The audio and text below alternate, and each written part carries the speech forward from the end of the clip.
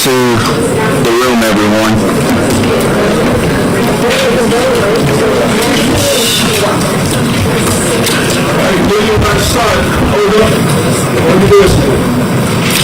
All right, today's date is May 12, 2026. You are in Senate and Governmental Affairs Committee. Madam Secretary, will you please call the roll? Senator Kleinpeter? Here. Here. Senator Vigas? Here. Here. President Pro Tem Barrow? Here. Here. Senator Duplessis? Here. Here. Senator Fazy? Here. Here. Senator Jenkins? Here. Here. Senator Miller? Here. Here. Senator Reese? Senator Womack? Here. Here. We have 8 members. We have 8 members in a quorum. A few announcements before we get started. For the committee room in here, please silence your cell phones. If you must take a call, please step outside of the committee room. If you wish to give testimony, please fill out a witness card completely, sign it and hand it over to the sergeant at arms. Your signature is an affirmation that the testimony you give is true. Please be aware that the personal information you give on this card is subject to public disclosure. Green cards are for support, red cards are in opposition, white cards are for informational purposes only, blue cards are for certified designees of elected officials. We are not going to be able to approve the minutes from the last committee meeting because we're still processing all the cards. The process that we will go forward from right now will be, we will hear Chairman Price's map first, which will be Senate Bill 407. I know last meeting we had a little bit different than what we normally do. We had a lot of public testimony, so we didn't vote on any bills, didn't take up any amendments. So today the process will be, we will take up Chairman Price's map. We will put it in its proper posture with this amendment. The panel up here will discuss that with him. Once there's no further questions from the committee, we will go to the green cards for House Bill 407 and hear public testimony. Then we will move to the red cards, then the white cards, and blue or anything after that. We will hear 3-minute testimony on the amendments is what we will have for this bill.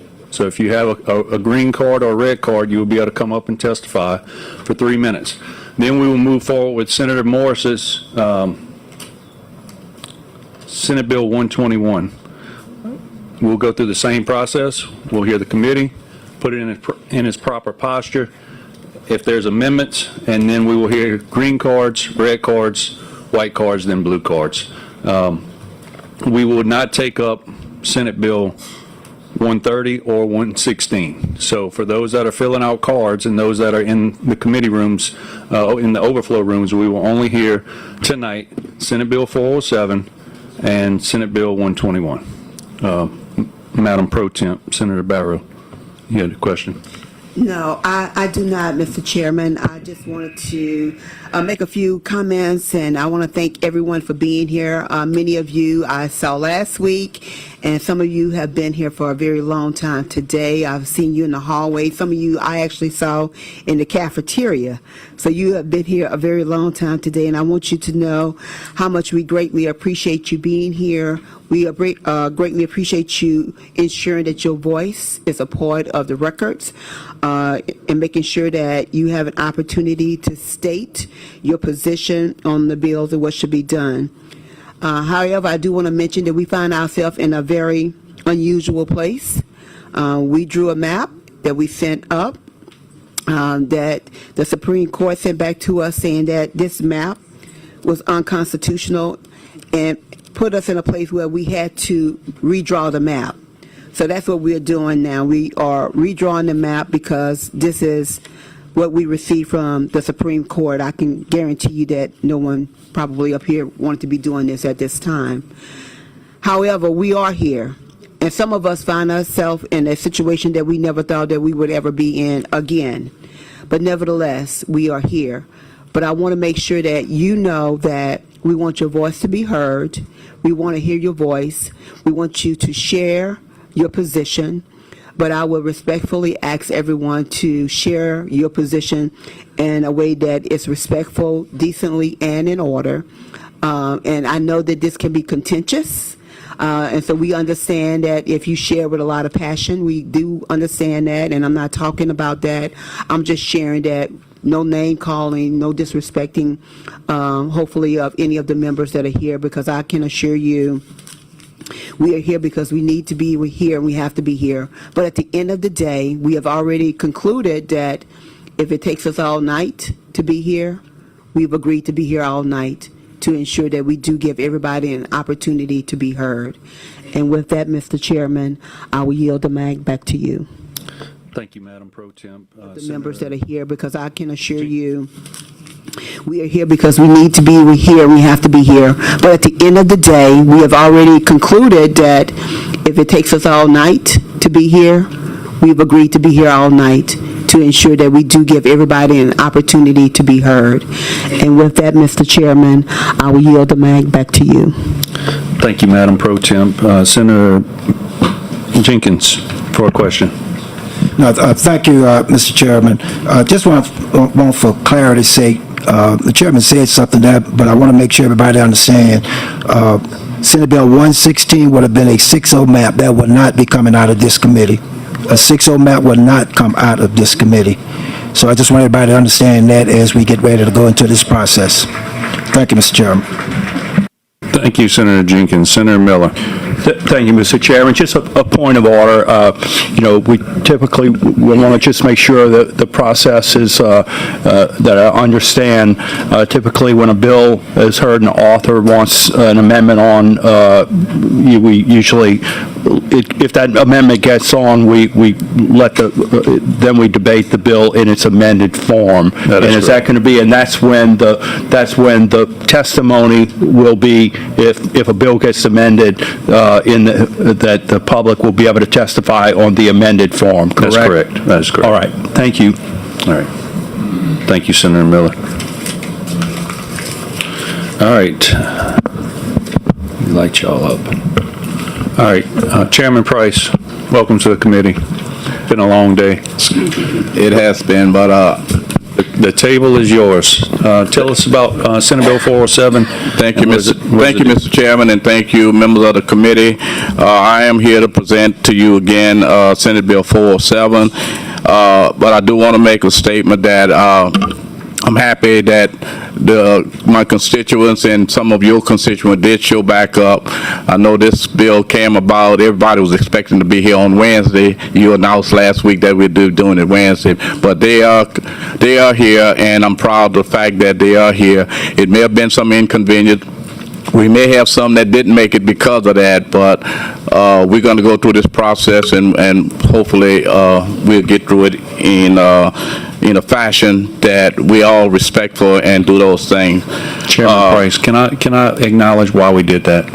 We wanted to be able to do that. We thought about it. There's going to be a very busy day tomorrow with all the other committees going on, and so we did this tonight. That way they could have all the overflow rooms to be able to come here, listen, and sit, because if not, what happened last time, the fire marshal came in and said that there was a fire hazard with everything. So we wanted to give ample opportunity to be able to come in to the overflow rooms to sit and watch and come testify.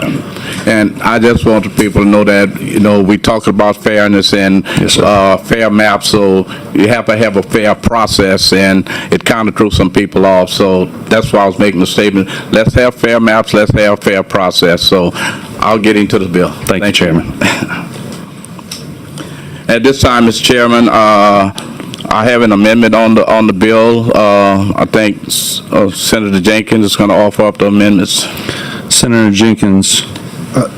That's correct, Mr. Chairman. We have a couple of amendments that we want to offer up. I guess we have the staff to read those amendments in.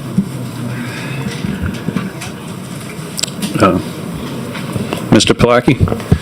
We have amendment set 3632 and amendment set 3584. All right, we have those amendments that Senator Jenkins is offering up. You want to, is there any objection to those amendments?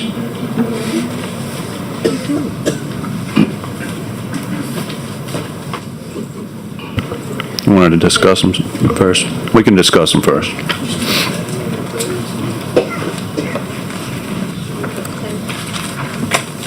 Shall we do them first?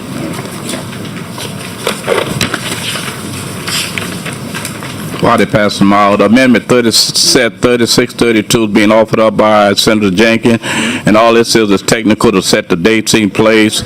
On page 6, line 28, we're going to delete 2029 and insert 2027. Amendment 2 on page 7, line 3, delete 2028 and insert 2026. Amendment 3, page 7, line 12, delete 2029 and insert 2027. And Amendment 4 on page 7, line 14, 2029, insert 2027. That's to put it in line with the upcoming election.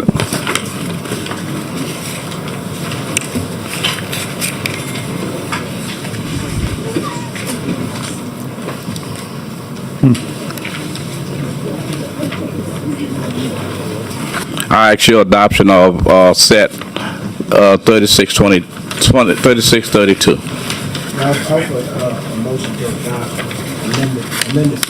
Hold on, I'm sorry, Senator Jenkins. Go ahead, for the record.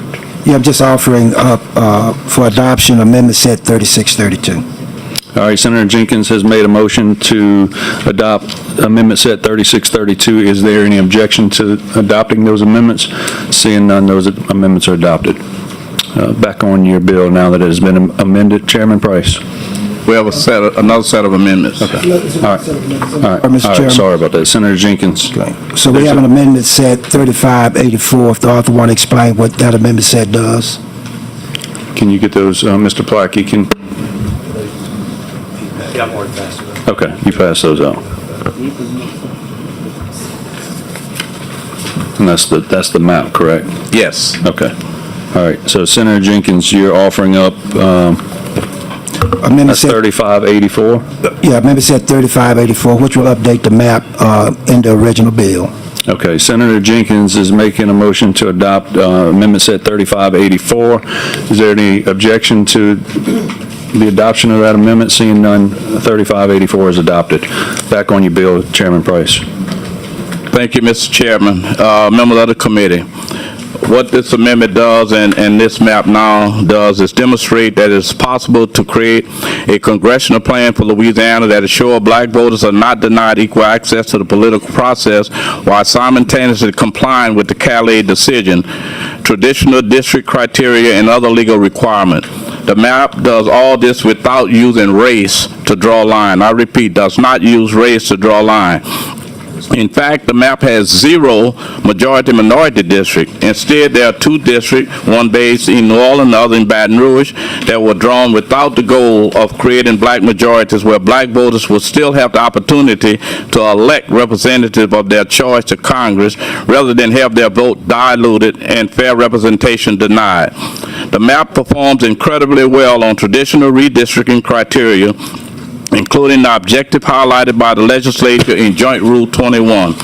The map aims to keep precincts, parishes, municipalities, and large cities whole as best possible.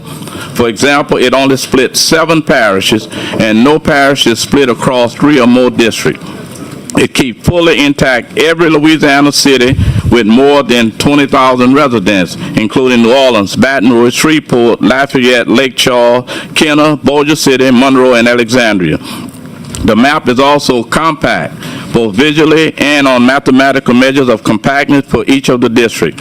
The map does not pair any incumbent in the same district, and the districts are contiguous. And most importantly, it is a fair map. Hundreds of Louisianians came before this committee last week in support of a map that would reflect all of Louisiana's community. This map is the best option to do in light of the Calais ruling. I welcome your feedback and hope that we can continue an open and transparent and inclusive process by advancing this map out of the committee and debate on the Senate floor. At this time, we can have discussion. Senator Boudreaux, did you want to add anything to it? Well, in addition to what Senator Price just said, I want to remind us that we got here because the Supreme Court ruled the map that 28 of us in the Senate voted on and approved, 28, signed by the governor, defended by the Attorney General, was ruled unconstitutional. That map had 2 congressional districts that reflected the picture of Louisiana, over 30% of the population being African American. As Senator Price also said, the Cali ruling is where we want to stick to. This map gives us two opportunity districts, and we'd be glad to get into the details, but this closely reflects where we were. And the ruling from the Supreme Court talk about the map that 28 of us voted for, approved, the governor signed, and the Attorney General defended. Any other map doesn't come close to it and doesn't fall in line with the Cali case that we are well aware of and why we're here today. Thank you. Thank you, Senator Boudreaux. Senator Jenkins, did you? Just want to, first of all, thank you once again, Senator Price, for your work on this map and the updated map that you are presenting. I think it absolutely, not possibly, presents an opportunity for a 4-2 map. I mean, it's the most probable way to do a 4-2 map. Just looking at the map itself, one of the things I believe they always look at, they give it the eyeball test to look at the compactness of it. And I see where you're keeping most of the parishes within the 6 districts together. Is that right? That is correct. So there's a minimum of 6 districts that we have to produce here, and the 4 districts that are predominantly Republican in nature, those incumbents, they're not being moved in any kind of way out of their district? That's exactly correct. And then I'm looking at your map, it looks like your districts 2 and 6 would be districts that lean heavily Democratic, so to speak. Is that right? Yes, sir, and that's what we were trying to do with the Supreme Court ruling, and they actually said you couldn't use race, but one thing that you can use is political parties and partisanship. So these maps definitely represent the ruling that they handed down. Right.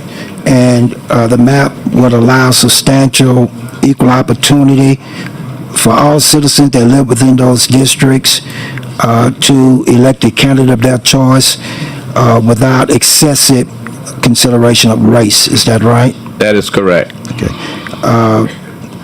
Do you believe that this map also would be a remedy? Because Louisiana's had a lot of back and forth with legal challenges to maps. Do you think that this would be a remedy that would not violate the Voting Rights Act per Calais now and 14th Amendment? Actually, this map was drawn strictly to make sure that it goes with the Calais decision, and that what we are going to do here is not a violation of the Voting Rights Act, even though the Voting Rights Act was basically gutted by the Supreme Court. But this falls in line with the ruling that they gave us. And as far as community of interest, I see that this particular map, it really does maintain the capital area, Orleans area, Northwest Louisiana area, Acadiana area. All of those community of interest are being maintained in this particular map that you're presenting, which is a 4-2 map. Yes, sir.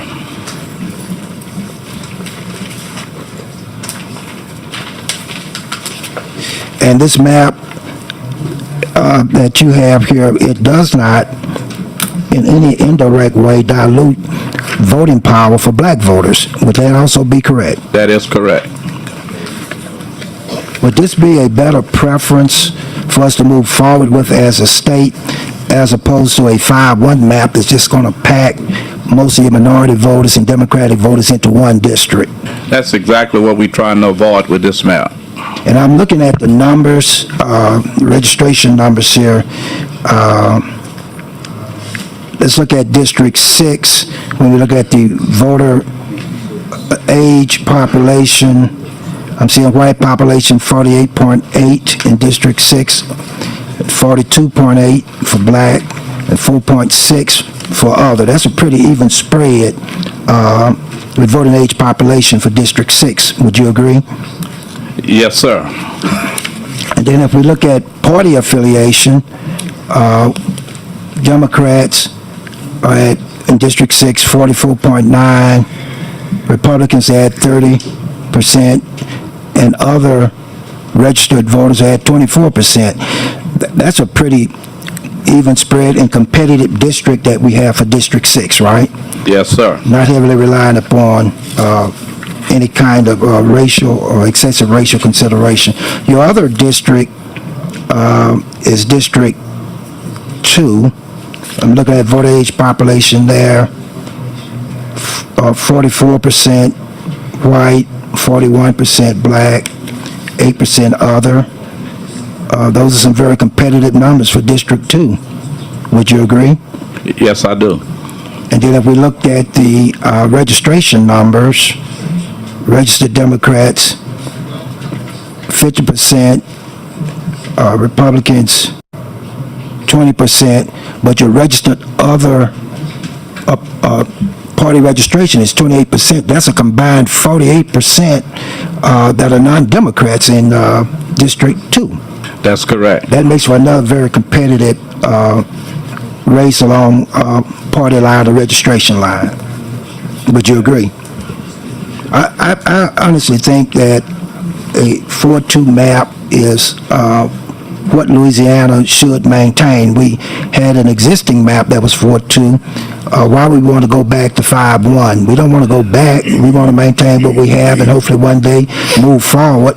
And I just want to commend you on this map because I believe that this is a very good step in the right direction of maintaining proportional representation throughout the state of Louisiana. And so thank you for your work on this map. Thank you. Thank you, Mr. Chairman. Thank you, Senator Jenkins. Up next, we have Senator Duplessis. Thank you, Mr. Chairman. Before I begin with my questions, I'd like to make a very brief statement. I want to thank Senator Gary Carter for his service, for his leadership. I appreciate the fact that he asked some very difficult questions, but they were very serious questions and very necessary questions. And as I now sit on this committee, it is my plan and my intent to continue to seek answers to those questions, because that's what the people of this state deserve. So as we all have a job to do, I want to just, again, acknowledge my colleague, Senator Carter, for being a fierce advocate and for standing up for the people that sent him here to represent them. So with that, Senator Price, I want to thank you for bringing this bill. Last week, you and I sat at that table together to present a similar version of the bill. Just like 2 years ago, we sat at that same table in 2024 and presented this legislature with a bill that would have been compliant with the Voting Rights Act prior to the Calais decision. Correct? That is correct.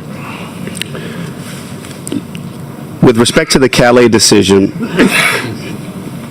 was there anything in the decision that required us to come in and draw a map at this time? Well, yes, and what has happened, and because of the change of timing and days, I had legal counsel sitting here with me last week, as you probably know, and the Miss Victoria Wenger. And her suggestion from the legal side of it was, hey, let's do something different. Under the Calais case, they were saying about race, but they don't say anything about party. They don't say anything about partisanship. So let's present a map that's, you can do partisanship, you can do party, but not race. So because of the Calais decision, we back here with this map so that we can avoid what has happened in the past. I do believe this map, if contested, would hold up in the Supreme Court under that ruling. Was there anything in the Calais case that required us to draw the map at this time, at this very moment? Absolutely not. Okay. There's been often time when cases are so close to the election, as you probably know, that the rules falls in to say, and they've done that before, to say, hey, the next cycle, but for whatever reason, the Supreme Court decided that, well, not the Supreme Court, but the governor of the state decided that he would suspend the election and go forward with some of the election, but not these. So it did not tell us we had to draw maps. Senator Price, you are a master of the rules in this institution.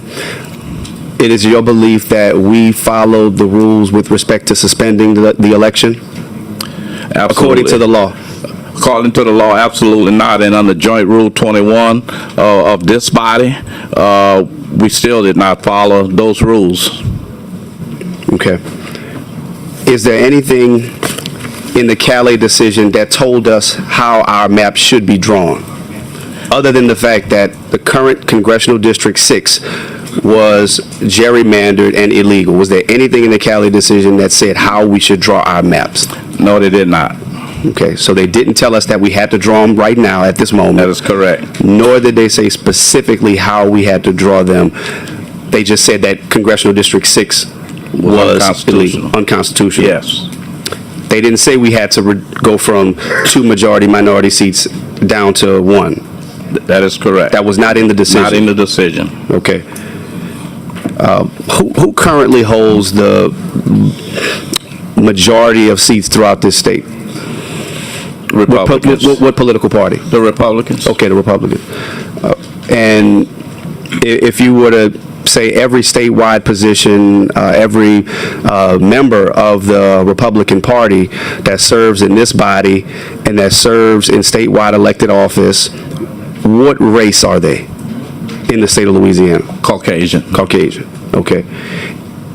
And we are here today because there are going to be other bills presented that seek to expand that power, correct? That is correct. Okay, but your bill seeks to give a more fair representation of what the state of Louisiana looks like, correct? Absolutely correct. It's about opportunity, and this bill will provide opportunity. And it's not just along racial lines, it's also along political lines. Right, okay. Well, it's been an honor for me to serve with you in this process over these many years that we've been trying to get this right. Because the bill that ultimately got passed in 2024 was not the bill that you filed, correct? That is correct. Okay. And that bill was pushed and signed and ultimately defended by the governor and the attorney general, correct? That is correct. Okay. All right. Well, I again thank you for bringing the bill. Senator Jenkins did a great job covering the specifics with regard to all of the criteria for redistricting. It's compact. It's contiguous. It does not split parishes. It follows all of the criteria that we are supposed to follow with respect to redistricting. Why would anybody oppose this bill? I don't see why anyone was, because this bill actually put in place 2 opportunity districts out of 6. Okay. And as you know, if you look at the registration, the Democrats, in most of these cases, have more Democrat registered than Republicans. And so even with that, we deserve that shot to make it fair. Can you repeat that one more time? You say more Democrats registered than More Republicans? Democrat registered, yes, in this state than Republicans. So we have more Democrats registered in the state of Louisiana. Thank you. Thank you. And your bill gives us that opportunity to have Democrats have more representation in Congress. Absolutely. Right. All right. Thank you, Senator Price. I appreciate your leadership, and I appreciate you for bringing this bill. Thank you, Senator DePlessis. Madam Pro Tem, Senator Barrow. Yes, thank you, Mr. Chairman. And my colleagues have really done a good job in asking all of the questions. I do want to go back to just maybe 1 or 2 things that has been asked. So certainly as we look at the map, it certainly looks like it fills the criteria that they have laid out for Calais. And I really love the fact that it looked like Baton Rouge was not split. I was taking a look at that. you kept us all together. But because they stated that it was gerrymandered, we came in and we actually, your map actually shows that we actually can still have 2 opportunity districts, or 2 districts that give individuals an opportunity to elect a candidate of their choice. That is correct. And so I really appreciate the hard work that you have put into that, and the math with the individuals who are registered to vote based upon the number of seats that we have, actually say how many members probably could be elected. Out of the 6, we could have 2. Could have 2. Yes. And may even have an opportunity. Sometimes I had a map that looked like we could have another possibility map as well, because when you look at the number of people, when you talk about parties, it's almost split down the middle between Democrats and Republicans, but there are more Democrats than Republicans, but then you have almost a third of other party. That is correct. This is not about Democrat, Republican. It's about other no party also. We don't have independents anymore, so no party could actually be in the play here. Yes. Yes, and that was something that I saw that I was looking at that was very interesting, that someone brought up in the last discussion, that then also kind of leans towards having an individual from a no party actually being elected, or another candidate, or have another person that could be either party. But I'm going to go back to something that Senator Duplessis brought up, and I'm looking actually at the statute. We have the rule, but I'm looking at the statute as it relates to elections and when an emergency election can be called. So RS 14401.1 talks about when a state of an emergency, when an election can be called, and normally there has to be a state of an emergency. So I wanted to know, are you aware of the state of the emergency? And actually, Madam Pro Tem, it says a natural disaster. If you look at it in that Pro Tem, Yeah. it says natural disaster. There is no natural disaster that has happened to call an emergency, stop the election. And was there supposed to be some of a process where the legislature was actually involved and engaged? Yes, prior to calling the natural disaster, usually the legislature comes in and pass a concurrent resolution or something like that to the governor to call because of the natural disaster. This law actually came into place back during the Katrina era, when New Orleans was in disarray, and all across the state and all across the country. And so something had to be done to allow these citizens that were residents of this state and registered voters of this state to be able to vote. So the legislature came in and made those, passed the law to say that, hey, you can call and change the election because of a natural disaster. But as you said, we don't see a natural disaster, except that this election is so confusing people. I guess you can call that a natural disaster. So let me ask you this. Do you recall the legislature being called and asked to do this? Not at all. And we were already in session. So we could have had some discussion. It just didn't happen. So we were not involved in that decision process? That is The legislature? That is The legislative branch, let me be clear, let me be clearer. So the legislative branch was not a part of that, nor was there any discussion with the legislative branch about the process, the procedure, how it would be handled, since elections had already started. That is correct. So at this point, we do know that early voting has ended. Elections will be this upcoming Saturday, and there are people who are confused about the process in terms of like what's going to happen to the votes. Do you happen to have any of that information? Absolutely not. That would be a question for the Secretary of State. and I know that she's not here. I had asked the chairman already if she was here and if she was going to be here, and he shared with me that because of the litigations, she could not be here. But I do believe that there were maybe a few questions she maybe should have been able to answer with us or for us, such as individuals who qualify to run. What would be the process for them if the maps are overturned? So do you happen to have any of that information? I do not. So we don't know what will happen if the individuals who are running, if the maps are redrawn, how that's going to impact those individuals who are running. I don't know, and they probably don't either. I think this process has caused a lot of confusion.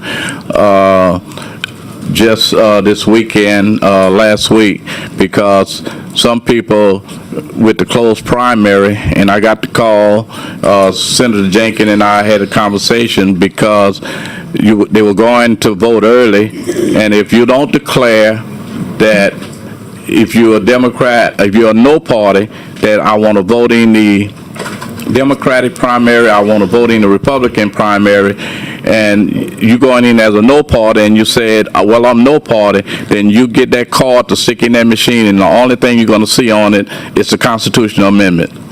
So people are being denied that by not, because people are confused. They're really confused. So we started this process, but this process is not working like it should. So there are some voters who may be disenfranchised at this point. For voting for someone that they wanted to vote for, because when you put that card in the machine, the only thing come up is the constitutional amendment, if you no party. Okay, and so I'm not going to continue to ask you these questions because I know that these are not questions that you can answer. But, Mr. Chair, I would like to try to at least get some answers to knowing, oh, you got something? I do have a little bit. Okay, I all can right, introduce thank it you. into the record if you'd like me to. Sure. Madam Pro Tem. All right, this is from the Secretary of State that I'd like to introduce into the record. Dear Chairman Kleinpeter, early voting and absentee voting information can be found on the Secretary of State's website at the conclusion of each day of early voting. Early voting statistics have been available on the Secretary of State's website since 2008. Prior to early voting starting on May 2nd, 2026, 131,346 absentee ballots had been requested and sent out, with 123,409 of those being voters that are enrolled in a program to receive absentee ballots as part of the 65-plus age voters, military or disabled programs. Prior to the start of early voting, 41,475 absentee ballots had been received according to our standard procedure. Once early voting started, the number of absentee ballots received each day was included in the early voting statistics posted daily. No votes have been counted and none will be counted until the day of the election. Early voting, absentee, and election day votes are counted on election day. This information was provided to the media as well. Say again, Senator Jenkins? What, yeah, follow-up question? I just want to get some clarity. That was the final, you had a question on it? Yes, on what you just said, yes, sir. Okay. So I'm just trying to, so the votes that have already been cast, would those votes be counted for the congressional election that they are contemplating having later? I don't think that was specified in this. I think, I can read it, I can hand it to you if you want, and you can look at it. It said at the end, it said no votes had been counted and none will be counted until the day of the election. Early voting, absentee, and election day votes are counted on election day. It's still not totally clear as to whether or not those votes are actually going to be counted. Those that have already been cast, Right, we it's not totally you clear. can't open up any ballots as of right now, so Right. Okay. So that's something I guess we end up having to follow up on as to whether or not those votes will actually be a part of the counting process that takes place whenever the congressional elections take place. Yes, sir. All right, thank you, Senator Jenkins. Madam Pro Tem. And I was just going to echo that in terms of having that level of follow-up. And the other question that I would have, and I don't know how this process would actually work, but those individuals, for the expenditures that they have spent, how would that work? If they decided to run again, would they have to actually pay qualifying fees again, all of those things? Very good question. And so I think those are things that we need to have answers to. That's good questions. Yeah. All right. The board is clear. Oh, I'm sorry. Senator Jenkins. No, I want to go back to something that the author mentioned, because, once again, you know, the big push now is you can draw lines, you know, permissively along partisan considerations. And, you know, I'm looking at information here. If you look at this, I think it's somewhat noteworthy. Democratic voters in this state, 1.2 million. Republican registered voters in this state, 1 million. Other unaffiliated, no party voters, 816,000. So if we're doing partisan considerations, you should be looking at a 3-3 map. Would you agree with me? I certainly would. You know, I don't know how we got to where we are, but I do think you have an appropriate answer. I think that the full body of this Senate deserves an opportunity to be a part of this debate beyond this committee. And for that reason, Mr. Chairman, at the appropriate time, I move that this Senate bill, as amended, move forward from this committee and makes its way to the full Senate for consideration. It's not that time, but I will note that, Senator Jenkins. All right, if there's no further questions from the committee, I'll go ahead and move on to the green cards. Yes, sir. All right, so first we'll take up, Senator Katrina Jackson is in the room. I'll let her have the table, and then after that, I will take up, did I see him here? Mr. Josiah Hardy, Leonard Hollis Jr., and Melissa Flournoy. So again, those names are Josiah Hardy, Leonard Hollis Jr., and Melissa Flournoy.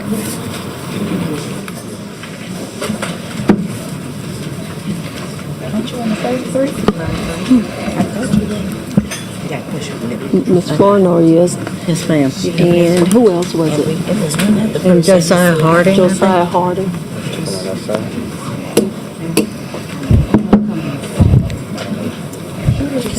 The young 16-year-old. In the overflow room. Overflow room.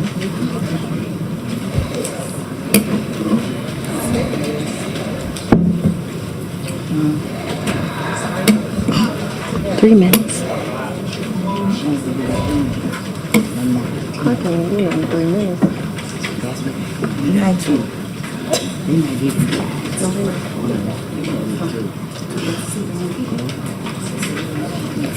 Oh, look at the baby.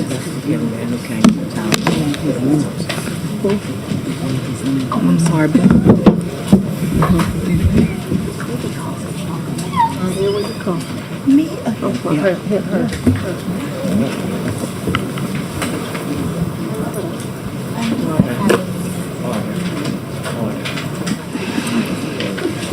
My friend. Ma'am? Do what?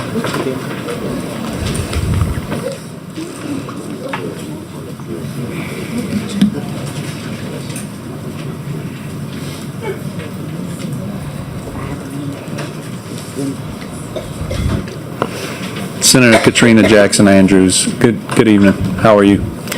Good evening, Mr. Chairman and members. It's kind of hard to unpack in 3 minutes what the Supreme Court has torn up that has been in place since 1965.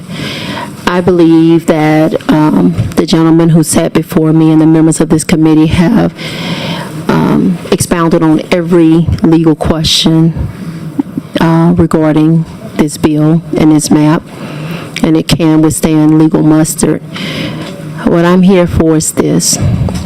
Not one district in the state of Louisiana is 100% Republican.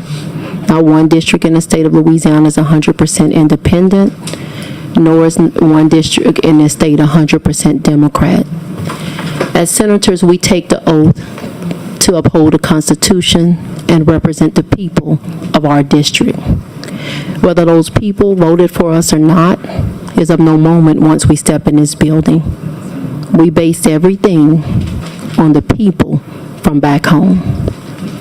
I said it to say that all of us have Republicans, Democrats, and independents in our district.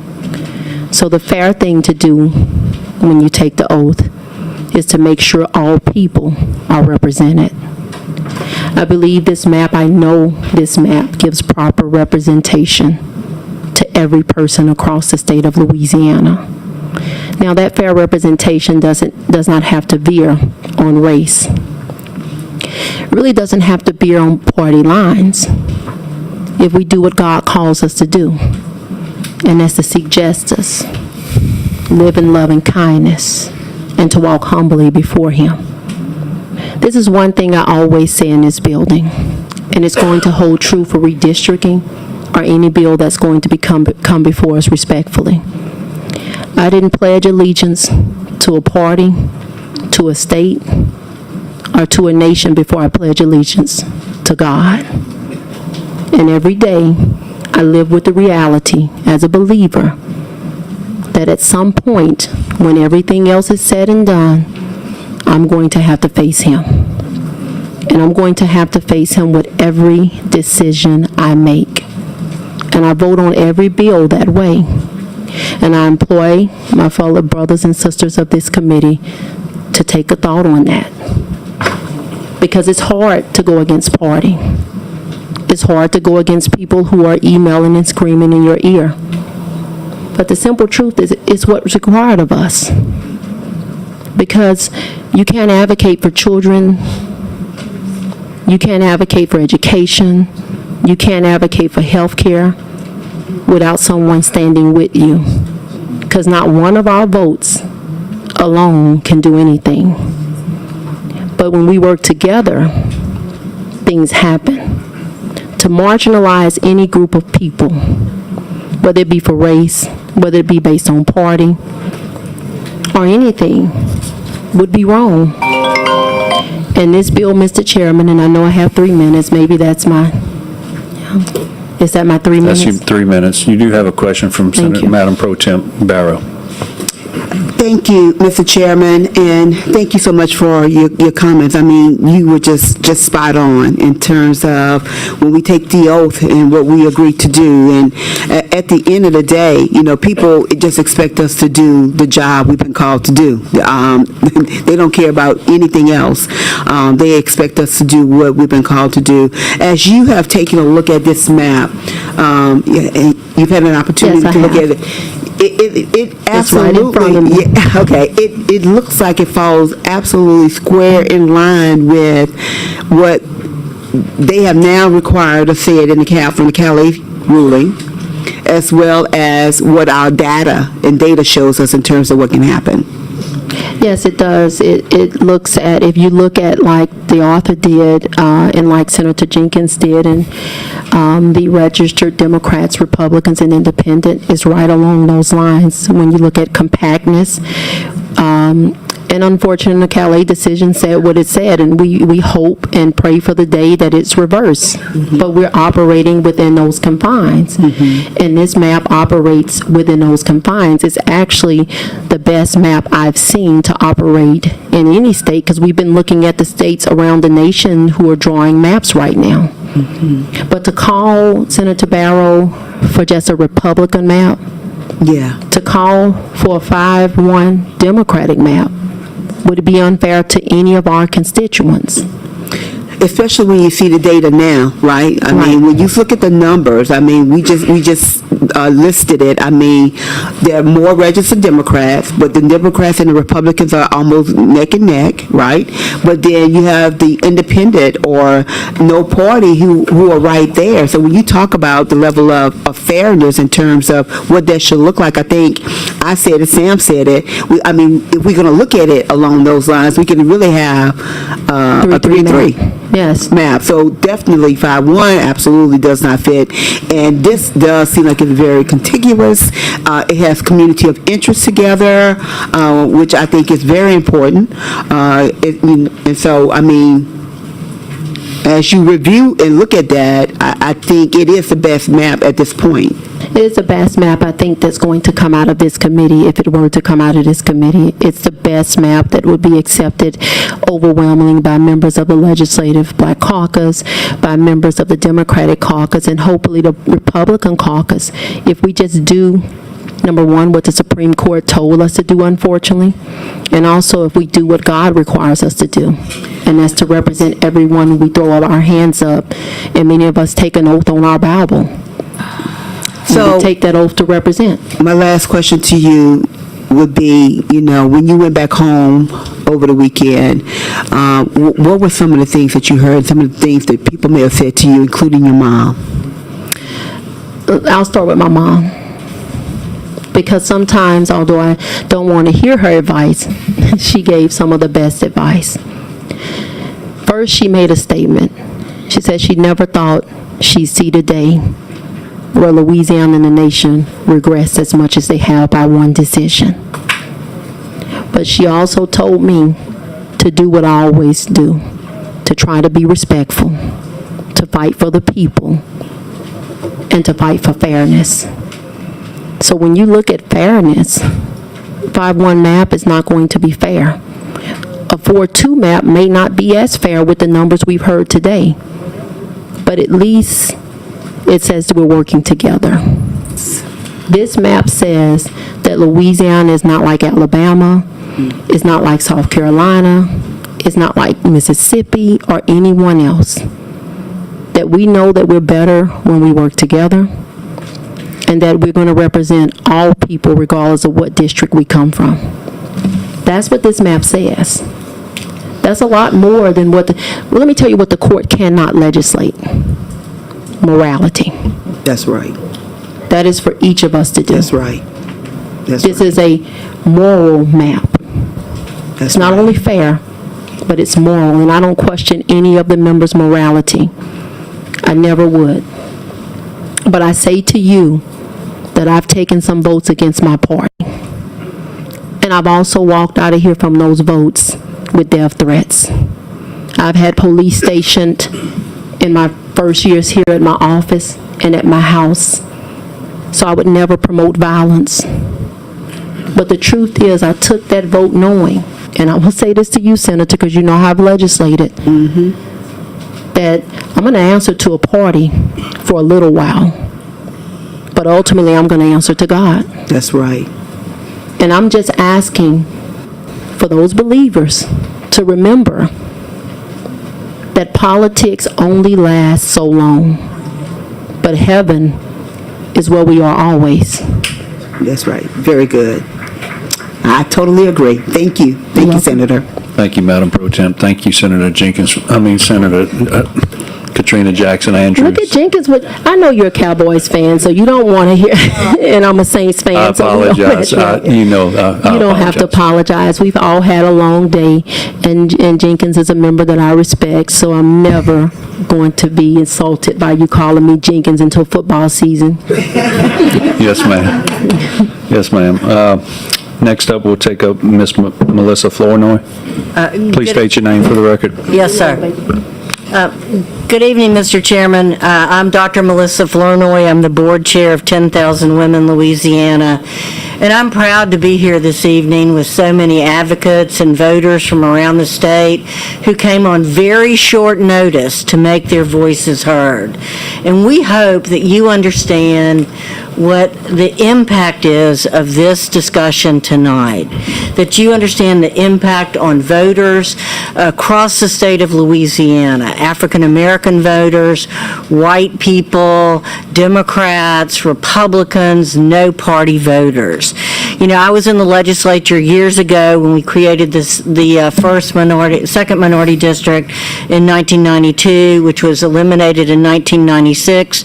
We waited 32 years for a second minority district. And so my question to you today is, how long are you going to make us wait this time? I think it's incumbent upon us as stewards of politics in Louisiana to support Senate Bill 407, to vote for a 402 map. Because the Calais decision said we can't do racial gerrymandering that benefits minorities, nor should we do racial gerrymandering that benefits white people.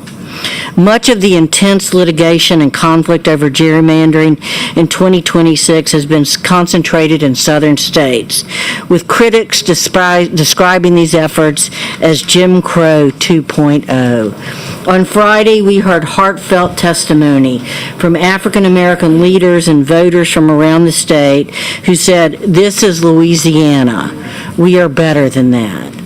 I want us to live up to that challenge and be better than that. You have the opportunity to prove whether Louisiana is a state where everyone matters, that respects our historic cultural diversity, our food, our music culture. Or are we just another state where white power and a political agenda has taken over our politics and demeaned our relationships, has challenged the character of our state, and has forced us to look about rolling back the clock to almost a pre-civil rights era. Redistricting in the United States is frequently intertwined with racial discrimination, where voting lines are drawn to manipulate the political power of minority communities or majority communities through gerrymandering. So let's talk about political parties, because the Calais decision says you can draw lines based on political parties. As a white Democratic voter in Louisiana, in a state that is essentially a third Democrat, a third no party, and a third Republican, let's draw a map that demonstrates at least a 4-2 Republican to Democrat congressional map, when really we should be drawing a 3-3 map. Since a majority of Democrats are people of color, let's draw maps that recognize the voting power of Democrats. Since we're keen not to want to talk about race, let's talk about political party. Because I think it's only fair when we draw new districts to represent the people of Louisiana. We want decisions to be made that qualify us, and you know that your decisions today will be a testament to your character, your values, and how you choose to lead in a time when democracy is on the line in Louisiana. I ask you to vote for a 4-2 map. It's the right thing to do. Thank you, Ms. Melissa. I have a question for Ms. Melissa. Senator Jenkins for a question? Yeah, thank you for that testimony. Would you agree with me that discriminating against a person because of their political views is just as wrong as discriminating against a person because of their color? Yes, sir. That's something we just should not engage ourselves into, right? No, sir. And then if we're looking at this particular map and we want fair representation, even from a political standpoint, a 4-2 map gets us much closer than a 5-1 map. Now, a 4-2 map is the most appropriate way to represent the people of Louisiana, particularly in this heated political time. And I think all of the gentlemen and lady who are on this committee know that the 4-2 map is the right way to do it, and it's the right way for Louisiana to protect the rights of all of our voters, black, white, urban, rural. And so I understand and appreciate the intensity of this moment, and I think that this really is a test of our political character in the 21st century. And this map takes in all those type considerations. Yes, sir. And making sure that everybody, because we want everybody to be fairly represented and have a voice in Congress. That's what Louisiana needs and wants, right? Yes, sir. I've been paying attention and involved in redistricting in Louisiana since after the 1990 census. And the map that has been drawn by Senator Price is clearly the most compact and contiguous map that represents communities of interest. It fulfills all of the expectations of the new Calais decision, and I think it validates our concern around fairness and representation of all of the voters in Louisiana. Thank you. I appreciate that. Yes, Thank you, sir. Mr. Chairman. Thank you, Senator Jenkins. Madam Pro Temp. And I promise, guys, I'm not going to belabor us tonight with comments, but I do want to recognize former Representative Flournoy, and like Representative Dorsey always says, she said, once a representative, once a senator, always a representative. So I see Senator Karen Carter Peterson here as well. It says a lot to me when individuals who have once served come back to ensure that they are at the table and that they are speaking to members who are currently serving and sharing that wisdom and that knowledge. And you kind of gave some numbers in terms of years, in terms of the last time we actually was able to add another minority seat, add a seat where people had an opportunity to choose and vote for a candidate of their choice. And I just want to let you know how much I do appreciate you coming back. And I will never forget what you said to me. It seemed like 100 years ago, because I had just gotten to the legislature. And you told me that you could always tell the conscience of the legislature based upon how they spend their money. And I never forgot that. And that has bared to be very true since I served. So I just want to thank you for your service and thank you for coming back again because you were here on Friday. Thank you, Senator Bear. Appreciate y'all. Thank you, Madam Pro Temp. Before we go on to the next card, I think I had a third person. Mr. Leonard Hollis, did he show up? Mr. Leonard Hollis Jr. might be in the overflow room. You can. I'm going to call her up next. Yeah, you can. The questions are finished. Mr. Josiah Hardy, you made an impact on a lot of people when you came on Friday. Yes, sir. Such a young man with such passion and the confidence that you have. You got a good head on your shoulders, young man. You're gonna make an impact on a lot of people's lives. So, the floor is yours, and give us your testimony, please. Thank you. Good evening, Chair and members of the committee. Thank you for the opportunity to speak today. My name is Josiah Hardy. I'm a sophomore at LSU Laboratory School and the founder and director of Project 2028. But I'm not here to speak about me today. I'm here to speak about the past, the present, and the future. My great-grandfather, Robert Eaton Sr., who is still alive and 82 years old, was a civil rights attorney who fought for voting rights and equal representation in Baton Rouge during a time where black voters were intentionally silenced. So standing here in 2026, I have to ask, why are we still fighting the same fight decades later? Even though I have school tomorrow, I chose to be here because this issue is urgent and directly impacts the future my generation will inherit. I want to remind you again that young people are watching. We have studied the past, we are witnessing the present, and we are understanding what is at stake when representation and civic participation are threatened. That is why I stand in opposition to Senate Bill 121, because policies that weaken representation move Louisiana backward, not forward. And I stand in support of Senate Bill 407 because our generation deserves policies that strengthen civic engagement and protect the voices of Louisiana communities. My great-grandfather believed democracy is stronger when more people are included, not excluded. Further generations should not have to keep fighting the same battles for fairness and voting rights that leaders before us have already fought. And like I've said before, if you want to plan for the future, then you need to allow the future to be a part of your planning. Thank you. Thank you for that testimony. I figured Senator Duplessis was going to want a question for him. Senator Duplessis, you have the floor. Yes. Thank you, Josiah. Thank you for being here tonight. Thank you for being here again. But you shouldn't have to be here. You shouldn't have to spend your time doing this. I'm grateful that you are, but you should not be here right now. You said the bill that you're opposed to and the bill that you support. I also oppose the bill that you oppose, and I support the bill that you support for the very specific reason so that you, one day, can be my congressman in the state of Louisiana. I'm not going to give you platitudes. I'm not going to tell you how brilliant you are because we already know it. But just telling you that isn't enough. We have to show you. We have to show you that we really care about you. And we have to show you that we really value you. And we can do that with fair representation in these maps. Because I'm personally, Josiah, not going to sit here and just tell you how great you are. I'm going to fight for you because I want you to be my congressman one day. Thank you. Yes, sir. Thank you. Thank you, Senator Plessis. The floor is clear. Thank you again for coming today. I appreciate it. Thank you. Good job, gentlemen. Mr. Hollins Jr.? Yeah. Okay. Also, the next, I'll call two people up before you start, please.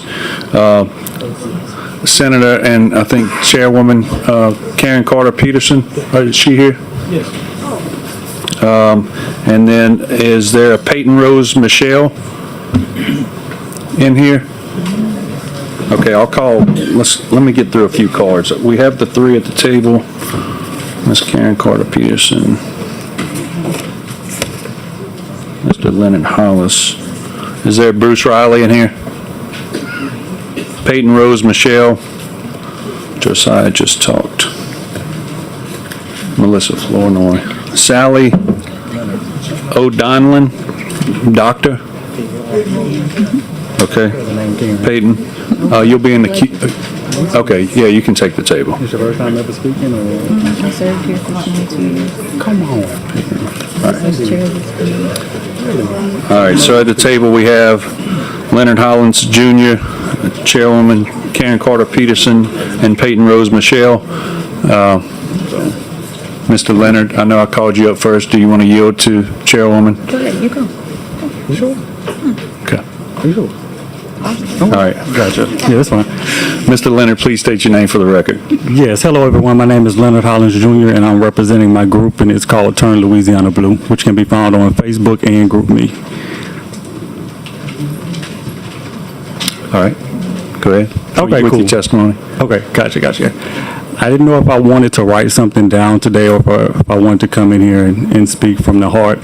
But I do know that regardless of if I was reading right, if I wrote something down, if I said something from the heart, I don't think that would make a difference in what you guys' decision are going to be at the end of the day. Now I understand why you all vote the way you do. You do it because if you don't, you'll be out of a job and replaced by someone who is more conservative than that of which you claim to be. What I want you to realize is that the people of Louisiana value doing the right thing over how loyal you are to a Cheeto Puff who wears a pamper that's only going to be president for another 2 years, and a guy who has another 12 months to enjoy the governor's mansion down the street. And I will see to it that Jeff Landry, being a one-term governor, even if I have to put my housing company to the side where I purchased almost 100 homes in a 3-year span and used my marketing degree from the best university on the planet, which is the Southern University A&M College, to run against him myself. You know, I made 31 years old on the 9th. And the questions that people my age get asked the most is, why aren't you guys interested in politics and why don't you guys vote? Unfortunately, I'm staring the answers to those questions in the face today. And I'll leave you with this. Before you 6-0 this map, because I know that's unfortunately how it's going to turn out, I ask that you think of every African American you watch who plays for Build a Lake to Keep Southern Out LSU, and Charlie Kirklove and Gail Benson. Every African American who has made you smile, laugh, or has brought tears of joy into your life, and know that we will be in a position that if you were in our position, you would be sitting where I'm sitting right now giving a similar speech. Democrats, we're on the first floor and Republicans are in the basement. If we want to beat them, we have to drag them to hell. We can pray, we can march, we can give 1,000 speeches at this table. None of that matters. We have to beat them at their own game. If they're using lighter fluid to burn us out, we got to use dicey anthacetylene with ozone to burn them past the point of being ashes. Please do unto others as you want done upon yourself. Thank you for your time, ladies and gentlemen. Thank you, Oh, sir. I'm sorry, and another thing. The penguin that we have as lieutenant governor, his time is limited as well. All right. And anyone else who is a Donald Trump gooch licker. Thank you. Thank you for your testimony. Leonard Hollins Jr. would turn Louisiana blue. All right, Madam Chair, please state your name for the record. Thank you. My name is Karen Carter Peterson. I had the pleasure of serving in this body for 22 years in the House and in the Senate. And Chairman Klein Peter, thank you for your service, and to all the members here. I was also chair of this committee, so I know the heavy load that you have here. I want to make sure I get all of my points across. I don't want to take much time, but it's really good to see all of you. I try to extend grace to those that have extended grace to me, and I'm grateful for all of you. I recognize the difficult responsibility before this legislature following the recent guidance from the United States Supreme Court concerning the congressional redistricting. The court has made clear that race cannot predominate the drawing of the districts. We got that. At the same time, however, the Constitution, the U.S. Constitution, still permits and in many ways requires that the legislature consider legitimate traditional redistricting principles. I did this 3 times, by the way, in 2000, in 2010, and 2020. Those principles are actual election performance, someone has talked about that, political cohesion, and meaningful democratic representation, democratic with a small d, representation for all of Louisiana citizens. The Constitution does not guarantee proportional representation for any political party, but it does protect citizens' fundamental right to meaningful participation in a democratic and representative form of government. That is fundamental for every citizen. So 2 things. I want to talk about the Equal Protection Clause, and I also want to talk about the First Amendment freedom to associate. All right? Equal Protection Clause, 14th Amendment, provides that no state shall deny to any person within its jurisdiction the equal protection of laws. That constitutional protection includes the principle that citizens, Louisiana citizens, are entitled to substantially equal participation in the electoral process and protection against the unnecessary dilution or fragmentation of cohesive voting communities in ways that weaken citizens' ability to effectively participate in representative democracy. The United States Supreme Court has repeatedly recognized that one person, one vote doctrine, that representation must be meaningful and that citizens are entitled to equal protection participation. While the Constitution does not require any guaranteed electoral outcome, it does prohibit unnecessary dilution of voting strength through districting decisions that fracture coherent political communities without a legitimate justification. I would argue today that but for this map that's offered by Senator Price, the other ones do just that. No legitimate justification for diluting what exists right now, 4-2. There's no, I'm not even talking about 3-3. There's no legitimate justification for changing what we have. It just can't be based on race. Got that part. Calais. The First Amendment also protects the rights of citizens to freedom of speech, political expression, peaceful assembly, and association. These protections include the rights of citizens to politically associate, organize collectively, advocate around shared political interests, and participate effectively in representative democracy without having their collective political strength unnecessarily fragmented or diluted. All of the bills the other bill, because the other ones were discarded, the bill that is being presented does just that, unnecessarily fragments and dilutes political strength. These constitutional protections matter because the congressional districts are not simply mathematical exercises. That's not what this is. The districts determine whether citizens are able to effectively organize around common regional interests, elect representatives, respond to their communities, and meaningfully participate in government. If you will, just permit me just a little bit more. I'm not going to be long. The Supreme Court has made clear that the race cannot predominate. Got that part, right? But the legislature may still consider legitimate traditional principles. Okay? Compactness, contiguity, preservation of parish integrity, those things exist in Senator Price's bill.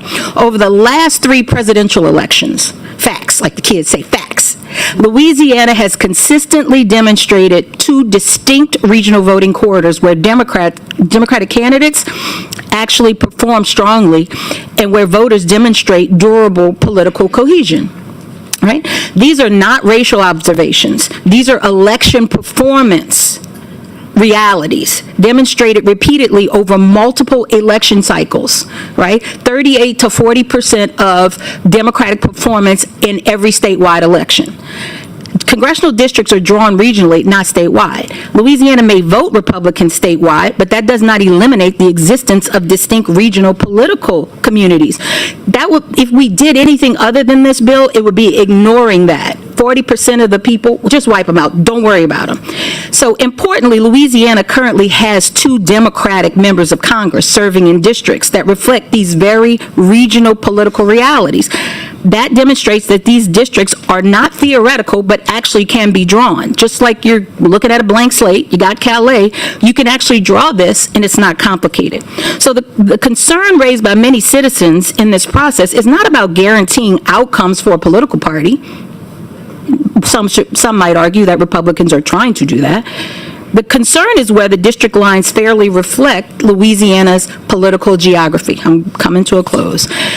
And whether voters in coherent communities are being unnecessarily divided in ways that weaken meaningful representation. So when cohesive communities are repeatedly fragmented and absorbed into districts where their political voice is substantially diminished, citizens reasonably perceive that their participation in representative government has been weakened. So that's why you see all these people here. That concern goes directly to the constitutional principles of equal protection, democratic legitimacy, and effective representation. So this legislature, all of you, have the ability to comply fully with the Constitution and the Supreme Court's guidance while still recognizing actual election performance, regional political cohesion, and legitimate communities of interest throughout Louisiana. So finally, a lawful map and a constitutional map can recognize the realities that I just mentioned without relying upon race. You can do that easily because it already exists. Doing so strengthens public confidence in representative government, to my friend right here who just testified. When he sees that happen, then it's reflective of the actuality, the realities of the state of Louisiana and former Representative Flournoy and what Senator Price and Senator Boudreaux presented. When we see that happen, that represents fairness, that represents justice. And so I'm asking that you pass this bill, continue to have meaningful, so that we can continue to have meaningful and effective participation in the democratic process. And I thank you for your time and permitting me to present before the committee. Thank you, Madam Chair. Senator Jenkins for a question first. I just want to express appreciation to you for coming and sharing your insight, your testimony. Like you say, you served on this committee, and the Senate and Governmental Affairs Committee is a serious committee. We deal with serious issues, especially voting issues. And just hearing your testimony, even though the Supreme Court has recently weakened the Voting Rights Act, you said to us there are other constitutional challenges that could be out there if we don't get this map right. Is that what I'm hearing? Absolutely. I mean, the 14th Amendment isn't going away, last I checked. One would hope, because otherwise we got a real big problem.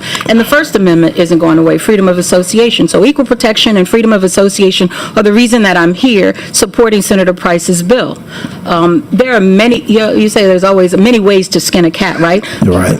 One would hope that people just come from a position of morality, as Senator Jackson has suggested, or just a position of justice and fair, or how would I want to be treated, right? Right. Do unto others as you want done unto you, right? Grace, right. mercy. And if the legislature doesn't get this right, if we don't draw the map right, then we're asking the court to step in and do it. Well, That's there's no pretty much question. where I we mean, are. this would be the basis for a constitutional challenge to the districts, because the performance speaks for itself. No one would argue that there hasn't been 38 to 40% Democratic performance in this state for the last 3 presidential cycles, probably 4. I just went back 3 times. I mean, that's enough, but I could go back, right? We've already heard the numbers, 1.1 Democratic registration, 800,000 Republicans. So you want to draw maps that are 5-1, is what I understand the next bill that's offered by Senator Morris, but even that is not reflective of the Republican voter registration.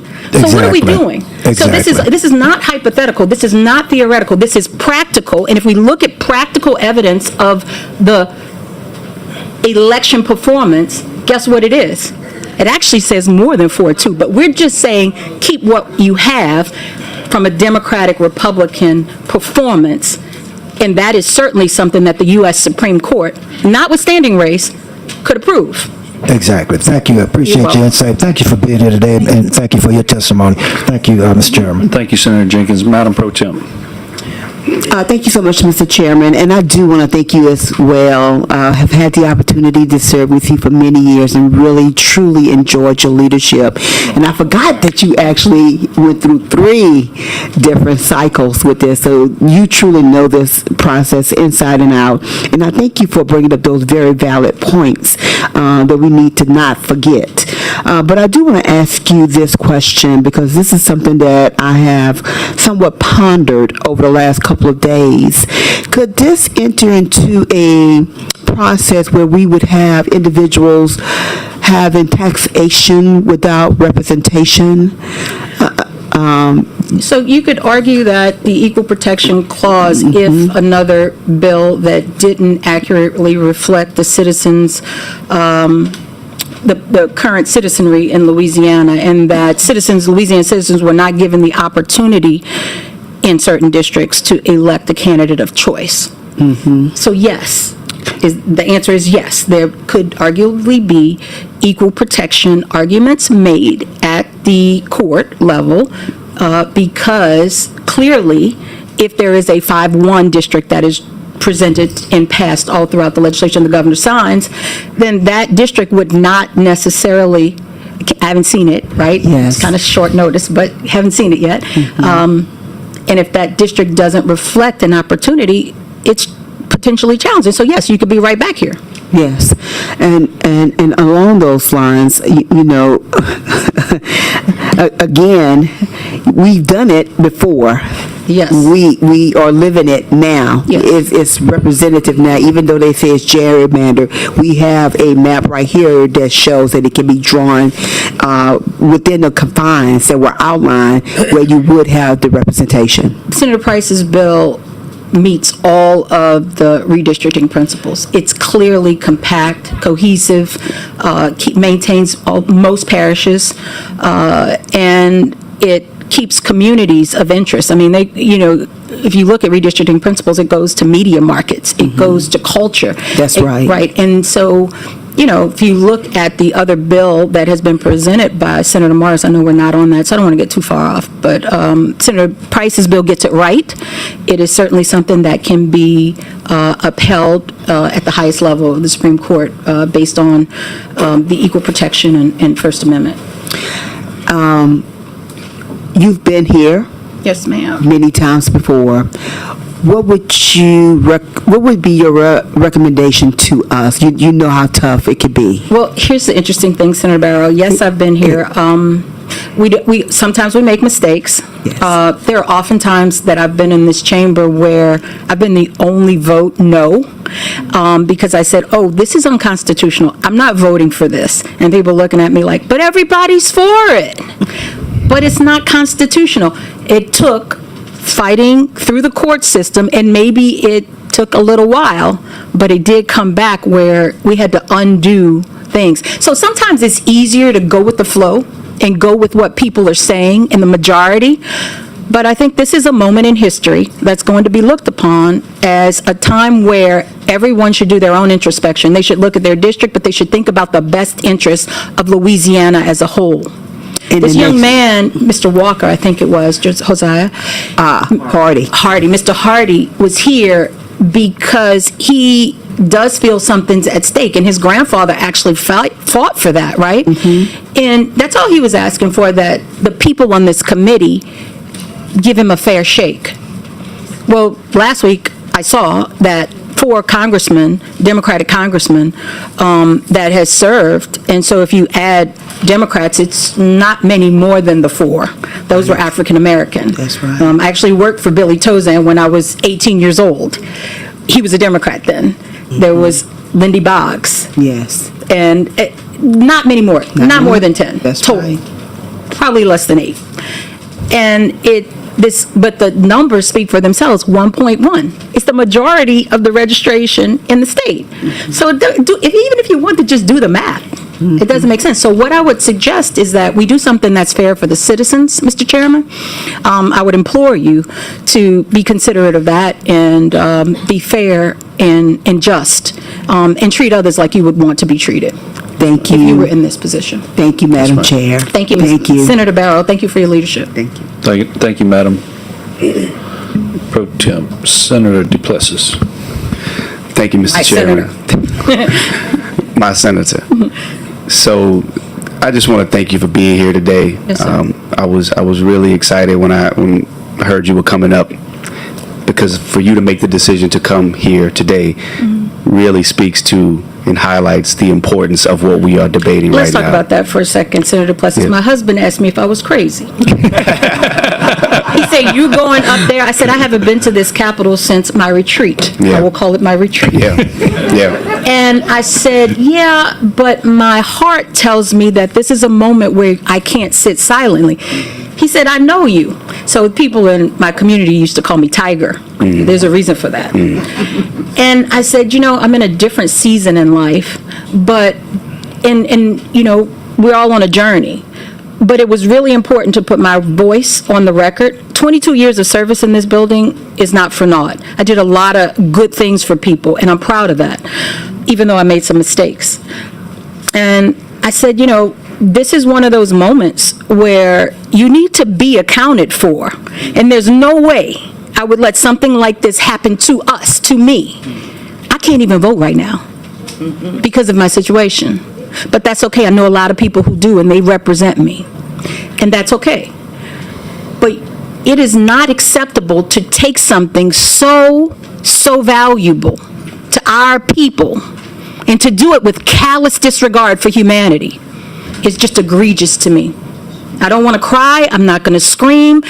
There's no racial undertone. It is what it is. Your vote will speak for you. No words necessary. I will be happy to answer your questions. Thank you, Senator. I couldn't agree with you more. And that's why I'm so grateful that you're here. You're very welcome. Because often you were that voice, just like you were just now, that you were when you were in the legislature. When I was a young lawyer, or younger, I still like to think that I'm a young lawyer. Okay, we'll go with that. But a younger lawyer.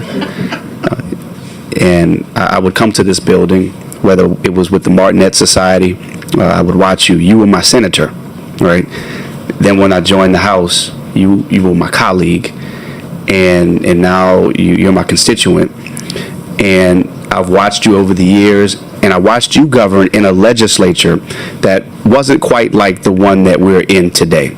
I watched you govern, I think as a country, we weren't like we are today. And I want you to speak a little bit to this democratic republic and why it's still important for the voices of those in the minority, even if that means we talk about representation on committees like a chairperson, right? You served when you were in the minority, but you still had leadership, right? I want you to just kind of illustrate and talk about what that means and how that affects our overall existence of making sure that everybody's voice is heard, that everybody's represented, and the ill effect of people not having an opportunity and not having their voices heard, right?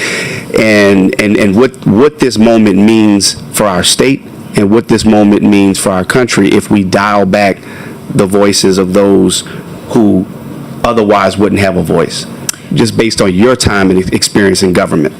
Yeah, I chaired the Lewis at a Martinet Society years ago as a young lawyer, along with my compadres Carl Connor and Cheryl Gray Evans, who is a former senator as well. Also my predecessor, Cheryl Gray. And, when I think about A.P. Turo and Louis A. Martinet and other leaders, to answer your question, I'm going to have one quote. When the arrogance of power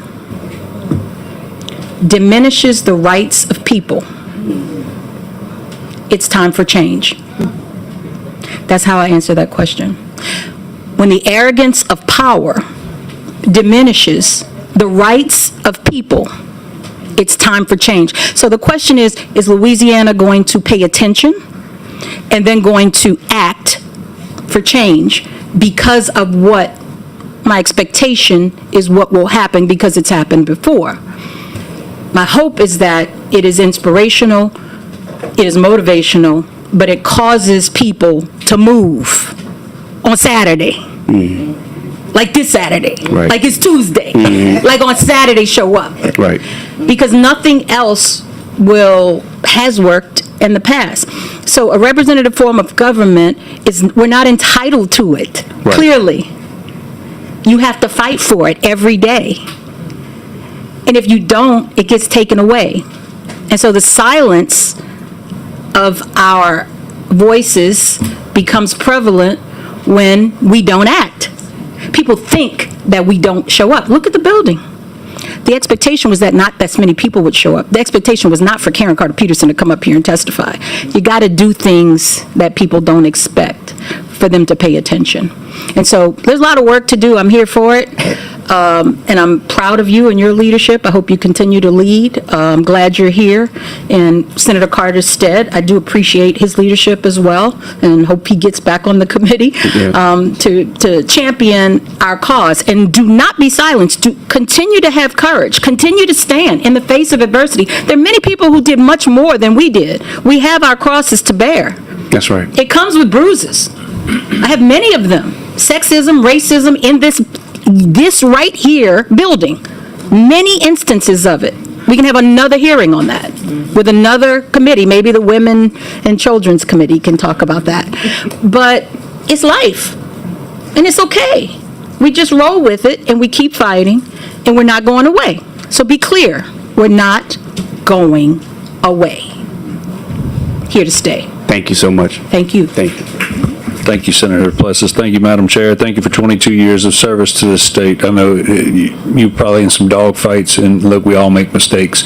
I make mistakes every day. So again, thank you for serving the state. Thank you, Senator. Yep. Thank you very much, Mr. Chairman. Yep. Appreciate it. Peyton Rose Michelle, please state your name for the record. Absolutely. My name is Peyton Rose Michelle. I represent a community that's often targeted in this building under the guise of fairness, and I think, to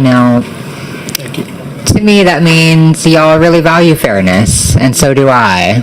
I think this SB 407 is the most fair of all the maps.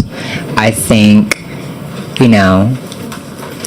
I think the community showing up to voice their opinions and to show you all how they feel about this speaks volumes.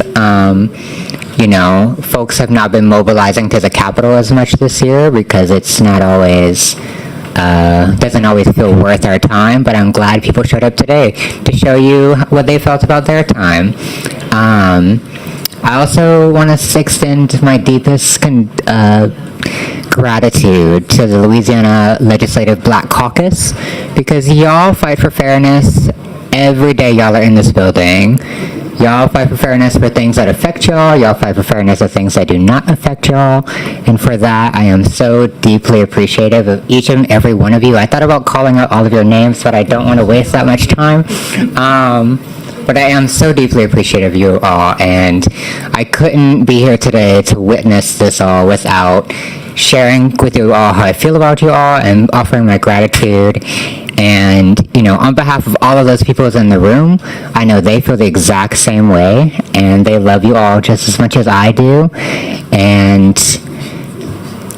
I don't have much else to say, but please vote yes on SB 407, and please vote for fairness. I mean, I don't know why that's so controversial, but it is. Vote yes on SB 407. Good night, everybody. All right. Thank you for your testimony. All right. Next up, we have Chico Yancey, Bruce Riley. Did I call Sally Donnellan? Call those three. Who? They're coming up now. You called him before.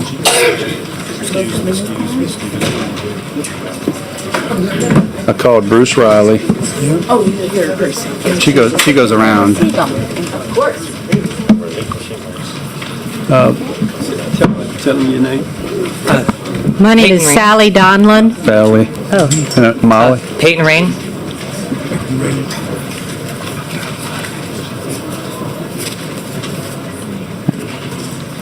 I'm sorry to ask this, but my bus is leaving. Could I go first? Yes, ma'am. I'd appreciate I it. called a Peyton Rose. I think Peyton Rose just left, yeah. She spoke. Do you- She just spoke. Yeah, and your name is what? Peyton Rain. I think I called Peyton Rose. I'd have to find your card, but I think I called Peyton Rose. They just sound very much They alike. sound very much alike. Okay, Miss Sally, Bruce, and then, if you do me a favor, while you're there, go ahead and fill out another card, please, Yes, sir. because I don't think I have it. Are you supporting this one? Yes, ma'am.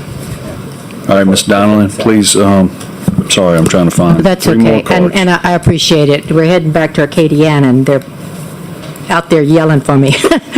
My name is Sally Donlin. I'm from Lafayette, Louisiana, and I beg your indulgence because I'm a little upset, and I want you to know that I'm not necessarily upset with you folks up here, but I'm upset with what's going on. I'm here to speak in, and so I'm going to voice what I and Mike and many of the legislature's constituents are feeling about what's going on right now. So please don't take it necessarily personally, but this is the feeling that's out there, okay? About 175 years ago, several southern states, including Louisiana, joined together to secede from the Union, therefore considered the United States. By these actions, those southern states officially became traitors against the standing nation. These southern states banded together in the treasonous pursuits of a continuation of the heinous practice of human slavery, a barbarous position untenable to the enlightened peoples of a young democratic nation. A bloodbath ensued such as Americans have never experienced since. After a bloody and harrowing 5 years, the smoke cleared. The Union of the United States had defeated the traitors. During all that time, I and my family have been Southerners. Prior to the Civil War, my family employed slaves, first in the tobacco fields of Virginia, and later in the sugar fields along the Teche in Acadiana.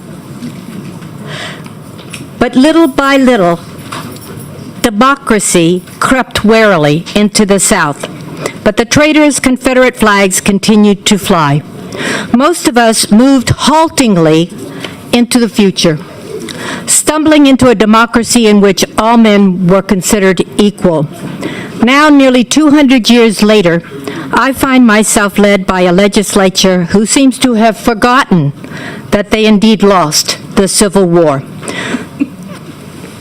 Right? The white supremacists intent on disenfranchising people of color at every opportunity. They have affected this in New Orleans with the recent clerk of courts election, and I will say that this is part of the agenda. They're putting both of these courts under a competent black woman's tenure, okay? She's going to lead it, knowing that she's not going to be able to do it. She's going to fail, and then they're going to say, the legislature is going to say, and the governor's going to say, you see, it's DEI. She couldn't do it because it can't be run by one person, okay? And we see this with these disingenuous other maps, other than Senate surprises, wink, wink, nod, nod, that southern states have rallied together to create. Such as SCOTUS ruling typically takes 30 days to go into effect, but not this time. Once voting begins, it is highly untypical for new maps to be employed in a clearly apparent ploy to disrupt the standard democratic process. We have just heard under oath that no natural emergency exists. The final and main point I want to make today is that you are not fooling anyone. Again, not necessarily you, but the folks who come up with these disingenuous maps. Your goal is clear, and our understanding of that goal is clear as well. They are fooling no one. The mistake is in misjudging the constituents of Louisiana. We treasure our votes, and we do not cotton to an effort to disenfranchise so many of us. I early voted, and you have disenfranchised me. Thank you for your testimony, ma'am. A reckoning is coming. Ma'am, thank you for your You have set testimony. a precedent, sir. You let Thank Ms. you for your Peterson testimony. speak. Yeah, she A served reckoning this is state coming. for 22 The people you years. believe are too Thank you for your stupid to testimony. understand what you are doing will surprise you. What you're doing will surprise you at the polls when your names appear on the ballot. You can run, but you cannot hide. Thank you for your testimony. Your bus is waiting. Thank you. Please state your name for the record. My name is Peyton Rain, and I'm here today as a working-class queer Louisianian, and as an organizer, and as someone who is tired of watching the people of this state treated as disposable every time we begin demanding real power. Let's be honest about what is happening. The attempt to revisit and redraw districts after communities organized, fought, voted, and secured representation is not about fairness. It is not about protecting democracy. It is a political assault on the people of Louisiana, especially black communities, poor communities, queer communities, and every working class community that has dared to speak too loudly. Our elected officials were sent here to serve the people, not manipulate maps when the people become inconvenient, not silence opposition through procedural games, and not carry out political revenge because grassroots movements are growing stronger across this state. You are elected to govern, so govern.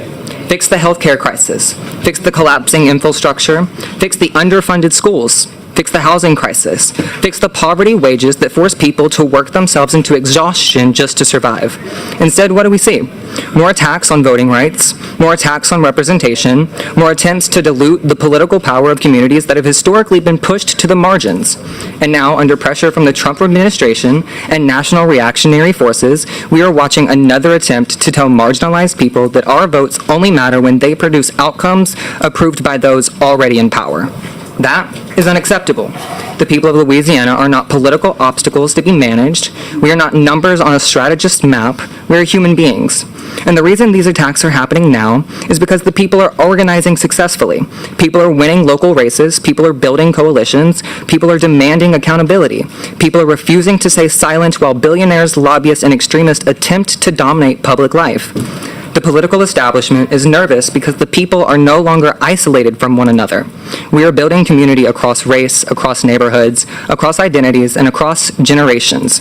And despite every effort to keep us divided, people are recognizing a simple truth. Working people have more in common with each other than we ever will with the politicians and donors benefiting off our suffering. So hear this clearly. We will not be intimidated into silence. We will not be erased through redistricting, and we will not politely accept attacks on our democratic rights while being told to wait our turns. For generations, marginalized communities in Louisiana have been told to be patient while corruption flourished, while wealth inequality deepened, while environmental destruction poisoned communities, and while basic human dignity was treated like a partisan issue. I personally think it's time for enough to be over. Thank you for your testimony. Did you fill out a, go ahead. All right, thank you. Mr. Bruce Riley, please state your name. Mr. Chair, members of the committee, Bruce Riley with Vote. So they say that you can't draw a line focused on race, and we know that anyone who followed the redistricting as it happened, that was not y'all's intention. It was about Republican incumbents being protected. It was very overt and said it was passed by a white majority, Republican majority legislature, signed by a white Republican governor. So the Supreme Court said what they said, but they also say you can draw lines based on party. The crazy thing about that, if we just step back for a minute and try to be objectively moral about whether that's right or wrong, that's basically like saying whoever won the Super Bowl gets to set the schedule next year and change the rules to maybe benefit, they have a better aerial attack or running defense or something like that, year after year, and so whoever happens to be in power gets to set the standard. Obviously, that's not objectively moral at all. It's not fair at all, but that is the world that we live in, but that doesn't mean that you all have to flex that particular power. Senator Price's bill, 407, I get the numbers mixed up. Obviously, it's very much compact. And I think, as former Chair Karen Carter-Peterson was pointing out, you look at things like what makes a community across our state, what makes even a media market, where do people commute to, where does the disaster recovery go to? Clearly, under the 407 plan, there's a capital district, there's an Orleans district, there's a coastal district where people might have a large debate about whether we let the coast go away so we can drill more oil and gas, or whether we want to save the coast and people can live there and work off the water. There's a Mississippi River North, there's an Acadiana district. So there's some communities of interest there that make some sense. For example, SB 121 is something that cracks New Orleans into 3 districts and has District 2 surrounded by, on one side, District 6 that goes from the North Shore wrapped around the coast through BR, Baton Rouge, and on the other side, the North Shore down to the coast and gets Jefferson Parish. Obviously, that makes no sense to be splitting it up that way. But of course, we're talking about people that are geared towards party partisanship. But to that point, these bills, when I read, the data there, they talk about the grand total of registered Democrats, Republicans, and other, right? And so it says December 2025 is the data that they use. And so under the price bill, for example, there's 891,083 Democrats, there's 954,073 Republicans, and there's 665,117 other. But when you look at the Secretary of State's registration data from that very month, December 2025, there are 1,082,000 Democrats, 162, 1,052,319 Republicans, and 833,202 other. Where did those people go? Because clearly we're not looking at the same data set. The Secretary of State has one set of numbers and the bills have another set.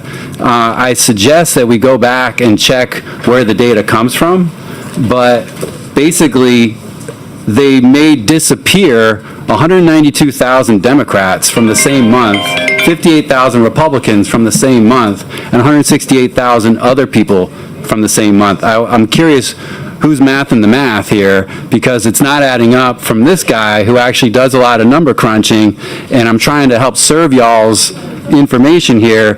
And honestly, if you're going to do something partisan, you should at least have the right data. I'm a no-party person, so I don't have a dog in this Democrat-Republican fight, but I really want to have fairness here, and I think that we need to have some equal protection for everybody. Thank you. Thank you for your testimony. Mr. Chico, please state your name for the record. My name is Chico Yancey with Vote. My mic is not on? It's on, Mr. Chico. It's on? Okay. Our Father, which art in heaven. I thought I'd start out that way because that's who we really serve, the real Father. And wow, here we are in 2026 and Jim Crow is still hanging around. This is unacceptable. And when I watched 60 Minutes the other evening, and I found out this guy said equal rights and extra rights. And I'm trying to figure out where in the hell did my ancestors get any extra from when they was on the damn plantation, seeing whips and chains. And then I thought about some of you guys are getting really good at throwing out people's votes. You just threw out 38,861 votes in New Orleans. Then I'm hearing that the guy that's leading this state, he's about to throw out 45,000 votes. God, man, what are we doing? You know, some people have never had equal rights, equal treatment, equal opportunities. And now you don't want us to have 2 black districts. I'm for 407 here with Senator Price. I applaud him for doing what he's doing. You know, no one ever asked my parents and grandparents, and I've testified several times that I saw my father fight for voting rights, my grandfather, and here I am, I'll be 81 in November, and I'm fighting for the same damn shit today. That don't make no sense. And some of y'all can sit back and look at us and look away like you, Senator. And you think that this is funny. My wife called me a while ago and said, hey, you know, it's getting a little late. You haven't made supper, you haven't had your medicine, your heart condition. And I said, the hell with that right now. I need to testify. This is important to me. And then when I listened at the young man Josiah a while ago, he gave me another little You know, I'm here every day. Every day. Because I know that my family would want me to fight for them the way that we are being treated today. How could you treat people in 2026 like you treated them in 1876? I just ain't going for that. And I'm going to quote Martin Luther King. Life's most persistent and urgent question is, what are you doing for others? Are you doing this because you've gotten a call from MAGA? Or are you doing this because you want to be popular? Well, you ain't popular with me, nor in my neighborhood. Thank you for your testimony, Mr. Chico. And thank you for listening to me, but I ain't finished. But I want to say this. Please do the right thing. It's important to our future, and you are on the radar. Thank you. Thank you. All right, the board is clear. I'll call up Chandra Shea Foster, Mike Mosco, Molly Phillips. Any three of y'all in here? Mr. Mosco?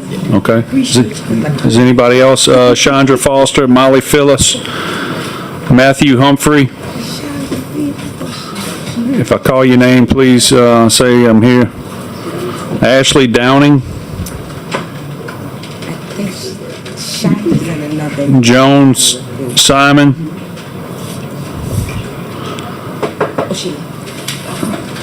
Lindsay Guru. Denham Springs. Mark Travasso.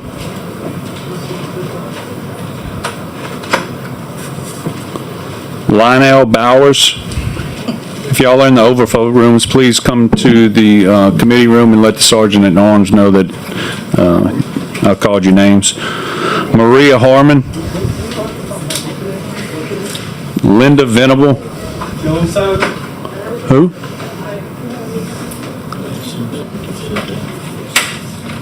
Terry Taylor Joseph. Jamie Segura. Dr. Chris Williams, Frankie Robertson,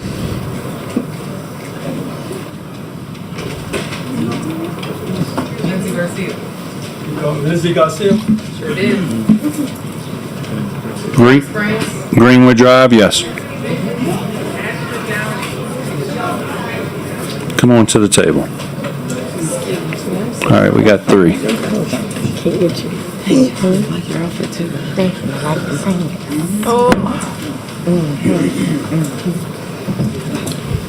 All right. We have Mike Mosco, Lindsay Garcia, and ma'am, what's your name? Phillips. Molly Phillips. Phillips. Oh, Phillips, I'm sorry. All right, we'll start with you, Ms. Phillips. Thank you. Good evening, Senators. Thank you for hearing me. I'm glad to be here tonight. I think it's of the utmost importance that you think about the fairness and the representation that you are going to be redrawing districts and maps. I'm a native of this state. I was educated in this state. My husband raises cattle in the state for agriculture. And I think we're a great state. We've got lots of issues. But we need to have fair representation. In this bill by Senator Price, the 4-2 districts meets the qualifications of the Calais legislative that was passed by the Supreme Court. And we need that. We're not an all-Republican state. We're not an all-white state. We're not an all-black state. We're a mixture. Louisiana has always been a melting pot. Look at our history. We're rich in cultures and peoples and societies. We have a Spanish history, an English history, a French history. We come from all walks of life. We're a unique state. We've gotten into Napoleonic law. So represent all people. Give all people a shot for their vote to count, to uphold the United States Constitution, not just do what one party or one president wants us to do. We're a free country. We have a Constitution. Let's stand up for that Constitution. We may not like what the other party wants to do. We may not approve of what the other party wants to do. But we're a two-party, well, actually three-party nation, representing all people of all walks of life, of different ideas. That is what democracy is about. That is what made the United States, important, made us powerful. My uncle died in the Normandy invasion, fighting Nazism, fighting fascism, and damned if I'm going to let the United States go down with people that don't want to uphold the Constitution. We have worked. We have come so far, and we've got so much farther to go. Let's not regress. Let's not go backwards. I want us to go forward. I want people to say, look at Louisiana. They're doing something right for a change. We're not, taking us back. Look how regressive Louisiana is. Look how ignorant Louisiana is. Well, I'm tired of that. I want to be proud of Louisiana. It's not easy out there. I know you folks are worried about your jobs. You're worried about what, certain different people in power are going to say, how they're going to, primary you or whatever. But do constitutionally what is right, what is just. Give all people's vote a count, a matter. How do you get young people to vote? I work in schools sometimes, and kids say, well, I don't want to, vote. My vote doesn't matter. They don't care about me. They're not going to listen to me. So support Senator Price's bill, please. He is my senator, and I'm proud of Senator Price for this 4-2 map. Thank you. Thank you, Ms. Phillips. Sergeant in Arms, did we get anybody else come to the door saying that we called their name? Yeah, it's quite a few out there. Okay, all right, thank you. All right, Miss, Want me to get? we'll let the board clear. Ms. Garcia. You were here first. Go ahead. Good evening, Mr. Chair and members of the committee. My name is Mike Moscow. I'm a policy associate with the Southern Poverty Law Center. I return again today in opposition to this legislation and in defense of representative democracy in Louisiana. Last Friday, this committee heard hours of testimony from community members, from civil rights leaders, historians, clergy, advocates, and everyday Louisianans. The message was overwhelming and unmistakable. These maps are an attack on political representation and an attempt to engineer outcomes before a single vote is cast. And yet here we are again. Congressman Troy Carter reminded this body that the question before us is not merely about lines on a map. The question before us is whether we will honor the principle that every citizen deserves equal protection of the law. That is exactly what this moment is about. And perhaps no testimony cut deeper than that of Leona Tate, one of the brave young girls who desegregated schools in New Orleans. Ms. Tate stood before this legislator and said, I need you to understand what it feels like to stand here, to have walked through that mob as a child, and now to watch elected officials do the same thing that mob was trying to do, just with better suits and a parliamentary procedure. That statement should haunt every person in this chamber. Because what Louisianans are witnessing is not subtle. We are watching elected officials attempt to accomplish through procedure what segregationists once attempted through intimidation, the dilution of voices and political power. Ms. Tate also laid out the choices before you plainly. You can draw a map that reflects who Louisiana actually is, a state where voices belong in the halls of Congress, or you can draw a map that tells my grandchildren your voices don't count. As a father of 2 black children, that statement hit especially deep for me, because this debate is not abstract. The decisions made in this room shape what our children learn about their voice, their worth, and whether democracy truly belongs to them too. I'll say that again. The decisions made in this room shape what our children learn about their worth, their voice, and whether democracy truly belongs to them too. That is the choice before this committee tonight. And let's be honest about what is happening here. Any proposal that results in anything less than the 4-2 framework proposed in HB 407 is not a compromise. It is not moderation. It is an intentional attack on representative democracy and a deliberate effort to dilute political power for partisan gain. And as Gary Chambers reminded this body, history is watching. He challenged lawmakers to say the quiet part out loud. Because everyone understands what is happening here. He warned that history records moments like these permanently, that future generations will ask who stood for democracy and who tried to dismantle it. Fair representation is not a favor to be granted, I'm wrapping up, when politically convenient. It is not a constitutional and moral obligation. These proposed maps do not strengthen democracy, they weaken it. They tell entire communities that their voices matter less, and their participation is unwelcome unless it serves predetermined political outcomes. I urge this committee to reject these anti-democratic maps and move forward with this 4-2 map. Thank you for your testimony. All right, Ms. Garcia, please state your name for the record. Lindsay Garcia. I honestly didn't expect you guys to even let me back in here today. Why not? It's your right?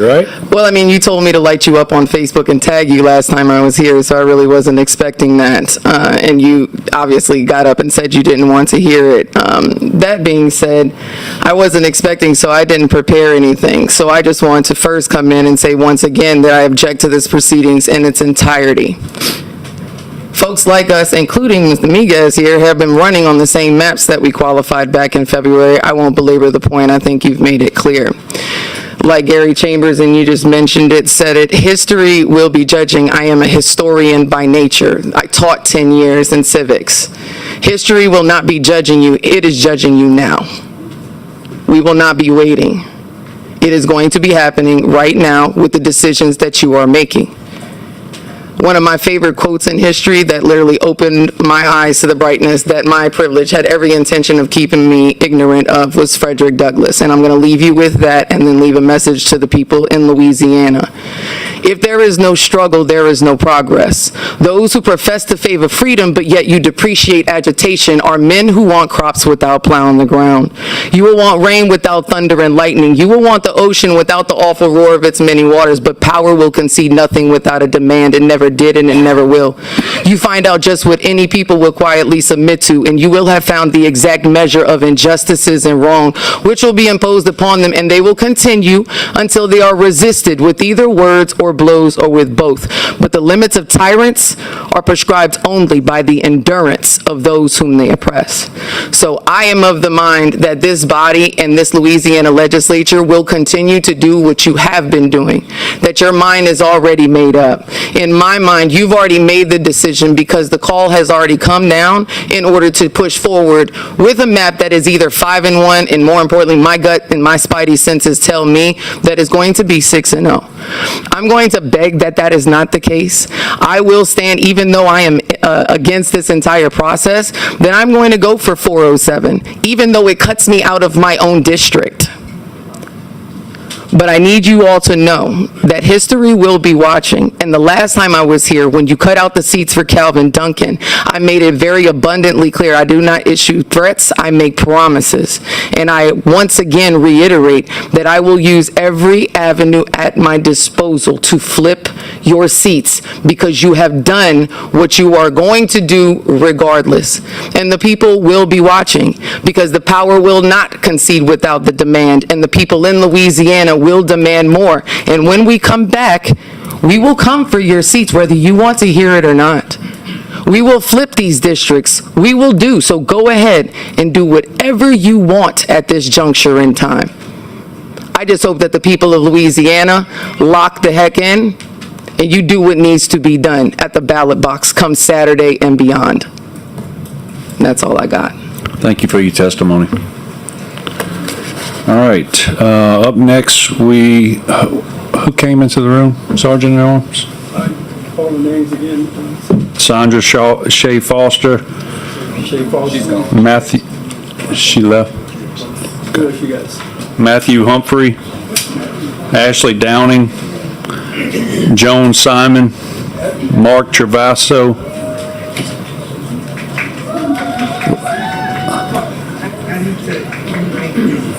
Lionel Bowers. Maria Harmon. Linda Venable. What's your name, ma'am? Ma'am, what's your name? Ashley Downing. Miss Ashley Downing, all right.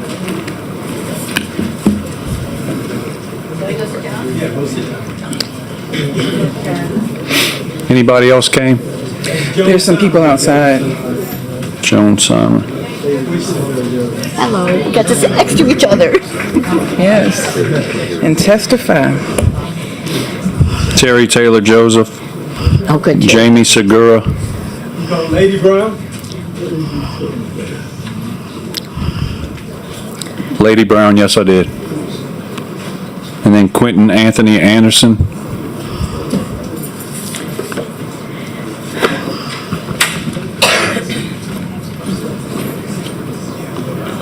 All right, ladies. We will go from left, starting with you, ma'am. If you would state your name for the record. Yes, good evening. My name is Ashley Downing. I was born and raised here in Baton Rouge, Louisiana. For those who do not know me, I was a public school educator for over 10 years. I taught K through 12 art, 8 of those years right here in East Baton Rouge Parish.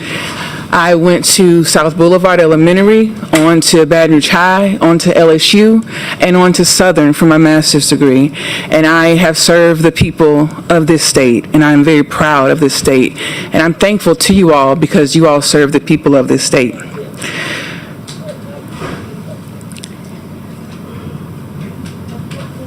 In my testimony today, I'm not going to sell you on an idea. I'm just going to talk to you for a few minutes, present some facts, and I believe that a reasonable person would see it my way. Fact number 1, the purpose of this body, of this state legislature, is to represent the people of Louisiana. Fact number 2, the purpose of this committee, for the purpose of redistricting, is to draw maps that represent the people of Louisiana. Fact number 3, we have 2 maps before us. The first map, 121, the author of Senate Bill 121 testified before this committee at its last meeting that his maps did, in my recollection, his maps did benefit Republicans more, but since it was permissible by the Supreme Court to use partisanship, then that was fine. When pressed on how he was able to come up with the map, he relied on tradition. In contrast, the next fact, the author of the other bill, 407, was able to articulate the due diligence that he did and his team did in creating this map to keep it in compliance with the Supreme Court. So we have 2 maps. One whose author was able to articulate and justify their decisions. The other author was not. Furthermore, the author of SB 407 has a bill that is more reflective of the people of Louisiana. If your goal as a body is to represent the people, and your goal as a committee is to create a map that represents the people, then the clear choice is 407, which comes the closest to representing us. This is in your power, and this decision is easy. Thank you. Thank you for your testimony. I always like to thank my veterans, and I always like to thank my teachers. So it's a special calling that you've had, so thank you for doing that. Thank you. Ms. Downey just went, and then please state your name for the record.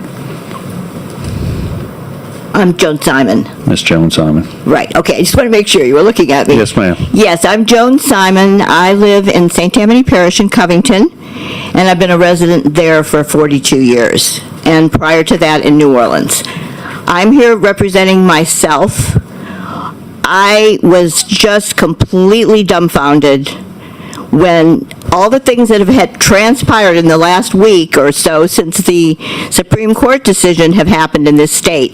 The world is watching us, and it ain't looking good. And if we do what some of you all may wish to do, and I can't speak for you, I know, and not pass SB 407, it's a huge black eye on this state, and it does not speak well for our future. We're a very divisive society right now where people are playing to those in power in hopes that they will gain more power. But you know what? People are riled up. They are really mad, and so am I. That's why I've been sitting here all day, and I'll sit here all night if I had to wait to speak to you all. You need to do what is moral and right. I can't add to all the wonderful testimony I've heard tonight, and it has been amazing. People have said so many things that need to be said. You all, why would you disenfranchise 1/3 of the population? Because that's basically what you're trying to do, or at least the people in power. Our governors, they're trying to recall him. I'm not saying it will be successful, and people are jumping in joy because they are pissing mad. Excuse my language. I don't usually talk that way. You've got to stop this partisanship and do the right thing for the people of this state. I was around when Martin Luther King was murdered. I sat in my car and cried. I have lived a very long time, and I cannot believe we're going back to this level. It's like we're going back to slave times. Louisiana looks terrible. Let's make Louisiana look a little bit more fair and pass SB 407. And I want to thank you very much for listening. Thank you for your testimony. Miss Lady Brown, please state your name for the record. Lady Fontenette Brown. Good evening, Senators. As an elected councilwoman on the Iberia Parish, I support Senate Bill 407 because I believe maintaining 2 opportunity districts reflects the true spirit, culture, and people of Louisiana. It is my prayer that we do not allow D.C. politics to trickle down into Louisiana and slowly take away the soul of who we are as a people. Louisiana is different. Yes, we are part of the South, but Louisiana has a spirit unlike anywhere else in America. There's a reason people from all over the world come here, searching for the feeling of Louisiana. It's because this state was built on culture, community, resilience, tradition, and generations of people from different walks of life, creating something special together. The soul of Louisiana has never just been about politics. It has always been about people. Because culture is people. It's the people who come together during hurricane season to help complete strangers, even when they are struggling themselves. It's the people that Zydeco at festivals and browning a roux for gumbo cook-offs. It's the people second lining through neighborhoods and parading through our streets during Mardi Gras season.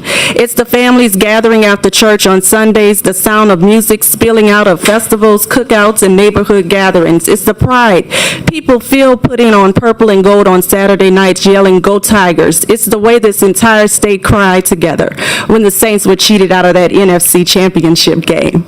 That's Louisiana. That's the spirit of Louisiana. And when I think about the spirit of Louisiana, I think about the generations of communities whose hands, traditions, creativity, faith, and resilience helped build the culture that made the state known around the world. You cannot talk about Louisiana music without acknowledging the communities who gave us the state: jazz, zydeco, blues, gospel, brass bands, bounce music, and second lines that became part of Louisiana's identity around the world. You cannot celebrate Louisiana food without acknowledging the generations of cooks and families who shaped Creole cuisine, gumbo, jambalaya, crawfish boils, and traditions passed down from kitchen to kitchen and generation to generation. You cannot celebrate Mardi Gras without acknowledging the artists, the masking traditions, dance, culture, and community spirit that brings life to our streets every single year.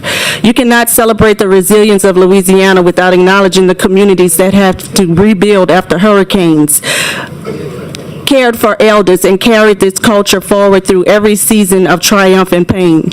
This is why representation matters, not because of political parties, not because of national politics, but because the people who helped build the culture and spirit of Louisiana deserve to have their voices represented too.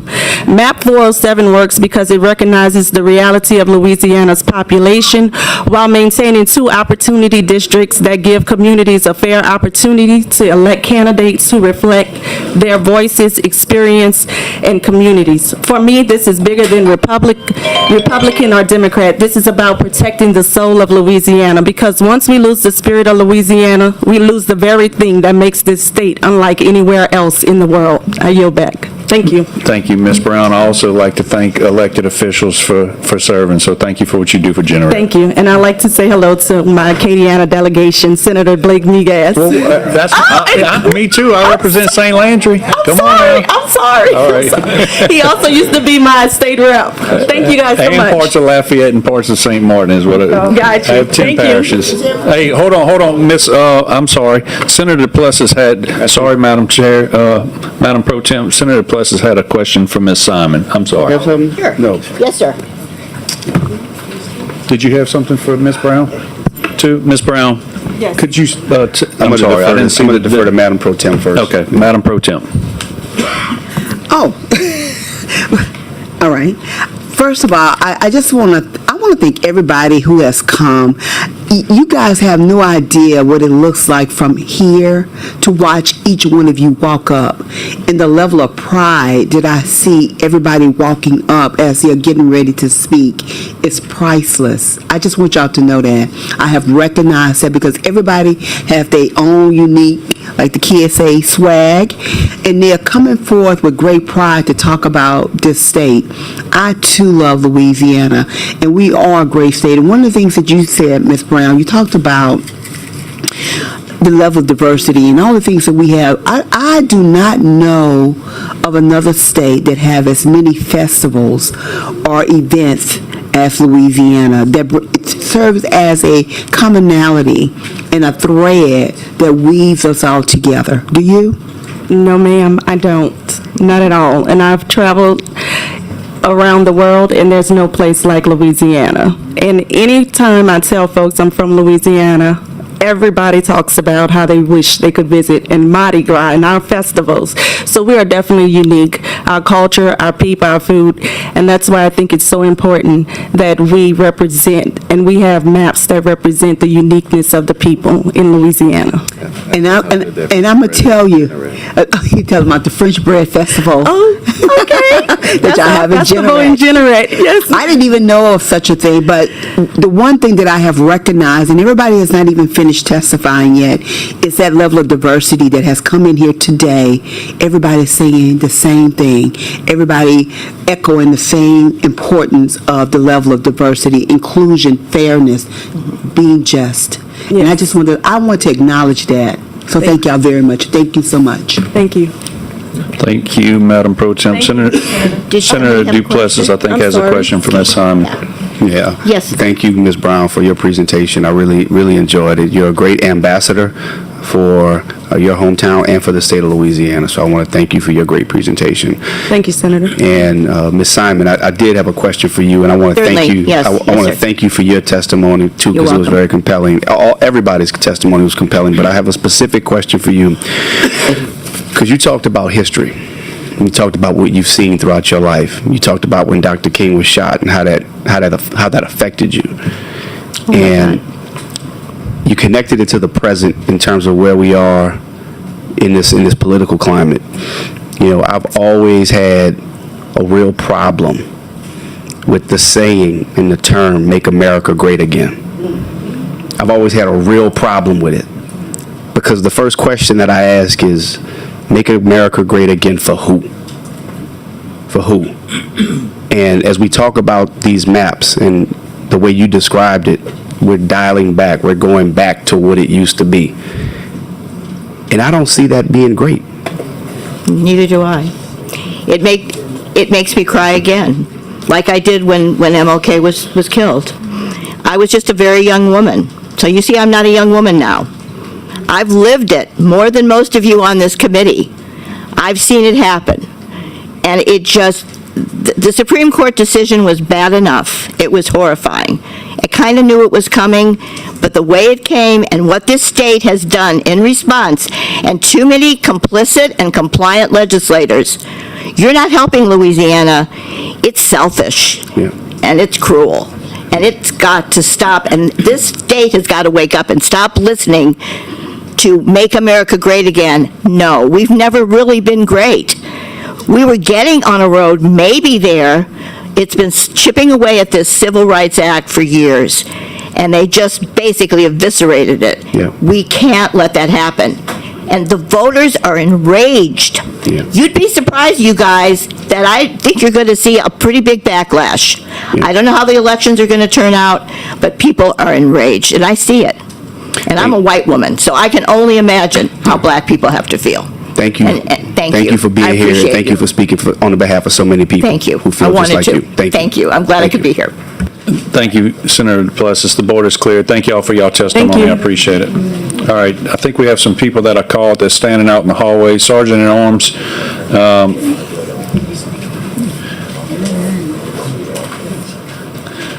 Matthew Humphrey. Matthew Humphrey. Mark Travasso. Mark Travasso. Mark Bassett. Travasso. Mark. Lionel Bowers. Lionel. Lionel.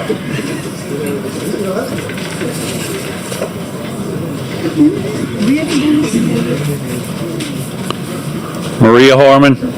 Bill Harden. Linda Venable.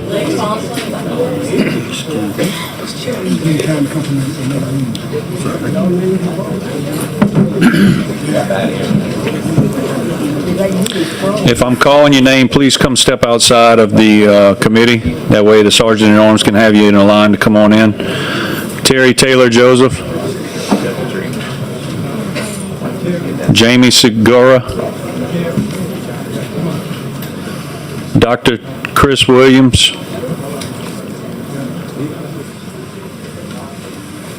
Did I call y'all names? Yes. All right, please come to the table.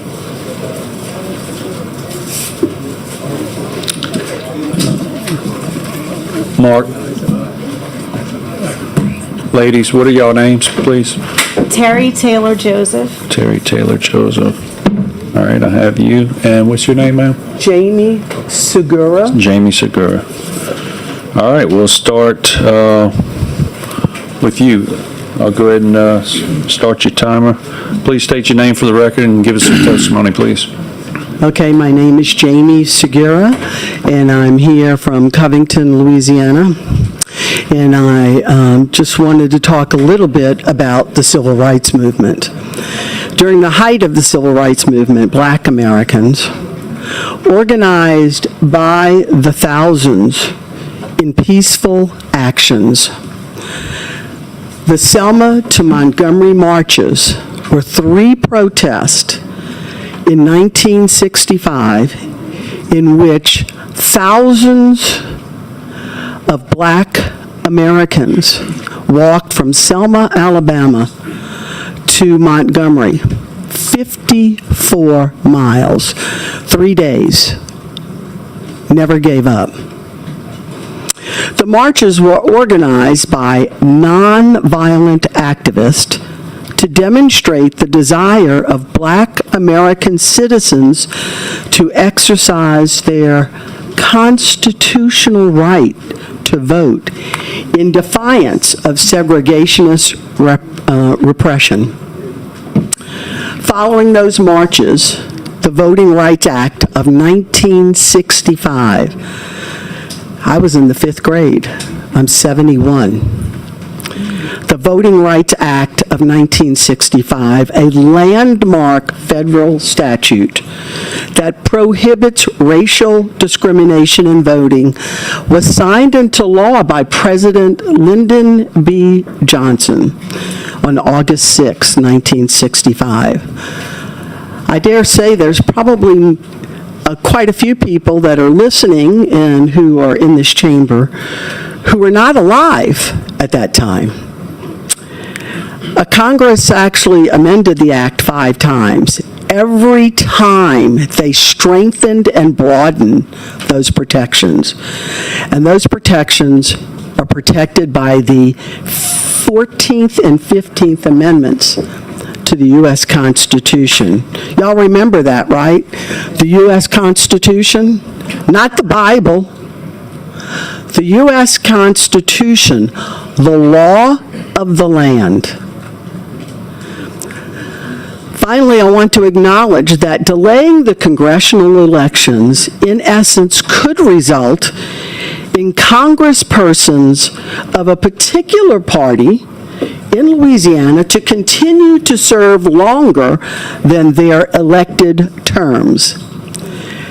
And that could be the reason Governor Landry made his decision to suspend the congressional elections. Could there be something afoot? Every day it comes raining down upon us. And that's just not fair. I support Senate Bill 407 and remind you that Black votes matter. Thank you. Thank you for your testimony. Ms. Taylor Joseph, welcome to the committee. Please state your name for the record and give us your testimony. Yes, my name is Terry Taylor Joseph. I'm a resident of St. Tammany Parish, a registered voter. I must tell you that my husband and I have been taking our daughters with us to vote ever since they were in strollers, right? And then as they were growing older and able to understand things, we explained the civil rights movement and the importance of voting. And we thought we were teaching them history. And it's not history. It's happening over again today. So I am here in support of SB 407. It represents a more balanced and equitable approach to congressional redistricting in Louisiana. At its core, this bill recognizes that fair representation and that all Louisianians deserve an equal opportunity to have their voices heard. SB 407 acknowledges the diversity of Louisiana and works towards preserving fair representation for historically marginalized communities. This is not about partisan politics. It is about ensuring our democratic process reflects the people of the state fairly and responsibly. I urge this committee to support SB 407 in the interest of fairness, equal representation, and public trust in our democracy. And I urge each and every one of you to do the right thing. You know what the right thing is, each one of you. I want you to stand with courage. How do you expect your citizens to stand up for what's right when you have failed to do that over and over again in many instances? Please stand up and do what is right. You know what is right. Let's do it. Thank you. Thank you, Ms. Taylor Joseph. the board is clear. Thank you for your testimony. And Mr. Mark, I think I know you personally. I know your story, and I thank you for your service to the fire industry, serving many calls. So thank you. Give us your name for the record and give us your testimony, please. Mark Travassos. I was born in Lafayette in 1961. When I was born, segregation was the law of the land. The Klan threatened and killed people. Law enforcement was used to quell dissent. The Equal Rights Act and the Voting Rights Act became law. Segregation was outlawed, although it was practiced through private schools and housing. And I made friends I might never have made. Friends of color were able to go to schools of their choice and get jobs in places they could not previously. There were no fire departments that had, well, the majority of the fire departments are all white men.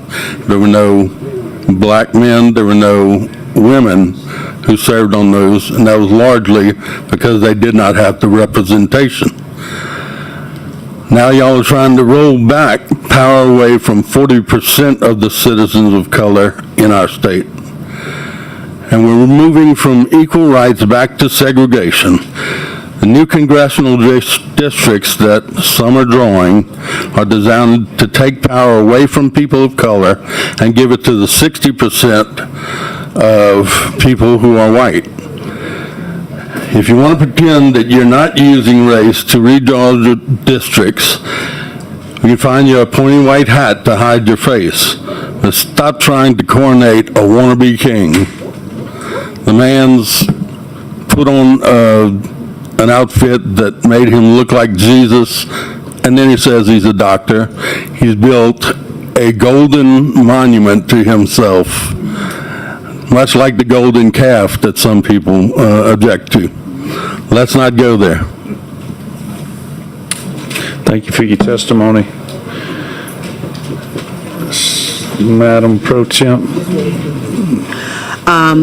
First of all, I want to thank each of y'all for coming as well. I had to point this out because I feel like, and I'm sorry, I can't remember your name, but I really appreciate each one of you coming and taking the time and being here all day to come and make sure that your voices were heard. But your shirt, and I felt like you wore that shirt on purpose by design. Absolutely. Tell me why you felt that that was important. And maybe everybody can't see it. So would you, or if you stand, I can see all of it myself. Hate is too great. Yeah. It's a shirt Hate is too great, that said is a burden to bear. exactly, and it was spoken by probably one of the greatest. So back to the mic, please. One of the greatest Americans to ever live, Dr. Martin Luther King Jr. And I think that while many people don't think they hate, that there's hidden hate in their hearts, and those people often end up vengeful. And I just felt like we're all the same. We are. Absolutely 100%. And we're the same in the eyes of the Constitution. Our Constitution is what I hold as my goal, my book to live by. I've studied the Constitution, been to Philadelphia, immersed myself in the Founding Fathers and what they did. I've been to Selma and traveled that road to Montgomery, Yes. and the many museums, the legacy sites in Montgomery, and immersed myself in the history of Black America that I have to say I thought I was pretty knowledgeable about, but I really learned so much. And I'll be damned if I'm going to watch the United States of America fall back into the sad state we were in. In fact, in the very decade I was born in 1955. I tell people I was born in the middle of the 1900s, and it takes some people a while to understand that. But I just cannot live with myself if I accept that. So that's why I'm here, to try to erase hate, teach peace, and fight for the rights of all people. Well, thank each of you for being here tonight and making sure that your voices are heard. And I can tell you, I hear you loud and clearly. Thank you so very much. Thank you. Thank you. Thank you, Madam Pro Tem. The board is clear. Thank y'all for y'all testimony. All right, up next, Quentin Anthony Anderson, Frankie Robertson. That one doesn't go all the way in. So legs. If you're listening in the overflow room, I'm going to call you, these names have been called, I believe, 3 times, so this is the last time I'm calling. Matthew Humphrey, Lionel Bowers, Maria Harmon, Linda Venable, Dr. Chris Williams, Rebecca King, Sally Davis, Jamie Davis, James Hyatt, Larry Duquay, Madeline McGuire, Wilford Johnson, Manuel Castellon, Susan Schimpf, Emily Walsh, Samara Smith, Sandra Stimson, Samantha Pusho.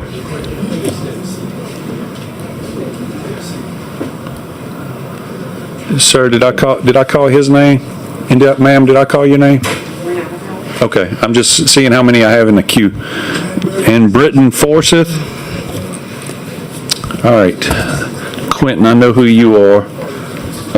Frankie Robertson. I'm Frankie. All right, ma'am, what's your name? Susan Schimpf.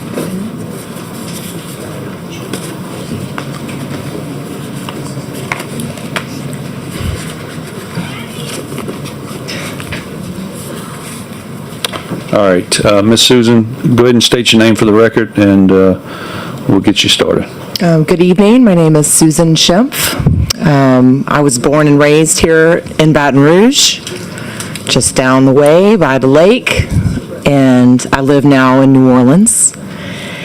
And I am very, very, very proud to be from Louisiana. And I remember as a kid coming here to the Capitol. I was probably 6 or 7 years old, and there was a Martin Luther King Day event that was happening out front on the steps. And I remember listening to the speeches and thinking to myself in the years following, it's just so inspired as a child of the bravery and the courage of the people that fought for equal rights. And I wondered what I would do if I was alive at that time. What would I have done? And right now is that moment in my life. Is what I'm doing is I'm showing up here tonight, and I've been waiting in these hallways to come in and say, what are we going to do? We're the ones now that this decision is resting on, and that our children, our children's children will be affected for generations based on the decisions that you all make, our representatives. I beg and I plead for you to have the moral courage to do the right thing. I am so inspired by the people who have come in here tonight and spoken about this great state. I left Louisiana when I was 18 years old because I was so appalled by the deep-seated racism in this state. I moved away because I couldn't handle it. And I moved back because I wanted to contribute to this state becoming its greatest potential and its possibility. And I see that and I experience it every single day that I've been back here. For the last 15 years that I've been back in Louisiana, I am so tired of watching my brothers and sisters and neighbors and community members' voices being unheard. I live in Treme in New Orleans. My neighbors are predominantly African Americans who have been disenfranchised for hundreds of years, whose voices are not being heard. And I think it's unfair what's happening right now. And I look at this map and I say, that actually looks fair. It represents culturally the different parts of this state. I can see Acadiana. I can see Orleans and our communities. I can see the river parishes. I can see western and northern Louisiana. This is a fair cultural representation of our state, and I pray and beg you to please advance SB 407 and ditch all the rest of them. Thank you. Thank you, Ms. Shemp. Ms. Frankie Robertson, good night. Yeah. I'll say good evening. I won't Yes. say good night. Good evening. Good Please evening, state your Chairman name for the Klein-Peter. record. Hi, my name is Frankie Robertson, and I'm here this evening representing myself. To the members of the Senate Government Affairs Committee and fellow Louisianans, I appreciate this opportunity to speak. I've been reading and listening to the conversations on race-related to redistricting. As a trained facilitator on systemic and institutional racism, I am compelled to support putting these discussions in the proper context as I watch fragile feelings manifest or pretend to among white colleagues as Black people share their lived experiences on race. I sit before you today in support of Senate Bill 407 and to speak plainly about systemic and institutional racism, not as a partisan talking point and not as something confined to the distant past, but as a documented reality embedded into the laws, institutions, and policies in Louisiana and the United States as a whole. Systemic racism refers to the ways laws, policies, and institutions work together to create and maintain racial inequities. Systemic racism helps explain why racial inequities can persist even after explicitly discriminatory laws are repealed, because the effects of past policies and current institutional practices continue to shape opportunities and outcomes today. Institutional racism is how inequities operate within systems like education, healthcare, housing, criminal justice, employment, and government. Institutional racism is important to understand because it explains how racial inequities can continue across generations through systems and policies, not just through individual actions or attitudes. Pretending we are in a post-racial society does not eliminate racism.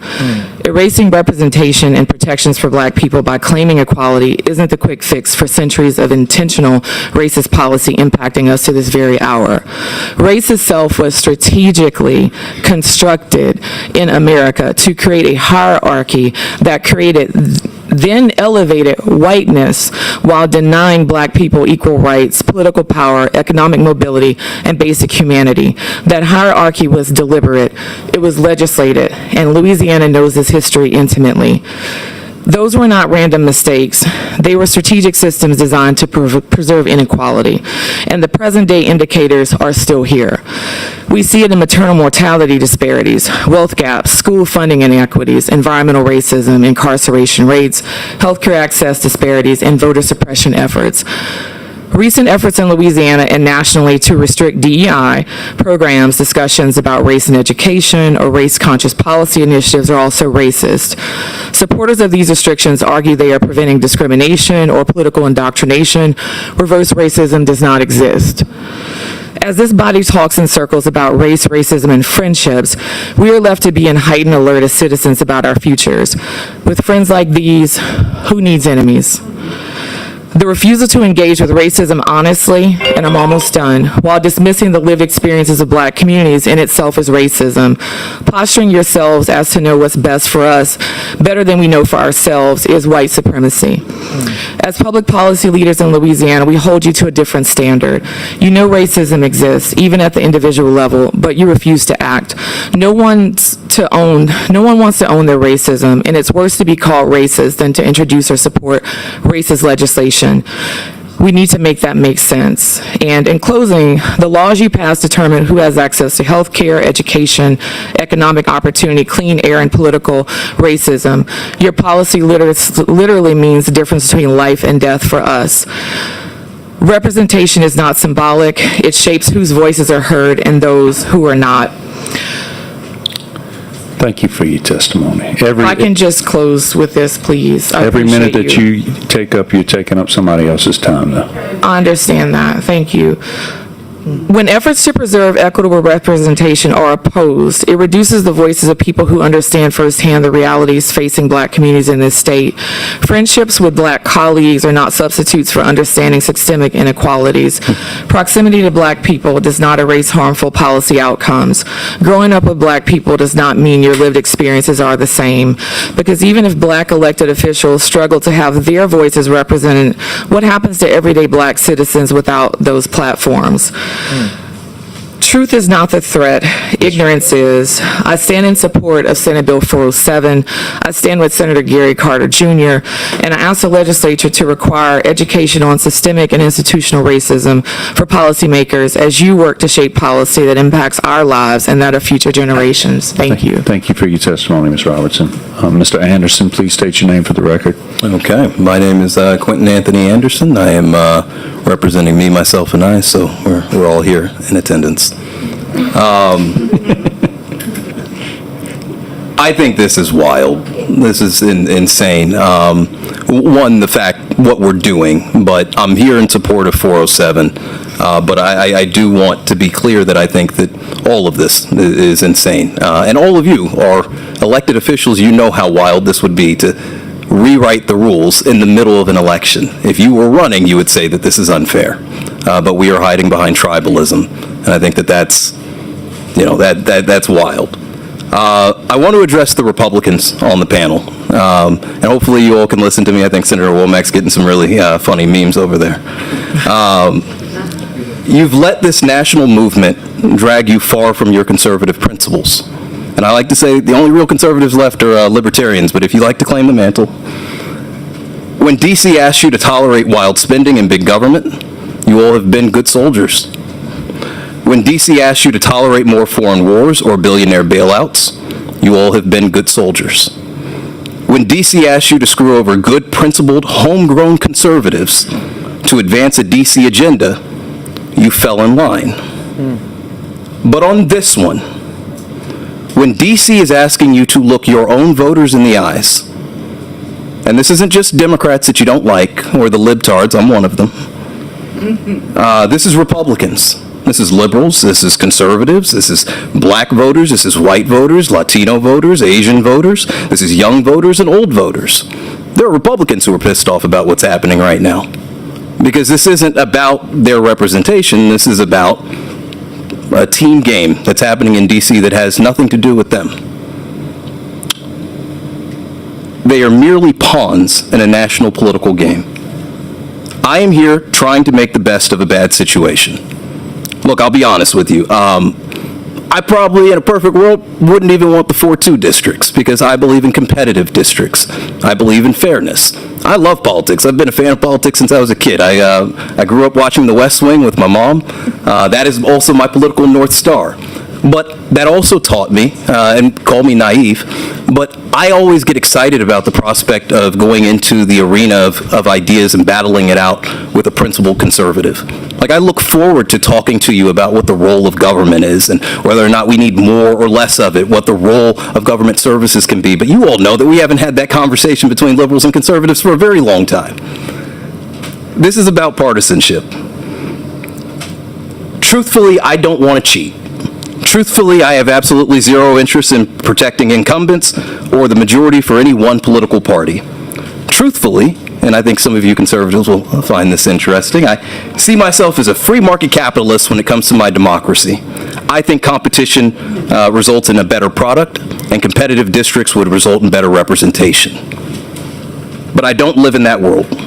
Politics is the art of navigating the world as it is to get to the world as it should be. And the world as it is that we have 2 districts right now that at least attempted to address our historical lack of representation at the federal level. Anything that remotely leaves us in that ballpark of that effort tonight is preferable to the extreme options that I know, and we all know, that you all have available to you. I know asking you to do the right thing doesn't matter. I know telling you that this isn't right doesn't matter. But I am hoping that as exhausting as sitting through our testimonies might be for you, the big picture is setting in. This isn't a partisan issue. This is about crossing a line in our democracy that we will be hard-pressed to return from should we cross it tonight. I am here in support of Senate Bill 407. Thank you, Mr. Anderson. The board is clear. Thank you all for your testimony.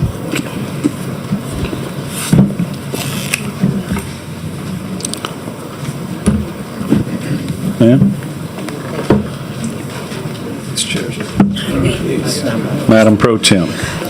Thank you, Mr. Chairman, and thank you for acknowledging me. I am just going to ask, because we are all tired, but let me tell you, we are in this for the long haul. We have already committed to that.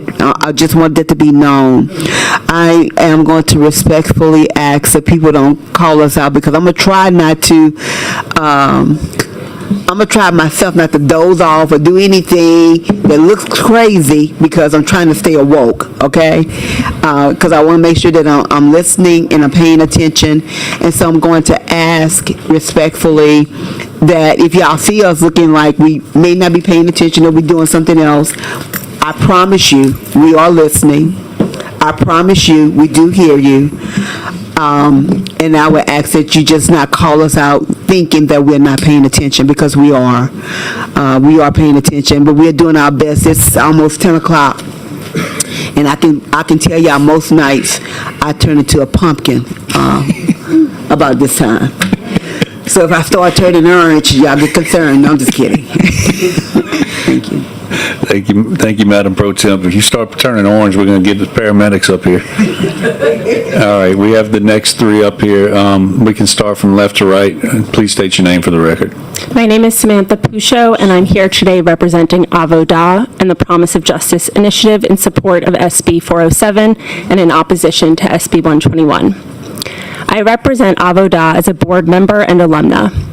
Avodah develops social justice leaders and inspires the Jewish community to work towards a more just and equitable world. Avodah is rooted in the Jewish value of tzedek, justice, and in the tradition of tikkun olam, repairing of a broken world. We are called not to look away from the brokenness, but to act. Jewish history is a history of having the law weaponized against you, of being told you do not belong. Jewish activists stood on the front lines of the civil rights movement as people who understood in their bones what it means to have a state decide some of its people are not fully citizens. I am here today in that same tradition. In 2014, I was an Avodah Service Corps member at the Promise of Justice Initiative, and I have worked there ever since. So I am here in that capacity as well, as an attorney at PJI, where I fight every day for the dignity, freedom, and autonomy of people targeted and touched by the criminal legal system in Louisiana. I want to speak to the direct intersection between what is happening with this redistricting effort and my work. I'll begin with what is happening right now, while early voting just closed and with Election Day on Saturday. Our governor, our Secretary of State, and now this legislature are working in coordination to throw out votes already cast, strip Black communities of fair representation, and rush through maps designed to silence a third of this state's people. This is not an accident, this is a system. At PJI, we see this system clearly because we fight it every day representing people targeted by the criminal legal system. For instance, right now, I am litigating the forced labor of incarcerated people in the fields of Angola prison known as the Farm Line, where mostly Black men are compelled to pick crops under threat of punishment on land that was a plantation. That is not history. That is today.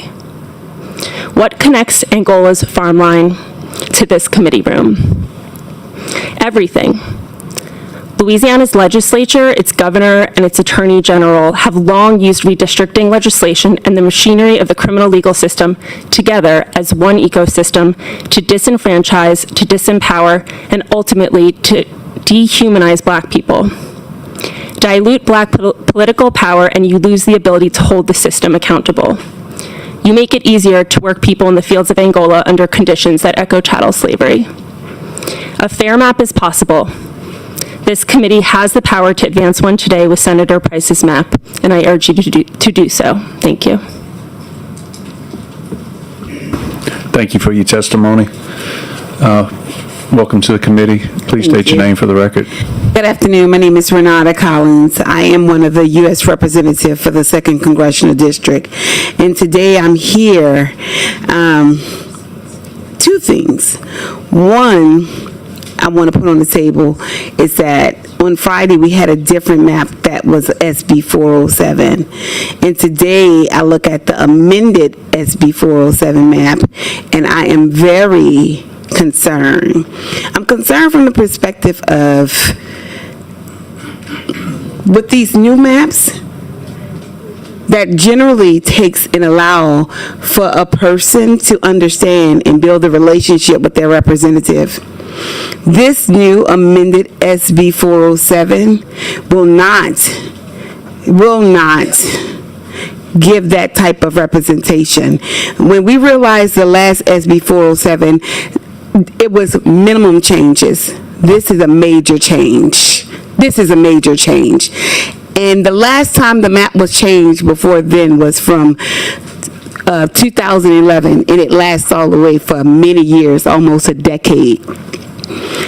It is super duper important that in order for the people to have representation, they need to know who's representing them.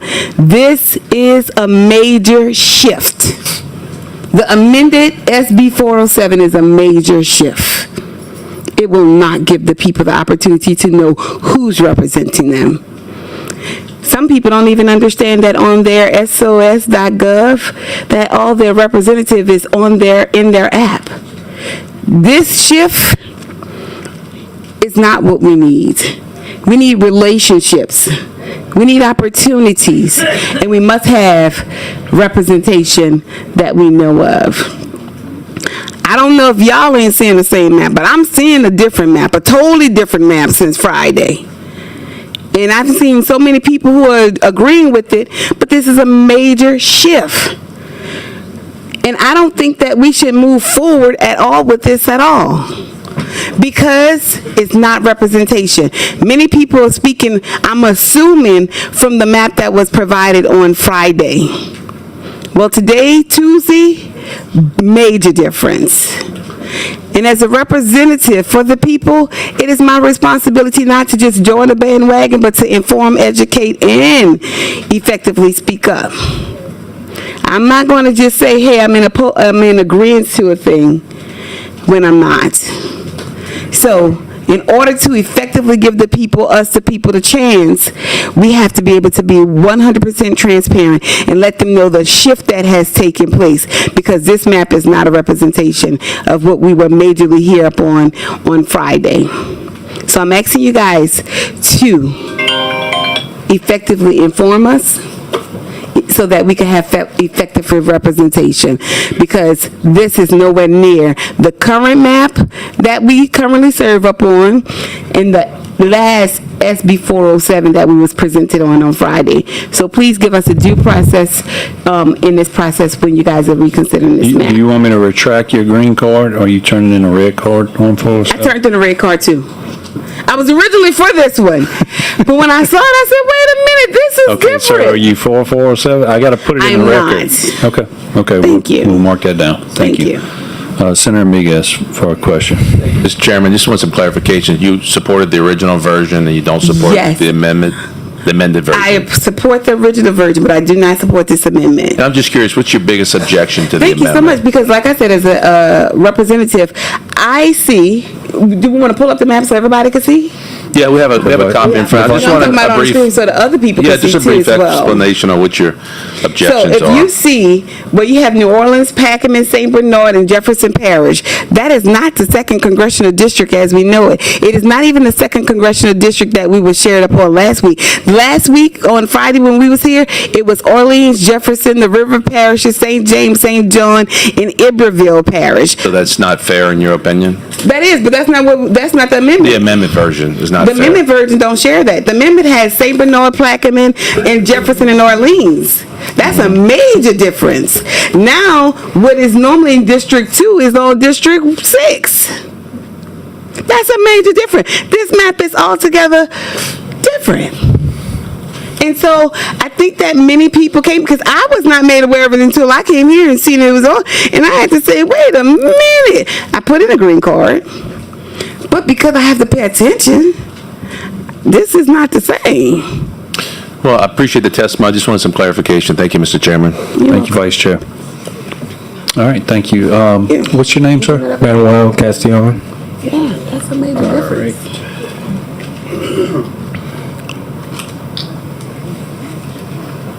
All right, thank you. Go ahead and give us your testimony, please. Good evening. Like I just said, my name is Manuel Castillon. I'm here representing myself, a black voter from New Orleans. I want to start by saying I was born in 1997, and in 2026, these maps that Senator Morris presented to this committee and to the voters for us to see, it's despicable. It's not fair. This is not fair. I don't feel like this is fair representation, what the state is trying to do. And I know that Senator Jenkins mentioned in the beginning of the hearing that 6-0 map wouldn't pass, but I have to say that watching what's going on around the country, I just have this gut-wrenching feeling that y'all are going to do this to us. And this is wrong. This is wrong. Black people need representation. I was at the town hall that Congressman Troy Carter hosted last night at Dillard University. That's representation. Congressman Carter listened to every voter that was there who filled out a question form. He answered every question. And then when I met him last weekend on Friday, he shook my hand and told me, if you need anything from me, reach out. That's a congressman. I don't think that I have, what's the word I'm looking for? I'm sorry. I don't think I have, I don't trust the Republican leadership in this state to represent black voters. I don't know. I am a product of District 2 and District 6. I graduated from the Southern University A&M College right here in Baton Rouge, Louisiana. I went there for 7 years earning an electrical engineering degree. I went on to work on Artemis 2 that just went to the moon a few weeks ago. That's all because of the black representation that I have, because black representation understands what it takes to be black in America. Y'all don't understand. We have to be beyond exceptional to be in any room that we step in. Any room that we step in. When I look at Senator Barrow, when I look at Senator Duplessis, Senator Jenkins, I know that they worked hard to get here. And also the elected officials that are sitting in this room and are supporting this. I know what it takes. They know what it takes, and we know what it takes. I grew up in a public school system. I've gone to public schools my whole life, and I would say that I've done a damn good job at getting where I gotta go. And I need y'all to know that people are motivated. People my age are motivated. Y'all, they may not be here speaking tonight, but I promise you, on Saturday, when the numbers come back, y'all gonna see people are not going for this. Y'all can draw these maps however you want, but it will not fly. Men lie, women lie, but numbers don't lie. That's why y'all trying to get rid of these votes. That's why y'all trying to throw out early ballots. That's why y'all trying to do this. But I promise y'all, I turn 29 next month. I got about 70 years of life in me. I come from longevity. My great-grandmother lived to be 103 years old. She was a sharecropper. And I'm an electrical engineer. And I would say that is something, okay?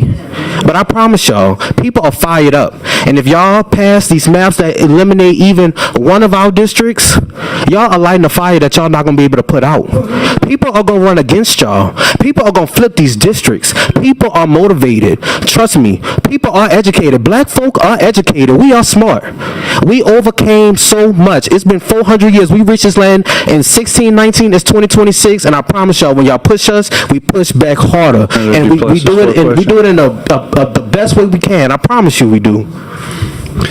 I just want to say thank you. Thank you for being here tonight. Thank you for continuing to show up. Thank you for representing our city. Thank you for representing Southern. Keep going. You're just getting started. I see the longevity in you. I feel it in you. We need you, and I just want to encourage you, and I want to thank you for being here tonight. Thank you, Senator. I really appreciate that. Thank you, Senator Duplessis. Thank y'all for y'all testimony. The board is clear. Thank you.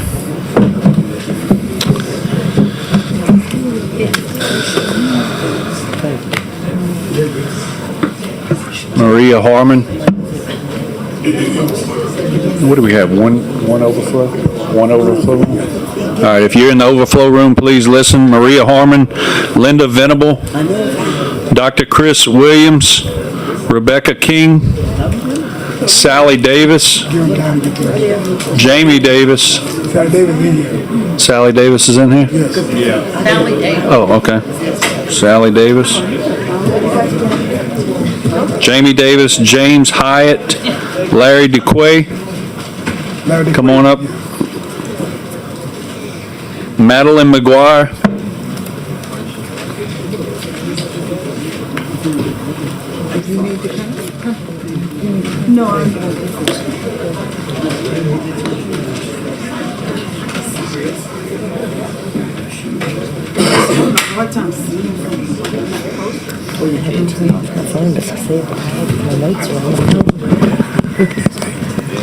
All right.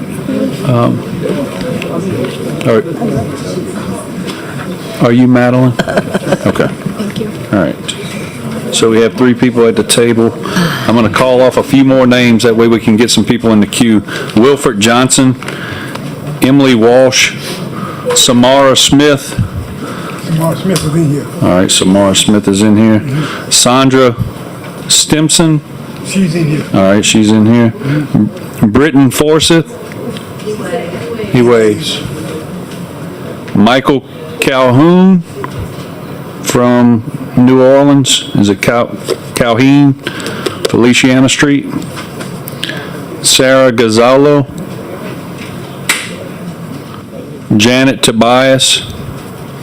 Frankie Ayers. Tania Nyman. All right, we got a few in the queue. Say, what is it? Tanya Nyman is here? Okay. All right. We'll go ahead and start with Mr. Frankie and Tanya. All right. Miss Madeline McGuire. Please state your name for the record. Madeline McGuire. Good afternoon, Chairman and members of the board. Thank you for giving us another opportunity to be heard on this matter. Please keep it down in the committee room. My name is Madeline McGuire. I'm from Lake Charles, and I represent Vessel Project of Louisiana. My personal passion project within the organization regards the youth, getting them more active in the community, more registered voters, and the youth actually showing up to the polls. We seem to keep looping back to Josiah Hardy, who I, for one, greatly commend for being here. Something he said last week really resonated with me about leaving the state. I also wanted to leave when I was his age. I saw no hope as I looked around at the representatives who did not represent me. I thought that was my only option, that I can't change everyone else's mind. Now I'm 22, and I didn't leave. I'm here advocating what's right, but not everybody is me, and nobody should have to leave their home to get proper representation. This is a clear attempt to disenfranchise Black and minority votes in Louisiana. You heard us last week, so I'm not here to beg you or plead a case that's already been pled. All eyes are on you guys, and when we vote, we will know who you represent. Give us all a fair chance at equal representation for everyone. We will continue to show up. Thank you. Thank you. Thank you for your testimony. All right, next up, Mr. Larry DeQuay. Yes. All right. I'm Dr. Larry DeQuay. I'm a retired NASA engineer, retired last December. I've lived in St. Tammany Parish, Slidell, Louisiana since 1987. And I'm here because I support SB 407 entirely. One of the things I saw recently on television, I'm a huge fan of Joy Reid and Don Lemon. And one thing Joy Reid mentioned or said recently is she said, us black folk, we're not, the reason we vote for Democrats is because we see Democrats as the party that aligns with our values the most and the party that's going to hurt us the least. She made the point, we're not stuck on brand loyalty. She said we go with the party that we think is going to protect our people the best. And that kind of lit a spark in my mind. And I thought about co-workers where I worked at NASA and worked at NASA Stennis since 1987. And there's a lot of folks, black folks, that worked with me and a lot of non-white folks. And I thought about, had it not been for Dr. Martin Luther King and the civil rights movement, whether these people would have ever been working with me. And I would have probably been denied the great pleasure and the great talent that a lot of these non-white folks brought to the table. And I just want to mention that. But I also want to, since I live in a world of science and data, I also wanted to talk about statewide elections when we talk about representation by party.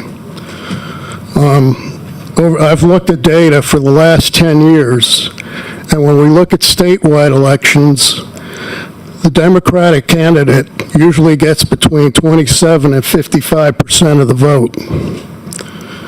When we look at the gubernatorial election of 2023, when Governor Landry was elected, about a third of the voters voted for the Democrat. And I also, looking at the data and looking at the trends, when voter turnout increases, the Democratic percentages go up.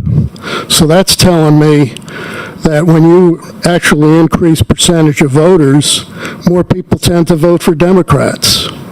Okay. So therefore, given that data, I think a 4-2 map under SB 407 is the only right map that we should be choosing. Thank you very much. Thank you, Mr. Duquay. Next up, Ms. Sally Davis. Thank you. Good evening. Hang on a minute, let me pull my notes up. Hang on a minute. My phone's about to die, and I sure hope my notes stay. Because it's been a long time again, and I was here on Friday. I don't think you spoke from your notes on Friday. I'm not planning to too much either this time, except that I had a couple things, And, well, you know what? Yeah. I'm doing that thing where you throw away your notes. There you go. Except I did make some here. Hi, everybody. All right. Yeah, hi. I'm not going to talk as close to the mic this time, and I'm going to take a few more breaths, and I'm going to speak a slightly bit more slowly, but not too much because I have a lot to cover. Dang it. I do know what I need to have the notes for because, oh, shoot, what did I put them under? No, this is too important. I have 4 people that asked me if I could please enter their names into the record because they are like me. They are similarly situated to me in that they either early voted or they voted by mail. And they have the same question that I had, and when I asked them, would it be okay to read their names out into the record to say that they too they like me have this question, okay? So I know I can figure him out another way, and so I will do that. Go ahead, But I and want just to say remind their you, names. your time is limited, I know. so. Well, first, the person that is wanting to ask this question is me. Yes, But ma'am. I'm going to say their names as soon as I find them. But everybody had that same question, which is, we already voted. What has happened to our votes? Since we know about the hanging Chad Supreme Court decision, I don't think that it's possible or legal to actually remove my vote for my 2nd congressional district congressperson who was running, which I voted for. I don't think it's possible to remove just that vote away from my other vote. So then what happened to my votes on the amendments? And what happened to my votes for the 3 New Orleans judgeships that were up that I did vote for? I really don't know the answer to that question, and I understand that this is not the place where y'all get to answer this question to me. But when you go to talk amongst yourselves, would you please remember that those people have actually asked, one of the people who said that, he said, please include my name in your testimony, and his name is Arch, A-R-C-H, Cheney, and he votes in the 2nd congressional district. And, hey, Sally, thanks so much for testifying about the voter suppression practices. You're welcome to include my name among those who voted by mail before the suspension. My legal name is Virginia Morrison, Morrison, and I said, will do, so I did. Let's see who else. Darn it, I think I'm missing 2 people. I'm really sorry to them, and if they hear my testimony, I'm sorry to you guys, wherever you are, because my battery, I'm sorry. Anyway, the other thing I would like to say is that this entire process doesn't make any sense to me because I don't think it's legal, and I think it's entirely up for a challenge. And here's why. In the past, when we've gone around to do a new redistricting thing, we've done it with, we take it around with what they call a road show. I know y'all know about the road show, but for anybody else listening, there's this road show. I would have loved it if somebody could give me a chance to, that's where I could have asked the questions that I have, but I don't get to because I'm not allowed to. And so we're doing this in such a rush. And so I asked myself, where's the rush? And then to my pleasure, I found out that on testimony here we had today, that there was nothing in the Calais decision that required this. Yeah, and Ms. Davis, please. OMG! And Ms. Davis, Thank please, you. please, thank you very much. Before y'all leave, Senator Duplessis has a question, so. Senator Duplessis. Thank you, Mr. Acting Chair. So this is not a question, this is a comment. I want to take this moment to briefly express how fortunate I am to have a front row seat at witnessing good people step up and say the things that need to be said. Y'all made a couple of comments, all 3 of y'all, and I'm speaking specifically to you all as a panel of 3 speakers who, at least on the surface, to me, appear to be white. All right? I'll admit to that. Okay. Now, it's important that I say this, because this discussion and these decisions that we are making, race is imbued all throughout. There's no doubt about it. This is a direct attack on black people and black voters, without a doubt. But the issues have broadened now with this shameful decision from the Supreme Court that says we can't consider race in drawing maps. So now we have all these other factors to consider. But the basic considerations to me are what's right and what's wrong. And I want to acknowledge that when I registered to vote, when I was 17, you talked about, Joy Reid, that black people typically vote for Democrats because of the reasons that you gave. And I would agree with those reasons. But it was also because that's just what I knew. My family, we were all Democrats. So as a young person, it was like, this is what we're going to do. We're going to vote for Democrats. Statistically, I'd say, and I don't know, because I don't know your personal stories. I'm not sure where you're all from or where you live exactly. But statistically, I'd say as a white person in Louisiana, you probably have people in your family or people who you are close to who are not Democrats. And you have to have hard conversations with people you love around how we make our state better, how we make our country better. So I want to acknowledge that, and that it's important that we have more of you at the table expressing what you are expressing. Because, yes, we are fortunate to see people like Josiah come here and testify, but we need you to be having these conversations in public and in private with the people who you love and people who you live with and who we're all trying to exist with.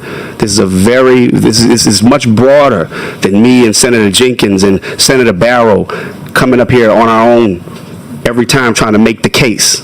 So I just want to take the moment to express to you all, and not just you three, but all people, non-black people, who understand the significance of where we are in this moment and who are taking advantage of it and who are going to be on the right side of history. Thank you.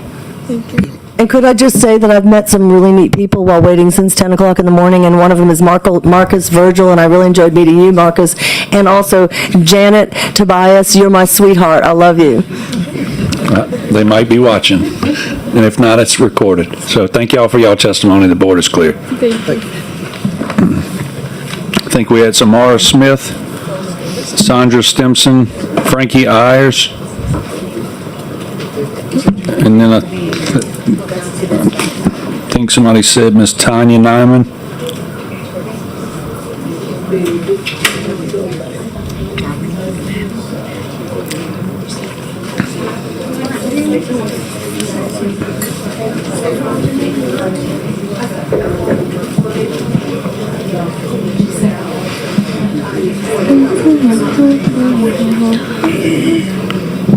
Ma'am, what's your name? Samara Smith. Samara Smith. Thank you. And Miss Sandra Stimson and Mr. Frankie. All right, we'll take ladies first.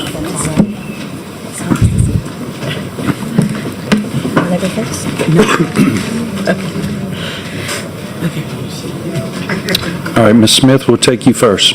Tell us who you are and give us your testimony, please. My name is Samara Smith. I'm a New Orleans resident and thank you, Xavier University of Louisiana grad, and I'm here as an organizer to tell you that the public supports Senate Bill 407. Fair representation is critical to our democracy. Communities should be allowed to elect representatives of their choosing. You don't choose your voters, we choose you. Our representatives must recognize our shared interests and lived experiences. Without fair maps, there are specific communities, predominantly black communities, that will not have representatives that feel accountable to them, and we will be robbed of our opportunity for equal representation. Political power should be in the hands of the people, not diluted. Everyone has a voice, and every community deserves to be heard. This map is our best chance at achieving the representative democracy that you claim to serve. And I'm here because I submitted a green card, as did many, many of the people that have been waiting for hours, and I meant it. Thank you. Thank you for your testimony, Ms. Smith. Ms. Stimson? Hi, my name is Sandra Stimson. I'm a native New Orleanian, and I'm old. Yeah, I'm going to be 79 next month. I'll make it. I remember Jim Crow. I remember segregation. I grew up with it. I remember when the governor of this state tried to shut down the schools in New Orleans rather than have them integrated. But the Orleans Parish School Board and the teachers in New Orleans and the people of New Orleans stood up and kept the schools open. I don't want to go back to the way it was. I was a poor kid in New Orleans, and I knew that if my family didn't have the money to send me to a private school, if we didn't have schools, if we didn't get an education, I couldn't go anywhere. I couldn't do anything. My whole life would have been different. And I don't want this. I've fought hard for change, and I don't want to go back to the way it was. It wasn't good. I mean, it might have been good for some people, but there were a lot of people it wasn't good for. And I speak in support of Senate Bill 407. Thank you, ma'am. Thank you for your testimony. Mr. Frankie Ayers, tell us who you are and give us your testimony, please. Frankie Ayers, piano dude, 509 Home Boulevard here to spark a little curiosity and away we might go. It's good to see Mr. Duplessis here. I would have liked to have seen, I believe it's Mr. Harris, and I would have liked to see Mr. Talbot in the room. These are only two senators for Orleans or Jefferson Parish that represent only Jefferson Parish, that don't subject their citizens to a virtual representation. You reach into Metairie, you reach into my neighbors over off of Severn, you knocked on them doors, I haven't seen you. You weren't at the Metairie Road Parade, I parked right over there, you weren't there. Mr. Miller, part of Kenner, right? This is a doctrine of virtual representation. I oppose this map if I was going to oppose it, but I'm not here for opposing. Right? I'm not here to beg and plead for any First Amendment or 14th Amendment. No, I want that Republican form. You're the body for it. Can't take it to court. They won't hear it. We're guaranteed a Republican form, and if we find ourselves lacking for the enlightenment required to exercise our control with a wholesome discretion, not that you're stupid. You got your eyes covered. You got the wool over your eyes. We're all blinded a little bit by this opportunism. A lot of neglect, a lot of years of neglect to this fundamental form. If we find ourselves lacking for that enlightenment required, the remedy is not to take it from ourselves, regardless if you're black, Democrat, white, brown, I don't care. The remedy is not to take it from ourselves, but to inform our discretion, and this will be the true corrective for constitutional abuses of power. If you permit the large fraction of one parish to take from the other fraction of another parish, their representative, you substitute a real representation for a virtual representation. Which is a tendency of the doctrine of virtual representation has been too well discussed and appreciated by reason and resistance on a former great occasion to need development now. Boy, did we develop some of this last Friday, huh? I'm not here for fairness. I'm here on behalf of 831,000 no-party registered voters and myself as a candidate who was barred from candidacy by every one of you in here. Thank God, thank you for Senate Bill 1. I wouldn't have been able to file this federal lawsuit putting a stop to your little shenanigans from Act 84, raising the fees, Act 395, 495, 386, Acts, HB 17 y'all pushed through. No party candidates can't even be a candidate for office. This district, completely different than one I ran in and got 2%, 16% of precinct in Slidell. I don't live in Slidell.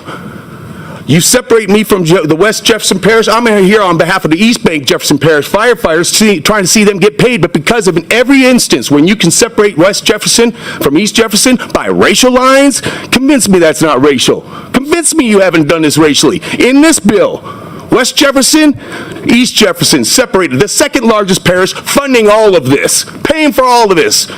I gotta wait.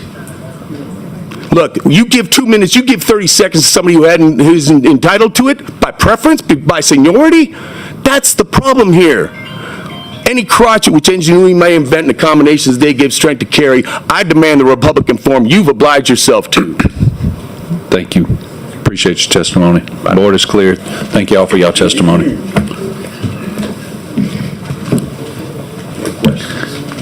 Ms. Tanya Nyman. Maria Harmon. Linda Venable. Please keep it down for people to listen and hear their names called. Dr. Chris Williams. Rebecca King. Jamie Davis. James Hyatt. Wilfred Johnson. Emily Walsh. Michael Cahoon.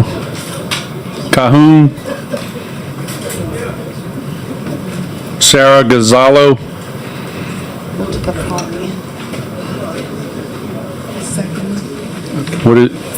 Are you Miss Gonzalo? Okay, Miss Gonzalo. What is your name, ma'am?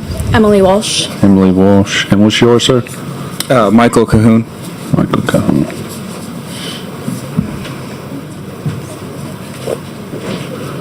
All right, we'll start with Ms. Gonzalo. Welcome to the committee. Thank you. Please state your name for the record. My name is Sarah Gonzalo. I'm here on behalf of myself,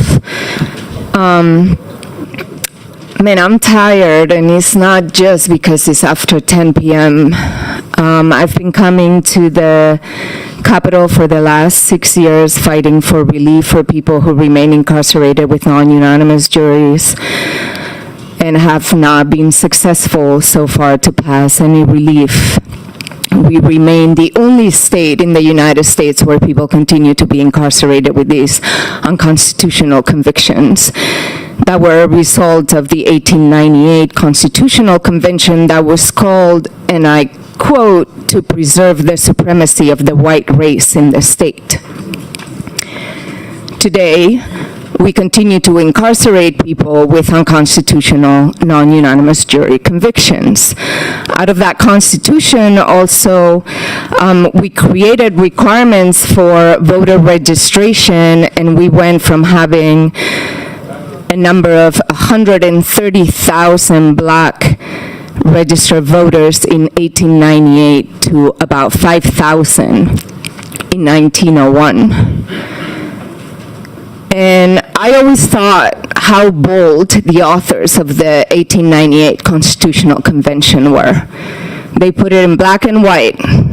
We are here to preserve the supremacy of the white race in the state. And man, I gotta wonder where that courage of those convictions are today.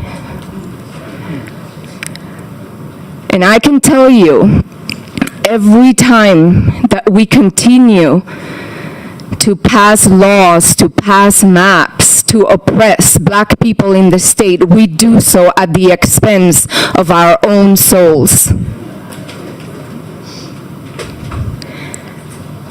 And I at least ask that if you're going to do that, do not hide. Have the courage of your own convictions. I am baffled by what's happening here. We continue to pass these laws before we can even fix the laws that were passed in the 1800s. But we want to do it and not be called racists. You can't have it both ways. And back in 1898, there were white people who stood in the right side of history. And you have that opportunity today. So that 20, 40, 60 years from now, when a new generation has to come and fix the problems that we created, you can say, I stood in the right side of history. Thank you, Ms. Gonzalo. Thank you for your testimony. Ms. Walsh, please state your name for the record. My name is Emily Walsh.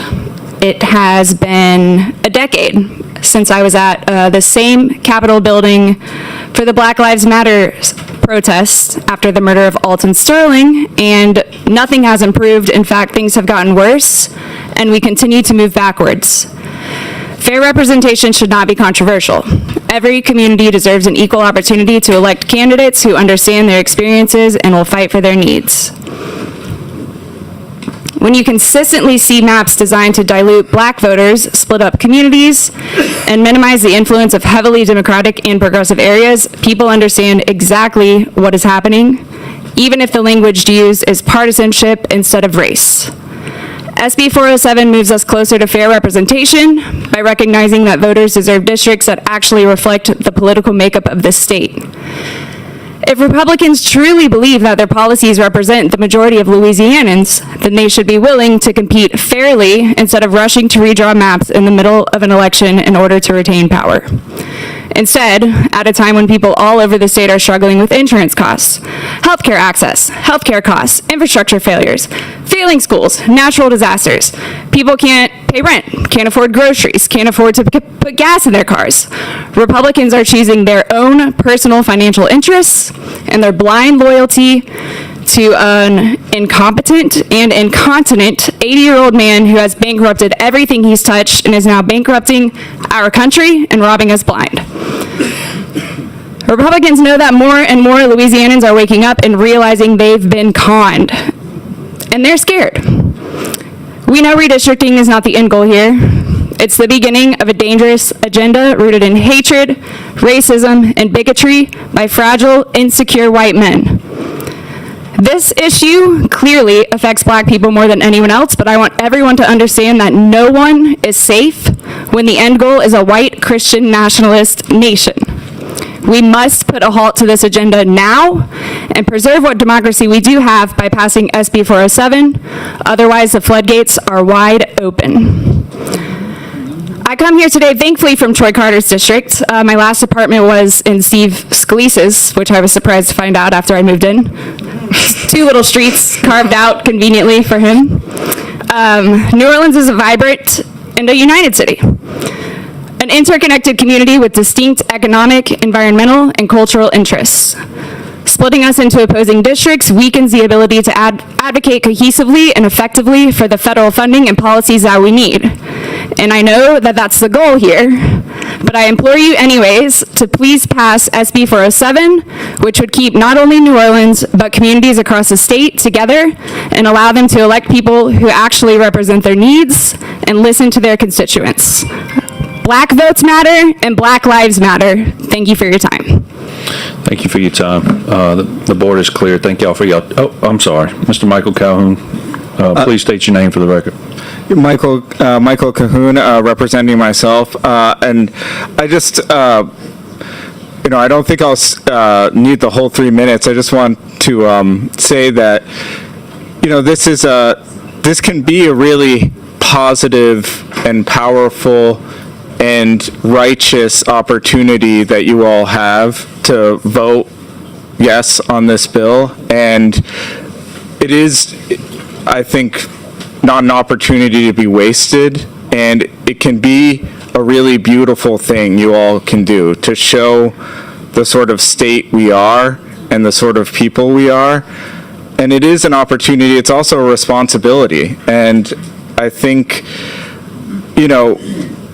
these are people coming here with green cards, asking you to do something, asking you to vote yes, being positive.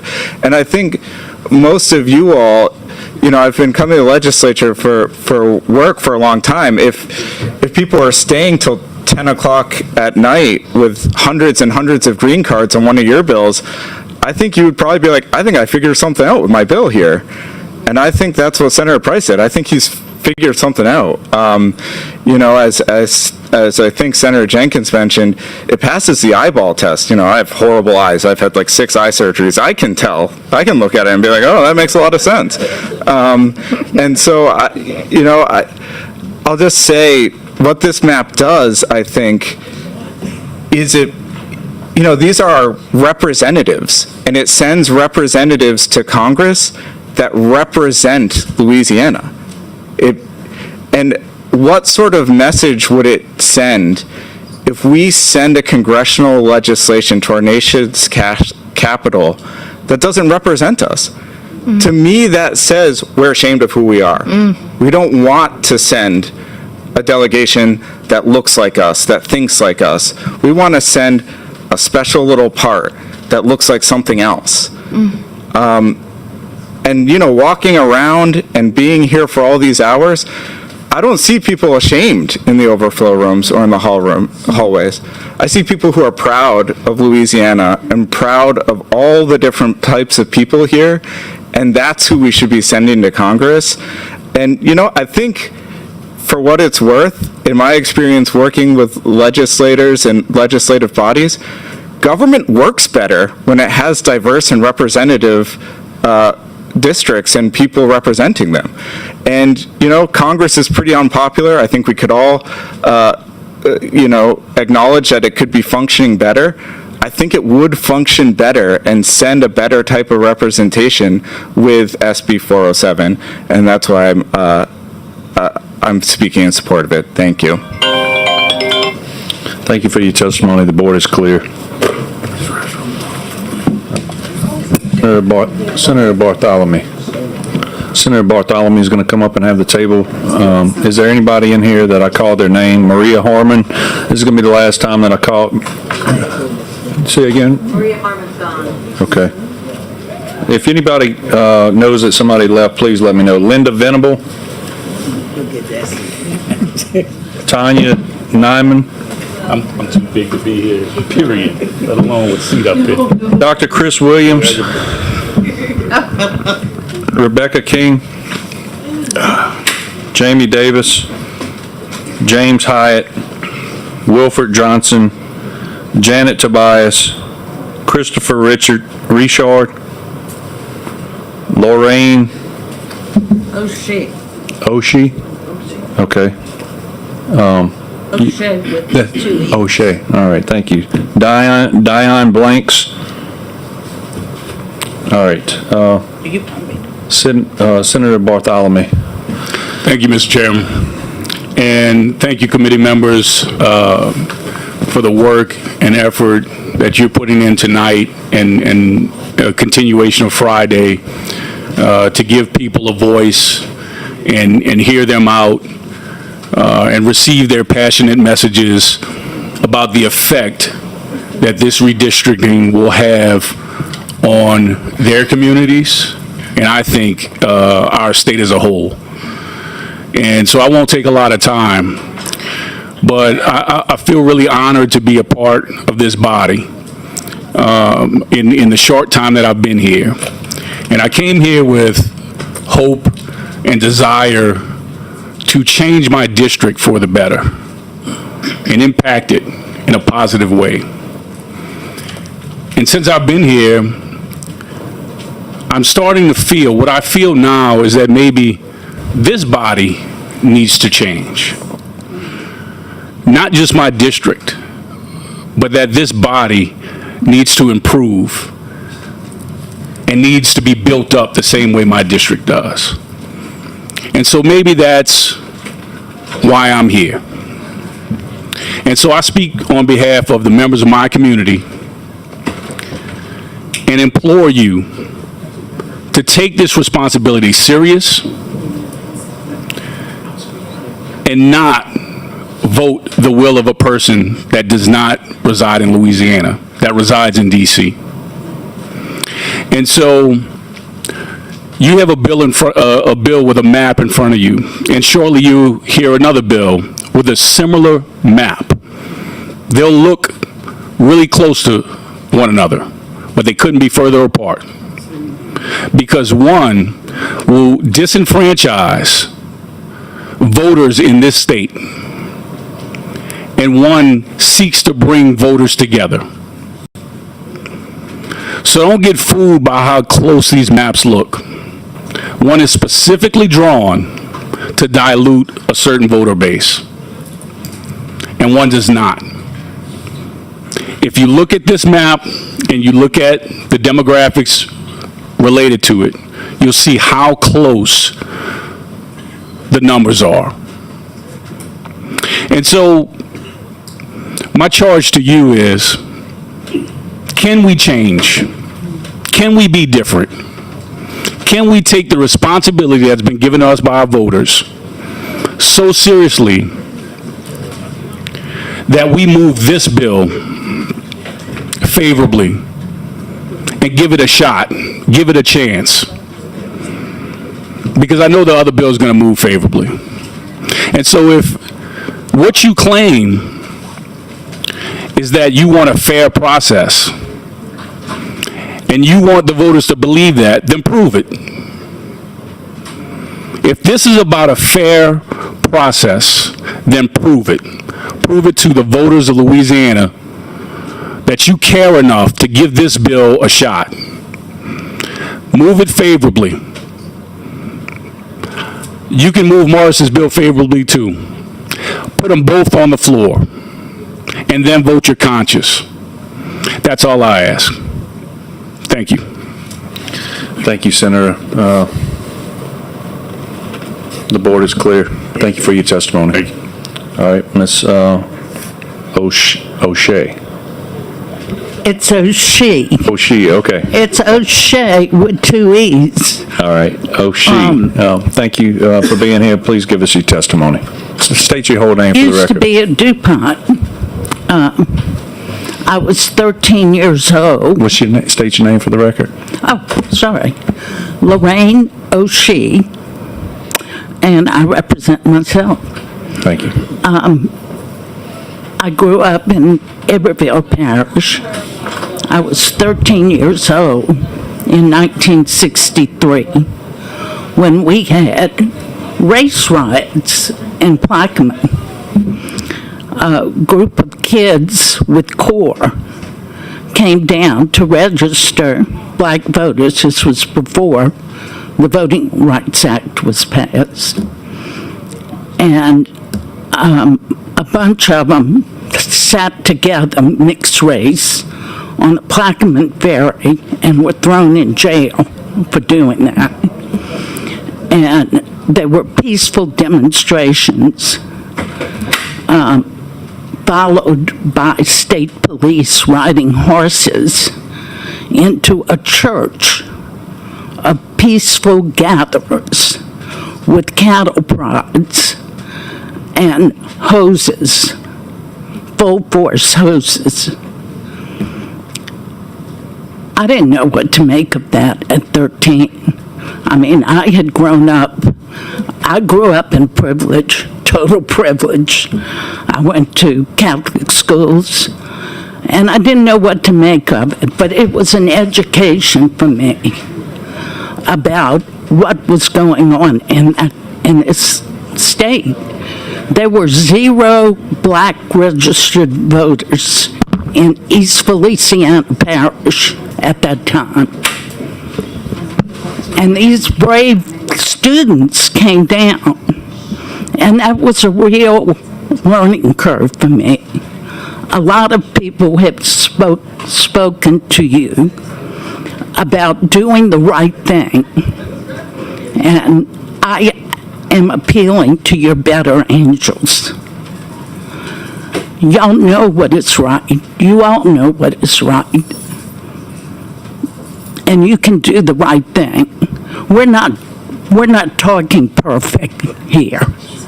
It hadn't been perfect for a long time, but this is the best and fairest map. And I agree with the senator. At least let's have a vote on the floor for it.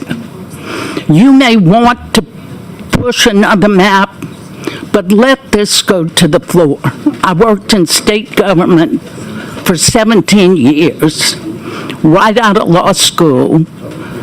My first case was the Section 2 Voting Rights Act case for the judiciary.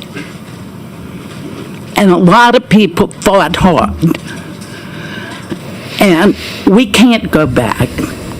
So I appeal to you all to do the right thing. Thank you for your testimony. There's a lot of DuPonts in Plaquemine area. There's what? There's a lot of DuPonts in that Plaquemine area. That's right. We've been in politics a long time. Yeah. Judge, the judge is related to you? Some of them. Yeah. They're the good DuPonts and the bad DuPonts. Don't get us mixed up. All right. Thank you for your testimony. Ma'am, I called your name. I need to find your card. Hello, bonjour. Bonjour. Bonsoir. Comment ça va?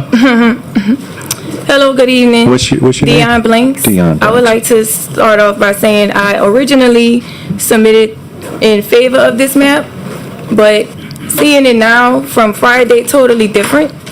I am a native to New Orleans, Louisiana, uptown, to be very specific. I am a 2-time graduate of Tuskegee University, and I am a geospatial analyst. I'm a true scientist. I study the Earth from space. I utilize satellite data and imagery to look at people, places, things, objects, trees, nature, everything. And I am a very disgruntled constituent of Congressional District 2. And I really want to focus, I'm going to be quick, but I really want to focus on voter suppression. That is a big issue in District 2, as well as the environmental injustice going on. I would be remorse if I did not speak to what is going on in Cancer Alley, which my family, my lineage dates back, is all up and down through that area. It runs through communities that have been fighting through Cancer Alley. It runs through communities that have been fighting for their lives against petrochemical pollutions, which these plants are built on former plantations. This is also signs of environmental injustice and decades of political neglect. And the way that this state has redrawn its maps has made it sure that these communities never had the political power to fight back effectively. Now, I do not want y'all to miss. Upon completing my studies at Tuskegee University, my family and friends dubbed me the Uptown Hidden Figures because I started my career at NASA. And leaving NASA, I went on and took an oath to protect this nation and serve my time at the Department of Defense as a geospatial analyst. So, all of that to say, I know a thing or two about making maps. And this is not a fair representation of what should be going on in the state of Louisiana. But because I was trained by the best, the United States of America, which to me it is the best because my ancestors built it, I was trained to look for things that most people are gonna miss. So another political strategy that I have not heard or is not being, I don't think, told to the masses about these maps, one that is hidden in plain sight is in our census data. Louisiana counts for over 26,000 incarcerated people as residents of the prison districts, where they are physically held. 66% of those people are black. They come from communities like mine, from New Orleans, from Baton Rouge, and the river parishes. But under the current census methodology Louisiana uses to draw its maps, they are counted as residents of Angola, a whole lot of the facilities that hold them, not the communities. That inflates the population of the political power of those prison districts. Meanwhile, black communities that they actually come from are losing their representation. The part that should make people most uncomfortable about this is that those 26,000 votes, those inmates, their votes do not count. They can't vote.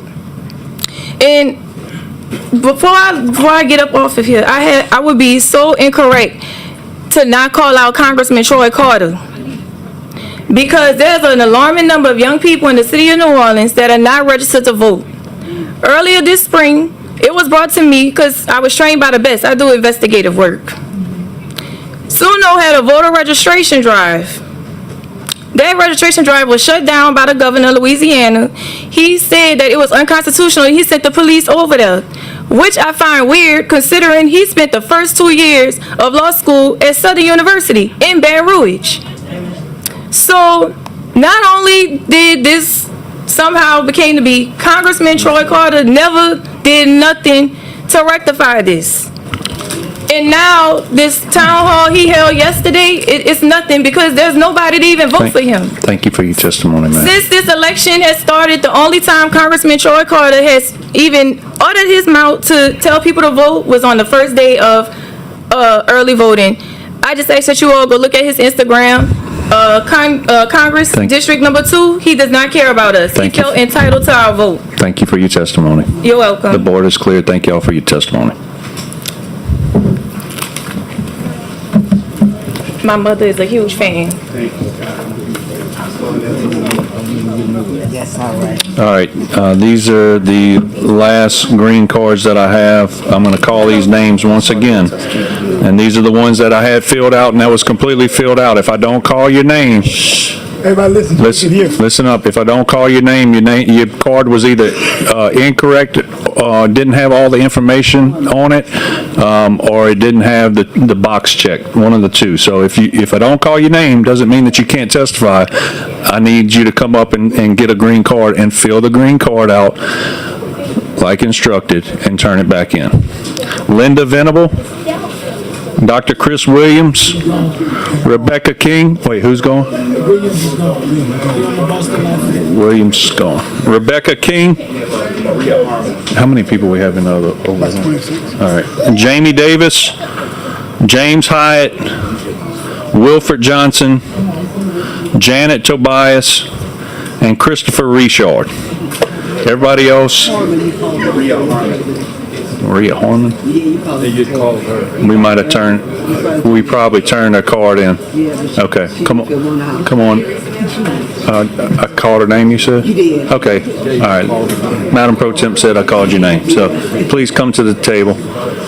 So if I did not call your name and you would like to speak, please get a green card, fill it out, and turn it in.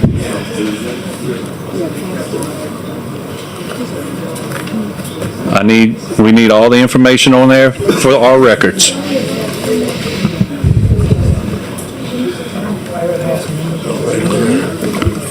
our staff has to sort through all these cards, and we need all the information on it to be able to put it for the records. So if your name isn't legible, if you didn't check the box to speak, or if you didn't have all your information on there, it was put to the side. We can't record all the information if your information is not on there.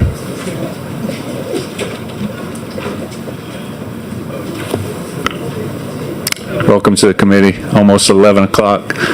Please tell us who you are, and, oh no, Madam Pro Tem says she's about to turn into a pumpkin. All right, give us your name and start your testimony, please. Good evening. My name is Maria Harmon. I just Please want to keep thank it you all down for your for, patience. I'm sorry, Okay. stop. I'm gonna restart your time. Please, everybody, if they could, give respect for the lady giving her testimony. Go ahead. Hi. Again, my name is Maria Harmon. Again, I want to thank you all for your patience because I was watching online and I saw y'all were calling my name and I felt compelled to come back. So thank you for having me speak. I'm one of the executive directors, I am the executive director and one of the co-founders of Step Up Louisiana, and also the education chair of the Baton Rouge branch of the NAACP. And I come before you in support of Senate Bill 407. This map, compared to the others, honestly, is the most equitable map. When I think about the voting rights that are in a very fragile state, if we look at the outcome of the decisions from the Supreme Court. And I understand that it's a lot of challenges facing the decision makers, you being the decision makers. And I just encourage you to consider going forward with Senate Bill 407. For me, this fight is very personal, like many other people. I'm someone who has researched my family lineage, and I'm sitting before you as the third great-granddaughter of slaves and a great-grandchild of sharecroppers. And I honestly believe I am my ancestors' wildest dreams.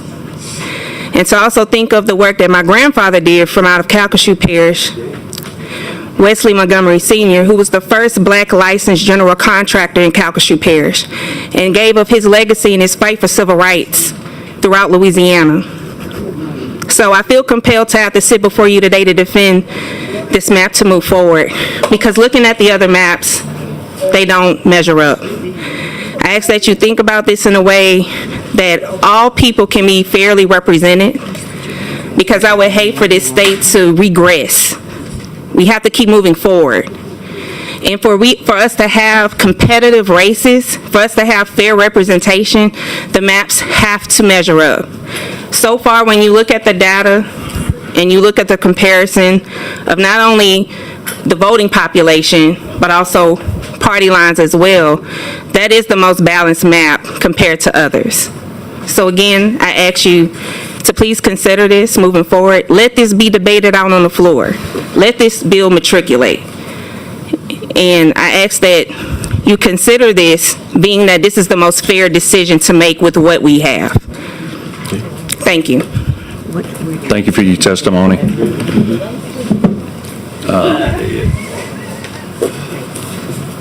All right, we have Jessica Kim, K-E,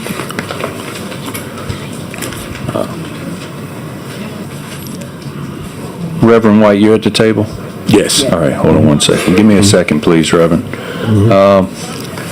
Reverend White's at the table. Jessica Kern, K-E-M-M. Oh, okay. Is that, I won't say your street address, but is that a real street? It's a real street. All right, interesting. All right. Lisa King? Is Lisa King here? All right, Lisa King's here. All right, and then I'm going to put a few in the queue.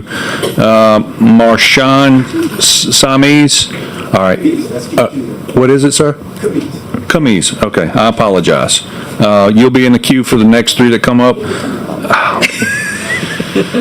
I don't even know how to, Sifo, okay, yeah. No, I know, I messed it up last time, I apologize. I like how you say it, though, the whole thing. Angela Roberts, is Angela, okay, Angela Roberts, and then Dr. Sidney Epps, and then Ron Hicks. All right, that's, Celeste Reach Harper, Catherine Balls, and Dadrius Lannis. All right, so the next three after these three will be Marshawn y'all know who y'all are. All right, the Reverend was here first, unless we take the ladies first. Take the ladies. All right, Ladies first. Miss Lisa King, please state your name for the record. Lisa King. I also live on that crazy name that you like. You can say that. Lover's Lane.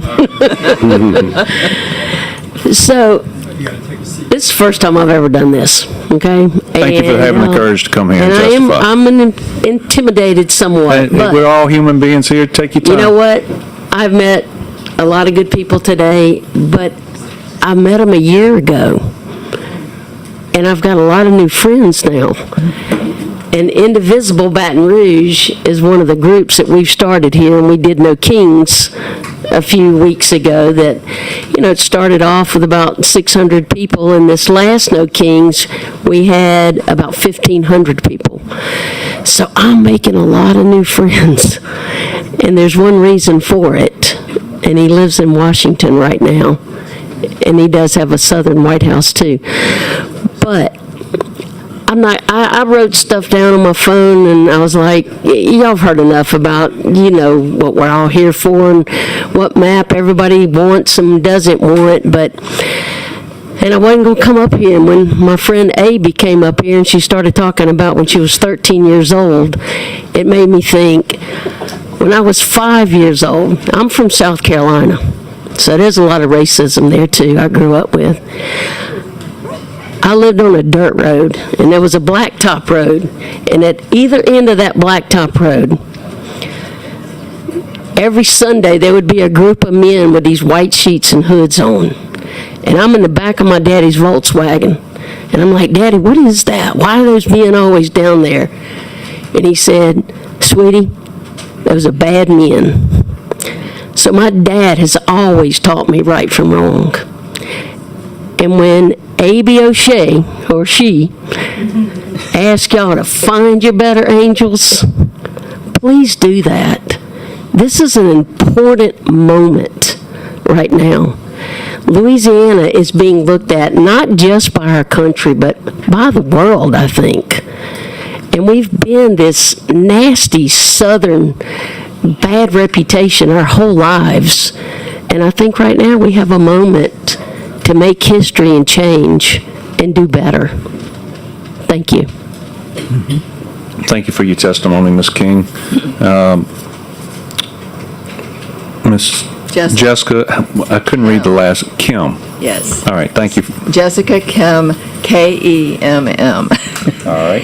And I'm speaking for myself and in support of SB 407. I grew up in Louisiana. I'll be 74 next month. And one of my first public memories after I learned to read was being in the grocery store asking my mother what was the difference between colored and white water. The answer didn't make sense then. It still doesn't make sense. And that was just the beginning of my learning how to navigate life in Louisiana in the 1960s. It wasn't easy because I wasn't brought up. I was brought up in a pretty liberal home, and I'm white. People fought during that time. People fought and died in my lifetime for the right to vote, to go to the same schools as white kids, to drink the same water, sit next to white people in the movies, all those things, and not be beaten or killed for not saying yes, sir, and no, ma'am. The right to be represented in government was one of those hard-won rights. so that people who shared similar values, black or white, could be represented. People who believe that everyone counts, not just the few who can breathe clean air, not just the few, so that not just the few can breathe clean air, drink clean water, go to good schools, live in safe neighborhoods, make decisions about how they want to live their life and what they want to do with their bodies, to have a future, and not to be beaten or killed for speaking out. Everyone deserves representation and an opportunity to win elections. Let our vote count, give us that chance, and tell me that the last 60 years of my life, they happened, and that we're moving forward. I'm another old white lady up here telling you to say, just telling you and asking you not to send us back to the good old days. They weren't that good for most people. Thank you. Thank you for your testimony. Reverend, please state your name for the record, sir. Gregory White, Reverend Gregory White. First of all, I want to thank you for allowing me to speak. Once again, I spoke the other day, and I came from the Word of God. And you asked me what that scripture was. I told you Luke the 18th chapter, when there was a judge who said, neither do I regard God nor man, but because this woman worried me, he would give her the request. And I told you then, the people have come to worry you. They're coming because they're concerned. But tonight I want to share this with you because I also come to represent my mother, Rosalie Burrell White, and my father, James White Sr. And last but not most of all, I come to represent God. Because I believe that the decision had already been made. I don't know. You know what you're going to do. You know what before you come to this meeting. But I want to share this with you. I live in a state called the Gumbo State. And if any of you like gumbo, to have a good gumbo, you got to put some of everything in it to give that flavor, that taste. I live in a world that God made, and it's a gumbo. Some of everybody in it. And then when you have a good gumbo and understanding the world that we live in, everybody brings something to the table. Something good, something bad, but everybody brings something to the table. And as I was thinking today, once again, I ask you to search your soul, search yourself, and I pray and hope that you honor God, the Most High. Some say there's not a God. Some say there is. What if he is God? And God is a God of love. So I ask you tonight to give reverence and respect the Most High, the creator of heaven and earth, because truly, Louisiana is on trial. You on trial. We're on trial right now. God is looking and he's seeing. God is no respecter of a person. There's a God, and we all know it because we all bleed red. There's no white blood, no black blood, no yellow blood. And as I said before, if something happened to you, it just might be my blood that you need. But we didn't choose the color of our skin or the texture of our hair, but God made us in his image. And so I want to ask you to think about this. In Colossians it said, but above all these things, put on love, which is the bond of perfection. And let the peace of God rule in your hearts, to which also you were called to one body, and to be thankful. For God so loved the world that he gave his only begotten Son, that whosoever, ever so who, red, black, yellow, whatever, believe in him should not perish but have eternal life. Yeah, that's life at the end of the tunnel. And I want you to think about this as a Christian, as a child of God. Remember, he said, if I be lifted up from the earth, I'll draw all men unto me. We all need each other. And the question would be why? Because we all bring something to the table. So in history record this day, in eternity, your choice, whatever you make, is going to be for eternity. But we can do what's right, and we can realize that we all need each other. So thank you for your time, and God bless you. Reverend, thank you for those verses. And I'm not trying to I gotta go back to the gumbo. You can't put okra in it. Or tomatoes. That's what makes it so special. You put what you like in it. I know. Seriously, thank you for coming. I appreciate it. Madam Pro Temp. Yeah, we don't want to start talking about that gumbo, because I have had some different things in gumbo that I would have never thought of. But that is one thing that makes Louisiana so unique. And one of the things that I so love about this state, I traveled, I'm trying to remember where I went, and they had the audacity to have a lot of the New Orleans names on their menu. And you should have heard how they actually pronounce Chapatulas. I was like, what did y'all just say? They didn't say Chapatulas. They said something else, and a Chapalaya and so forth and so on. There's so much uniqueness we have. But I wanted to recognize, my pastor from my district, and thank you again for coming out. Thank you for sharing the word of God, the love of God. And at the end of the day, I am praying that it will be the love of God that would actually speak to this issue and speak to what is before us. But I want to thank these two ladies as well as everybody else who have come to the table. I have truly enjoyed and respected your perspective and your testimonies, and to hear your story, each one of your stories from a different perspective, and what your dad and how your parents raised you is so very important, because I too agree. This moment in time is not about today, really. It's about what's behind us, what's coming behind us, what are we doing for the next generation. Somebody opened the door, somebody planted the tree so we can all enjoy where we are today, and we dare not do our part. So I just want to say thank you once again for each one of you guys being here till 11:10 tonight. Thank you again. Thank you, Mr. Chairman. Thank you. Thank you. Thank you, Madam Pro Temp. The board is clear. Thank y'all for your testimony. I'll call up Mashawn Siamese. Sorry if I messed it up again. I apologize. No worries. And then Nikosi. I got that part right. And then Angela Roberts. Is Angela Roberts here? All right. And then after these three, we will have Dr. Sidney Epps. Are you in here? Dr. Sidney? All right. Ron Hicks, are you in here? All right. Celeste Reach Harper. All right. Catherine Baltz. All right. Dadrius Lannis. He's here. You here? He's here. All right. Jalen Braxton. Here.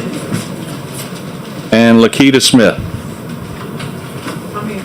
Okay. All right. Is that everybody that wanted to talk in support of this bill? Then we'll go to the red cards. All right.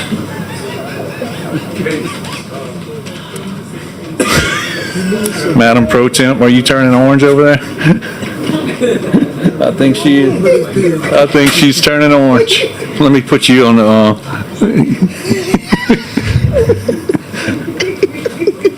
That was funny. That was funny. That was funny. She's delirious. All right. We'll get back to business. We'll do, gentlemen, if y'all don't mind, we'll take Ms. Roberts first, ladies first. All right. Ms. Roberts, please state your name for the record. Angela Roberts. I'm here in support of SB 407. So many people have spoke since Friday that I won't belabor you too long. I'll leave you with this and with an analogy at the end that I hope you understand well, albeit I understand we are all very tired. I will not leave you with any jokes to make the night smoother, because it's not a laughing matter to me when people's rights are being threatened and they're being disenfranchised. Black citizens have fought for years in federal courts to secure representation after decades of dilution and disenfranchisement. They won, and now instead of respecting that process that has put the same elected leaders sitting before us today, this legislature is being asked to move the goalpost all over again. This is a dangerous precedent, because the precedent you set today will not belong only to the people you are targeting right now. Eventually, the tables always turn. My late father would have said, you had a good thing, but you went to the well one time too many, and this is the well. And when the shoe is on the other foot, the same logic being used today, that representation can be dismantled when those in power dislike the political result, will be used against someone else tomorrow. Maybe another community, maybe another region, maybe even members sitting in this very room. That That is why safeguards are supposed to matter regardless of who benefits in a given moment. Safeguards and proper precedents are the pinnacle of effective leadership. Because once lawmakers normalize manipulating representation after voters speak, no district is truly protected anymore. What happens when every election becomes an excuse to redraw the power? What happens when communities are told the representation is only legitimate when it produces outcomes acceptable to those already in power? That is not democracy, that is conditional representation. And history has already shown us exactly who gets harmed first when representation becomes conditional. People pack this Capitol because they understand what is at stake here. They understand that these maps are not lines on paper. They determine who gets heard, who gets ignored, and who government believes is worth protecting. SB 407 is the only proposal before you that preserves meaningful representation instead of treating it as disposable. The vote you cast today will outlive this moment. It will shape the precedent Louisiana follows when power changes hands, because eventually it always does. It may be you or it may be your grandchildren, but it will happen. And as my father would have also said, locks keep honest men honest because dishonest men will find a way to rob regardless. This precedent is the lock, and you get to choose what kind of men or women you are. Thank you so much for your testimony. I see no questions. If we can go on to the next witness, is it Mr. Monty? My last name is Monty, yes. Yes, if you could state your name for the record, I appreciate it. My full name is Sipo Mngoisi Ngosi Monty. So last time I came over here, I pretty much centered my argument around how the Senate bills like SB 166, SB 121, and SB 130 were reflective of the steps government officials took to disenfranchise minority voters. So today I stand here in support of 407, not because it's perfect, not even because I really think that it's fair, but because how most black voters will relate, it is my best option. All right. So today I'm going to go ahead and expand on my argument, and I'm going to show you how these maps and the political power plays made to reach their attempt to initiation today are alarmingly similar to steps taken by countries en route to becoming totalitarian.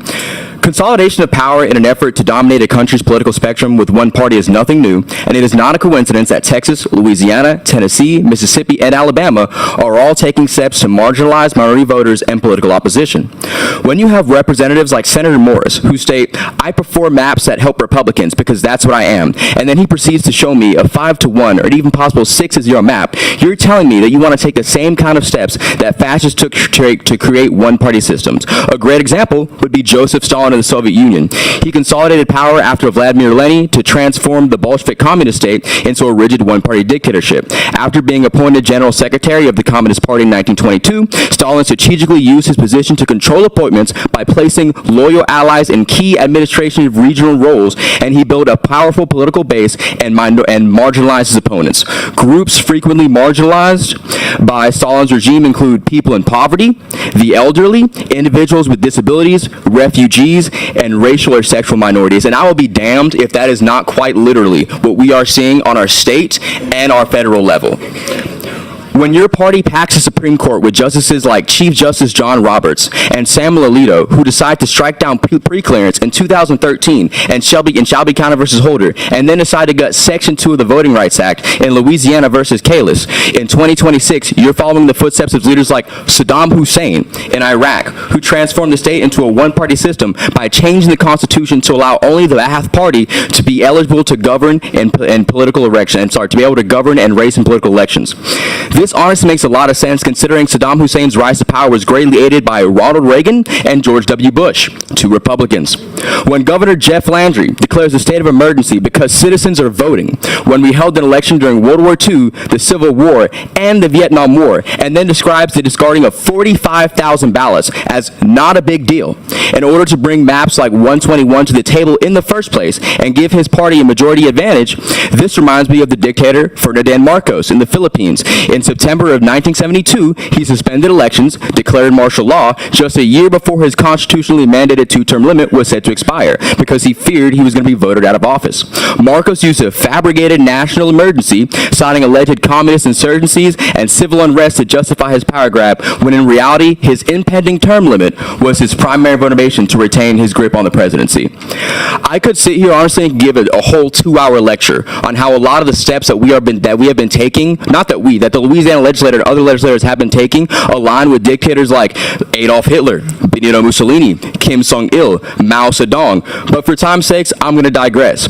And I know that a lot of you are sitting here and going, but those are totalitarian governments. This is the United States. We're clearly not the same. Let me clarify. This argument is not to sit here and tell you that the United States has the same government as, say, the Soviet Union. Because we don't. You can start wrapping up your comments. You have For 30 sure. seconds. We don't yet. However, this argument is here to show you the same steps that were taken by governments on route to become totalitarian, and the same steps that we are taking and moving further and further away from a free society every single day.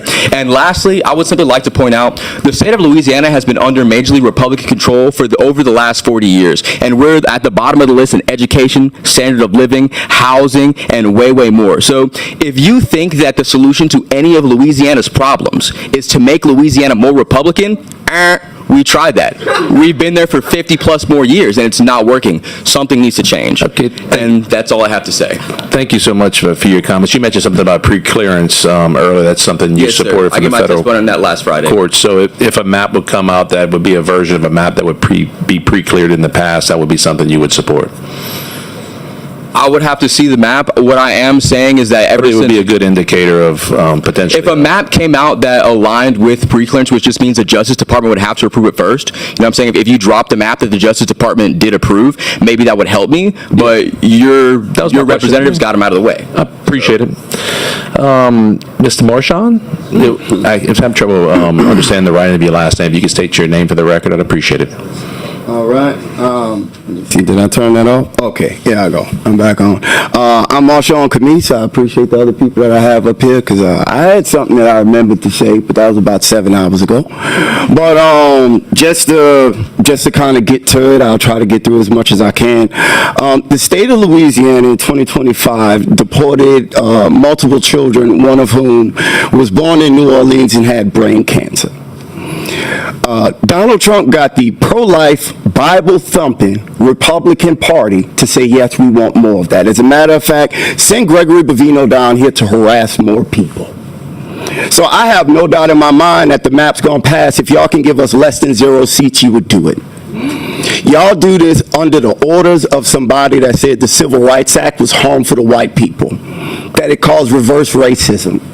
RFK said that black children are overfilled on antidepressants and that they need to be reparented on different farms, all of them. Pete Hegseth constantly brings Doug Wilson to the Pentagon to give a prayer service. Doug Wilson is the same pastor that said that slave owners were on strong spiritual ground. I don't have no belief in no morality on anybody that followed Donald Trump. If you wasn't with this map, you wouldn't be underneath this president, you wouldn't be in your party. You would stand up, you would stand against it, you would speak out about it. So as far as I'm concerned, if you here as one of these Trump Republicans, you already showed us who you are. You showed us what you want to do. And I believe the country as a whole is rebuking your party. Y'all are in a death spiral. That's why y'all have to redistrict. That's why y'all have to cheat. That's why Trump got to go to Texas and say he entitled to 5 more seats. It's because y'all know what y'all doing is abhorrent. We letting our people die in Iran based on false pretense that Tulsi Gabbard and Joe Kent say it ain't real. Y'all okay with all that. So I'm positive y'all gonna be okay with the maps. But the beautiful thing is, the children that y'all have made and the people that's younger than y'all don't support none of this racism that y'all want. The MAGA party is the last breath of the Confederacy, and I'll be happy to see millennials and Gen Z bury y'all. There will be no more of your party. The midterms gonna come, y'all gonna get wiped out. Trump gonna get dragged out of the White House, and I'ma love every second of it. Because y'all loved every second of the suffering that he caused to everybody in this country. And worldwide, we starve in Cuba. We bomb Nigeria. We holding Zimbabwe and Zambia hostage for their minerals. We don't want to give them aid support. The pro-lifers that say all life is special, y'all letting kids die of AIDS. What part of your Bible say that? Point out the scripture. I think everybody would love to see it. And we would love to see y'all in the midterms. Thank you for your testimony, sir. The board is clear. All right, up next we'll have Dr. Sidney Epps, Ralphin Triggs, and Ron Hicks. And then after that, Miss Harper, Reach Harper, Catherine Baltz, and Dadrius Lannis.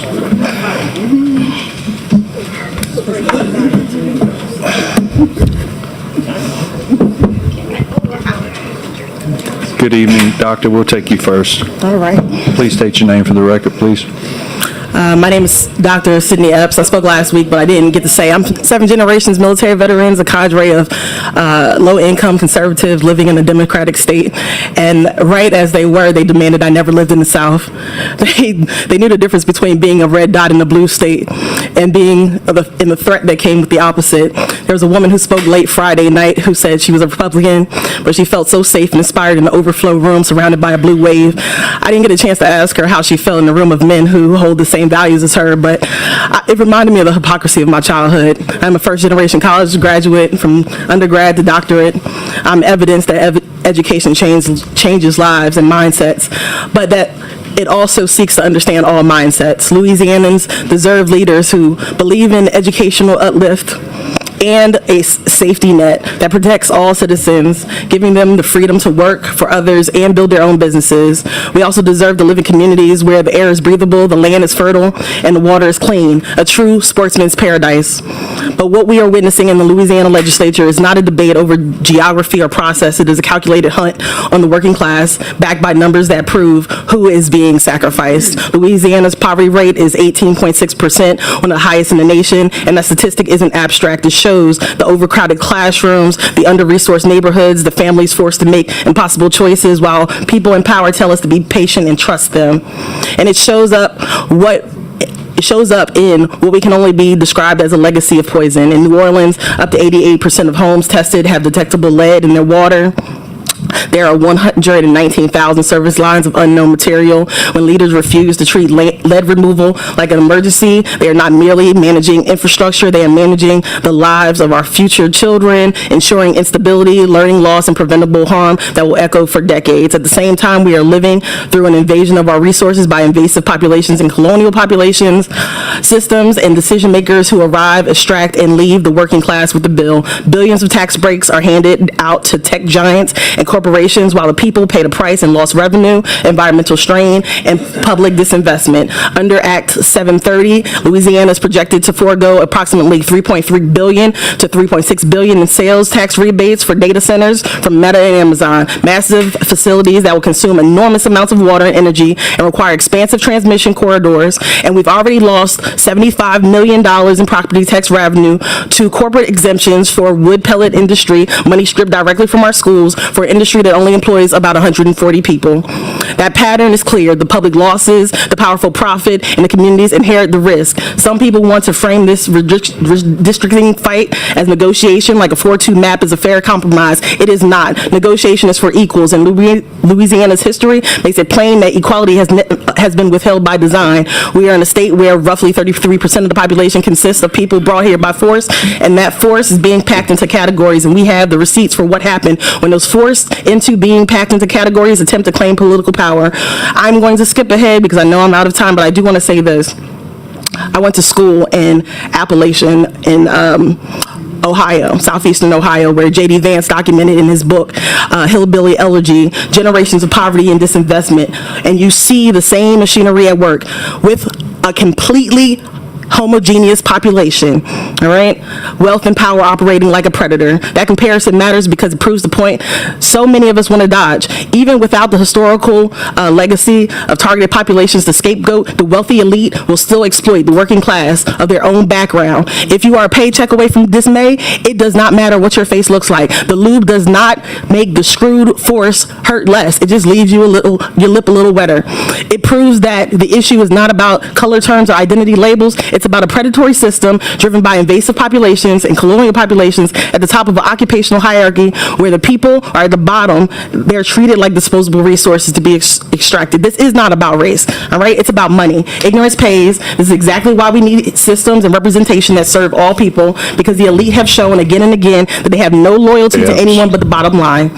Louisiana needs a 0-6 map that flips the Morris maps, one that makes every district competitive and forces representation to respond to the people's actual needs, education, health, and environment for Louisianans of all backgrounds, because the map protects power instead of people. Everything else follows. Thank you. Thank you for your testimony. Please state your name for the record, sir. Thank you, Mr. Chairman and members of the committee. My name is Ralphon Triggs. I come representing myself and the Organization of Young Democrats of Louisiana, where I currently serve as secretary.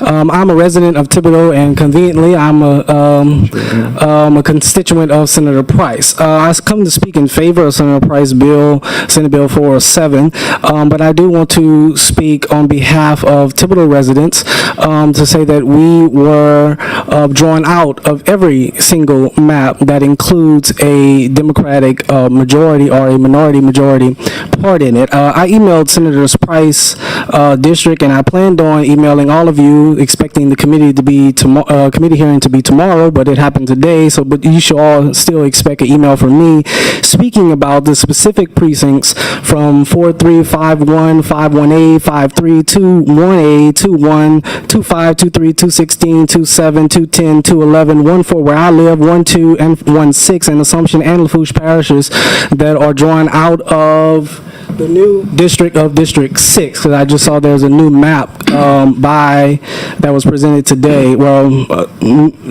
Amended map, I should say. I told Senator Price in the email that this is convenient because his Senate district, District 2, where I live, coincides with Congressional District 2 currently, what I call the hook where I live. The black community there, the Democratic community that prominently votes there, we want to be included in that, and I believe that we're being left out of that. Where I live, we don't vote with the rest of our parish. Where I live is Lafourche Parish. My area, we don't vote with the Republican Party, and that's fine. I understand that everyone has their own politics, but my area, like I said, to the many leaders that I spoke to, which would be the NAACP president and our black leaders, black councilmen, black parish councilmen, they should be here. I will say that they should be here, not me saying this. But in 2022, many of you should remember me that I was the 17-year-old kid that when you came to Nichols University in Thibodaux, I spoke in Thibodaux there. I remember Senator Duplessis was there. He spoke with me, and I appreciate what he had done. And then later on, when the Supreme Court overturned those maps and said it was unconstitutional, that we need a second black district, I met with my Republican state House representative, and I asked him to help out, and he told me, and he gave me his word, that if the maps were overturned by the Supreme Court, that he would work on an amendment with his Democrat colleagues to include those same precincts that I gave you. So I know not all Republicans are bad. Not all Republicans only care about themselves. I can trust in some Republicans. And I will have any questions, anything that any of the senators would like to say. Thank you. Thanks, Senator Duplessis. Thank you, Mr. Chairman. Ralph Allen, it's great to see you again. Thank you for remaining committed. I remember when we met in Thibodaux on that road show, and I will just have to say this, because I didn't mention it earlier. Somebody else talked about the road show. All of the work that we put in, going back to 2020, we traveled all across this state, every corner of this state, seeking input from the people of this state. And we took full advantage of it. And here we are again in 2026, not even at the direction of the courts to be here tonight at 11:30 at night. They said that the second district that we drew was unconstitutional, but they didn't say we had to do it right now, right? And they didn't say that we couldn't have two majority black districts or two majority Democrat districts, but all across the state, all across the road show, the most resounding thing that we heard from people all across this state, including yourself, was that this state deserved fair maps and fair representation, which was two districts, whether it's majority black, whether it's majority Democrat.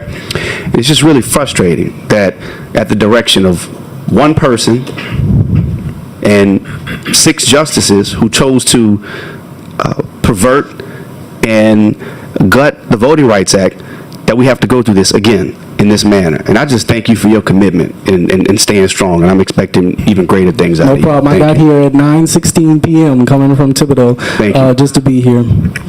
Thank you, Senator Duplessis. Vice Chair Miguez. Thank you so much, Mr. Chairman. I just want a clarification. You're from Thibodeau. The hook you're talking about, is that the Thibodeau and the Lobotyville area there? It's around that area. I wish if I had more time to prepare, I would have brought copies of the map. But if you look at Senator Price's current Senate district, it starts with 5-1, precinct 5-1, and it moves into the hook of Thibodeau, where there's primary black residential areas, where I currently reside as well. This hook, which is also part of the current Congressional District 2, I would like for that to be included in Congressional District 6 as proposed in Senator Price. That was my question. So you would like to see that in the 6th district of Price's amended bill? Yes, Senator. Okay, thanks so much. Appreciate it. Thank you. Thank you, Mr. Vice Chair. Mr. Hicks, is that your name? Yes. Please state your name for the record, please. My name is Ron Hicks, and I am representing myself. Former Senator Karen Carter Peterson said that we all make mistakes. That is a correct statement. We all do make mistakes. But what do we call it when we make decisions that we are informed about? That's not a mistake. That's a deliberate intent to cause people harm, cause people suffering. I mean, my wife been ringing my phone. Why? Because I'm here and really, we don't supposed to be here. 4-2, really? I was here Friday. Reconstruction, 1865. Since 1865, there are 4 black congressmen that sit at this same table. I'll show you the picture of it right here. I mean, with a conscience, with a conscience, we would have voted that day. We would have said, oh no, we cannot allow that to happen on my watch. We know it's not right. I mean, we just know that. And we smile and we casual with one another, but really in our hearts, we know that this is not right. And I like the way Senator Duplessis said this when he was talking about Josiah. I'm not going to tell you how good you are. I'm going to show you by the way that I vote to make sure that your voice be represented. This is what we hear about. And my question to the committee is, what we going to do? What are we going to do? I was raised, if I'm going to do something, if I'm going to pass a bill that's going to support a 6-0, I'm going to just get up and say it. Man, this is what we doing. I'm not going to bring people through this process with a mindset of knowing I'm going to vote this way anyway. But what do you call it when you deliberately do something informed about the decision that you're making? Is it a mistake? It's not a mistake, and we all know that to be true. I'll leave you with a scripture. Reverend White left with a scripture. Look what the scripture says. This is in Isaiah 10:1-2. Woe unto them that decree unrighteous decrees, and that write grievousness with their, or they have prescribed to turn aside the needy from justice or judgment, and to take away the rights of the poor at hand. I ask you to do the right thing. Do the right thing, and don't let the other bill go through, because we know that bill is not right. We need a representation of everybody's voice in this state, and you have the power to make it happen tonight. And I think that's what you should do. Thank you for your testimony, Mr. Hicks. The board is clear. Thank y'all. Dadrius Lannis, Celise Reach Harper, Catherine Baltz.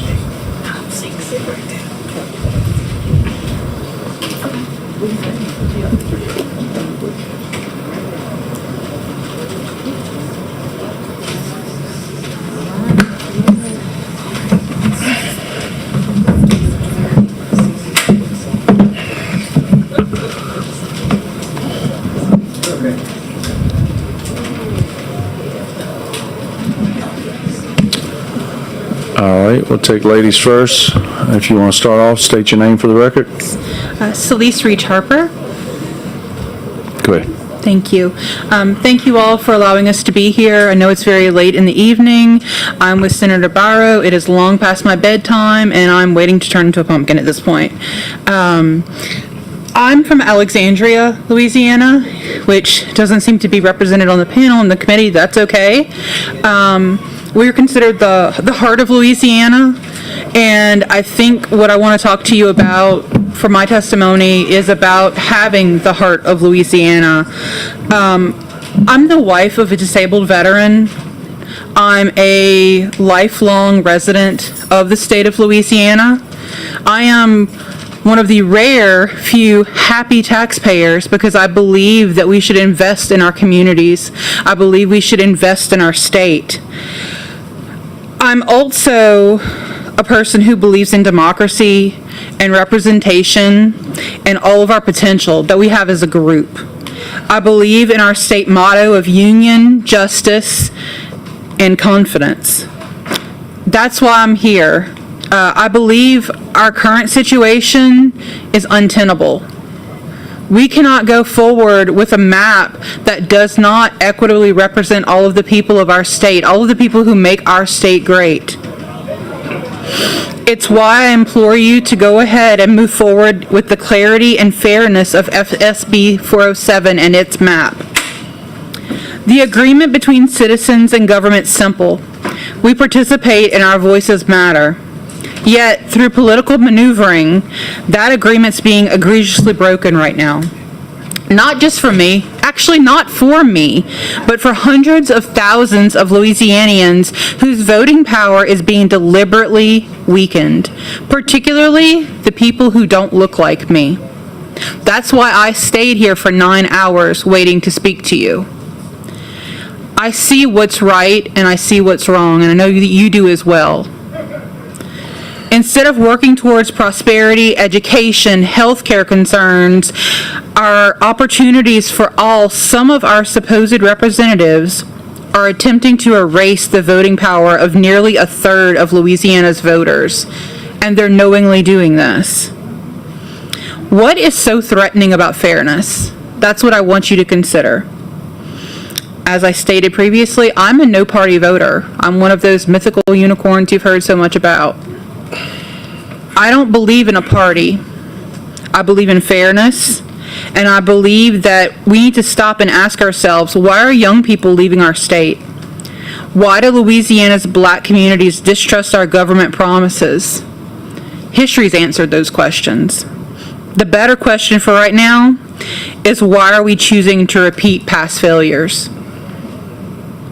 We are better than this.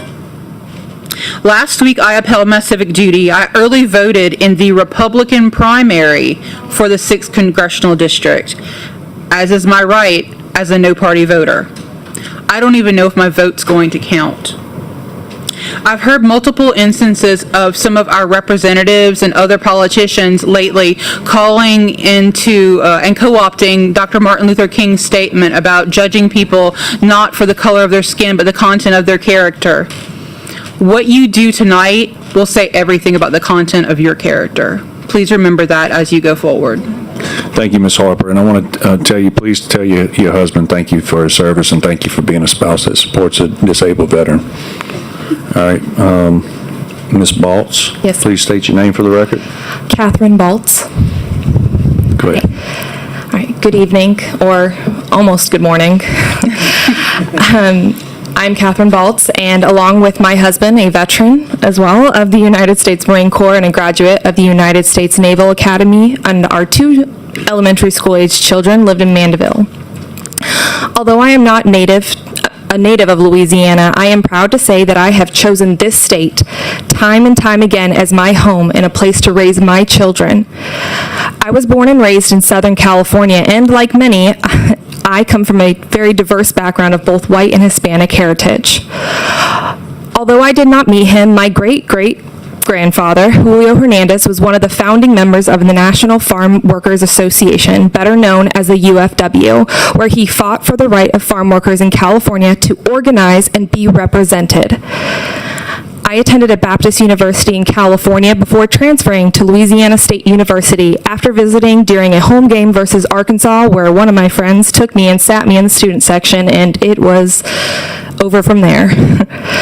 While at LSU, I learned about the laws and policies and decisions made in this very building that has suppressed the black and minority voices for decades and are still trying to do so today.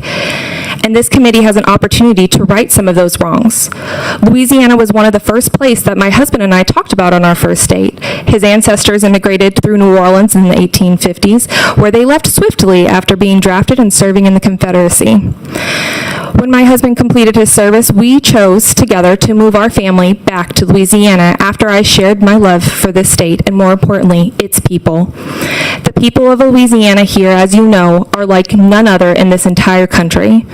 They are kind, hospitable, fiercely loyal, and the best sports fans. And over the years, they have become my chosen family. It is these very people whose voices are being silenced by Senator Jay Morris's proposed maps that are attempt to control not only whose voices and votes matter, but whose leadership matters. I would be doing a disservice to my children, my friends, my neighbors here in Louisiana, and the people of the state that I have chosen time and time again to live among if I did not speak out and stand with everyone here today. And for these reasons, I urge the Senate to vote yes and support Bill 407. Thank you. Thank you for your testimony, and as a Marine Corps veteran myself, please tell your husband to simplify. I will, thank you. All right. Mr. Darius Landis. Darius Landis, all right. Please Executive Director for the Louisiana Democratic Party. Please, all right, thank you, sir. You know, we do ourselves a huge disservice when we don't speak truth inside of these types of rooms. I think it was big of Senator Gary Carter to know what happened on Friday and take a stand. Even though he didn't have to, he took a stand. Because in his own words, holding the quorum inside of this room was bigger than himself in this moment. And at the same time, not one word was said to Senator Morris, someone who disrespected the audience, someone who used disrespectful words towards myself and others. And then you know what happened after that, Senator Duplessis? His colleagues, his Republican colleagues, doubled down by defending him, saying he's a good man. He did nothing wrong. And in fact, it was you, Chair Klein Peter, who also talked to Louisiana First and told them that they deserved it. So I say a lot tonight by first giving a hand clap to Senator Morris, because he deserves the award for Best Actor. I have no sympathy for what he did. I do not call on anyone to cause any harm or violence to anyone, because that is uncalled for in any situation. But what I will say is he was dead wrong, and he should have been called out, and he should have been asked to step down the same way that Senator Carter stepped down. But we know that was not going to be the case. In any case, a lot of words have been tossed around inside of this room. One has been racism, one has been discrimination, and there have been tons of others. But what I will tell you tonight, don't tell me that you're not racist. Don't tell these people that you're not racist. Don't tell them that you're not discriminating against them tonight inside of this room. Because your words mean nothing when you cannot uphold the duty that you were sworn to do. What they want tonight is action. Don't do it with your words alone. Do it with your action. A map has been put up. It has been defended. It has been said time and time again that if you all vote on that map, that we will be in good standing. It may not be a perfect map, but it's a better map than what was offered. And tonight, the task is before you. You want those words to go away? You want those sentiments to go away out of this room? You want to gain respect? Show the people tonight. Don't tell them that racism does not exist inside of these rooms when outside of this very building, the remnants of slavery still exist outside of your building. Caricatures of slaves are still written on the walls of this building. Show the people tonight. You have a task before you, a serious task. You say you don't want to make it about race, don't make it about race, because it's already come up tonight. You say you want to do it on party lines, I'm wrapping up, Chair. You say you want to do it on party lines, it's already been laid out. The task is before you. Will you stand as men in a moment where people are looking up to you all for leadership, or will you fold?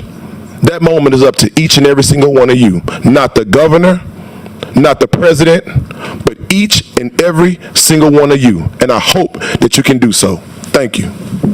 Thank you, Mr. Lannis. Thank you for your testimony. The board is clear. I think these are the last two cards in support, and then we'll go to the red cards. Jalen Braxton, Mr. Jalen Braxton, and Miss Lakita Smith. Is Miss Smith here? All right. And then, is there any other green cards in support of this that filled out? Last call. Last call. Anybody else wanting to testify in support of 407? All right. And then we will have red cards. Brennan Johnson and Lakita Smith. That's the red cards in support. In opposition. If there's anybody else in opposition, please fill out a red card and get it to me. We're going to try to get this moving. All right. Mr. Braxton, we will take the lady first, if that's okay. Of course. Ms. Smith, please state your name for the record, please. Lakita M. Smith. Go ahead. I've been here over 13 hours, and I'm looking each of you in your face. And I want to start off with Senator Royce Duplessis when he made the statement about how he feels when he hear "Make America Great Again." Where our governor, the moment that Trump got reelected, decided that the governor mansion would display a "Make America Great Again" flag. What we're facing, what I faced to get into this room, is definitely political violence by suppression and intimidation. It was very disrespectful to be told where to sit in 2026 in a house that I built. I'm a daughter of New Orleans, and I'm looking you each in your face because everything that needs to be said about these maps have been said, and I stand with them. No, this map is not an ideal map. It's not the best map. We know the others cannot stand and should not stand. We should not still be here this late at night discussing a map and fairness. I don't take my freedom or my vote lightly. I think about the blood that's on the leaves. I think about Henrietta Lacks. I think about all of everything that you all benefit from with black culture. If you don't believe that we deserve fair representation, if you don't believe that our votes matter, give us back everything that belongs to us. Don't benefit off of the music, the culture, the sales, the inventions. Our women,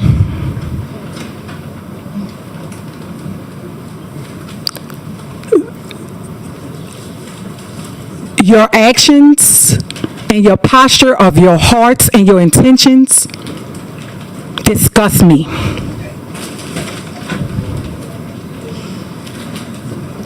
You have an obligation to do what's fair and right. When you took an oath of office, you said that you will represent all people, and that's not what we're seeing here. The theatrics and the foolishness of sitting outside, being locked in here in the hallway saying that we can't be removed because of the fire marshal said something about a code, and all of the games that you all try to play. I'm not one that's going to sit and go to lunch with you. I understand that this is war. Because our votes and our voices and our representation matters. And this is not something to play with. I'm not at the table to play with you. And I want you to look me in my face when I say this. You would not be comfortable. You would not live in peace when you disrupted minds. I want you to have the life that you deserve according to your vote. Thank you for your testimony. Mr. Braxton, welcome to the committee. Hello. Good evening, Senators. Good evening, Chairman Klein, Peter. My name is Jalen Braxton. I'm 23 years old. I'm the Central Regional Director for the Young Democrats of Louisiana and also a member of the Young Democrats of Greater Baton Rouge. I had the pleasure of closing out testimonies on Friday, so it feels good to be back here. Well, it's a pleasure to be back here, even though it is, yet again, late at night, and it's been a long day. But it's always a pleasure to speak on behalf of the communities I represent and the people that encourage me to speak up every day. So I want to speak today in full support of SB 407, but not only that, I want to explicitly state on the record that I am in complete opposition to SB 121 by Senator Morris as it was proposed Friday. I also want to refer back to Senator Bartholomew, who was here earlier, and he was right when he said that these maps look very similar, but in essence, they cannot be more different. One respects the severity, the seriousness of the situation that we have tasked in front of us today, and the other one does not. And let's be clear, because I want to be honest what responsibility looks like, and I want to state the record. And as I stated on Friday, the record does not lie. Attorney General Liz Morrell stood before the United States Supreme Court and defended a 4-2 map pushed forward by this body. Governor Jeff Landry also defended SB 8, which he signed into law, which was that 4-2 map. This state essentially went on record before the highest court in the land and put forward a 4-2 map and said it was right for Louisiana. So that's where I differ slightly from Senator Bartholomew's words that he mentioned earlier. I don't support pushing forward 2 maps, because if we send 2 maps to the floor, we've already handed each and every senator a scapegoat. We've allowed them to choose another map in opposition to SB 407, saying, hey, we tried. We attempted to push forward 2 of these maps to the floor. One was a 4-2, one was a 5-1. We can even send both to the governor. We send a scapegoat saying that we will not take full responsibility. We will not stand on our morals and send forward a 4-2 map. So that's why I challenge each and every senator sitting in front of me today to push forward one bill, push forward SB 407, send that through, stand on it, no scapegoat, no other opportunity. Send that forward, and that's my challenge to you today. No backup, no cover, SB 407. Your vote will answer the question, people over party or party over people, and Louisiana will be watching, the nation will be watching, and I can more than guarantee the world is watching what we do here today. Thank you. Thank you for your testimony. The board is clear. Is there any last requests? Is there any other that want to testify in support of this bill? All right, Brennan Johnson, Lakita Smith. Is there a Lakita Smith that's in opposition? You're in opposition to this, or you want me to remove it? Okay. All right. Mr. Johnson, please state your name for the record. My name is Brennan Johnson, and I would say good evening, but it's officially night. So, good night, Chairman and members of the committee. My name is Brennan Johnson. I'm a young black man who is tired of identity politics. I believe in fair maps, competitive elections, and keeping our communities whole. I worked 3 years in the Louisiana Senate, and in all that time, I've never experienced a single instance of racism from any one of you all serving on this committee or any other legislator in the Senate. I oppose the amended version of Senate Bill 407. While this version is somewhat better than the earlier proposal, it still packs far too many black voters into just 2 heavily concentrated districts and cracks too many parishes in the process. This doesn't help black people, it actually hurts us. Look at the actual numbers.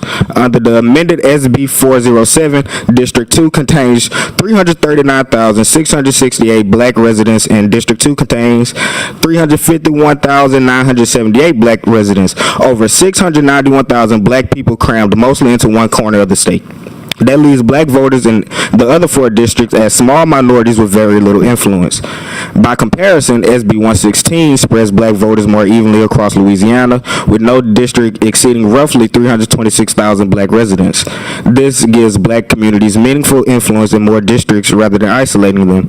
If this debate is really about fairness, SB 116 is the better map. It cracks fewer parishes, respects community boundaries, and creates a true 4-1-1 map, 4 safe Republican seats, 1 strong Democratic seat, and 1 competitive seat. That means more accountability and real competition. We keep hearing dramatic phrases like gutting the Voting Rights Act and this map disenfranchises your vote. But the truth is the opposite. SB 407 actually disenfranchises more black voters by packing them into 2 districts where their votes are wasted in landslides while leaving black families across the rest of the state with almost no voice. To directly address what Senator Barrow said last meeting in response to my it's impossible for a black vote to matter in any of these other districts, I went back and did research, and it is little to actually 2 examples after Reconstruction of a Republican in a majority black district, one being Joseph Kyle, who only won because his incumbent was caught up in some corruption. Need I not say who that name was? One of the 4 only black congressmen to go to Congress, and if that's the example that we set, I do not like that example as a black man in Congress. So back to the topic. Some of these same people who also speak about moral compass and godly principles support men in dresses using women's bathrooms and locker rooms and treat abortion like a sacred human right, even though Planned Parenthood was founded with the goal of reducing the black population. That's not moral leadership. To my fellow black Louisianians, we should not want black representation just because the person is black. We should want leaders of any race who will actually make our communities better. Too often, some of these same black politicians sit in safe seats having delivered real results for our neighborhood. And Senator Duplessis asks, make America great again for who? And I'll tell you, make America great again for the black babies down in the same neighborhoods Democrats have represented for decades. Make it great again for the little girls who have to watch grown men walk into their restrooms. If we put the same energy into keeping our children alive, building safer streets, better schools, stronger families, and real economic opportunity, instead of fighting for them after they're in jail, our communities would be much stronger. Republicans also helped pass the Civil Rights Act and Voting Rights Act, and we were once helped by one party until we got tricked into a massive party switch that never happened. Who would want to help people who constantly slander them, call them racist, and treat them as if they don't exist and aren't important to black people as a whole? I respectfully urge this committee to respect SB 407 and support SB 116 or any map that stops the excessive packing and cracking, respects parish lines, increases competition, and gives every Louisiana, especially black voters, a real voice. Thank you for your time and consideration. Thank you we do have a few questions. Senator, Madam Pro Temp Barrow. Thank you, Mr. Chairman. And it's good to see you again, Brennan. Good to see you as well, Senator. So, I'm going to still say, because I still appreciate when young people come to the table, because they are part of our future, and I'm not expecting everybody to have the same thought process, thinking process, etc. And so I appreciate you coming to the table. I appreciate you coming and sharing your perspective, your values, and what you believe. But I do want to go back to something you mentioned. You said something that I said, and so I want you to remind me what I said that you were referring to. Let me find it because I had a quote.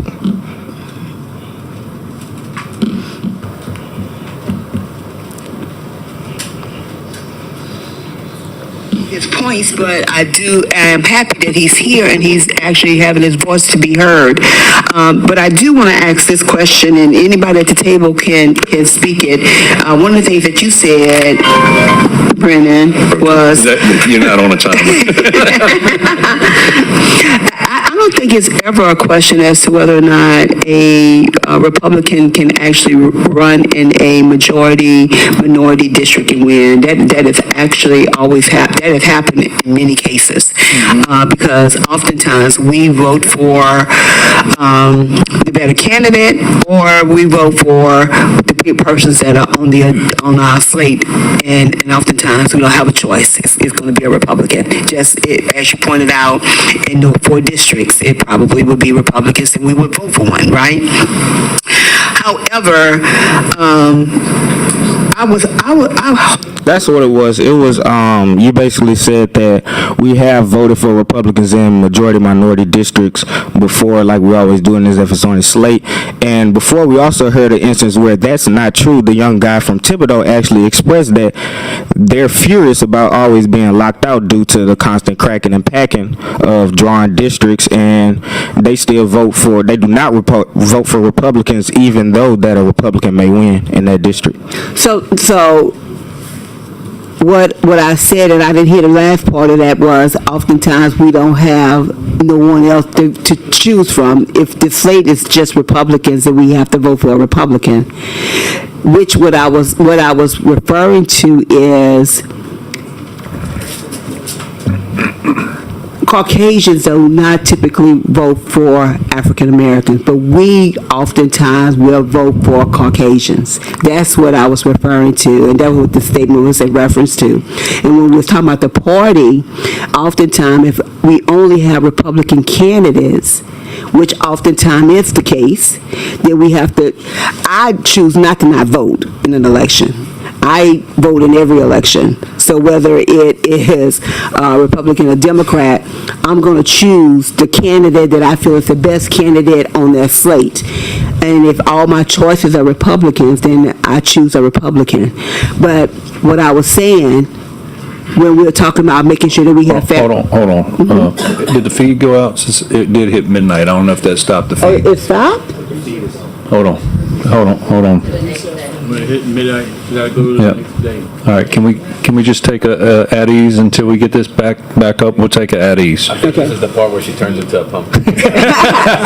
No, I'm not going to turn into a pumpkin now. I'm gonna raid the candy machine. We just got a little break. I'm gonna raid the candy machine. You want something?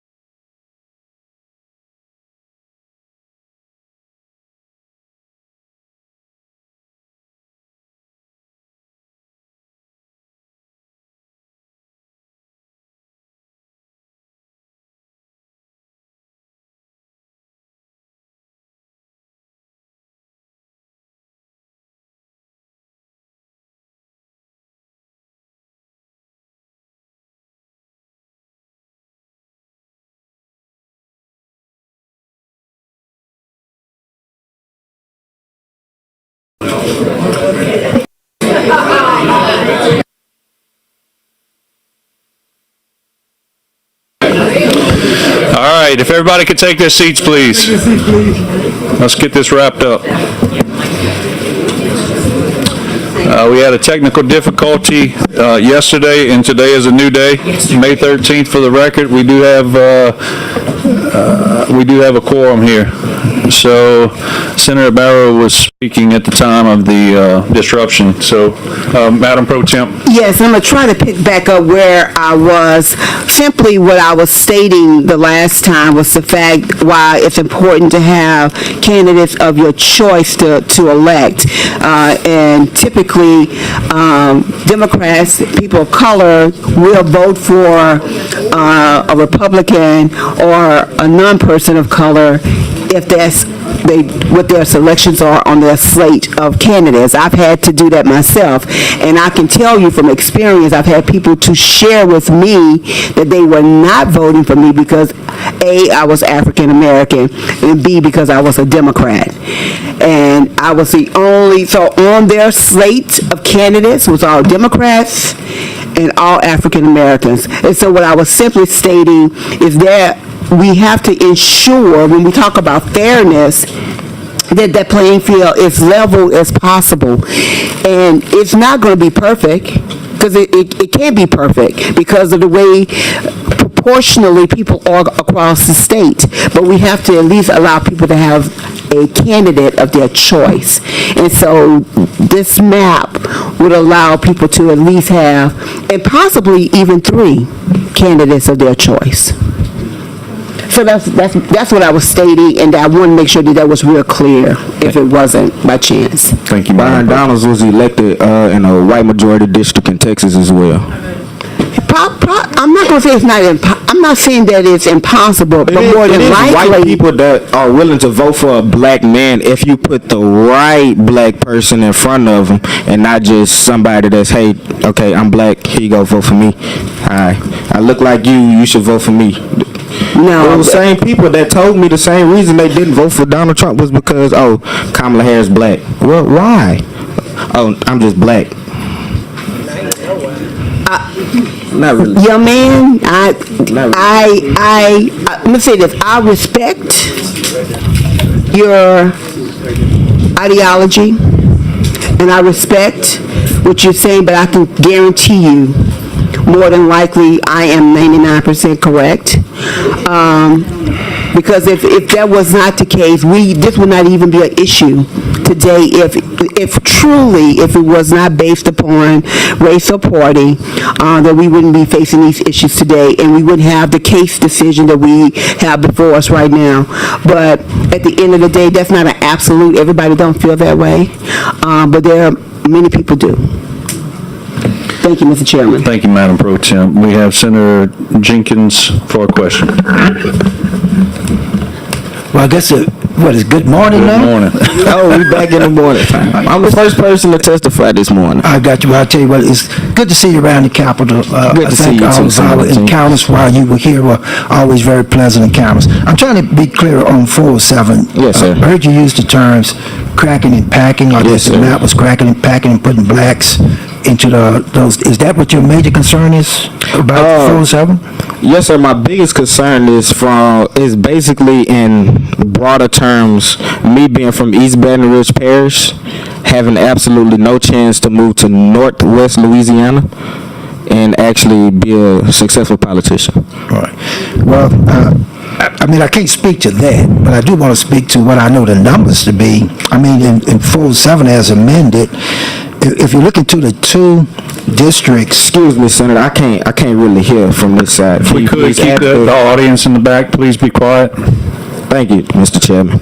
I said I don't want to speak on your future or what can or cannot happen up in North Louisiana, but I mean, if you just look at the numbers and you have that concern about cracking and packing, I mean, 407 is pretty even keel when you look at the voting age population in the 2 districts that would provide an opportunity to elect a black candidate. In District 2, the voting age population is 44 white, 41 black. That's pretty even. That's close to even.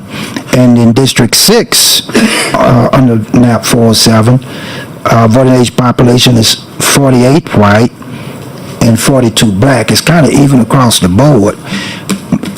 It seemed to me you'd be a whole lot more concerned if those are issues with SB 121. And I don't know if you looked at those numbers, but in each one of those districts, except for District 2, you got a very high number of white voting age population as opposed to black voting age population. District 1 is 71.9% to 13. In District 3, 67 to 24. District 4, 59 to 33. In District 5, 61 to 32. And in District 6, it's 66 to 23. So, I mean, you're really cracking and actually minimizing by voting age population black votes in those districts. So, to me, I think 121 presents more of a problem with cracking. Now, I don't know if that's going to change because the author has not came to the table, but as it stands right now, if someone was really concerned about was votes being packed or cracked or whatever the term we want to use, there's going to need to be some explaining about 121 more than 407. So I'm not the biggest fan of 121 either because that bill actually is, to me, worse than 407 because the amended version of 407, as I stated, it does do a better job than the original proposed legislation because it narrows down that white to black, actual black population to white population numbers, keeps them kind of similar along the lines, but still once you go to District 1 under SB 116, they're still more evenly spread out across the state to have more influence, whether it's congressional, but the more you lose black population, you can't even influence local city offices anymore because you just simply don't have enough black votes. Right. So that's my main concern with SB 407 is just not having enough black representation across the whole state because in 2 districts you have 691,000 black voters. About 200,000 of those votes are just wasted votes because of a landslide win. Okay, well, look, I appreciate your testimony, but I'll say again, we don't know what SB 121 is going to give us. I mean, the author hasn't come, he could change, but of the 4 bills that are on the agenda, I assure you, if you look at the numbers, if you got a concern with cracking and packing, you're going to have a concern with not with 407. You're going to have a concern with these other bills because I'm again on testimony record. I do not support SB 121. The only bill I am on record supporting is SB 116, not SB 121. All the other ones just SB 116. Okay, all right. Thank you, Mr. Chairman. Thank you, Senator Jenkins. The board is clear. Thank you for your testimony. Thank you. To close, Chairman Price, Senator Bujo.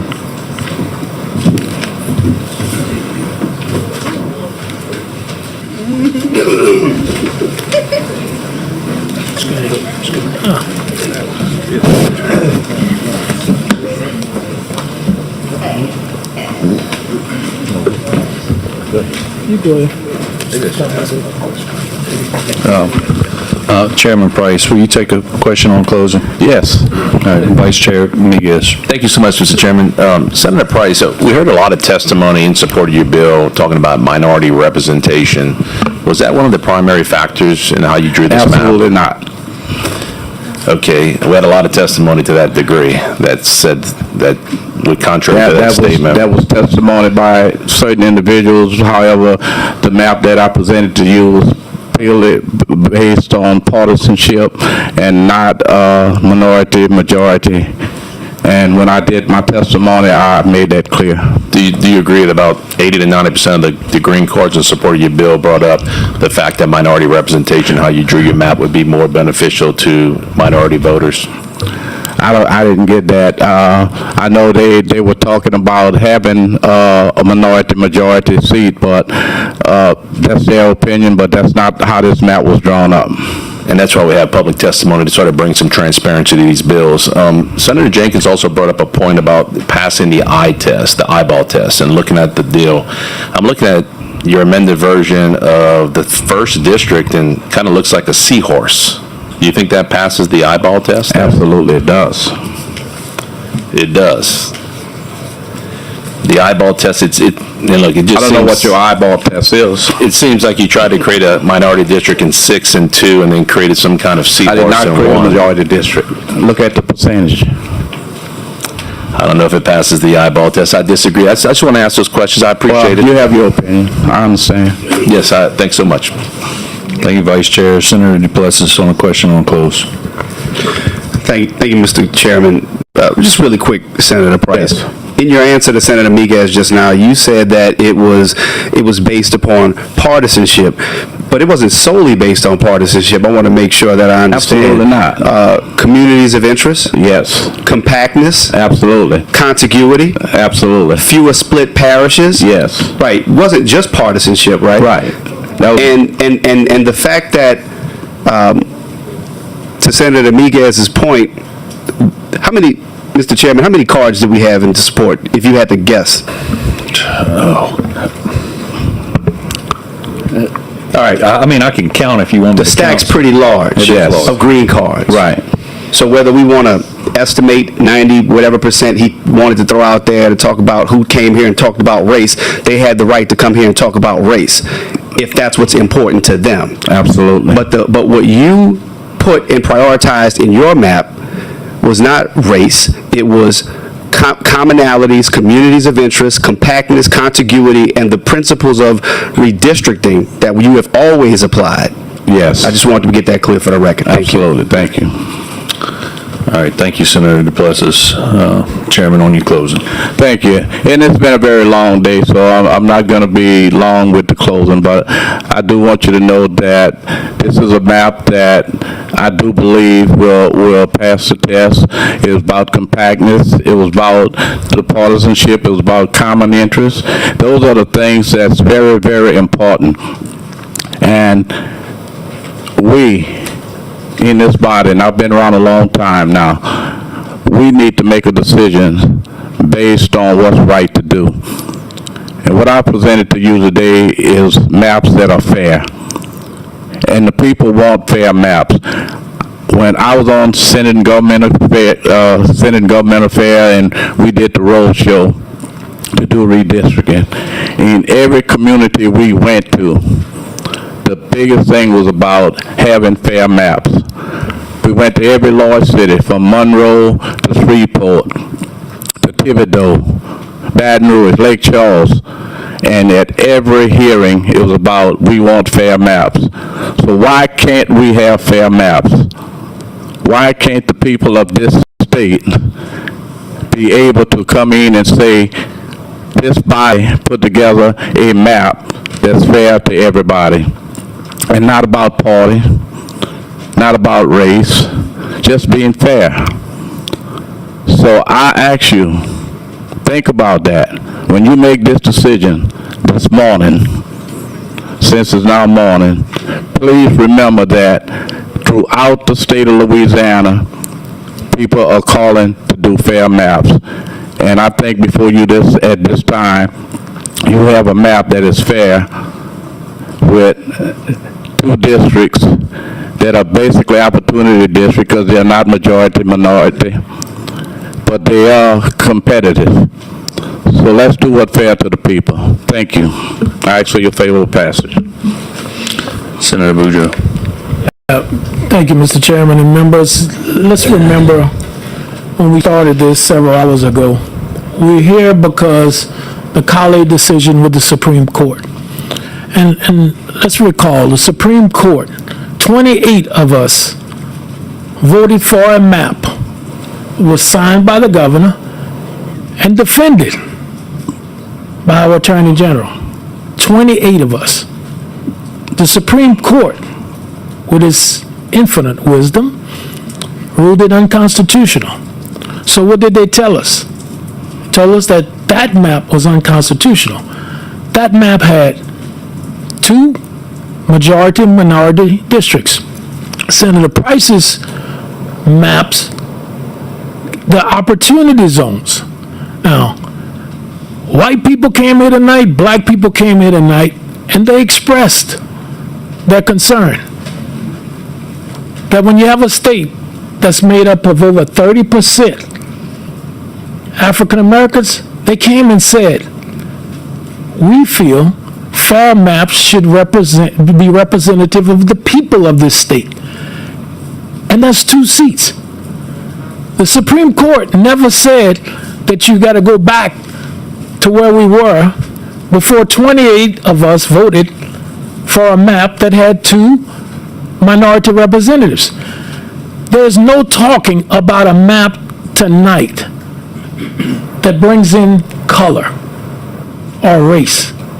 It's about opportunities for people to be represented by people who live in this state. So as we close, let me remind you again, when people come and when they speak, there's a message. We have to hear that message. Tonight, whites, blacks, even independents came tonight and said that they feel disenfranchised. So it's not a race thing tonight, it's a representation deal tonight. And the people of this state watched us 2 years ago when we decided it was the best thing for this state to have 2 representatives represent us in Congress, 2 individuals represent us in Congress from the state of Louisiana. Tonight we ask you to keep that dream alive, to keep that hope alive. For those people who have spent they came Friday, some of them came back today, because they want us to hear the message. The ball is now in our court. I pray that we hear. Thank you. Thank you, Senator. We have a motion on the floor by Senator Jenkins to move SB 407 with amendments. We have an objection. Madam Secretary, when we call the roll, a yes vote will be to move it to the floor, and a no vote will stay in committee. Please. Senator Miller. Madam Secretary, will you please call the roll? Senator Miguez? No. No. Senator Barrow? Yes. Yes. Senator Duplessis? Yes. Yes. Senator Fazy? No. No. Senator Jenkins? Yes. Yes. Senator Miller? No. No. Senator Reese? Senator Womack? No. No. We have 4 no and 3 yes. The noes have it. Senate Bill 407 will stay in committee. Thank you. All right, next up, next instrument that we will take up will be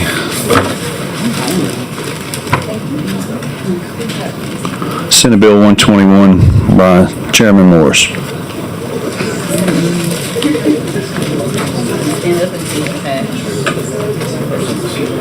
I have the cards. I have all the cards. Do we have any other cards for us? Okay. All right. Thank you.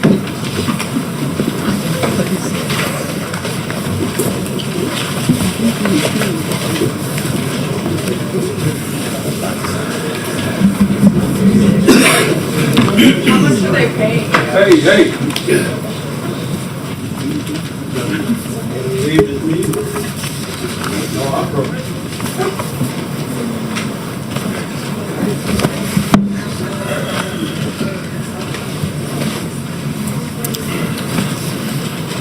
All right.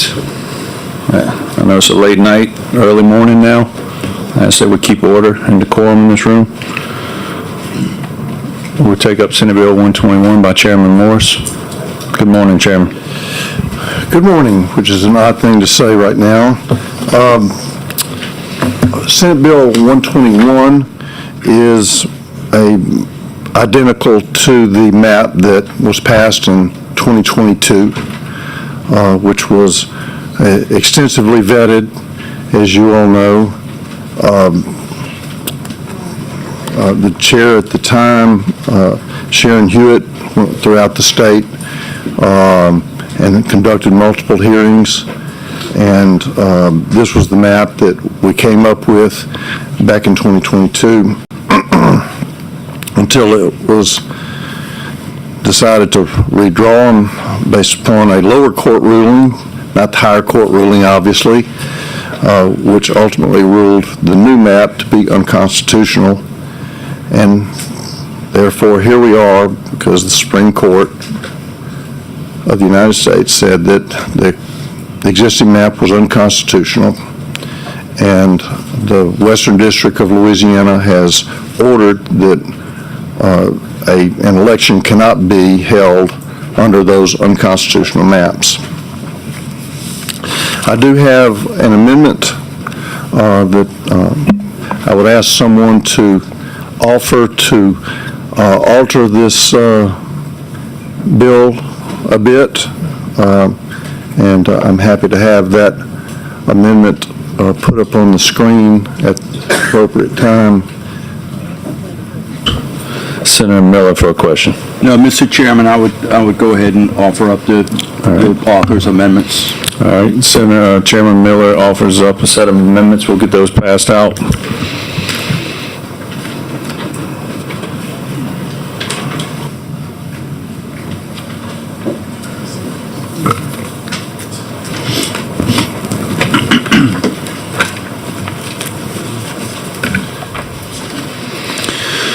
This will be Amendment Set 3580, Amendment Set 3580.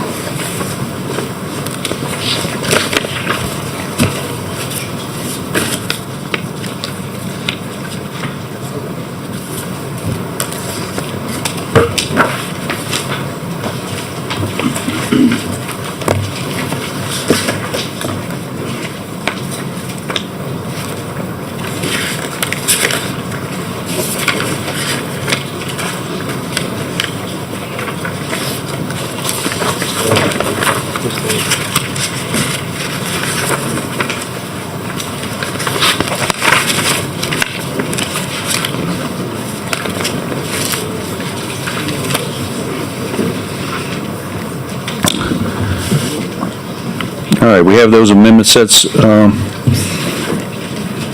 out to everyone. Is there an objection to the approval of these amendment sets? I have a question.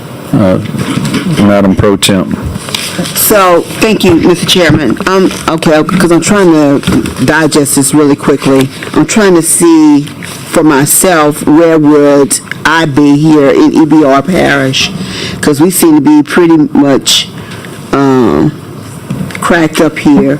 So, look into your zoomed in map, Madam Pro Temp. So, EBR has 2, 3.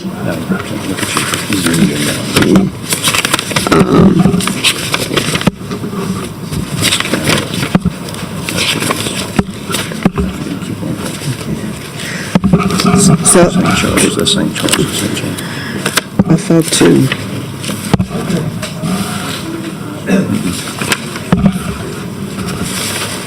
Are we only 42? No. It might be in Georgia, but there's a zoomed in map. Okay. So tell me about East Baton Rouge. It's roughly the same as, very similar to the 2022 map. Okay, here we go. If you look at it, you can see it. East Baton, the District 2 is in yellow. Yeah, so EBR, part of EBR is in yellow and part of it is in green. Correct. As I'm looking at the enlarged map, and I'm trying to find the precinct or what number I would actually be in. So it looked like I would be in the green area. I don't know. And so, kind of explain to me, kind of like your rationale with EBR, because one of the things that has always somewhat concerned me is how we are always divided out into multiple districts. What's your question? So I say, explain to me the rationale in terms of how this was arrived, especially as it relates to EBR, because we're always divided up into normally multiple districts.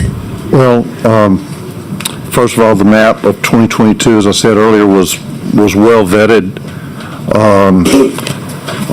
for months and months, and one of the traditional redistricting principles is maintaining existing district cores, and that's what this does. Existing district cores? Yes. In terms of core values? No, the core physical location of it. Oh, okay. Like there's because as I look... Number 4 is the western, yes, northwestern part of the state. 5 is the northeastern and the Florida parishes, which have been a core for quite a number of years. Mm-hmm. And then the coastal. I did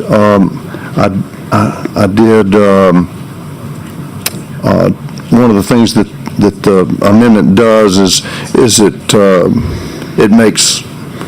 it provides for 2 coastal districts. Mm-hmm. 3 and 1 are both coastal districts, whereas before, in the prior district, 6 came down all the way to the coast. I'm not sure exactly why, perhaps to accommodate, I don't know, Representative Graves, maybe, who was an expert on coastal matters, I think, but I thought the communities of interest for 6 was more appropriate through the, as indicated. Hold on.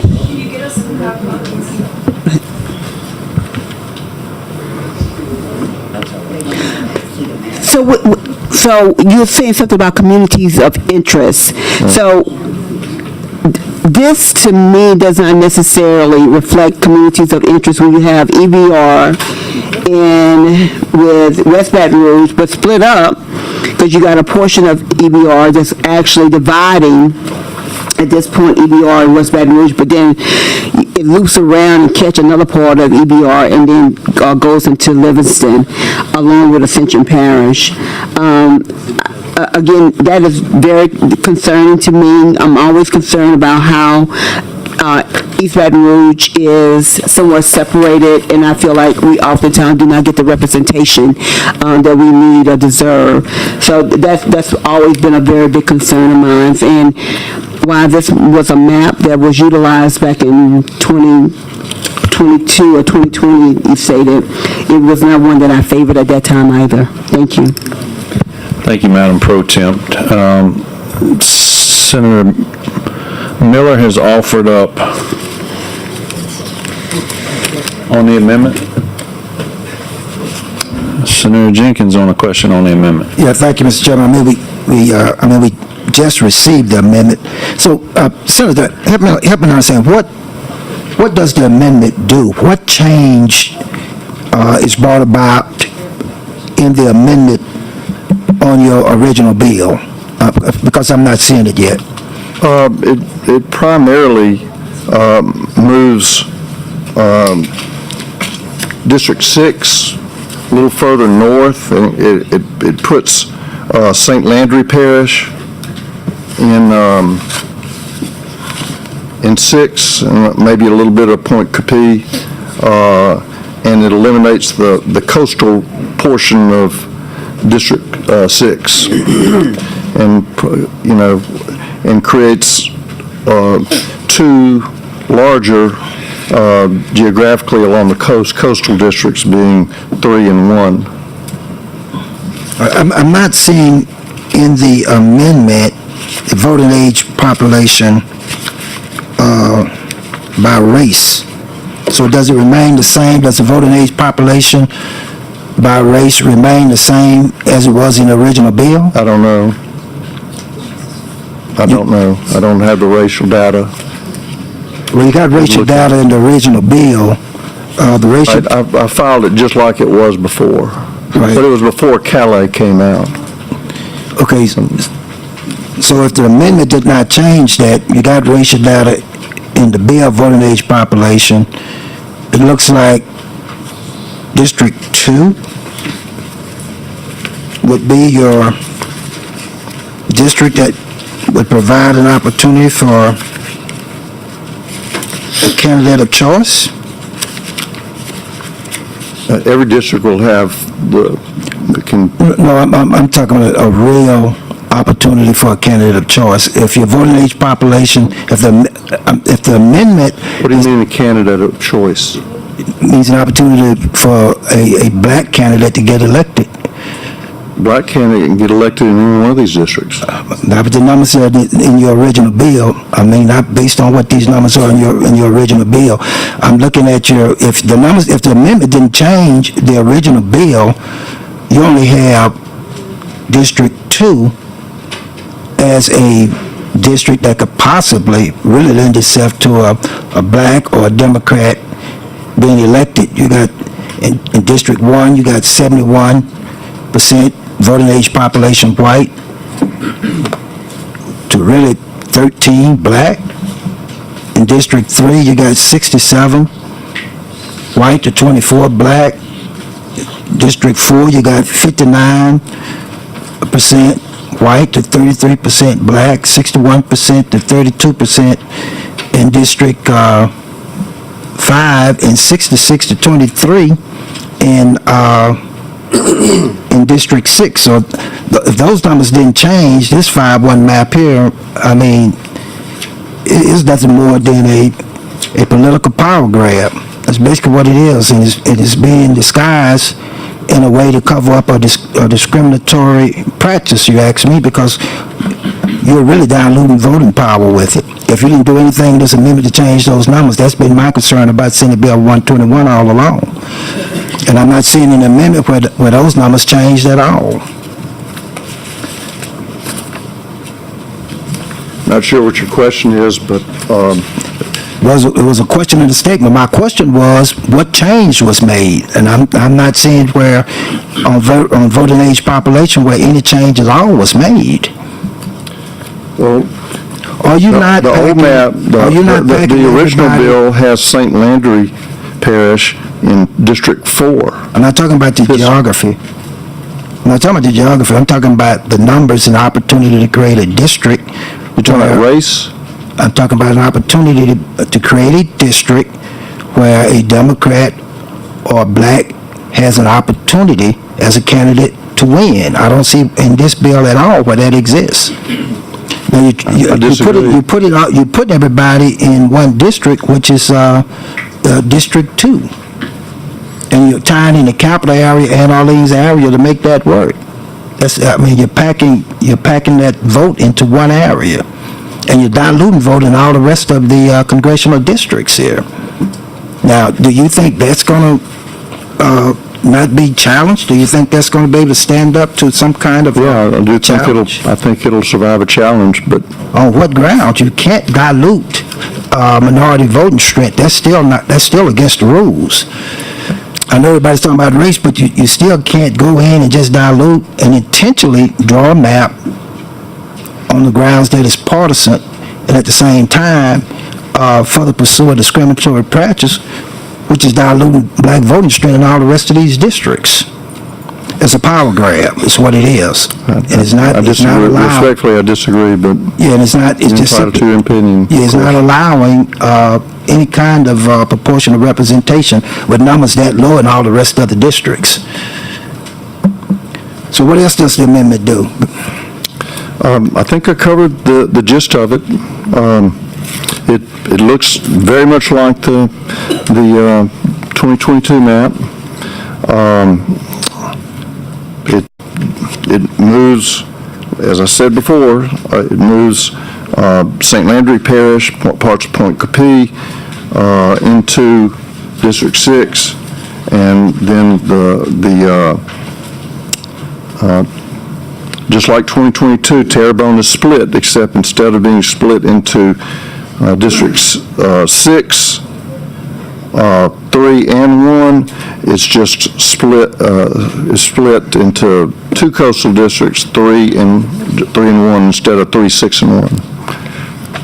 What about the registration?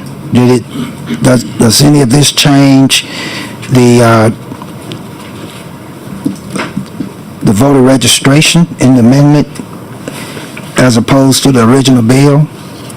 Voter registration, you mean voting age population, or are you talking about registered voters? Registered Democrats, registered Republican, registered other. Does this amendment change anything that was in the original bill? Because we're just seeing your I can't amendment. remember, but you can, that data, the number of Democrats, number of Republicans, number of other, and voting age population is all on, I guess I don't have the amendment open to the, see what page it's on. Let's take a look and see what did the amendment change any of the registration is what I'm looking to see. Let's see.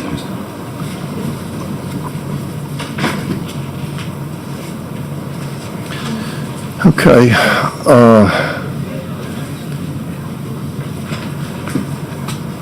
District 1 in the amended version has 438,425 registered voters.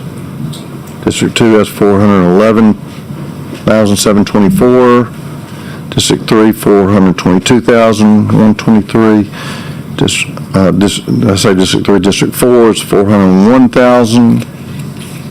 And District 5,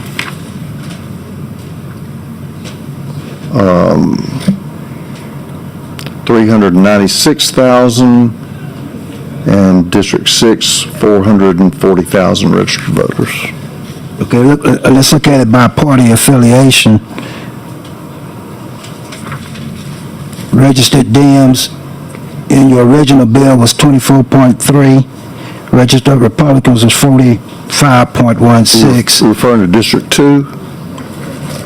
This district, what district? I'm looking at numbers in District 1 right now. District 1, okay.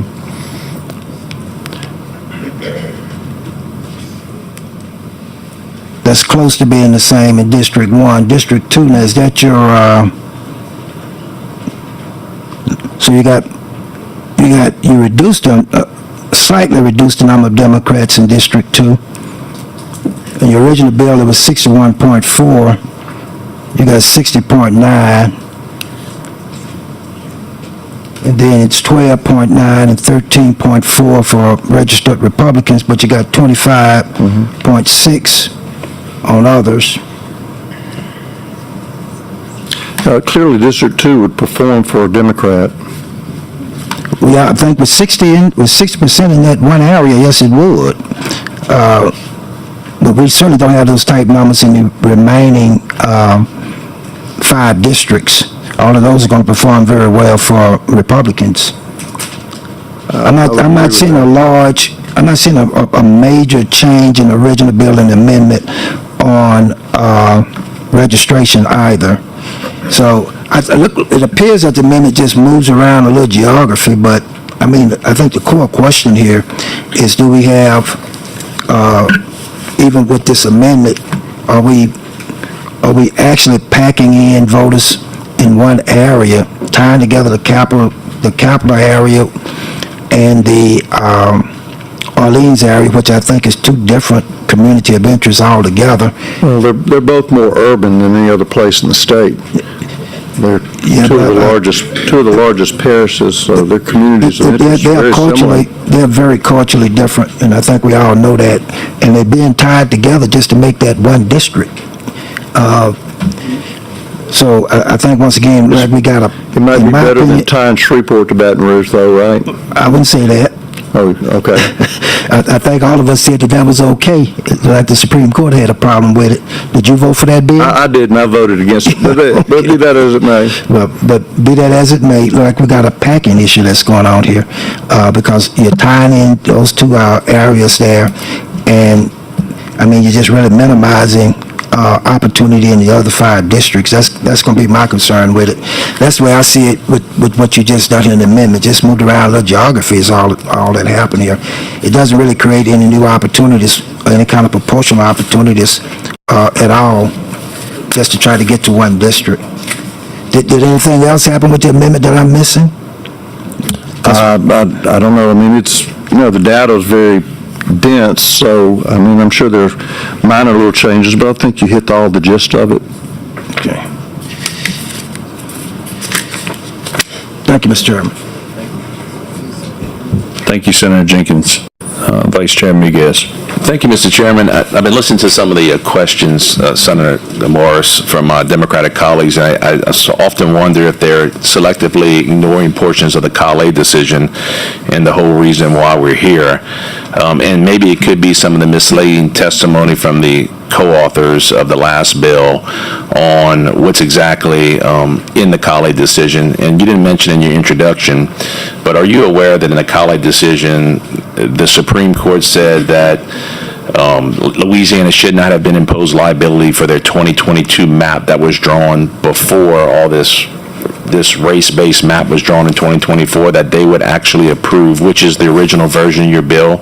Are you aware of that? The Supreme Court made that statement? I knew it had some language along those lines, yes. And the reason why they would make that statement is because of the great job that Senator DePlessis did in laying out all the requirements when we're doing redistricting, things like communities of interest, making sure the maps are contiguous. And if the Supreme Court has said that your original version would be approved and should have been upheld and not challenged, then wouldn't all these arguments I just made from Senator Jenkins and Senator Barrow be sort of moot? I don't know if it'd be moot, but I do think that the language of the case suggests that this map would be very easily approved by the courts. Well, I watched the interview from the governor recently, and his main objective was to make sure that we get out of this chaotic scenario where we keep having our congressional districts locked up in court and being challenged by one side or the other. And the Supreme Court explicitly stated that this original version of the map would be approved. Now, I understand you have some amendments, and we can talk about those in a second, but I just want to sort of take these different questions off the table that somehow your original version of the map would be unconstitutional when the Supreme Court said it clearly is. Yeah, right. I think you're correct. I think it would be easily approved. Now, in your original version, which we know the Supreme Court says is approved, but in your amended version, did you draw a race-neutral map? I didn't really look at race, but I did look at party affiliation and the way these districts traditionally vote, and it is clearly all the districts would perform well for Republicans except for District 2. I acknowledge that, and as Senator Price said, he based his map on partisanship, not on race, just like I am. Is it your understanding of the Supreme Court that you can draw a map based on partisan needs? Clearly draw one based on partisanship. That'd be constitutional. Correct. In fact, it's not even a justiciable issue in federal court to raise a question relating to partisanship. How are the other states handling this same issue? Well, I'm not an expert on every single state, but if you look at, for example, a state like New Hampshire that has, I think, 45% Republicans or that vote Republican registered, but it has 0 Republican congressmen or congresspersons. Same thing with Massachusetts. It has like 35% Republican, 0 Republican congressmen. If you look at Maine, also 0 Republican congressmen, even though it's, I think their number of Republicans is in the 40% range, something like that. So, by all accounts, I think this is a fair map, in my opinion.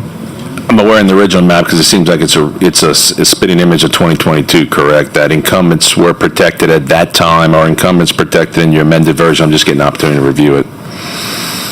Yeah, I would agree that it does protect incumbents, and we do have some very important incumbents. We have the Speaker of the House of the United States in District 4, and we have the Majority Leader of the United States Congress in District 1. I think that's pretty important. So protecting incumbency and protecting leadership in Congress, it's your understanding that the Supreme Court allows political decisions to be made by the legislature? Absolutely. So far, you're checking all the boxes. And again, you believe that your amended version protects communities of interest and is drawn to in a contiguous manner? I mean, It's contiguous. I appreciate it. That's all the questions I have for now. Well, thank you, Vice Chair. Senator Miller for a question. Thank you, Mr. Chairman. Senator Morris, in your proposed map in Amendment Set 3580, does this map sort districts based on race? No. Okay. Thank you, Mr. Chairman. Thank you. Thank you, Senator Miller. Senator Miller offered up Amendment Set 3580.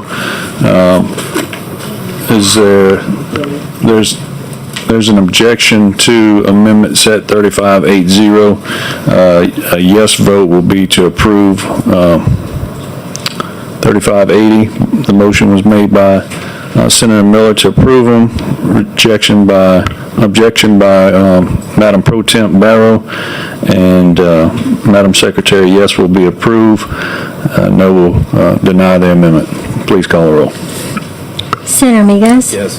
Yes. Senator Barrow? No. No. Senator Duplessis? No. No. Senator Fazy? Yes. Yes. Senator Jenkins? No. Senator Miller? Yes. Yes. Senator Reese? Senator Womack? Yes. Yes. 4 yes, 3 no.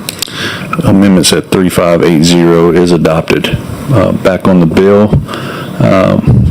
Senator Miller, back on the bill. Yes.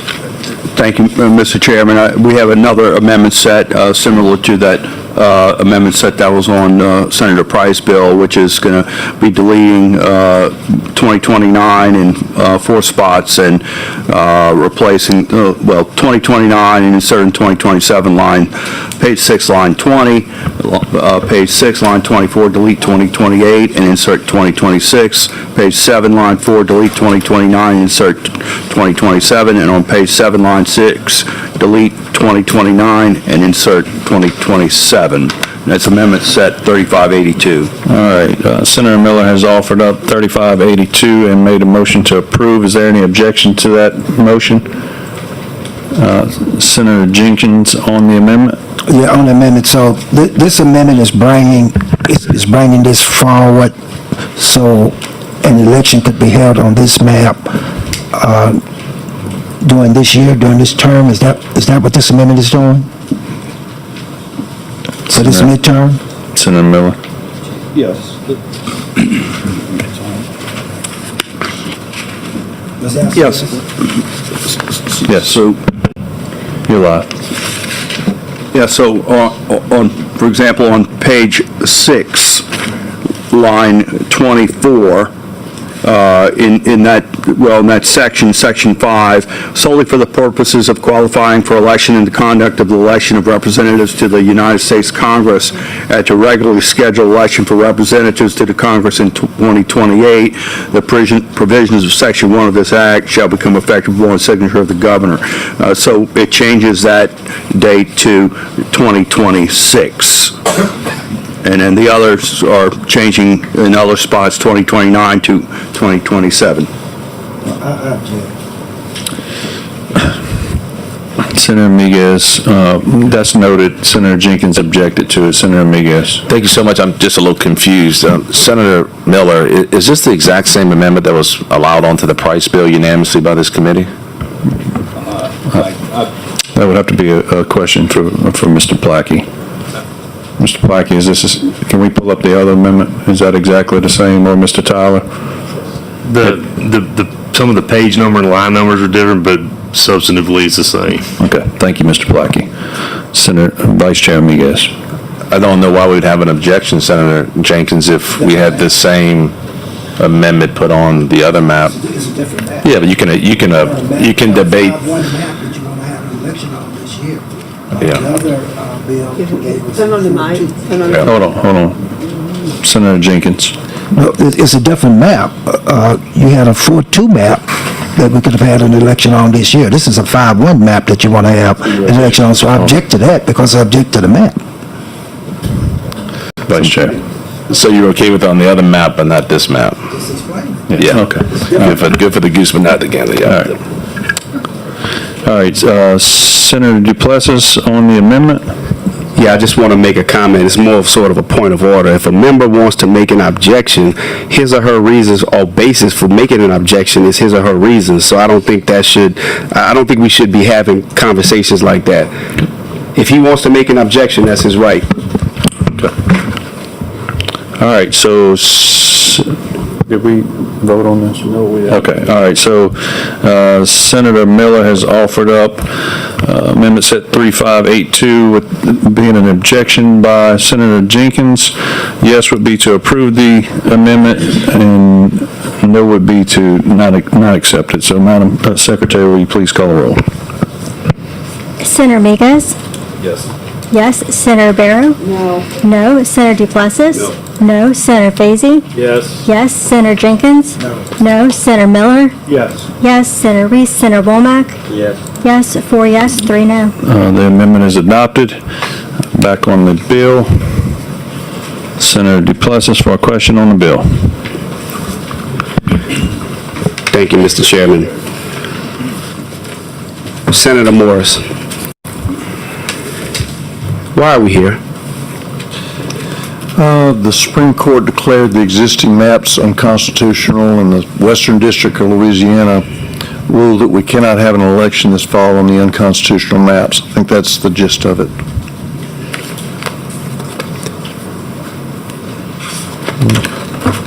Where in the Calais decision did they say that we had to redraw these maps right now? And where in the Western District's opinion did they say we had to redraw the maps now? Well, they ordered that we can't hold the election on it. The Western District did. Was that spelled out in the order, or was it just an administrative stay that was issued on the? It just said it was ordered. I don't have it in front of me, but what was ordered?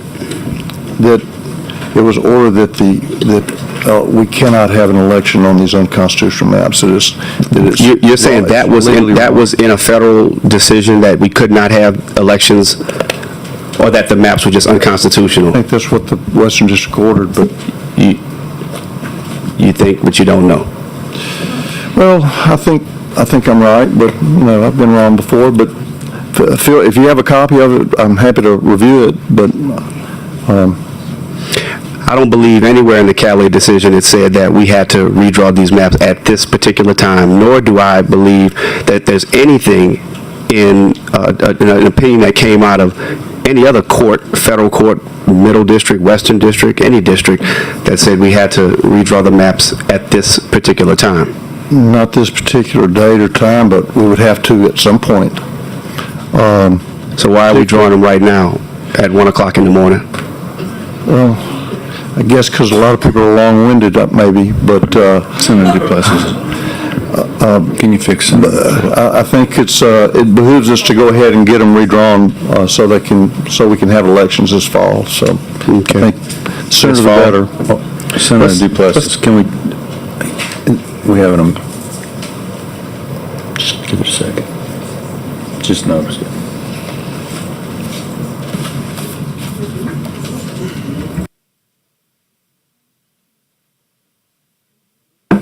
It was not on him. His I think his mic was on. His screen was not on.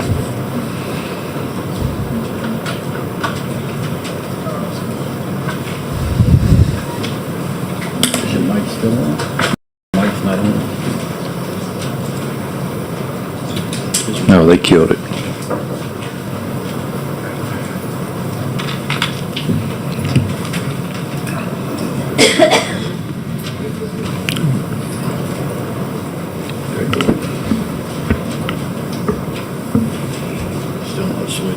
It's not switching. Yeah, we got problems. Senator Duplessis, you want to sit here? I prefer to sit where I am. Okay. See if we can get it worked out. All right, we'll take it. We'll stand at ease for a second. Please just, everybody stay calm until we can get this figured out.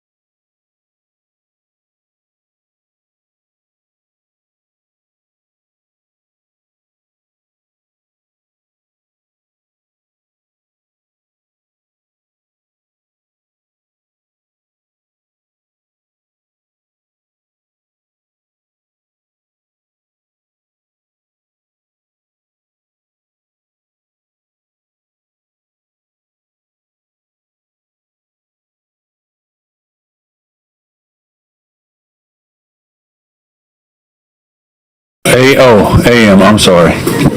Yeah. 1:19 AM, for the record. We were in discussion with Senator Duplessis. Senator Duplessis? All right, now we got it. Thank you, Chairman. We just had a little technical difficulty, so I would just like to walk through, just really briefly, what we just recapped on the Calais decision in terms of why we're here, or why you, Senator Morris, believe we're here tonight, and because you believe we're following the law based upon what was ordered in Calais, correct? I think the Calais decision ruled that the existing maps are unconstitutional. And I agree with you, but you could not and cannot point to any language in the Calais decision that says that we have to draw the maps right now on May 14th. No. Nothing? Okay, all right, okay. Why do you feel the need to draw them at this time? So we'll have maps to have an election on this fall. Okay, but we were already having an election, were we not?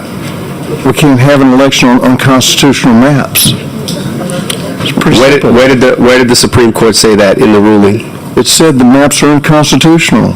Where did it say have that? an election on unconstitutional maps? Where did it say that we couldn't have an election? It doesn't say that. It just ruled that the maps are unconstitutional. I think it's kind of common sense. If it's unconstitutional, then they're not legal. So if they're not legal, you can't have an election on them. I don't think it works that way, Senator Morris, but we'll agree. We'll see. We were not ordered at this time. Were the current elections, the current maps that you and I, as state senators, were those maps also not deemed unconstitutional from the previous redistricting? Talking about the 2022 map? No, You're going talking back about the 2024? No, before that, the maps that were adopted in 2020. I didn't know we adopted maps in I thought it was 2022. No, I'm sorry. After the 2020 census, that's correct. After the 2020 census. 2022, that's correct. And your question is? Were those maps not deemed unconstitutional? A lower court decision. They were also deemed unconstitutional. Well, it didn't go all the way up. So it was only a lower court. But a federal court deemed them unconstitutional. That was the Robinson case, but the Calais decision did say, as Senator Miguez pointed out, say that we should have kept those maps, basically. But we were not ordered to come back and redraw the maps by a certain time. No. You're familiar with the Purcell Doctrine? Why don't you explain it to me? The Purcell Doctrine, the same doctrine that this very body followed in not redrawing maps prior to an election because we were too close to an election date. Well, if we do it now, it's not too close to an election date because it's this fall. So is it not too close to an election date given that 45,000 people have already submitted ballots? I don't think so because those ballots were based on an unconstitutional map. So, Senator Morris, do you believe in following the law? That's a bit of a ridiculous question, but of course. Could you just answer the question without giving that commentary? Do you believe in following the law? Questions without giving that kind of smarmy attitude toward me? Of course I want to follow the law. The only attitude being given is by you, sir. We will have decorum and order in this room. Is that directed to me or Senator Morris? To everyone. To everyone. Who's not showing decorum right now? I'm just talking about Who's everybody. not showing decorum right everybody. now? I'm asking you, who's not showing decorum right now? The crowd, and that's for one. Do you believe in following the law? Yes. All the time or just sometimes? All the time. Okay. I'm going to read something to you. I'm going to read to you Revised Statute 18401.3. This is a provision in the law that the governor cited along with the Secretary of State to declare a state of emergency and suspend the election. 18401.3 reads that after the issuance of an executive order by the governor declaring a state of emergency or disaster, and if the Secretary of State determines that such emergency or disaster impairs an election that may otherwise be held except for technical, mechanical, or logistical problems with respect to the relocation or consolidation of polling places within the parish, potential shortages of commissioners and absentee commissioners, shortages of voting machines, or other impairments that infect participation in or the integrity of the electoral process, the Secretary of State shall certify such facts and the reasons therefore to the governor. Are there any technical, mechanical, or logistical problems with respect to the relocation or consolidation of polling places currently that you're aware of? No, I'm not going to opine on that statute or the governor's order. That has nothing to do with this bill. I think it does. Well, I disagree. I mean, I'm not here to defend his order. I think it was probably superfluous because I think the order out of the Western District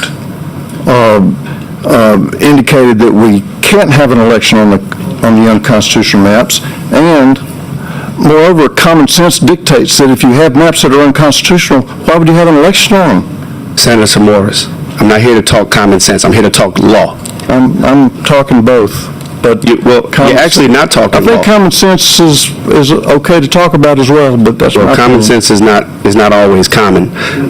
So my question again is, this is not an opinion, I'm asking you. This is a fact-based question. Are there any technical, mechanical, or logistical problems with respect to the relocation or consolidation of polling places? I don't know. I'm not going to answer that question because I don't know. No. Okay. Are there any potential shortages of commissioners and absentee commissioners? Don't know. Nothing I'm aware of, but I don't know. You don't know. Okay. Are there any shortages of voting machines or other impairments that affect the participation or the integrity of the electoral process? I don't have nothing I'm aware of. Okay. I'm just reading the law to you. I'm going to ask you another question in the law. The Senate Committee on Senate and Governmental Affairs and the House Committee on House and Governmental Affairs shall meet and function as a joint committee for all purposes pursuant to this section. No action shall be taken by the joint committee except by the favorable vote of a majority of the members thereof from each house presenting and voting, each house voting separately. Senator Morris, has the Senate Committee on Senate and Governmental Affairs and the House Committee on House and Governmental Affairs met jointly as a committee? Sure they have, but I don't know when. You're sure they have, but you don't know when? I would presume there have been joint committees. Okay, I'm sorry. Let me rephrase my question, Senator. Have they met with respect to the emergency plan that the governor and the Secretary of State were supposed to certify pursuant to the law? Not to my knowledge. Okay. So we're not following the law? That's a rule you're talking about? No, this is a statute, that you voted for in 2022. Okay. I don't know. You don't know? Your question is what now? The question is, did those two committees meet jointly after the emergency plan by the governor and the Secretary of State was presented to the joint committees after they chose to suspend an election for an emergency that does not exist? Did those committees meet? Before I offer legal opinions, because I don't think this is a fact-based question. Well, you're asking me about a statute, and that's... But this is a fact-based question. It's not an opinion-based question. Well, when you're doing an opinion on a piece of statutory law, that is an opinion. Just like... Sorry, I'm asking you a yes or no question. It's a law, but it's an opinion. No, I'm just asking you a fact-based question. Did the committees meet? Not to my knowledge. Okay. So if the committees haven't met, are we complying with the law? That's an opinion. That's a legal, in any court in the country, when you're asked whether a law is being obeyed or not, is a question of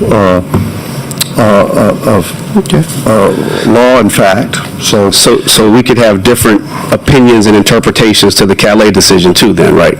Of course. Okay, It's an opinion. Right, because your interpretation of Calais could be different than my interpretation of Calais, right?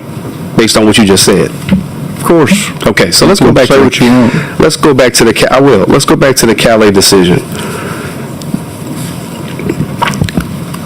Did it limit our discretion in any way in terms of the maps that we could draw? Did it tell us exactly the type of...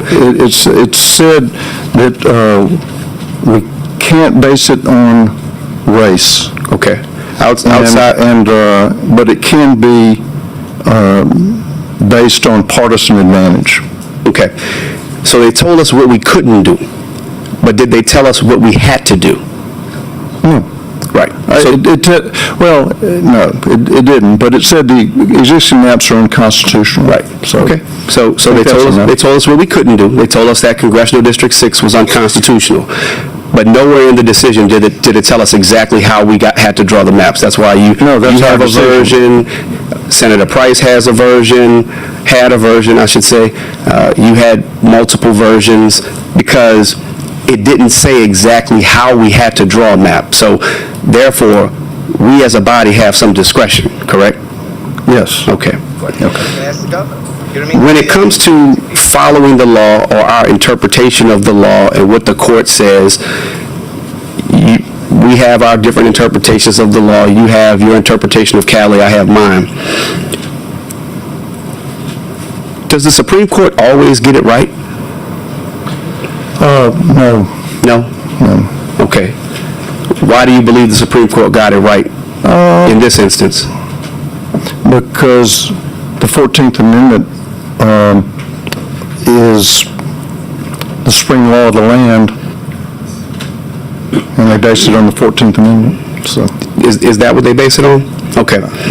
What about when the Supreme Court ruled in Dred Scott back in 1875, I believe? If that was the law of the land. Yeah. You'd be cool with that? That was wrong. Okay. I agree. Separate I but disagree equal? with a lot of the opinions of the Supreme Court, but separate but equal? Can we stay on the four corners of this bill, please, Senator? We are. No, the Calais case, we're talking about interpretation of the decision, Chairman. Respectfully, I'm doing my best to stay within the corners of the law, but my very first question is, why are we here tonight? We're here to redraw the maps, and that's what we're doing. And based upon the decision from the Supreme Court. It's the maps that we had are unconstitutional, so we're here to draw new maps. Okay. And they're unconstitutional based upon the Calais decision, correct? That's correct. Okay. So that's why my question is regarding the interpretation of the opinion are within the four corners of the law. Because we're trying to draw a map that complies with the orders, the ruling of the court. So I don't see how that's not the ruling of the court just said that it was unconstitutional and you couldn't draw the maps based on race, correct? Well, that's what we're discussing now. There's some different interpretations here, but I'll proceed with my questions. Thank you, Senator.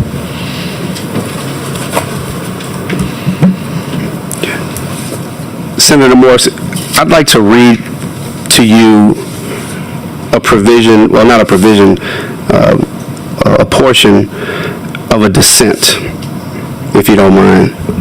This is a line from the dissent of Justice Jackson, where she says that a state should not be permitted to use partisanship as a proxy for race in order to evade accountability under the Voting Rights Act.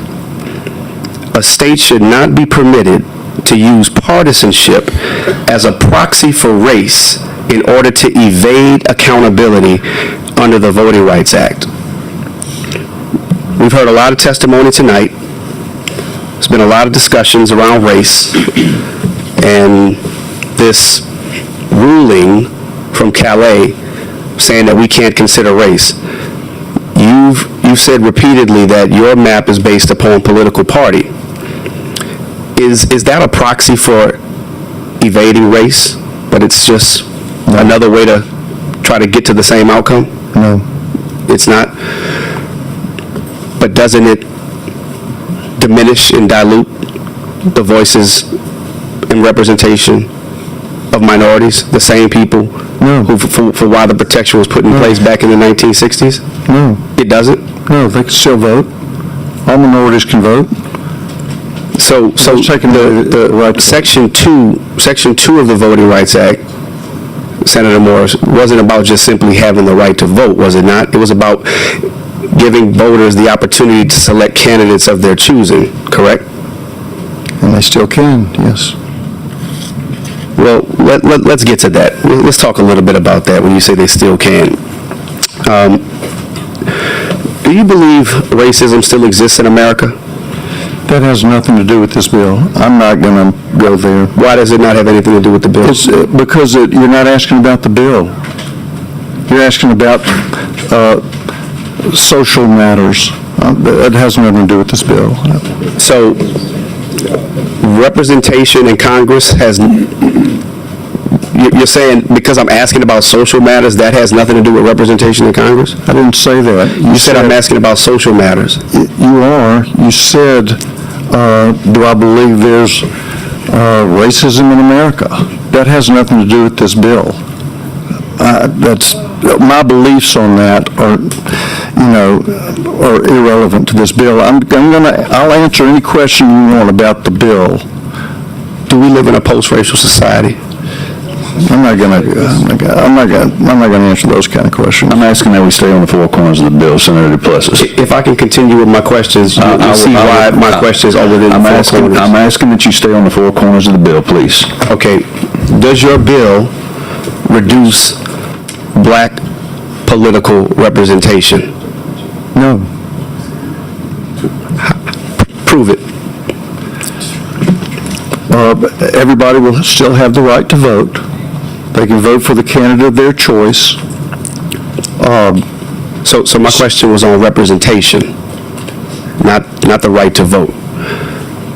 Does your bill reduce representatives are elected political representation? That's a question that's squarely within the four corners of your bill. So could you repeat it?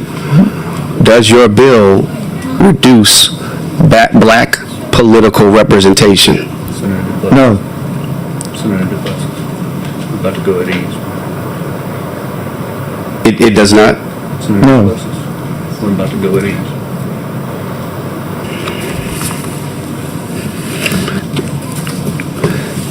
Senator Morris, do you understand why some people might feel that way? I'm sure partisanship plays into it, that, Democrats want Democrats to be elected, and Republicans want Republicans to be elected. Okay, but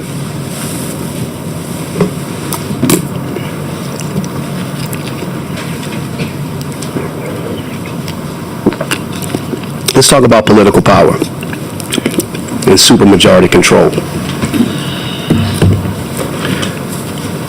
What party is currently in the governor's mansion? Let me think. Republican.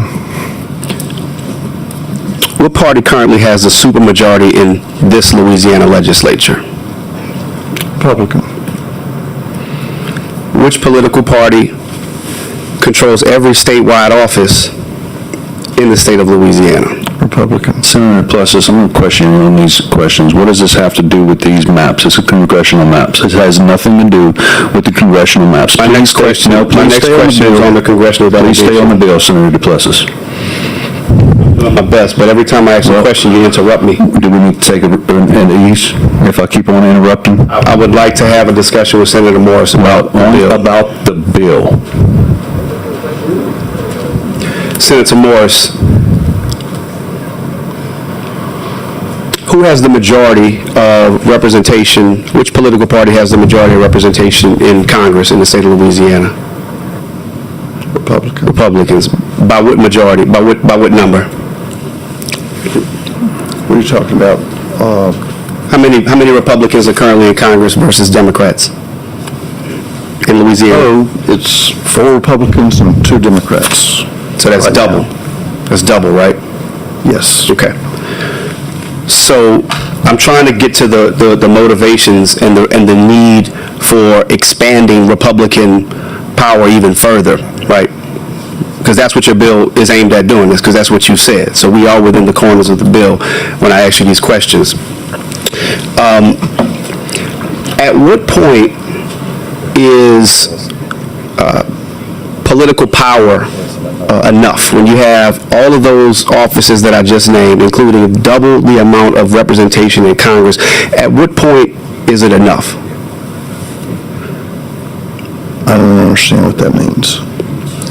What is the purpose and the need to expand Republican power even further?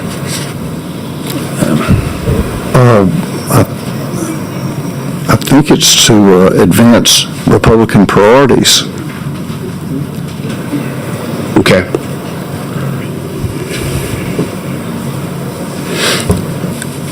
I want to understand how your bill will help Louisiana move forward.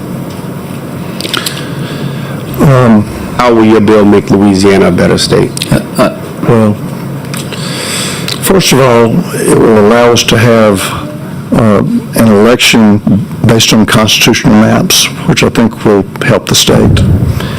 And to the extent that Republican priorities are advanced, like lower taxation, a strong military, fewer government regulations, I think all that is positive for the state. And those are Republican priorities. Okay, but Republicans already control policies in the state, so once again, those policies are already being advanced. This is about Congress. Even in Congress, do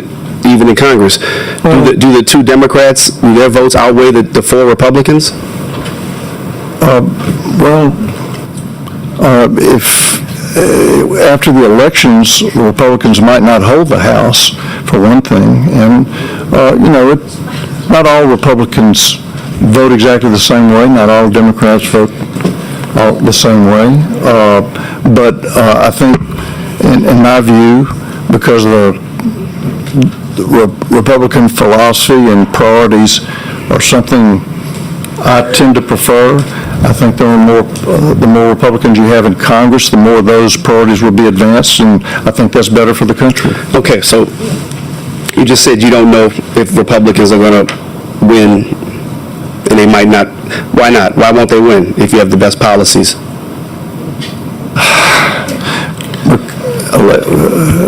The electorate changes quite a bit, as you know, and so sometimes Republicans win, sometimes Democrats. So this isn't so much about Louisiana as this is more about national politics. The national government affects what happens in Louisiana in a significant way. We have the Speaker of the House from Louisiana. We have the Majority Leader from Louisiana, but we need more Republican influence out of Louisiana.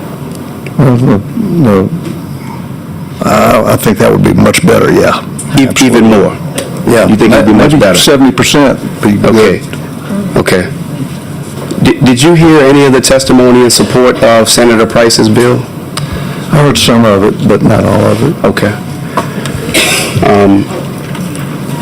Of all the people that came to testify, and I don't know how many cars there are in favor, or I guess we'll get to that later, but this is about representation and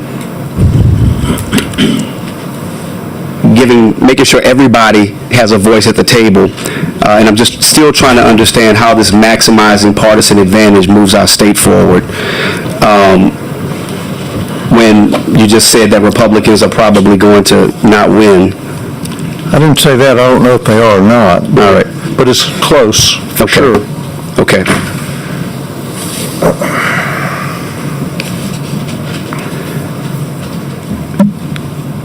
Does your map make our elections more competitive or less competitive?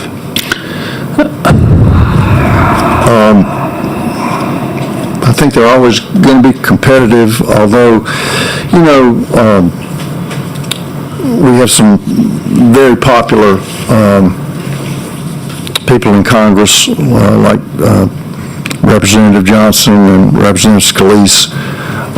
So I can't imagine anybody's going to challenge them, but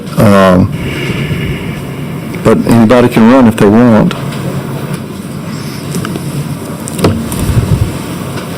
Is it your intent to make the elections less competitive or more competitive? I would prefer that they favor Republicans, of course. I am Republican, and that's perfectly permissible under Calais. So it's permissible, but it's not required. No. Okay. No, I don't think so. Okay. So less diversity, more Republicans, less competitiveness. That's going to make our state better. I didn't say that. Okay. So is it just more competition amongst Republicans? How does it? Let me move on from that.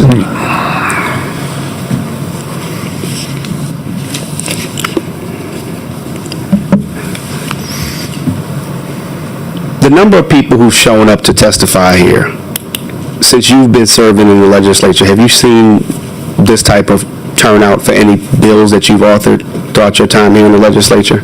Well, I've authored no. Okay.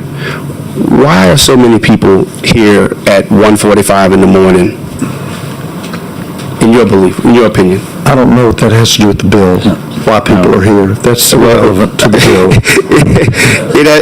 I think it has everything to do with the bill, Senator. Respectfully. Well, respectfully ask them why they're here. Yes, sir. I mean, you're the author of the bill. I could speculate on why so many people are here, but that's irrelevant to whether the bill should pass or not. Senator Morris, we want decorum. We talk about respect. I'm sitting in this seat right now because of something that happened in the last meeting where I was not on this committee. And I'm really trying. I'm really trying. But you want respect, you got to give it. And I'm asking you a basic question about the bill. Why do you think so many people are here at 1:45 in the morning? That's not a question about the bill. Stay on the four corners of the bill, Senator DePlessis. You can ask that, when they come to testify, you can ask them. I plan to. Okay.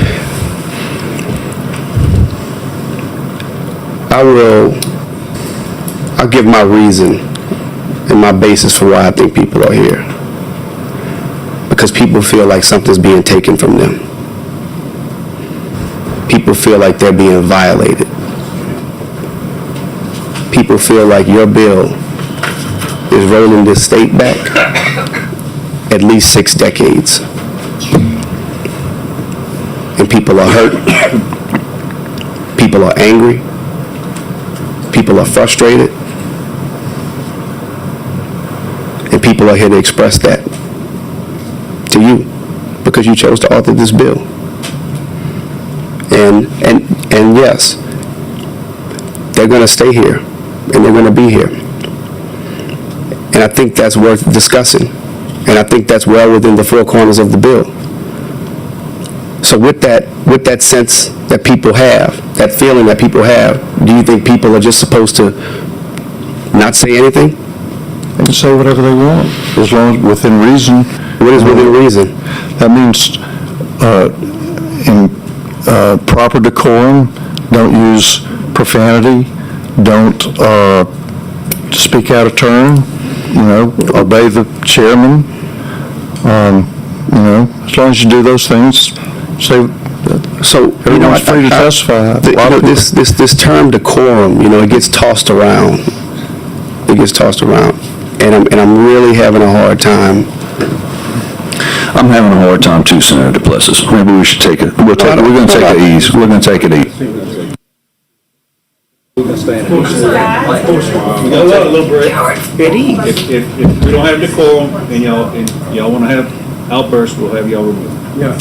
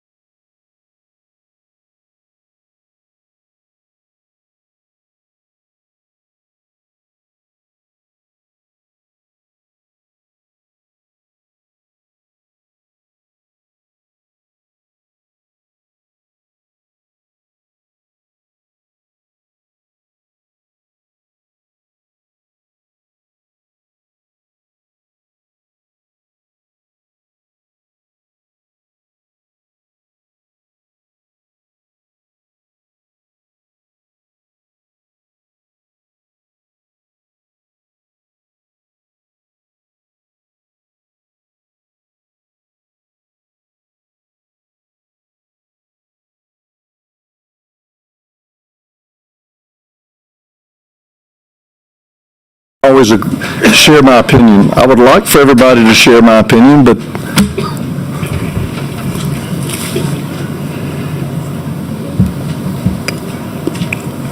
I'm asking the question based upon the people and for the people who've come to this table and who are going to come to this table, who are still here at 2,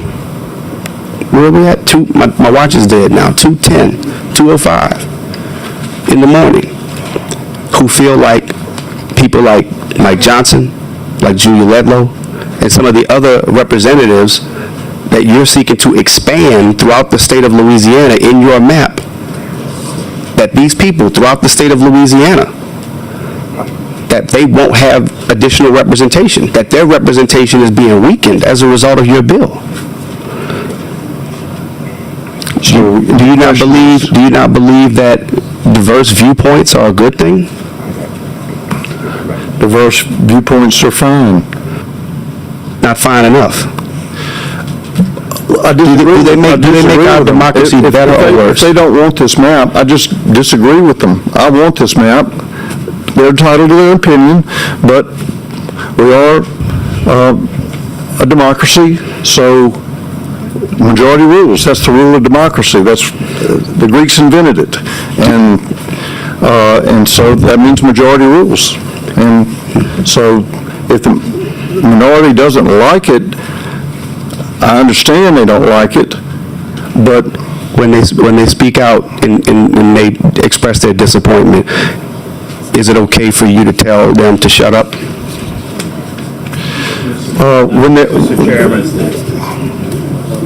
Senator. Okay. Madam Pro Temp, I'm sorry, Madam Pro Temp. Thank you, Mr. Chairman.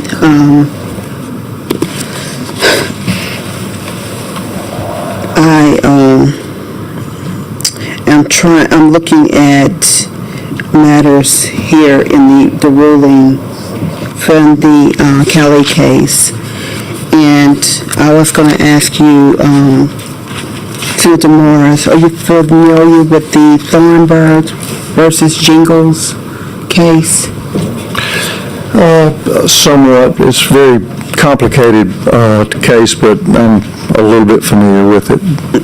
Because they reference it a lot in the Calais case, and they talk about the things that should be a part of the decision-making, such as communities of interest, compactness, if it's contiguous. And so as I look at your map, it has that same kind of design. I'm trying to find it now. I feel like I'm going to have papers all over the place now. With this snake design going down in it. Oh, it's not up now. And someone mentioned earlier about passing the eyeball test. Is this the map here? Yes. Okay. So, in your opinion, you believe that passes the eyeball test, or does it look familiar to some of the maps that have been submitted before that have been actually rejected and sent back? Wait, what's the question now? So, I was talking about the first question was, does it pass the eyeball test? Does it pass the eyeball test? I think communities of interest. Absolutely, particularly compared to the existing map, which clearly does not, that had the snake running from Shreveport all the way down almost to New Orleans. But we have a snake so it's way more compact than the map that's currently in place. But it kind of has that same look. It's just not as long. It's not as long. I would disagree. So, in your opinion, you think it passed the eyeball test? I do, but I don't know that the eyeball test is necessarily a legal measure, but I think it's, the Calais decision indicated that that this map, or the 2022 map, was fine, and that the Middle District was wrong, and that the map that passed in 2024 that I voted against was unconstitutional. So in your opinion, this map actually represents communities of interest? Yes, I think so. Because one of the things that I was looking at as I was seeing how New Orleans was drawn to Baton Rouge was some of the things that are not of common interest, like the issues that they're having as it relates to insurance. It's not the same issues that Baton Rouge has, because we have multiple options as it relates to insurance companies. I'm just using that as an example in terms of areas of interest. Well, insurance rates are, if we're going to talk about that, are determined by the three zones, right? And the northern, the middle, and the southern. And New Orleans and Baton Rouge are both in the southern portion, so they pay similar rates. Yeah. Whereas people in North Louisiana pay less because they're not in the hurricane zone, they're not in the southern zone. But we have more options in terms, like, in New Orleans, they only have one insurance company, for the most part, that actually do underwriting for that area. Maybe so. Yeah. So I just use that as a topic and an issue when we talk about communities of interest. And I talk about Baton Rouge because I live here.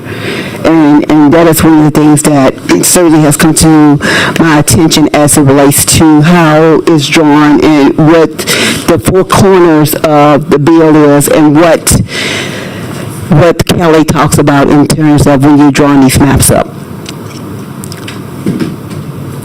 Was there a question in there? No, not really. This is just a statement. Okay.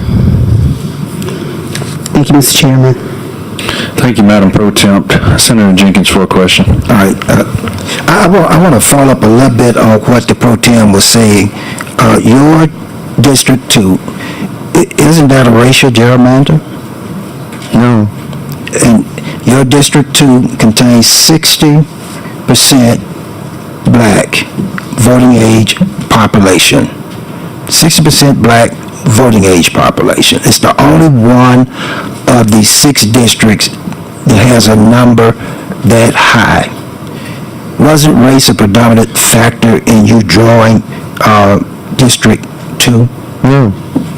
What you meant when you were saying it was urban areas? What were you talking about when you were saying that? Well, that's for example, the 5th Congressional District where I live, where I live under this map, actually I'm in the 4th right now because of the unconstitutional map, but the 5th on this map that I've under this amendment is a very rural area. It has a lot of farm, timber,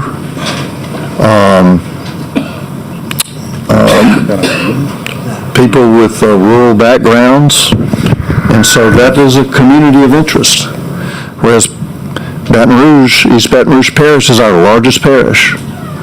Orleans Parish is our 3rd largest parish.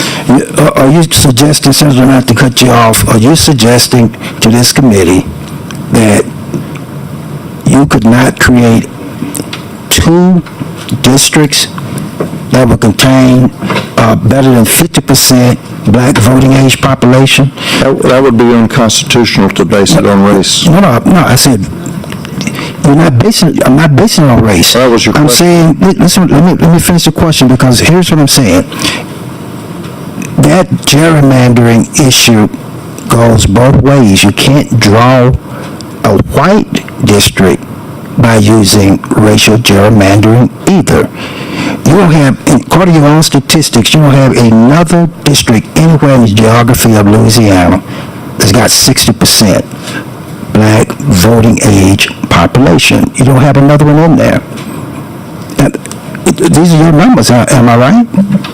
You're familiar with your statistics. This is the only district that has that high level of black voting age population. And that's what I'm saying. It's a racial gerrymander. The Pro Tem was asking you about even the shape of the shape or compactness of it. This is the same kind of little strictly districts where you tie a lot of black folks up together in the same district that has been getting us in trouble time and time again. Isn't that similar to what we just had? I know you talk about the one from Shreveport to Baton Rouge with the line and the slash coming all the way through. Is this the same thing? We're just a little lower down in the south. We starting up in Baton Rouge, coming down in Orleans. These all wrapped around by some other parishes, Livingston and Iberville. I mean, isn't this the same kind of map that has given us trouble time and time again, based upon the fact that they say you're relying too heavily upon race? Don't you see that being the same legal question that's going to come up with this map? No, because the Calais decision indicated that this map, or not, if not the amended map, but the original bill 121 was fine. I'm going to say again, this is the same kind of map that keeps getting us in trouble, that we are about to try to move forward with. Same kind of shape, same kind of packed up area with black voters in it. And look, you can't try to use partisan gerrymandering as a disguise for a discriminatory practice. That is what we're doing in this map. I got a feeling we're going to see this again. And if that's what, you want to put forward, you're the author, you got a right to do it. But let's just call it what it is. It relies too heavily upon race, the way you created your District 2. And your own statistics show that. Thank you, Mr. Chairman. Thank you, Senator Jenkins. Senator Mia as Vice Chair. Thank you, Mr. Chairman. Senator Morris, it's like when we hit the recess, it's like my Democratic colleagues forgot everything we talked about before the recess, and they keep focusing on District 2 in your map, and they keep making these arguments about communities of interest and contiguousness and compactness, and do they not remember that I'm looking at your map, there's very little difference in the original version and the amended version of District 2. And the Supreme Court in Calais said that the 2022 map was acceptable. It's like if they keep repeating it so that it'll make it true. It's not the case. Do you agree that the 2022 map is acceptable by the Supreme Court and District 2 has been accepted by the Supreme Court as constitutional? Absolutely. Then why are we still talking about this? It's like a broken record. I just want to make that, hope we don't forget about it in the next recess. Thanks, Mr. Chairman. I appreciate it. Thank you, Vice Chair. The board is clear. We will go to the cards now. Okay.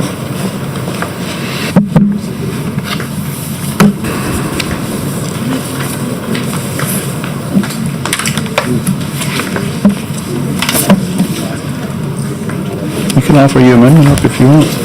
You can offer your amendment up if you want. I do. Okay. All right. We're going to take it before we start taking testimony? Yes, we can. Yeah. Madam Pro Temp.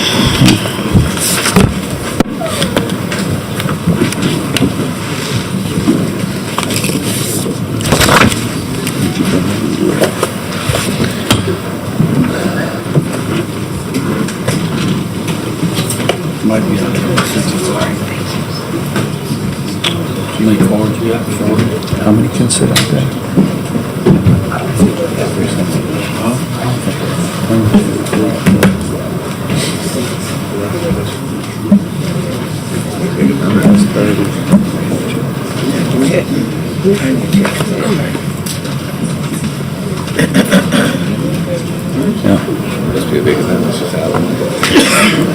All right. Madam Pro Temp, are you still, can we get the amendment? Yes.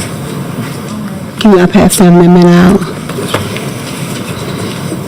And as they are passing out the amendment, Mr. Chairman, I can begin to start talking about it if you Sure. like. Yes, ma'am. Okay.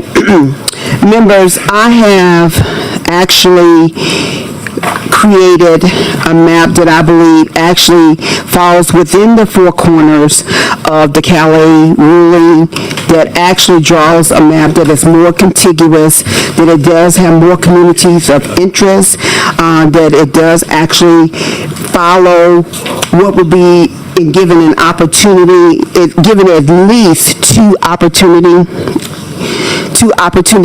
communities, and possibly even a third.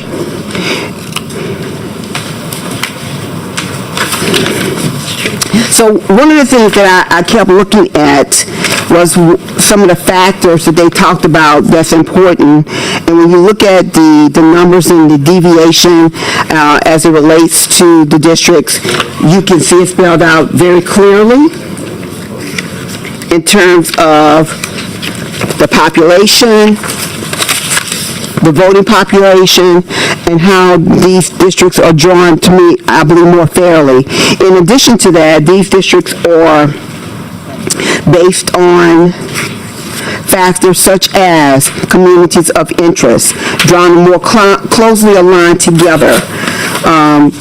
They are more contiguous. They are people with same interests. It allows the opportunity for them to actually have the opportunity to elect a candidate of their choice. So it's very similar to the map that Senator Price had. It's a little different, slightly different than his map. But this, in my opinion, will allow us to have two individuals that can be candidates of our choice, maybe even three, allowing even for the independent party to be able to have a candidate. And if you look at the variation of the numbers, this to me really gets to the factor of ensuring that we have a fair process, a more just process, and one where all citizens can have the representation that they are looking for. If you have additional questions, I'm ready to answer them. I know it seems like some of y'all are still trying to look at the map, but in essence, this map is slightly different from Senator Price's map, but I believe that it allows for more equity, fairness across the board as it relates to representation, while taking into consideration communities of interest, Acadiana interests, Acadiana communities along the Gulf Corridor, Greater New Orleans, not so much lumped in with Baton Rouge, Southeast resilience communities, the Western Louisiana, the Delta, Central part of Louisiana, and then, of course, the Capital Regional Corridor. All right, Madam Pro Temp, we do have a question by Vice Chair Miguez. Thank you, Mr. Chairman. Pro Tem, you used the words community of interest, and you're suggesting that this map improves Morris's amended current version. Is that what you're saying? Yes. So you're telling me that someone in Bastrop has a community of interest with someone in Stevensonville and Lower St. Martin Parish? And you're worried about it curving around, but like you're curving around Point Capine going all the way down there. Have you been to Stevensonville and Bastrop? I've been to Bastrop. You haven't been to Stevensonville, apparently. No, I have not been to Stevensonville.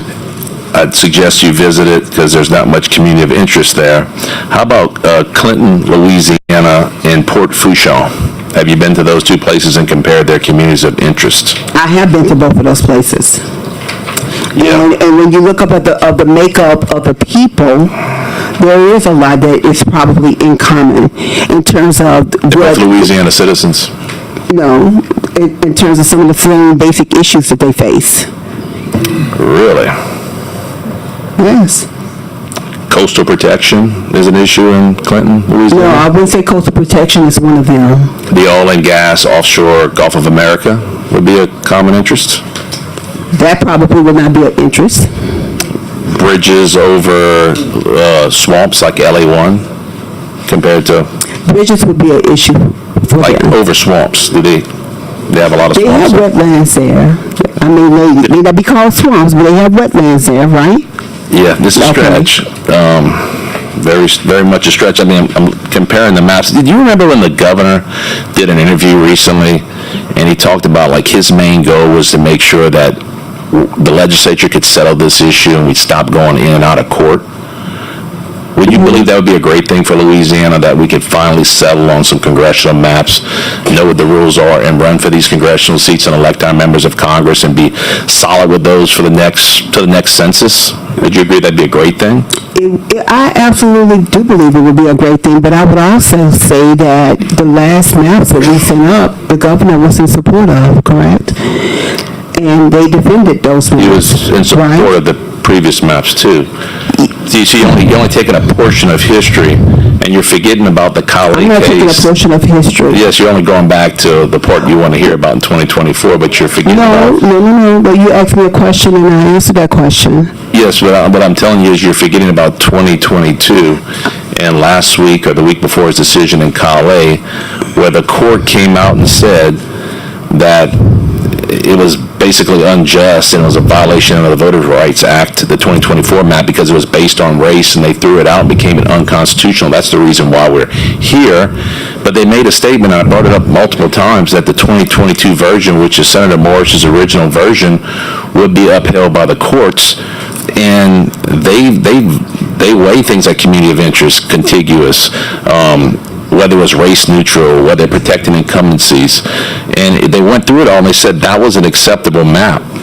So the debate that we're having here today is whether the amended version of Senator Morris's bill would still fall within those same guidelines. But when you offer something like this and try to tell me you're worried about communities of interest in a map that the Supreme Court said was okay, and you're going from Bastrop to Stevensonville and from Clinton to Port Fourchon, I just think your argument doesn't hold weight. I just don't think it's an acceptable map, and it doesn't meet the credentials of what the Supreme Court would test this map, and Let me answer your question. Well, you can't ask me any questions. No, I said let me answer your question. You asked me a question, right? Yes. Yes. I'm pointing out the problems with your map. But you asked me a question, and I want to answer your question. Because you asked me, would I agree that the governor had made a comment that we should not. He would be glad when we get to a point where we are not having to go back before the court with our maps along that line. Correct? That was a question to me? Yeah, he just wants us to get out of court completely. That's right. He wants us to be settled with it once and for all. He wants to be settled with it once and for all. And my answer to you was, yes, I agree, but the governor actually signed off on the previous maps that we had, right? And actually argued for those. So that was the question you asked me. Now, as going back to... But the courts did say that was held unconstitutional and a violation of the Voting Rights Act because it was written based on race. So we have to, forget about that map. We got to go back to 2022. Yeah, that's what they said, and that's what we're doing now, but you asked me a question, so I'm answering the question. So yes, I agree, that's A, number one, I answered the question, and then I said that the governor, along with our attorney general, actually defended that particular map, so we're back at the drawing board. Now, how we actually decide on what we believe would be something that will fall within the lines of the courts, that's what we're debating right now. And I'm saying that the map that I have can actually do that. And mine is not based on race. It is based on party affiliation. But at the same time, race can still be used as a factor. We cannot, Kelly did not say we could not use race. But I am not using race. I'm just using party. Using race a little bit in your decision making for this map? No. You just said you... I said that they said in the Kelly decision, they did not say that race could not be a factor. It could not be a sole factor. Your map needs to be written race neutral. It doesn't sound like from your answers it's written race neutral. It's like kind of neutral. Partisanship. Not from the previous testimony just 30 seconds ago. That's not what I said. You're using race partly is what you're saying, not completely. In the Kelly ruling, race cannot be the sole factor. But they did not say we could not use race. I did not say I was using race. My maps is really purely drawn on partisanship, which then why I said it could create a third seat, a third opportunity. Based on what? To help Democrats get elected? No, not just Democrats. It can help independents get elected. I just don't know why you would want to take that kind of risk when you got a version on the table on the original or the amended version, which is close to what the Supreme Court's already accepted. We've been through a lot, President Pro Tem, in and out of court. We know these maps have been accepted by the Supreme Court. Why don't we just go with a version of this and just debate within where we know the courts will accept it? Well, this is kind of giving people an opportunity to elect a candidate of their choice, so they will have that opportunity. I just think you're risking us and going in and out of court for the next decade, and that's just not something I don't think anyone in the legislature is interested in doing.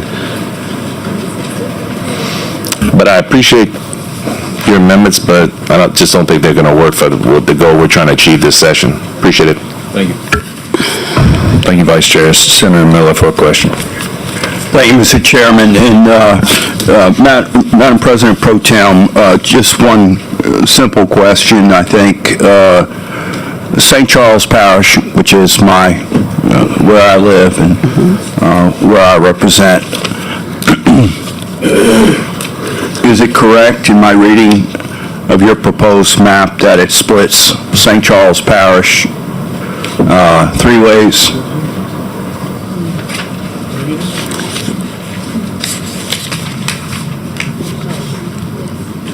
So make sure that I'm looking at that right. Is that going to be, I have it being here too, right? Am I looking at that right? I'm looking at the map that says Congress, St. Charles, and it looks like we've got part in District 6, part in District 2, and part in District 1.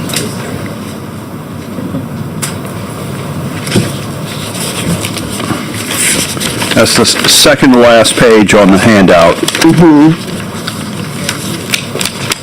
The map, which is the inset, which is the second to last page on your So what's your question again? The question is, am I correct that your proposed map splits my home parish, St. Charles Parish, into between 3 different congressional districts? It looks like it does. All right. Thank you. Okay. Thank you, Mr. Chairman. Thank you, Senator Miller. Senator Duplessis for a question. Thank you, Mr. Chairman. Senator Barrow, I'm looking at your amendment and I'm comparing it to Senator Morris's bill, and I'm looking specifically at St. Charles Parish. Do you have Senator Morris's bill in front of you? I do not. Okay, all right. So it may be a little difficult for you to answer this question, but I guess I would just like to draw your attention to the fact that in Senator Morris's map, St. Charles Parish is also split right down the middle. And while it may not be in 3 districts, from what I'm looking at, unless I'm looking at the wrong map, in Senator Morris's map, St. Charles Parish absolutely appears to be split. Now, we believe in the basics principles of redistricting, which is fewer split precincts, more compactness, more contiguity, communities of interest. In our debates around redistricting over the years, we've heard a lot of arguments that you could flip on either side, which is that if a parish is split, that means that they could have multiple representatives in Congress as opposed to just one. We've seen that right in the parish in which you live, which is East Baton Rouge. Is that correct? That's right, absolutely. All right, you represent East Baton Rouge. That's okay. Right. So while we make our best efforts to reduce the number of split parishes, that doesn't make a map fatal, does it? No, it doesn't. Thank you. No, it doesn't.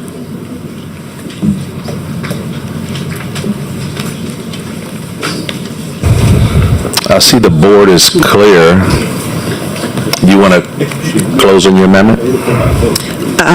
Yes, just really quickly, as it relates to looking at what the Kelly case actually said and being able to present an opportunity to the voters of the state of Louisiana, where not only are we talking about Democrats and Republicans, but we are also keeping in mind our no party or independent voters, we'll give them also an opportunity to be able to weigh in very heavily in this particular map. And with that, I will ask that you guys vote favorably on this amendment. I will move favorably on this amendment.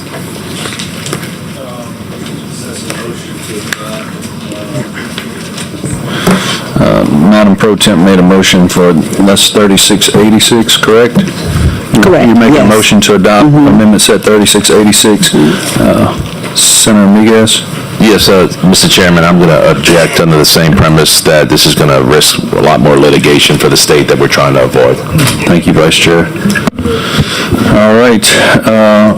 A yes will adopt the amendment, and a no will deny the amendment. Madam Secretary, will you please call the roll? Senator Miguez? No. No. Senator Barrow? Yes. Yes, ma'am. Senator Duplessis? Yes. Senator Fazy? No. No. Senator Jenkins? Yes. Yes. Senator Miller? No. No. Senator Reese? Senator Womack? No. No. We have 3 yes and 4 no. No, the noes have it. That amendment set is, does not pass. All right, we will go on to the red cards. All right, for those listening, I think we have.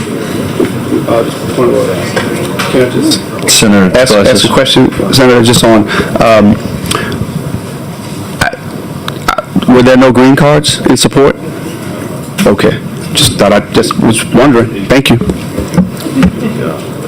Thank you, Senator Duplessis. We will go on, no green cards. We will go into the red cards. It is getting late. 3 minutes. You have 3 minutes. It's either Josia or Josiah, I'm sorry, Bell. Josia. All right, come on up. Samara Smith, are you here? Samara Smith? Is there anybody out in the hall? Yes, there is.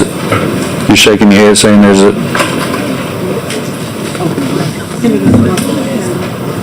Oh. You want to come on up? Karen Carter Peterson. Did y'all say it?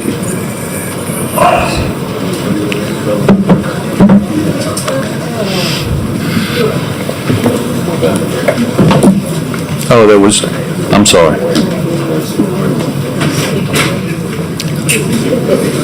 There's one green card.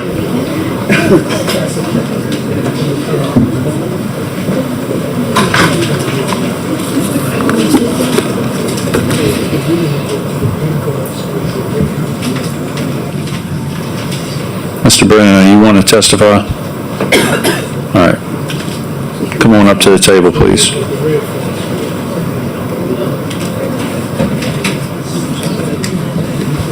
We do have a green card. Senator Duplessis. Please fill your green card out. State your name for the record. You have 3 minutes. And I will be, it's getting late. I'm going to be very strict on these 3 minutes. When the timer goes, we're moving on to the next person. You want me to start first and then just fill out the card? I'm sorry. Fill it out after. Yes, please. Affiliated with corruption. What'd you say? I'm sorry? What'd I you was say? talking to myself. You were saying about corruption? Yeah. What about the quorum, Mr. Chairman? I didn't hear what happened. Would you want to say it on the mic? Oh, no, that's why I didn't say You it on sure? record. Yeah, because you're scared. I fear God, not man. All right, let's keep it decorum in here. All right. I know it's late. Everybody is aggravated at this time. All right. Please state your name for the record. My name is Brennan Johnson, Mr. Chairman. I'm basically here. I didn't like SB 21 in its original form, but seeing it amended kind of helped. I'm trying to find my notes. A text from who? Who texted my phone to testify? Who? You want to check my phone and find it? Mr. Chairman, can you please stop public comment towards me while I'm trying to testify, please? Order in the room. Let's just have some All right. I'll restart your time. Let's just have some order. Again, everybody's agitated right now. Let's just move on, please. Start. State your name for the record, please. My name is Brennan Johnson. I'm here to testify basically not in total 100% support of SB 121. I stated on record, I just lost my notes, but what 121 does that I still think it does better than SB 407 under its now amended form is spread out total black influence across the whole state.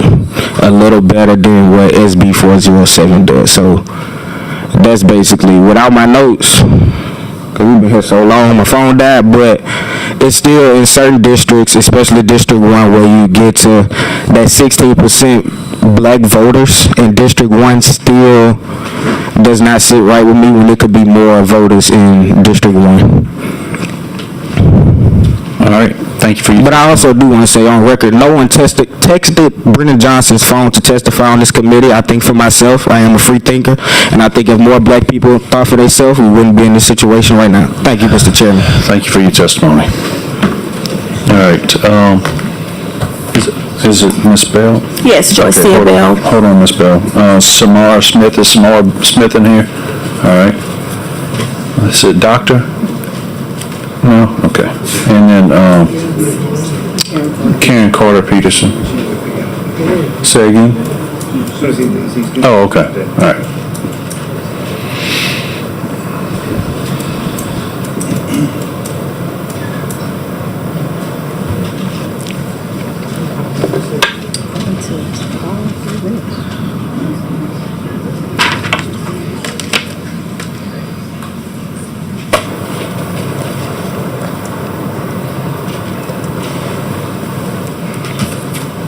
Mr. H and Mr. Sergeant on.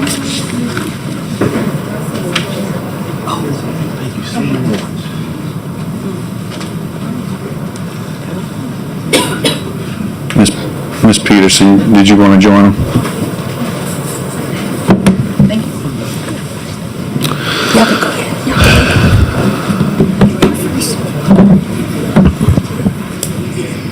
All right. Madam Chair. Sure. Karen Carter Peterson, testifying in opposition to the bill. Thank you, Senator Barrow, for the amendment. Actually, it was a pretty good map, I thought. Certainly more contiguous and consistent with the redistricting principles. I'm glad I stayed. Good morning, everyone. Good morning. What a bright morning. Given another chance and another day. Although we didn't sleep, we're still within another day, we're given another chance. And maybe since yesterday we didn't get that bill right, maybe today we're given another chance, we might get this one right. It's very disrespectful. How do I feel right this moment? I feel disrespected. Senator Morris was very honest about why he is bringing this bill. He said that the Calais decision, which it did say the maps were unconstitutional, he acknowledged that it wasn't specific that we do maps. I'll wait.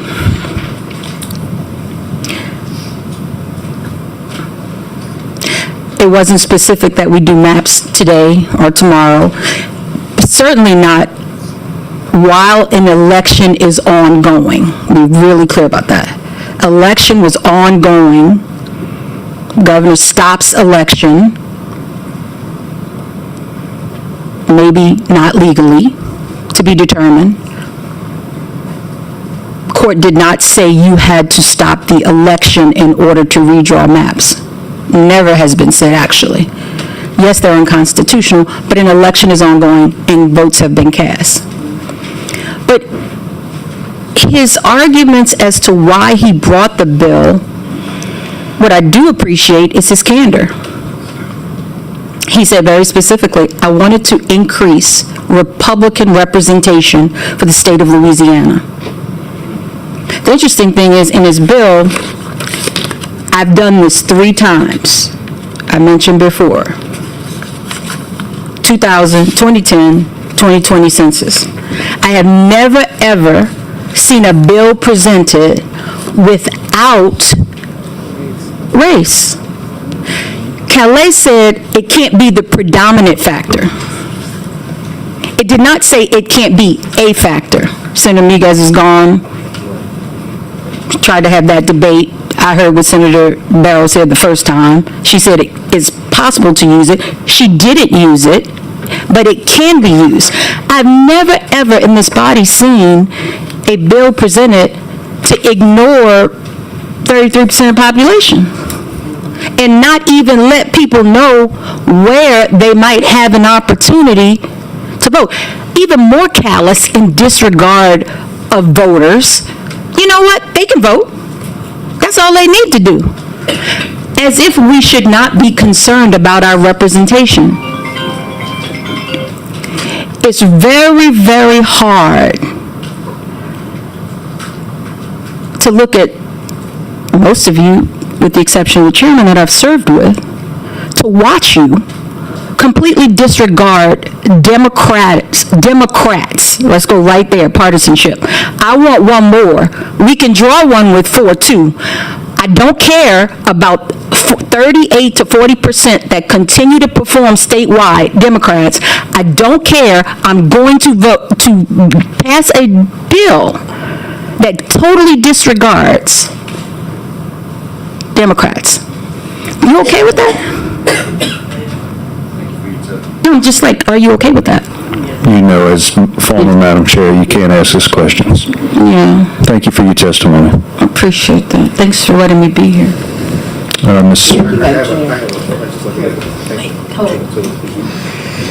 Very briefly. Senator Duplessis. Yeah. Thank you, Mr. Chairman. Take your time. Yeah. I want to answer your question. I'm not okay with it. Okay. I'm not okay with it. And many people throughout this state are not okay with it. It's gut-wrenching. My father was one of the first African Americans elected in New Orleans as tax assessor. I grew up in the 1970s. One of the first campaigns I worked on was in 1978. I was elected as a Democratic state's delegate at the age of 18. I was excited about the process. This is disheartening. So the young people that are here, I get it. I hope they're not excited, but incited and fired up and ready to go. Because when we leave here and y'all do what you have shown you will do, turn up time. That's right. Let me tell you something. I'm glad that you're not okay with it, because it's not okay. It's not fair. Like, if we're trying to have a process, a democratic process, little d, that's fair and just, at minimum, to give some representation, you wouldn't have, certainly not 6-0, and certainly not 5-1. Right. And that's what this does. Right. But it is an intentionality that was stated at the table by the author of the bill that says, I am going to dilute political influence. I'm going to dilute this influence to increase mine because it makes me feel better and it'll help us win in Washington. It doesn't reflect the gumbo that was talked about. It doesn't reflect the culture, the things we all want to rah-rah about. It doesn't reflect the diversity of the LSU football team. It doesn't reflect the diversity of Mardi Gras. It doesn't reflect the diversity of the Crawfish Festival, the Strawberry Festival, the Pirogue Festival, the Shrimp and Petroleum Festival. No, we all get together and ha-ha, that time is over, partners. Game over. When it impacts the bottom line, because sometimes that's all people understand, is economic impact. That's related to these districts. When we talk about the Four Corners, all of that is related to what we're doing today. Absolutely. Cannot be ignored. Totally. So, you ask for fairness and just, but then when people disrespect you, like right in your face and say, no, I don't have on a white robe, All right. but I'm acting as if I do. All right. Because it's the equivalent. You don't ignore intentionality. Somebody said it's not a mistake when you are informed, fully informed. Thank you. Thank you, Senator Duplessis. All right, Ms. Smith, please state your name for the record. My name is Samira Smith, and I'm here in opposition of Senate Bill 121 by Senator Moore. I have a lot of concerns around this proposed map. chief of which is that the committee just voted down Senate Bill 407 and brought up concerns about race-based district lines and the eyeball test. But there is not a sufficient argument that this map passes that and 407 doesn't. Breaking up Orleans Parish, Jefferson Parish, and East Baton Rouge Parish, the three most populous parishes, how is it defensible to align communities of interest and then crack Orleans? A constitutional partisan map would recognize the registration of Democrats in this state when they are located in contiguous and cohesive areas. Keeping communities of interest together, passing the eyeball test, having compact districts all exist to ensure that legislators have to answer to their constituencies. I remind you in my testimony earlier that legislators don't choose their voters, we choose you. It's clear that the author of this bill does not and cannot disaggregate partisanship and race. They are the same to him. When I look at every district other than two, people running for those seats don't have to care about what black voters think about them. However, we're your neighbors, teachers, doctors, and firefighters. Where do you think you will hide from this vote? We've had 5 hours of support for 407 and 20 minutes of opposition. Where are your supporters? I've been here since 4 p.m. Where are your supporters? You will continue to chase for power, and it will be fruitless, and you will be alone. This bill is built on hate, hate of accountability, hate of a loss of power, and hate of people who do not look like you. And you do not feel as though you are compelled to serve a representative democracy. I pray you find your conscience before it's too late. I can't say that you will, but I don't have to judge you. I already know where you're going, so I hope you're comfortable. And I yield my time. Thank you, Ms. Smith. Ms. Bell. Joyce C. Bell, and I'm in opposition, of course, to SB 121. The major red flag that stands out to me above anything else is, as Senator Duplessis brought out, why now? Is there anything that says this has to happen right now? There was a question asked about why are we still talking, and my answer to that is because we know that if it was not midterms, we would not be in this room if it was not midterm election. I used to grow up around my dinner table with my parents talking about things in the 60s and the 50s, and I'm going, oh yeah, we're so past that. We just, the privilege, let's change laws, let's do what we want to do, let's change what we want to change. I said, oh, yeah, that's back then. I was born in 74, I'm an adult now, we're not going to see that again. And this is living in a time warp. I don't know. It's like, what year is this? So, history, past, present, and future is watching. The past is watching. The past is laughing because it's identifying with everything that's happening. The present is shaking its head. The future that we've been hearing since last week. Our youth. I feel for our youth. I'm sorry for every young person in this room who should not have to see this. And I'm sorry to every older person that fought. For every one of our people that have served, that fought. I'm so sorry. This should not be happening. But it is. That's all. Thank you for your testimony. The board is clear. We will call up the next set. Quentin Anthony Anderson, are you here? Amari Hosang?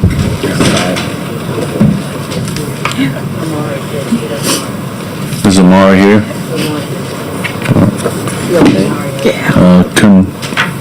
Katura Butler-Reed? Is Quentin, you want to come on up, Quentin? Mr. Anderson?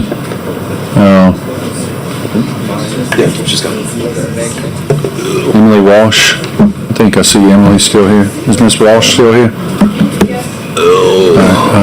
Hold on one second. Let me make sure. Ms. Walsh, I think you have room at the table. We have,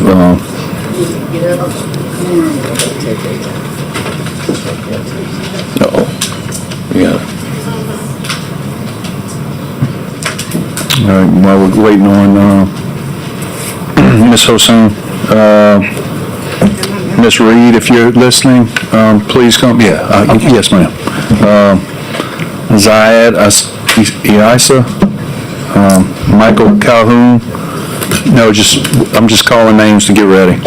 Britton Force, Dr. Sidney Epps, Jay Frankie Ayers, Rebecca Bourne. So I think I got a few names in the queue. Mr. Anderson will take the women first. Ms. Amari, please state your name for the record, please. Hi, good morning. I'm Amari Hossain, and I rise today in opposition to Senate Bill 121. So every generation out of relative obscurity must discover their mission, fulfill it, or betray it. And in this nation, this generation, we should be moving forward.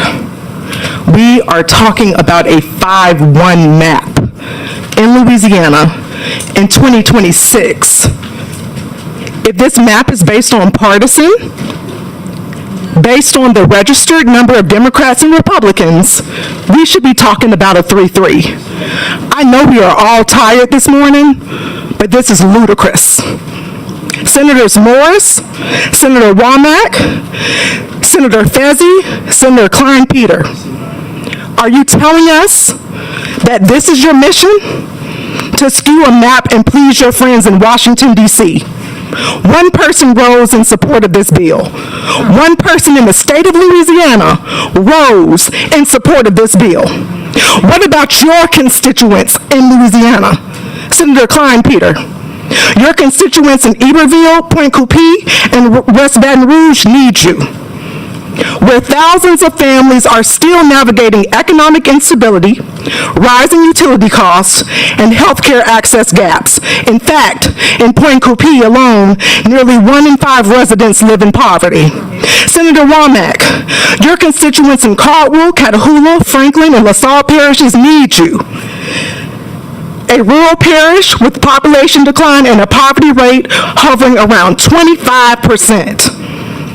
Senator Fezzi, your constituents in Lafourche and Terrebonne parishes need you. Every 100 minutes, those parishes lose football fields of wetlands. So while you have been in here killing fair maps, your parishes have been losing land. Senator Miller, your constituents in Jefferson, Lafourche, St. Charles, and St. John the Baptist need you very badly.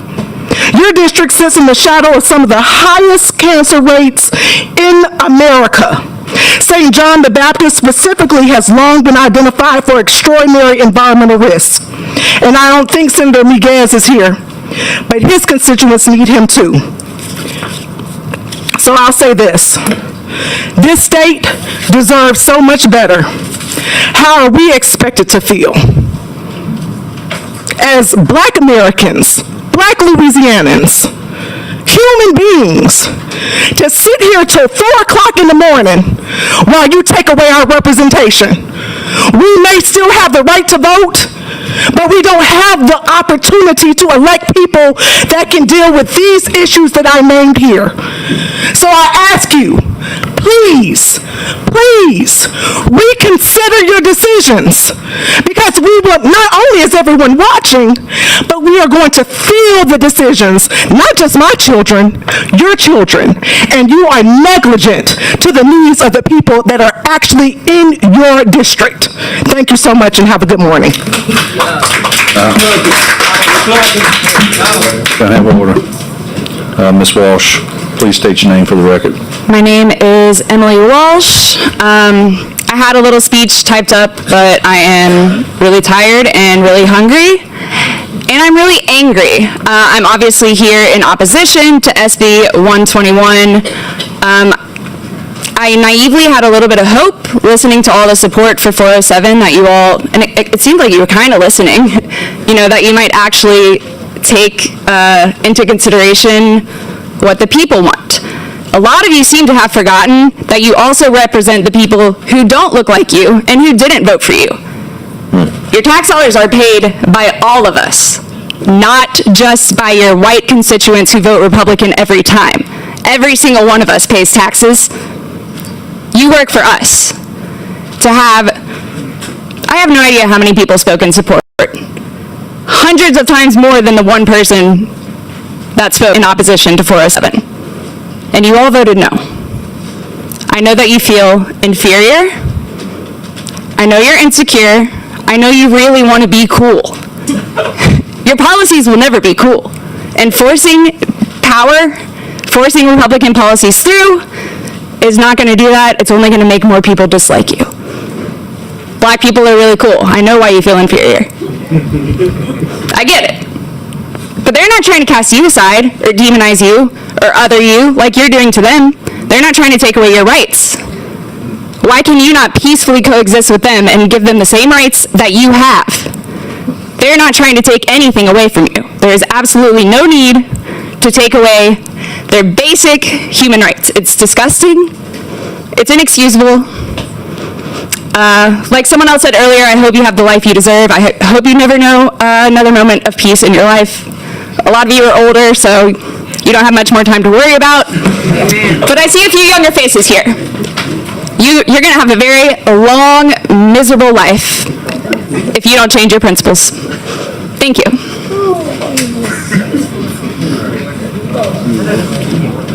Mr. Anderson, please state your name for the record. I am Quentin Anderson. I am representing again, me, myself, and I. At least two of us are here at 3 o'clock.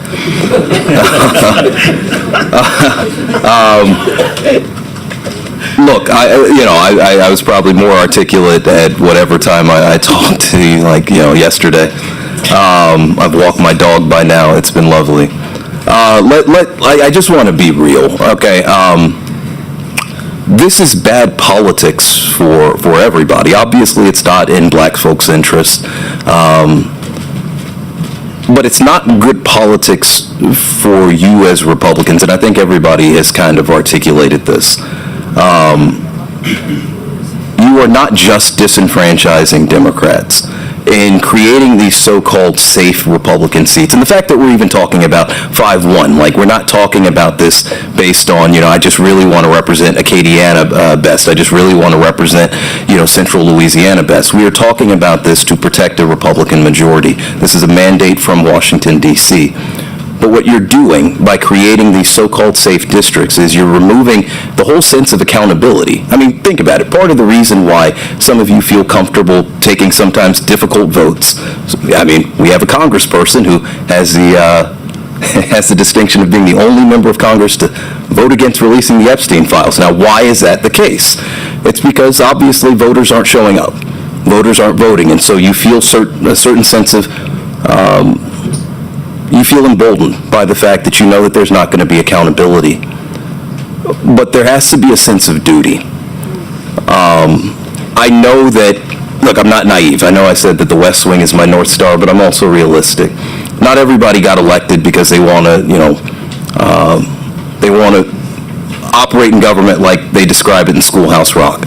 Some of you all got elected through machines. Some of you all got elected just on the basis of gerrymandering. But to a certain degree, do you not feel a sense of civic duty that once I get elected, once the election is over, all of these people are my constituents?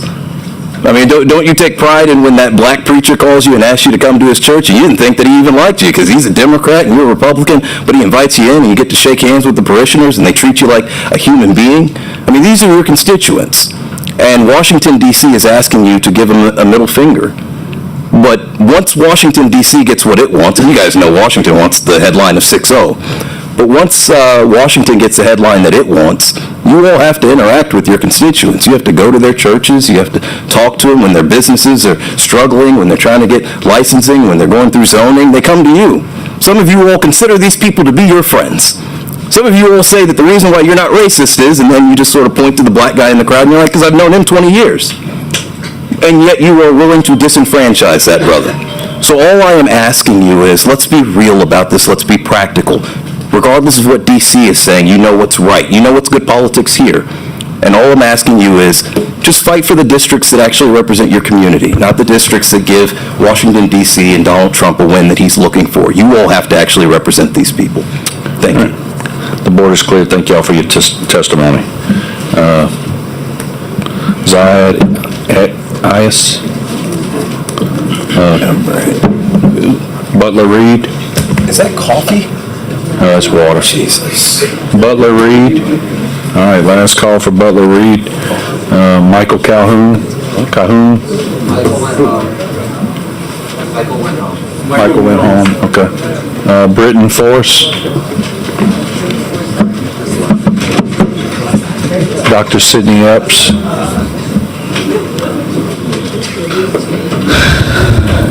Is Miss Epps here?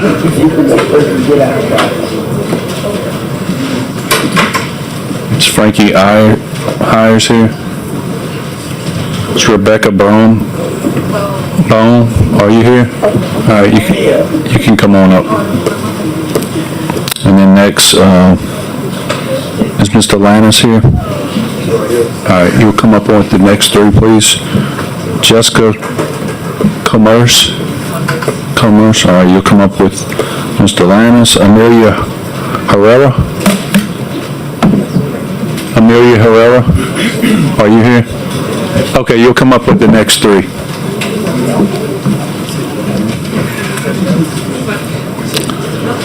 All right,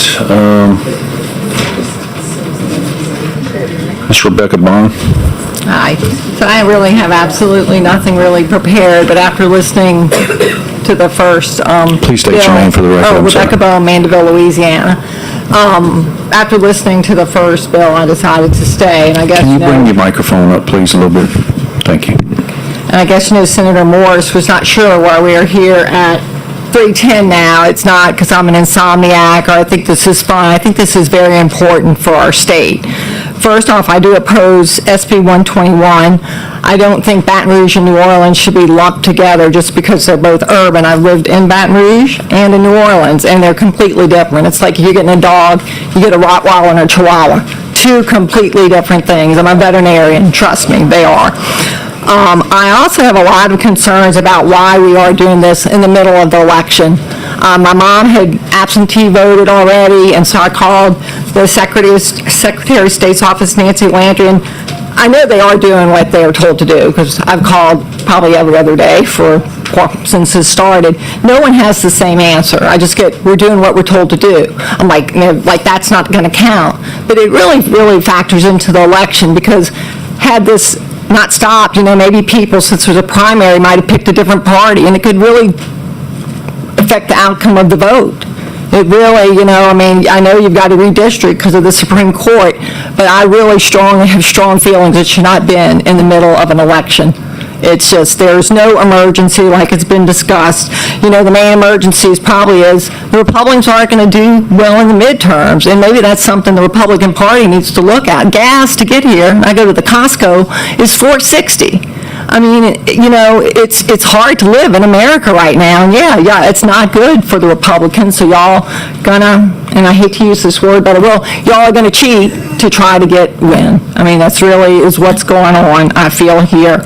There's been overwhelming support for SB 407. There's overwhelming opposition against this, and I feel like people should represent their state. Yeah, we don't all agree. I bet we probably have a lot more in common than we think, but I would like whoever I elect, even if they're a Republican, and I guess I am a Democrat, to put people over politics. We are all in this together. I mean, if I see someone who's not as fortunate as I am, I think we should help them instead of oppressing them and not giving them representation to try to make their lives better. And that's really all I have to say. And I really, I like that young girl. I wasn't naive. When I got in my car at 11 o'clock and got here, I knew how the votes were going to go. I've lived in Louisiana 62 years. Nothing changes. We're still last in education, horrible in health care. We're the poorest state. And it's been Republican run for my 62 years. Thank you for your time. All right. Mr. Force. Britton Forsyth. And you're with the New Economic Justice Organizing Project. There's just a couple things I want to make sure are said, so I'll be pretty quick. This map cracks 16 parishes. That's 25% of our parishes. It appears to me that it splits the cities of Opelousas and Houma in half. I also want to point out that Tangipahoa is split 3 ways on Senator Morris's amended map. If we have a problem with the split parishes from Senator Barrow's amendments, we would also need to have a problem with that. I'll, leave it at that and just wrap up. It's 3 a.m. Y'all know we shouldn't be talking about something like this at 3 a.m. The author of this bill referenced the residents of Louisiana being long-winded about SB 407. I think it's really beautiful personally to see so many people care so much about our home and the people who live here. I personally have never hung out at a committee room until 3 a.m. And I've been doing this for a few years, It looks like Louisianans want some more time on this conversation. Senator Duplessis asked why so many people are still here. You asked the sponsor why he thinks so many people are still here. I'm personally here because I can't think of a single thing that's more important than this. I can't think of anything more important than ensuring that everyone in my home state is able to elect someone who represents them and will listen to them and answer to them. And I'm here because Jim Crow maps like this have no place in our state, and Republican senators are willing to vote to re-entrench the disenfranchisement of Jim Crow. So that's why I'm here. Thank y'all. Please state your name for the record. Hi, my name is Ziad Issa. I'm speaking on behalf of the Freedom Road Socialist Organization. I'm a student at LSU, and this is an important issue to me because the map that's put forward in Senate Bill 121 is just ridiculously gerrymandered, and I believe that the main issue we're discussing here today is gerrymandering, and you see the districts that are put forward in that bill, and they're not drawn on any sort of logical lines. It's just you have districts snaking through. I think that it just looks like an abomination. It is not logical in any way. I also think it's telling that Senator Morris, who wrote this bill, was unable to answer even basic questions that were put to him by this committee. If the person who authored the bill doesn't know what he's talking about in relation to the bill, it would just be unconscionable to vote for it. The only motivation I can think of to support this kind of gerrymandered districting, like the kind put forward in 121, is just subservience to Jeff Landry, to conservative politicians, and to billionaires, right? Just implementing their agenda no matter what, no matter if, people come out in droves to speak, in favor of proper districting. No, that doesn't matter. All that matters is that, Jeff Landry wants to stop the elections. Jeff Landry wants the Republicans to gain more seats. Jeff Landry wants to disenfranchise black voters. That's all that matters, apparently, to this, committee. So I would like to urge this committee to actually consider, the will of their constituents who have come out here and spent all this time, putting forward their voice, to consider the will of their constituents and to vote against Senate Bill 121, which would, disenfranchise voters. Thank you. Madam Pro Temp.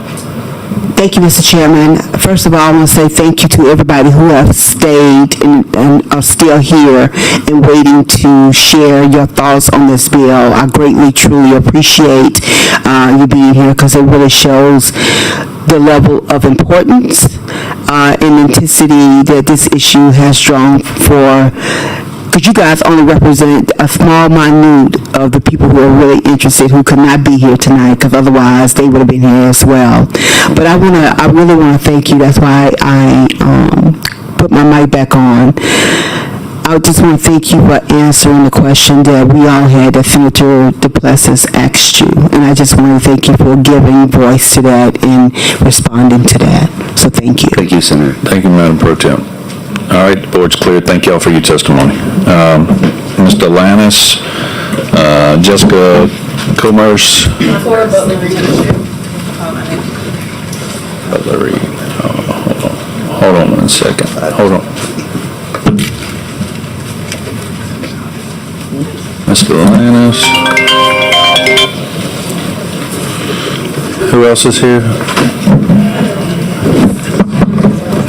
What's your name? Ma'am, what's your name? Jessica. Okay. All right. And Miss Reed, you said Butler Reed?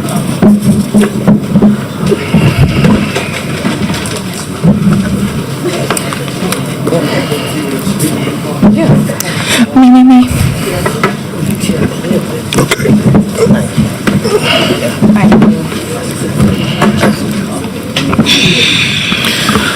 Ms. Butler Reed, please state your name for the record, please. Now, why I always gotta go first? Okay. Hello, everyone. I'm Katora Butler Reed. Today, I'm really just representing myself. It is, because it's 3 a.m. I'm gonna try to keep it short and brief. I would love to sit here and go through all these facts and whatnot, but we're all tired. But what I do want to say is I originally was going to testify about the amendment and adding in some more transparency to just the data that was presented, because I didn't see more of like a racial demographic towards it. So I still want to lift that up. But first I want to start with this quote. I know it's cheesy, but as the South goes, so goes the nation. And right now I'm feeling that intense energy of not just my ancestors and those in this room, but I'm feeling the energy of those in Tennessee, those in Alabama, those in Georgia, those in Texas. There are people who are fighting for representation, and first I want to acknowledge them in that fight, and also share that and remind you all that we're not going down without a fight. We are going to stay here until y'all finish voting for these maps. But in this, I remember the other day I had to explain to my little cousins about redistricting and the importance of it. They're under 10 years old.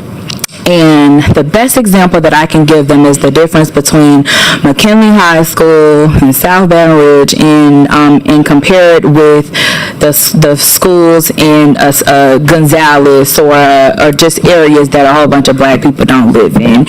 And we broke it down all the way down to the facilities, to the turf or lack of turf, to just so many different issues. And it was so hard because I had to explain to those little boys, well, it's really just because we black. It don't have nothing to do with anything else at the end of the day. Now it's becoming more and abundantly clear that what you all are presenting to us is that we don't deserve anything. We don't deserve resources. We don't deserve good education for our kids, and we don't deserve proper facilities. We don't deserve survival. That's what I heard. That's what I've been hearing as I've been sitting here. So I don't have too much more to say, but what I do know is that what you all are doing, you're going to get a response from us. So I'm so glad that we have elections coming up in November, because that's when we're going to really be able to strategize and organize so many of you out of them seats. Thank you. And thank you, Senator. Is it Commerce? I'm sorry. Converse. I'm sorry. Converse. Sorry, Converse. Good. State your name for the record.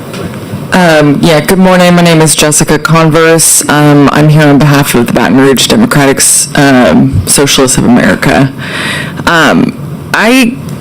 And I want to say thank you to those that are representing the ideas and intentions of fair maps. So So thank you, Senator Duplessis and Senator Barrow.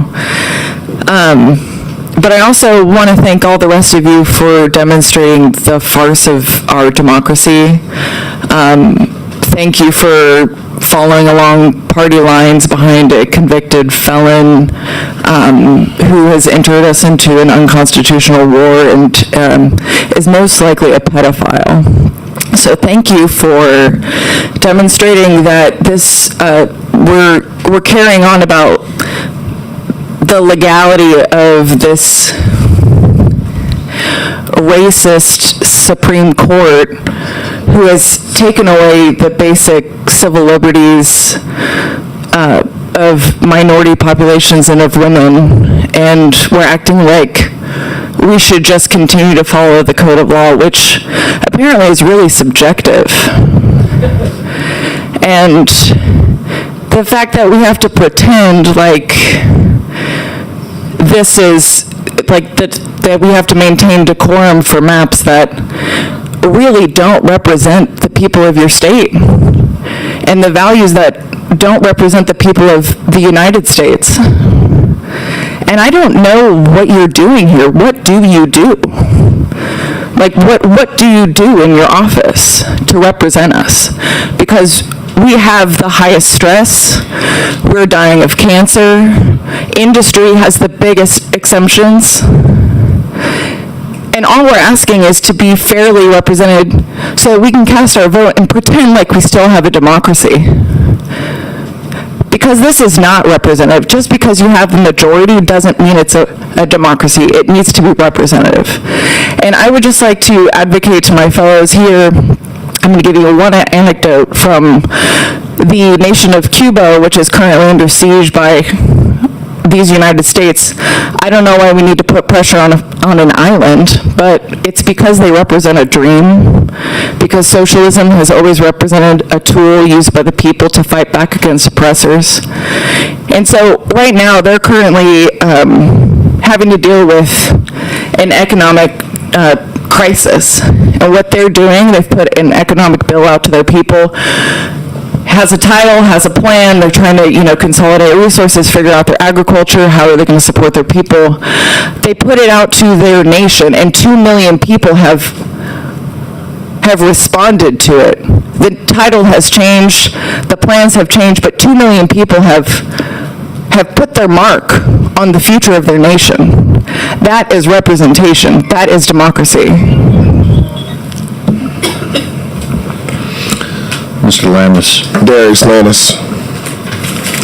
The belief, action, or systemic structure that treats people differently, unfairly, or with prejudice based on race, ethnicity, or skin color. It is often the false belief that certain races are inherently superior, resulting in discrimination and inequality. That is the definition of racism. I said this earlier. Show us by your actions, not just your words. Everything that we've seen come out of this body has spelled the words out specifically. And as I also said, we live in times that are unconventional, and we also live in times where if you don't call a thing, it won't know that it's a thing. When a person shows you who they are, believe who they show who they are the first time. And a lot of you have shown who you are the first time. You got your marching orders from the governor, and you making sure you hold up to it. You're acting as though you're yes men and attaboys, and you're following up to it. But I want to come back to something that you said, Senator Miguez, and I want to look in your face when I say this. You talked about community uniqueness when you talked about the maps and the reason why you can't vote for it, and you gave every reason why you wanted to challenge it. But I ask you this. You are currently a candidate in the Congressional District 5. You live in Iberia. That's in District 3 last time I checked. What does Iberia, a Gulf parish, have in any community uniqueness to Tensar Parish, Madison Parish, Washita Parish, Morehouse Parish? All these are farmlands. But you used the argument for why you wanted to vote against the map, saying that the uniqueness of the amendments that Senator Barrow put up were something that we shouldn't do. But by your own definition, sir, you shouldn't be running in District 5 if that's the case. But you're doing it anyway. In a district you don't live in a district you're not familiar with, in a district you don't even understand the people. This is understandable because guess what? You're Trump's candidate. And as I said before, you're acting like an attaboy. What we cannot do inside of this room, and I tell every person inside of this room, is to call it out at what it is. If you're going to act like a racist, we're going to call you a racist. I just gave you the definition of it. Don't act as though you talk to people and you eat with them and you drink with them and you laugh with them and you smile in their faces. That means that you're anything but. That's not the case. Because you will still do that as long as your privilege can prevail over others, and you're using it right now today. You got all the facts. It didn't matter because you already had the votes lined up the way that you were going to vote on it the first time. You had your maps laid out, and you did that. But I'm here to tell you all something too. It is our job to hold you accountable, and we hold you accountable with votes. And I don't know if you all been paying attention, but the vote count as of right now is higher than it was in 2024 for the presidential early vote count. That means that the people are paying attention, and you all are on the clock. And there are 3 districts for senators that sit here. I'm almost done. Senator Klein-Peter, your district is a flip district. Senator Miller, your district is a flip district. And Senator district is a flip district. Your time is done. Thank you for your testimony. Quick comment. I'm gonna let him go. Vice Chairman, yes. Yeah, I just want to make a quick comment. Thank you, Mr. Chairman. Hatred and anger, you're a great representation of the Democratic Party. And just for the record, President Trump is the greatest president in modern time. Hatred is the message put up and the ones that try to get it. That's okay, I'll leave out. If we're going to do that anyway. But don't ever confuse hatred with what you're doing here today, sir. Don't ever do that. You come from a marginalized That's race, enough. voting against your own people. That's enough. Remember that. All right, Amelia Herrera. Is Amelia Herrera here? Lisa King.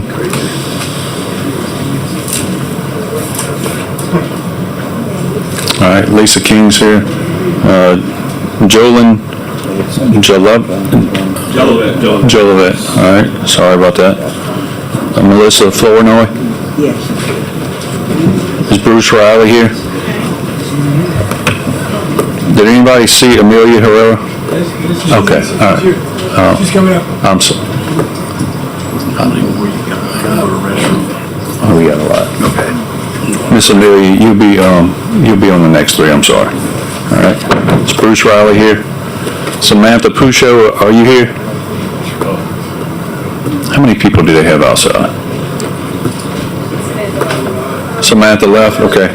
Is Rebecca King here? Rebecca King? Rebecca King. Lorraine O'Shea? Lorraine O'Shea. We go and say.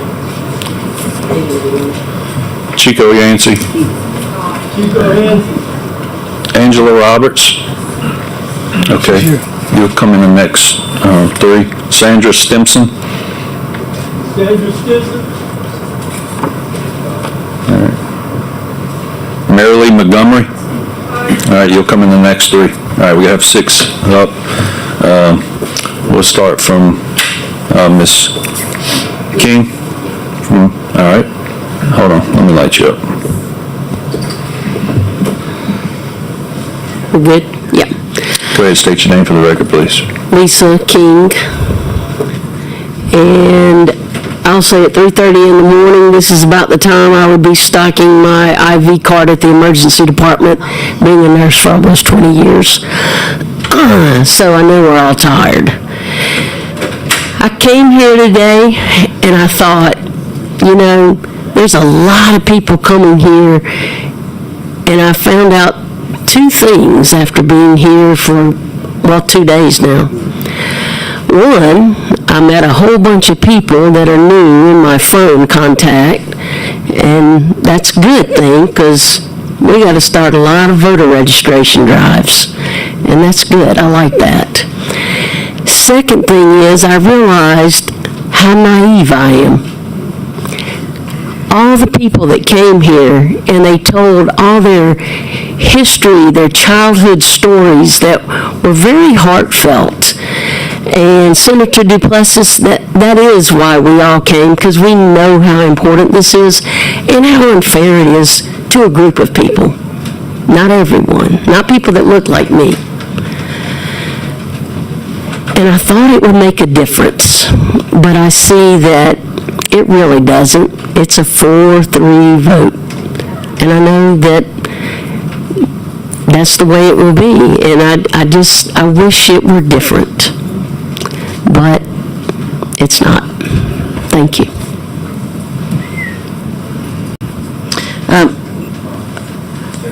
Okay, well... State your name for the record. Yeah, absolutely. Good morning, Mr. Chairman.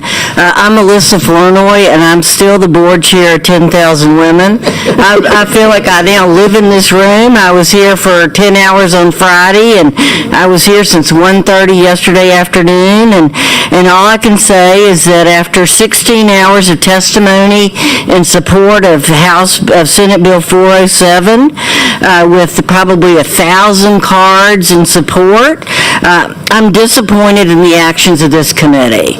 I really did think that we would get Senate Bill 407 out, and I thought we would get 121 out, and I thought the senators on the floor would have a chance to have a robust debate.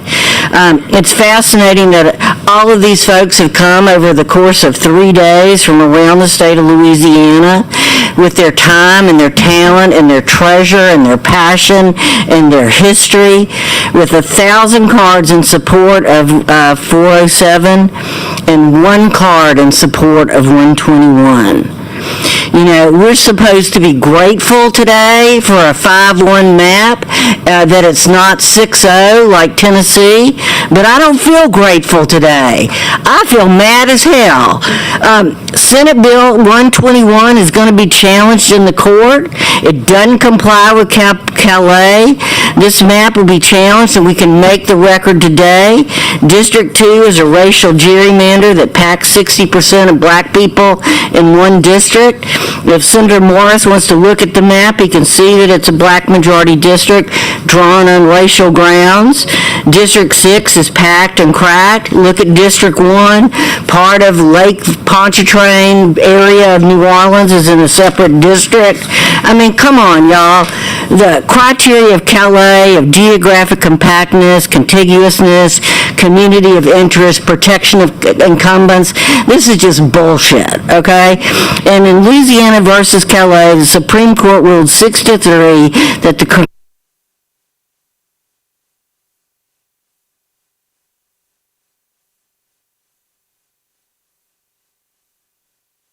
on partisanship. And you had that map in front of you with SB 407. And so if partisan gerrymandering is allowed for Senator Morris, it should have been allowed for Senator Price. This is a discussion about brute force power, and it's about eliminating the voting power of Democratic voters, black and white, in Louisiana. The fact that Governor Landry and A.G. Morrell supported a 2-minority district map last year should have verified the fact that SB 407 is the right map. I'm disappointed in the committee. I'm disappointed in Senator Morris. You know, if you can't, I don't want to be called a racist and don't act like a racist, but Here we are at 3:30 in the morning. Thank you for your testimony. We can go ahead and, I'm asking that... you should not be doing it in the dark of night. Mr. Joe and Juliet, your testimony's finished. I think that this is bad politics and bad policy. Thank you for your testimony. Please state your name for the record. Mr. Chairman and committee members, I'm Joel Jolivet. During the Governor Edwards administration, I spearheaded the Louisiana 2020 census efforts, but that mission wasn't not confined to a desk. When the hurricanes hit, I was activated. My duties shifted from the office to the field.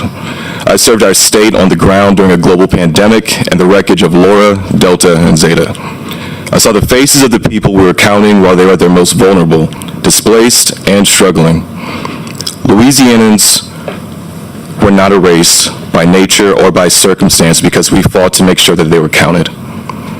The result was an undeniable reality that 33% of our population are Black Louisianans, and that's 1 out of every 3 people in this state. I'm here today because of the maps being proposed do a profound disservice to that work. They stand in opposition to the efforts of every census worker who braved the pandemic and every citizen who stood up in the aftermath of natural disasters. Following the Calais ruling, these maps attempt to do what the storms cannot, and that's to silence the 33%. When you dilute Black representation, you're telling the people I served that they're a data point for federal funding, but a nuisance when it comes to political power. We cannot vanish the people that we work so hard to protect. And we have to be honest, when the outcome of representation feels predetermined, we drift away from the ideals of our republic. For years, we have seen these tactics modeled in places like Hungary, a system designed to make elections a formality rather than a choice.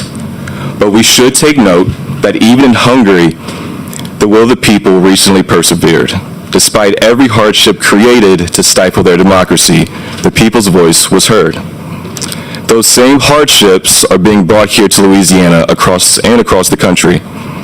But I still believe that American justice, freedom, and fairness can and still win.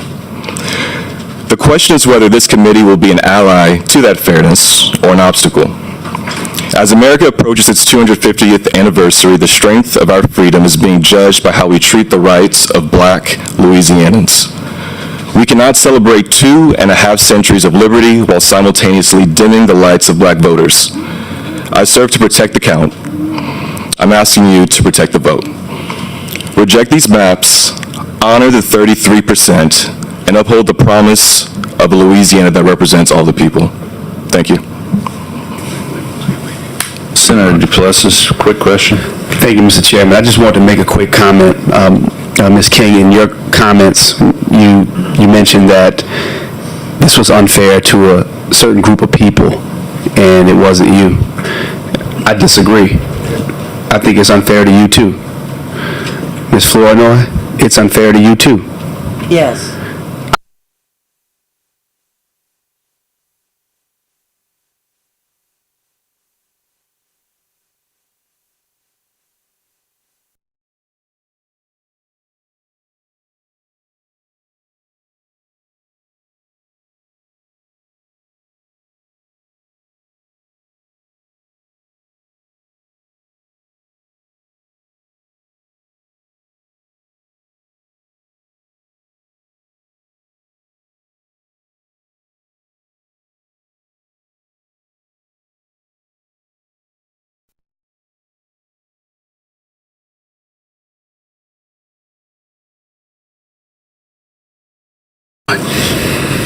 It's harmful to the entire state. And I just want us to be clear on that. It's harmful to you, too. It's harmful to all of us. Thank you. Thank you. All right, the board is cleared.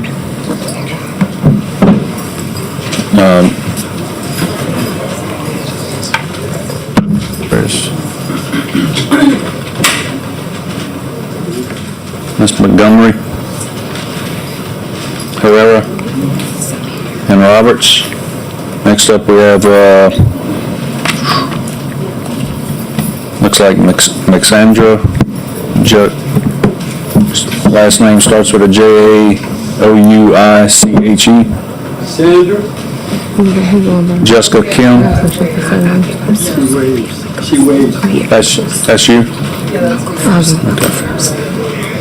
Thank you. Jessica Kim. Peyton Rose Michelle. You wave. All right. Peyton Rose Michelle. Terry Taylor Joseph. She left. Susan Shemp.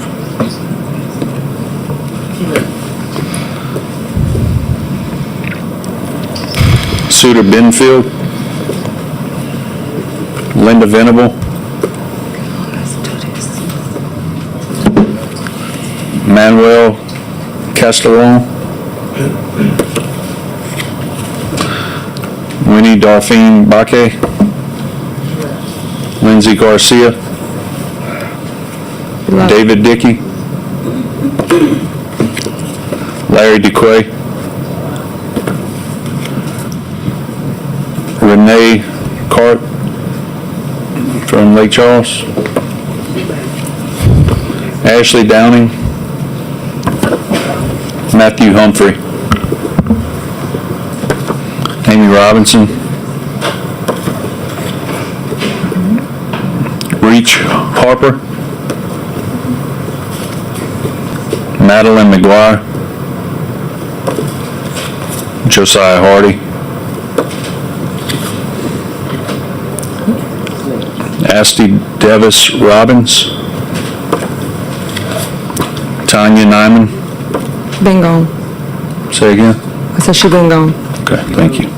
Sally Davis. Frankie Robertson. She's young. Darlene Hammond. She's young. Darnell Tobias. She's young. Janet Tobias. Lakita Smith. She's gone. I think everyone's still here filled out a new card after midnight when the day changed. So, I'm going through the cards that I have. Thank you. Nikita's gone. Nikita's gone. Chandra Shea Foster. Mike Masteo. Jaquita M. Smith. Chandra Foster. Cedric Hargrove. He just testified. Diane Blanks. Maria Harmon. She's here. All right. You'll come up in the next group. Marshawn Camise. He'll come up in the next one. Ron Hicks.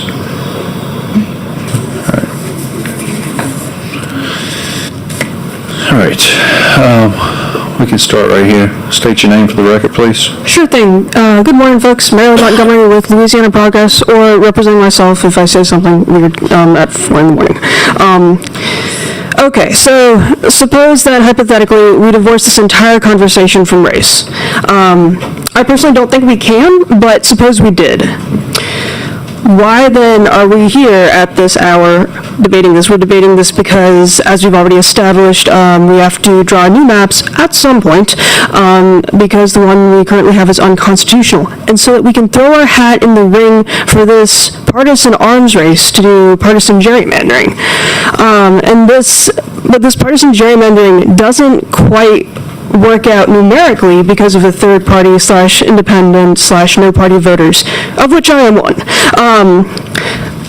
And we've seen this specific third, which, as has been stated earlier throughout these hearings, there's roughly a third Democrat, roughly a third Republican, roughly a third no party / third, etc., other. And we've seen that last third continue to grow. Why? Because Americans, by and large, are tired of the hyper-partisanship. And now these other voters are having to engage with close primaries and pick a track, basically, even though that's kind of defeats the purpose. But that's not within 4 corners of the bill.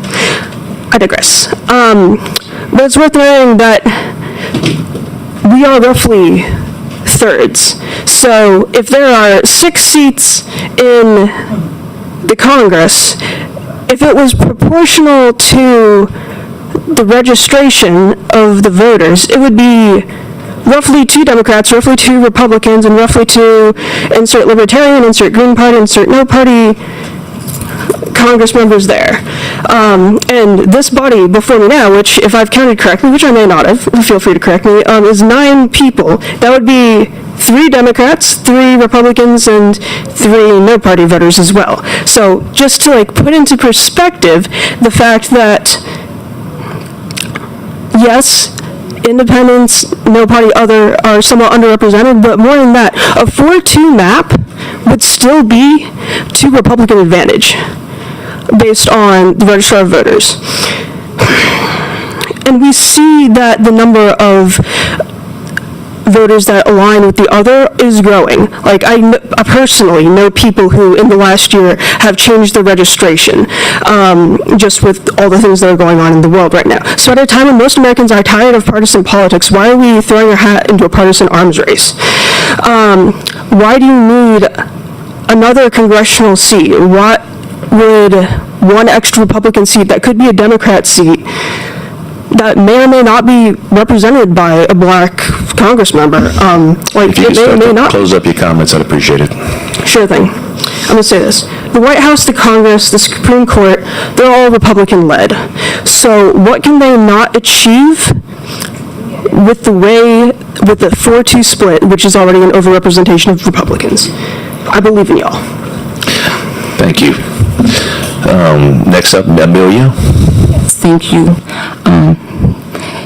I want to start by saying, Amelia Herrera. I'm going to say a few things and then I'm going to lead into what I have to say. And I'm very tired, so bear with me. I am sick and tired of being sick and tired. You don't belong. I remember Katrina, 51 million strong, sleeping giant. Final line till victory is won. They're not like us. We appreciate you. But first I need to say, I want you to truly hear me. I am here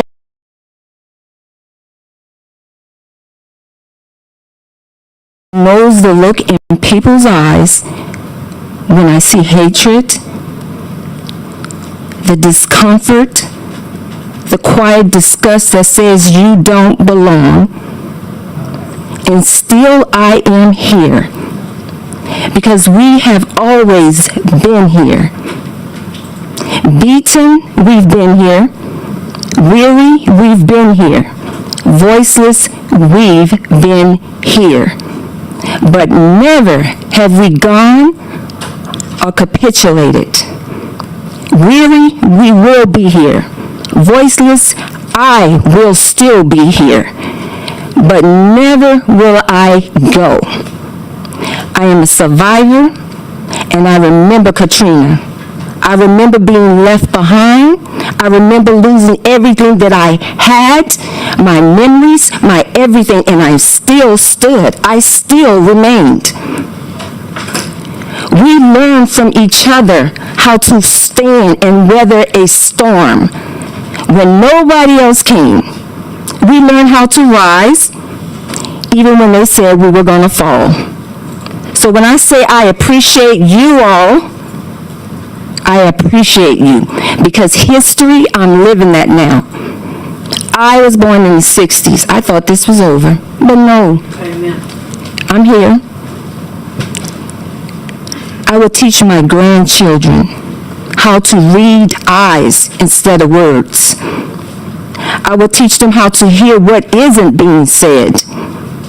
I will teach them how to protect themselves against the unknown enemy. How to endure that storm. That's what I'm going to teach my grandkids. You know, I tell them all the time, Grandma shouldn't have to teach you these things, but I have seen history repeat itself. So I am going to teach you so that you just don't have book knowledge, but you have worldly knowledge. And you know what's coming for you. Thank you for your testimony. I'm going to close by saying this. We will come back. We will withstand. We will remain. We are hurting. I am scared. I am so friggin' scared. Because I cannot believe that you guys are doing this. Ms. Roberts, have you spoke yet? Sorry, I had to step out. I haven't. Okay. State your name for the record, please. Angela Roberts. Everything I have ever learned about representation, Louisiana has repeatedly proven to be untrue. The type of representation I wanted to give this state, y'all refused to give it. Hundreds of people have sat here in opposition, and you act the exact opposite of what all of your constituents tell you they want from you. You laugh in our faces when we try to hold you accountable. Y'all have not a single green card for this, but yet you'll vote for it anyway after stacks and stacks of red cards to the last. So let's stop pretending this process was ever truly about fairness or balance, because from where the public is sitting, it looks like the outcome was decided before the testimony ever began. I checked my 3 small children out of school to be here on time. Their dad had to tell them that their mom didn't kiss them goodnight because she was fighting for who all of you deem to be lesser than us because they don't look like me or look like y'all. because the people elected to represent everyone regardless of who they voted for, y'all refuse to properly do so. Elementary children have a better understanding of common decency while Miguez tries to gaslight us as grown adults. I'd rather you dignify with us with the respect that you just hate us, because your behavior acts like you hate minorities, you hate us. And I'm Creole, so I'm very, very familiar with your heritage that you acclaimed pride over recently. You're an immigrant descendant. I can't believe you act like this. Hundreds of people have been here. We have waited for hours. We took off work. We have poured our hearts out to you about representation, voting rights, and the history of discrimination in this state. And what message are we receiving back? That our participation has just been tolerated. It was never intended to matter. Y'all already decided this. This is devastating to public trust. And I need y'all to understand, when people begin to believe the process is predetermined, no matter how loudly our community speaks, our faith in government erodes, not because people are angry that they lost, but because they feel unheard before the vote was ever cast. And we realize that's what y'all want, so we won't participate. We won't push back to the days where you didn't even need a white hood. You sit here before us today without one, and as Representative Jordan, I believe it was, I'm tired, so I might be wrong, it could have been somebody else the other day, said, y'all have shown us who you are, and we believe you. We fully believe you. However, we have lived through this before. We will live through it again, as you said. We will not go away. You will have to put up with us, probably till it's 3:51, again and again, no matter how long we have to do. We will litigate if we can't legislate, as they say. And like I told you before, sooner or later, these tables will turn. I hope you live long enough and hold office long enough to reap what you have sown. We are sowing.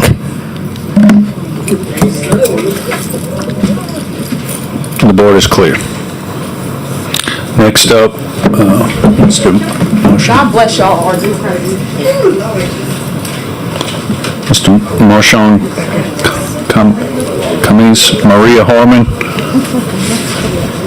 Ron Hicks. Is there Taylor Braxton?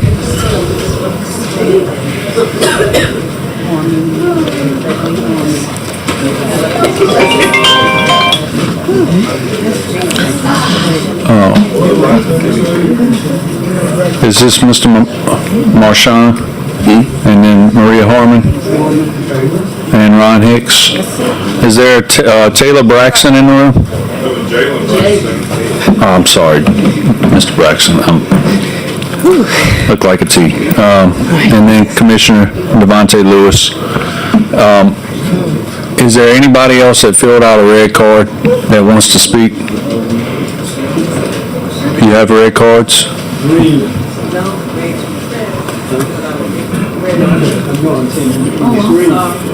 Last name is Green? Gotta make sure you speak on it. It wasn't completely filled out, that's why. Can you hand that to her and please get her to fill it out?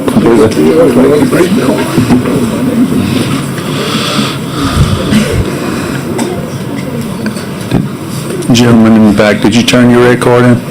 Okay, thank you. Ladies first. Ms. Harmon. Yes. Good morning. Good morning. My name is Maria Harmon, representing Step Up Louisiana, myself, the NAACP, everybody. I just want to speak in opposition of Senate Bill 121. I found concerns where we looked at the initial amendment and we didn't see any racial data. We only saw the total voting age population and partisan demographic data.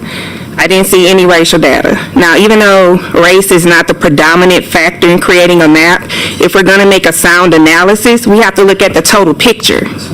So having that out of the scope, I really feel is invalidating to use this type of information to create a map. My hope is that you have the insight, will, and guidance to actually create a map that represents a multiracial democracy, because that's what we are. It's what we are.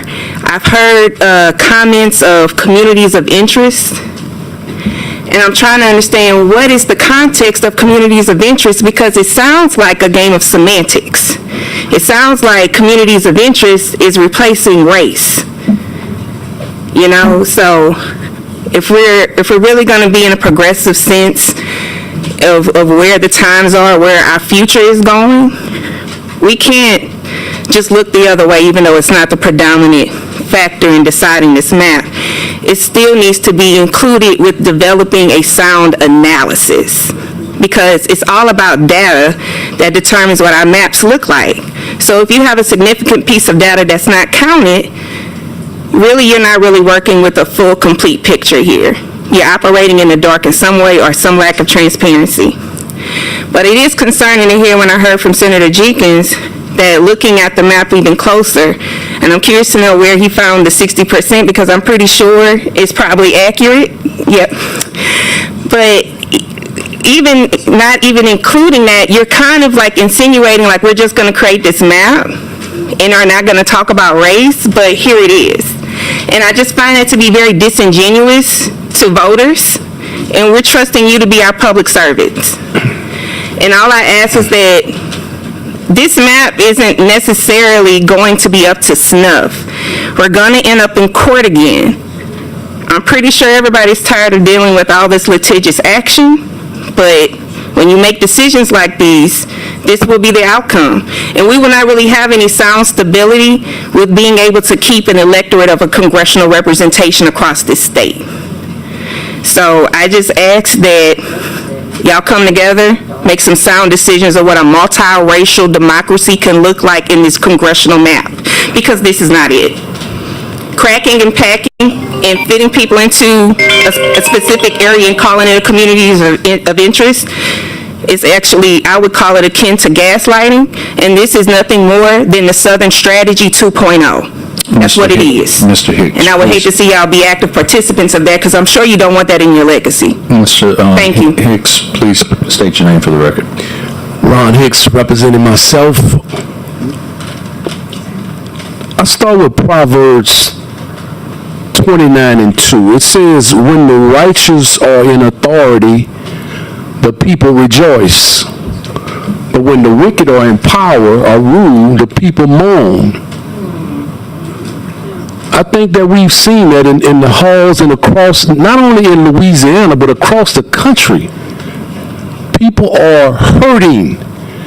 And we make decisions, and I'm not even sure how many people have even sat with the Supreme Court ruling. I don't know how many people have really labored and looked at it and, just sat with it and see that not every decision, I heard this Friday, not every decision that the United States Supreme Court make is right.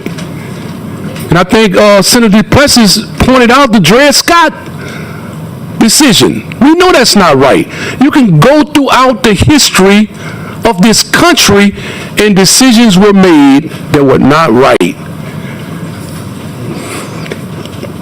I have no doubt that if you believe in fairness, I have no doubt that the bill that was passed, that was defended, that the governor signed off on, that now is deemed unconstitutional, I have no doubt that if you wanted to be fair, you can get together and make a map, put in this best posture to go before the committees and wind up at the House. You can do that. I have no doubt, but we spent all our energy on something totally different instead of saying, hey, let's pause, let's stop, let's get together and do what's fair. But that's not what we're doing. We're pushing bills through because we're trying to achieve an outcome that we already know we had before we started. I am dismayed about this process. And I know that we can do better. I know that we can do better if we wanted to do better. But I think that we've already chose that we don't want to do better. That we want to do what's better for someone else. Your constituents need your vote to push bills through that represent people, to represent everyone. And I want to leave you with that. This is another Proverbs. This is my close. Proverbs 14:34. Righteous righteousness exalt a nation, but sin is a reproach to all people. Thank you for your time and allowing me to speak. Thank you, sir. Mr. Marchand. Hello, hello. All right. I'm Marchand Camise, and I want to start this off by saying I'm glad I knew y'all was going to be the type of people y'all are. As much as I love my other folks for coming up here and giving these speeches about how they wish y'all had morals, we all know, and you all know you don't have, we pretty much knew where this was going to go. So, just to address some of the things said by Jay Morrison, he was up here, which I thought was pretty much hilarious.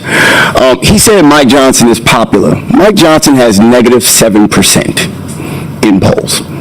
He said he wants to spread more of the conservative ideology. I think that's a uniquely bad idea that virtually everybody in America agrees on. The conservatism that y'all have spread through Louisiana has led to the highest rate of people leaving the state that y'all have been running.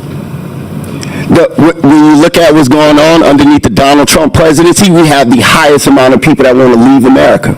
We have the least popular presidential campaign ever ran in the history of polling. If we have more conservatism, what comes with that? Less education, more dumb people. The worst education in our country comes from Republican states. More dead babies in the hospital. The worst infant mortality comes from red states. More mothers dying giving birth. The worst maternal mortality comes from red states. The most war, sending our people to die in places for no reason, comes from Republican presidents. The worst recessions, 10 out of the last 11 recessions have been started underneath people who think like you, who think like Jay Morris, who think like Donald Trump. And what makes it beautiful is we see it on display. Miguel's over here say, oh yeah, y'all have an issue with racial gerrymandering. What the real problem is legislation. That's what we really need to take care of out of that. We got a bunch of people came up here saying, we don't like the way that y'all write maps. Miguel saying, no. All we get out of that is, don't solve the problem. Let's just do whatever we have to do to save ourselves from going back to court. This is pitiful. It's a reason why y'all movement is this unpopular, and it's a reason why y'all have to cheat to have any chance of winning. And what's beautiful is the midterms gonna come around, and we still gonna get wiped out.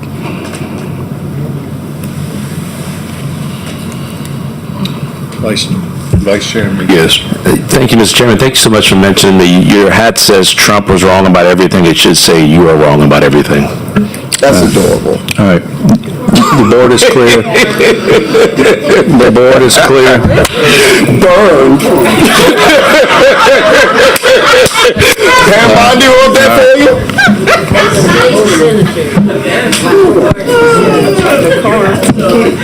Please go on now.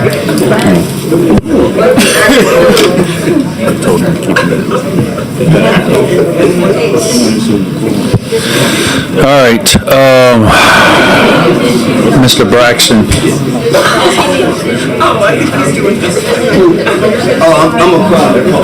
Commissioner.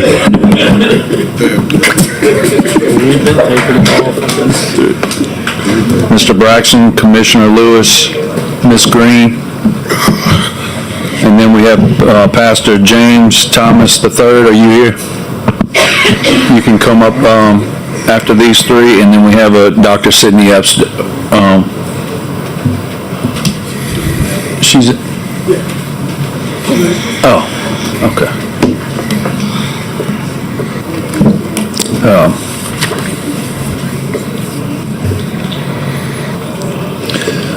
Good morning, Ms. Green. We'll take you first. Please state your name for the record. Good morning. Merry Christmas. Thanksgiving. Been here a while, so good morning. My name is Gloria Green. Thank you. Thank you guys for allowing me an opportunity to speak. Typically, this is not my forte. I don't particularly care to do public speaking most of the time.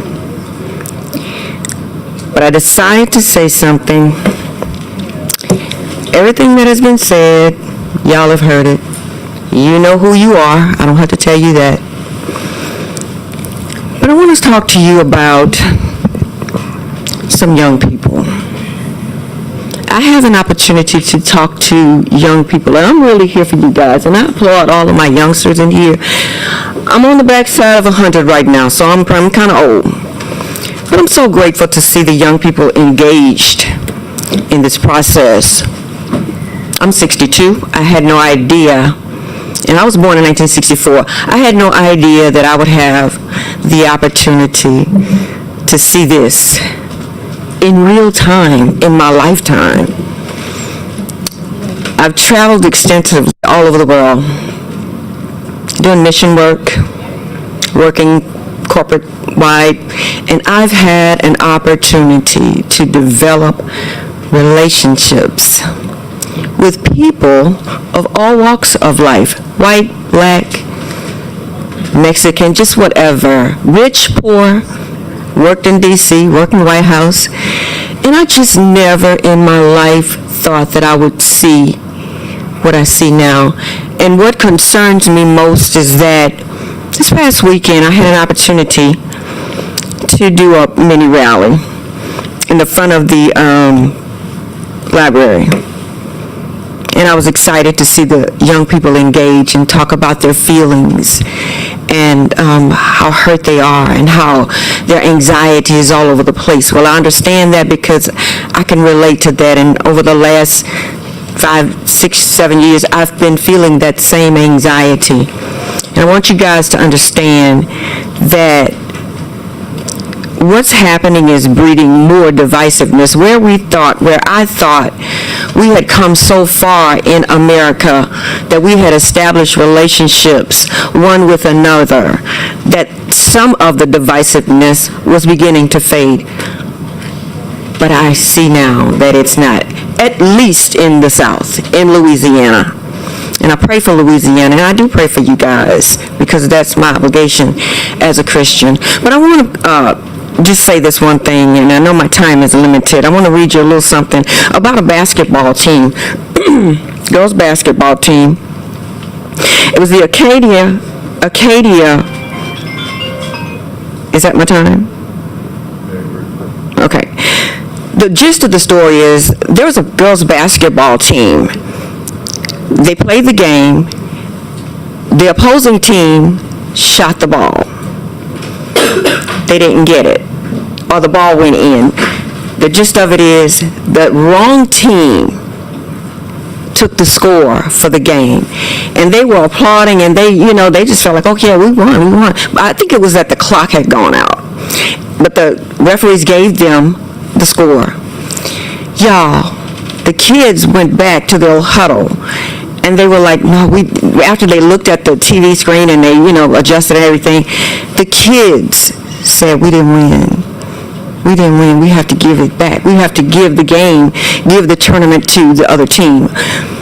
And the gist of the story is, for me, if kids know right from wrong, good from evil, we're adults. What are we saying to our kids? The other day, what I explained to the kids that I came in contact with, and I get it, fair is fair in love and war. Thank you for your time. Thank you. Commissioner? It's up to, Yeah, I don't want to follow I'll you up. take I'll go ladies before first, you. and then I go to elected officials. Go before him, I don't want to follow up after him. Mr. Braxton, you want to go ahead and state your name for the record? Jalen Braxton, and I wanted to reiterate some claims from earlier from both Senator Morris and also Senator Miguez, who is no longer sitting there. But I know that Senator DuPlessis has asked a couple of questions of how we're here, how do we get to this moment, and we kept landing on the Supreme Court ruling, and he brought up an amazing point, which was the Purcell principle or Purcell doctrine, which essentially does state that even when we are close to an elections, we don't want to interfere with an ongoing election, but the governor still decided that, even though early voting had already started, we're still going to do that. I also want To put on the record again, I loved when Jay Morris compared redistricting to, or at least our representation to the states of New Hampshire and Massachusetts. And I want to make it very clear that those states aren't gerrymandered. They have a majority Democratic-leaning electorate. And I also want to point to, since we brought them up, their actual metrics. Since Senator Jay Morris talked about pushing the more conservative idea, well, in all actuality, it's actually harming Louisiana. Those states that he brought up that have almost all or are all Democratic leaning and have full Democratic representation. New Hampshire is 4th in education and number 1 safety and number 7 in job opportunities.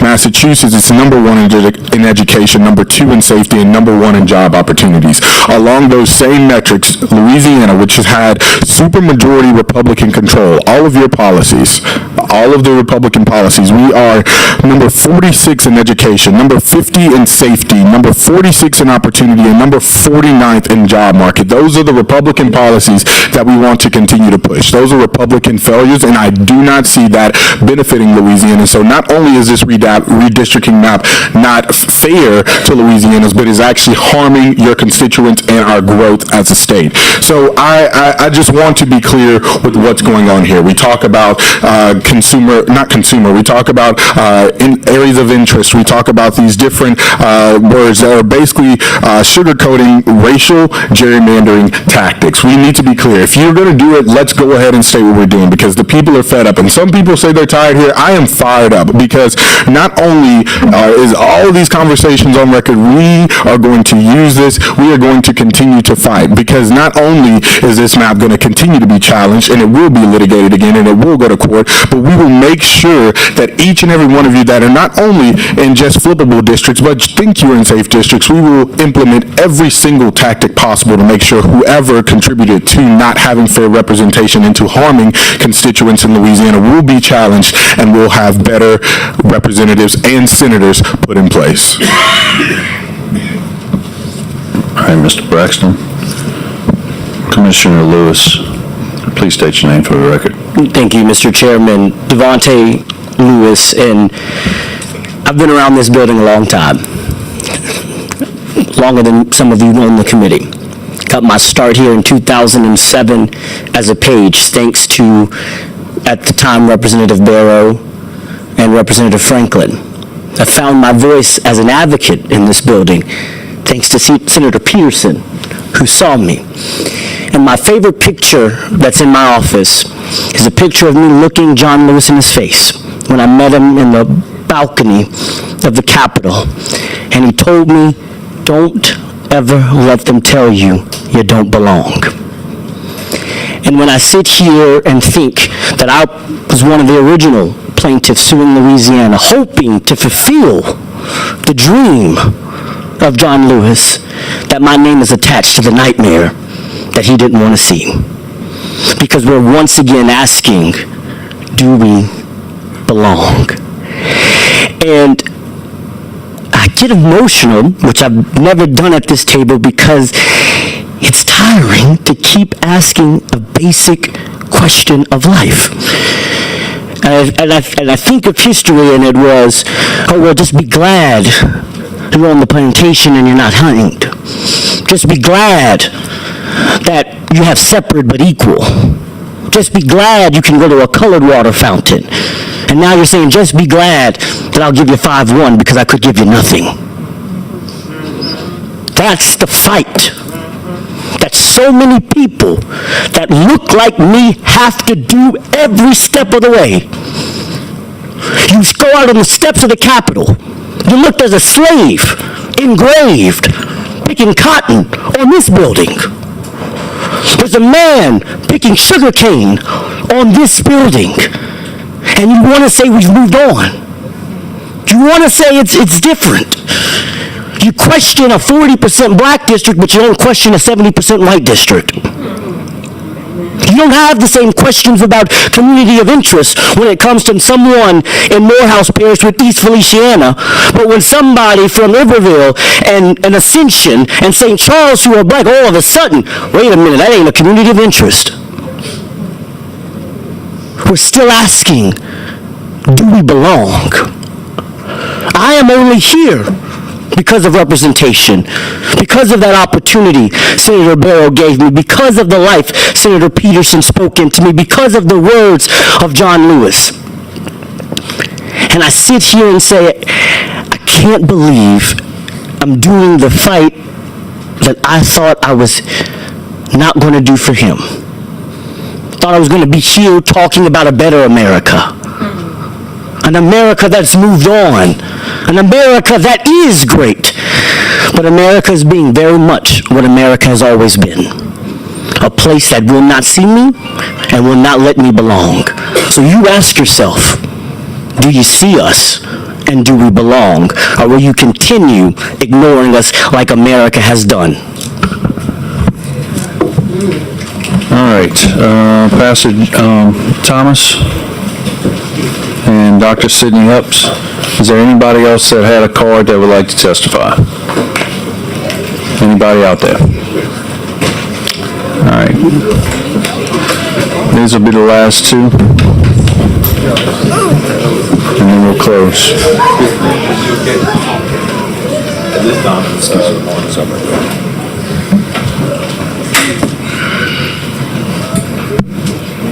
You good. Dr. Epps will take you first. I do have a white card, correct?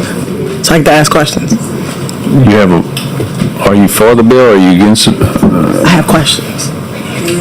You can't ask questions. Okay. Well, my statement was focused on the representation by the state. Hold on, please state your name for the record. Dr. Sidney Epps. All right. Then my time starts? All right. Yes. Okay. So I have these numbers. I have 36.5% Democratic, 35.6% Republican, 27.9% Independent or other. Why do we not have a 222 as a option?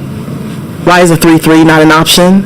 I'm confused about this because if we're talking about equal representation and you believe that you can win, then these numbers should be spread correctly, and that can happen. We can have maps where there's 3 3s. We can have maps that are 2-2-2, where you would be guaranteed 2 districts, where Democrats would be guaranteed 2 districts, and then there would be competition with the other 2.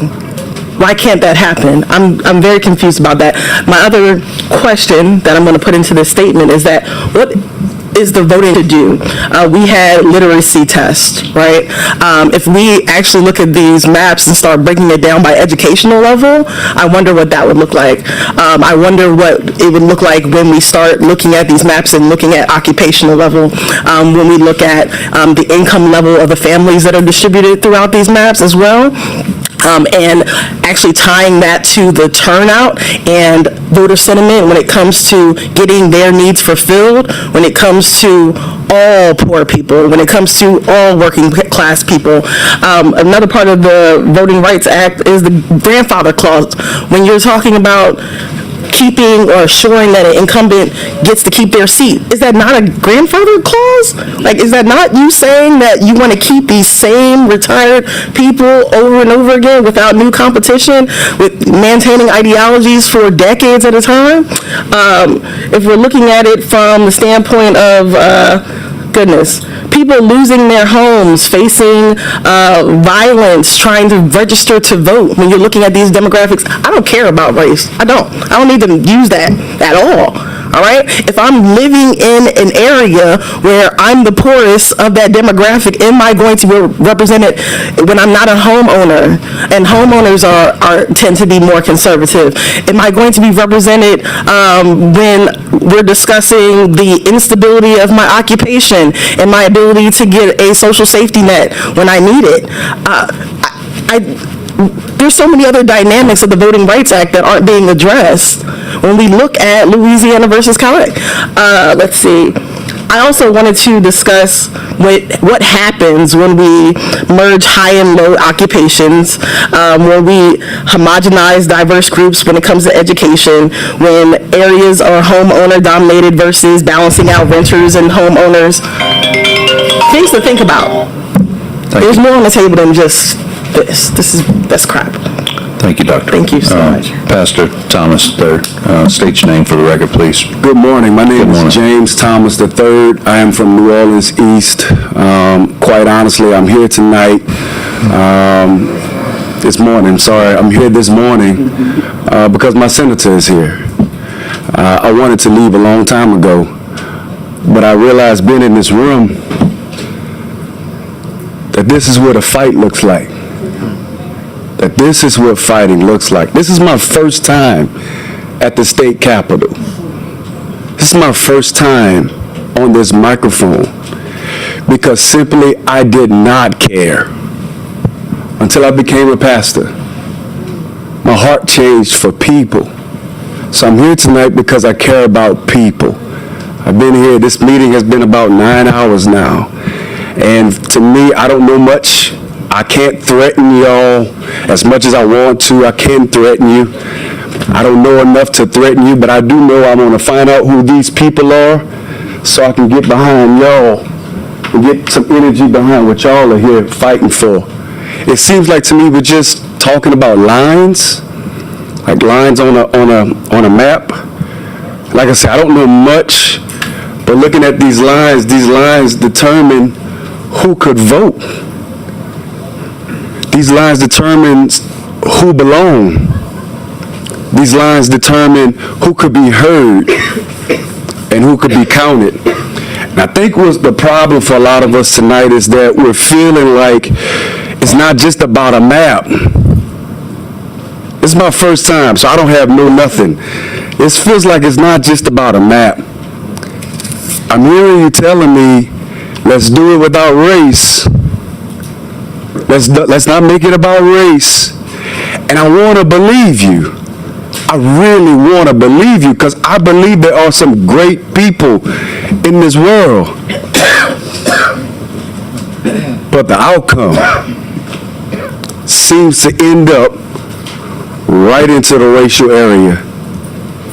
It seems as though once the changes were made, the possibilities opened up, the opportunities were taken, and it just looks like and feels like and seems like let's get rid of the black voice.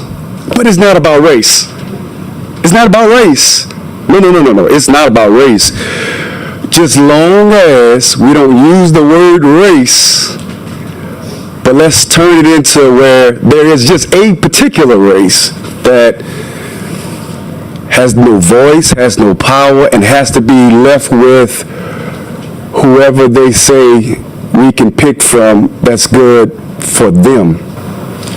That just doesn't seem fair to me. Wow, that was a quick 3 minutes. That's 3 minutes? That was 3 minutes, Pastor. Well, I just want to simply say this. It's my first time. Thank y'all for allowing me to see and learn tonight what's what. And I promise you, from this day forward, I will care about voting, I will care about people, and I will care about results and not intentions. It's about impact. Thank you. Thank you, Pastor. All right, the board is clear. Probably no more cards. Senator Morris, on you close.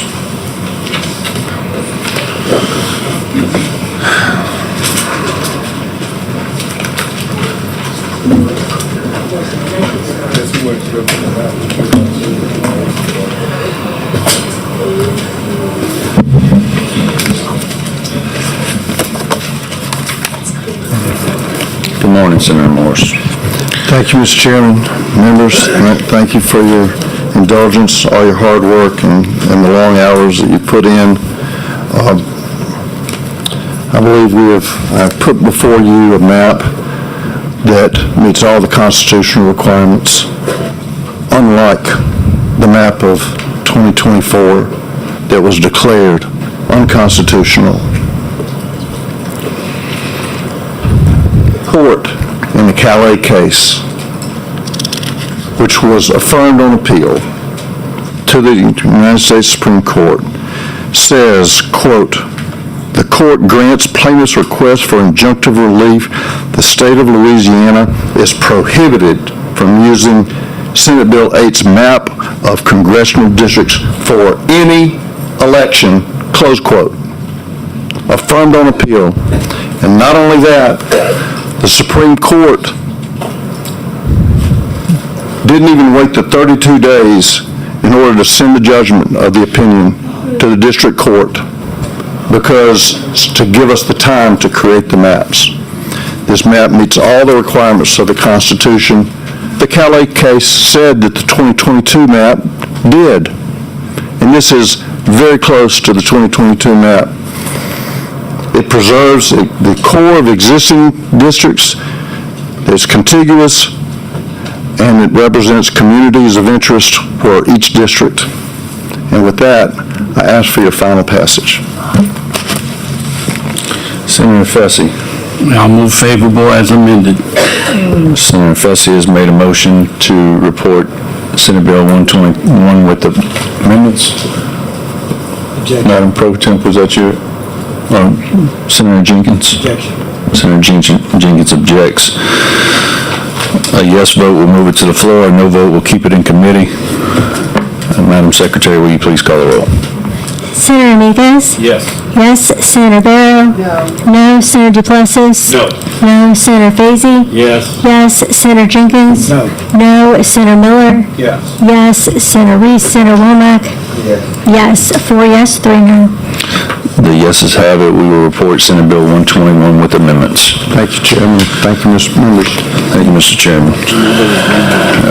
Before we adjourn, I want to take a moment. It might have not gone the way that some people wanted it, but this staff here stuck with us, and if anybody needs thanks, I just want to thank all the staff that have been here and stuck it out. Y'all have done an amazing job. I appreciate all the help. We got a motion by Senator Fessy to adjourn. See no objections. See y'all in a few hours.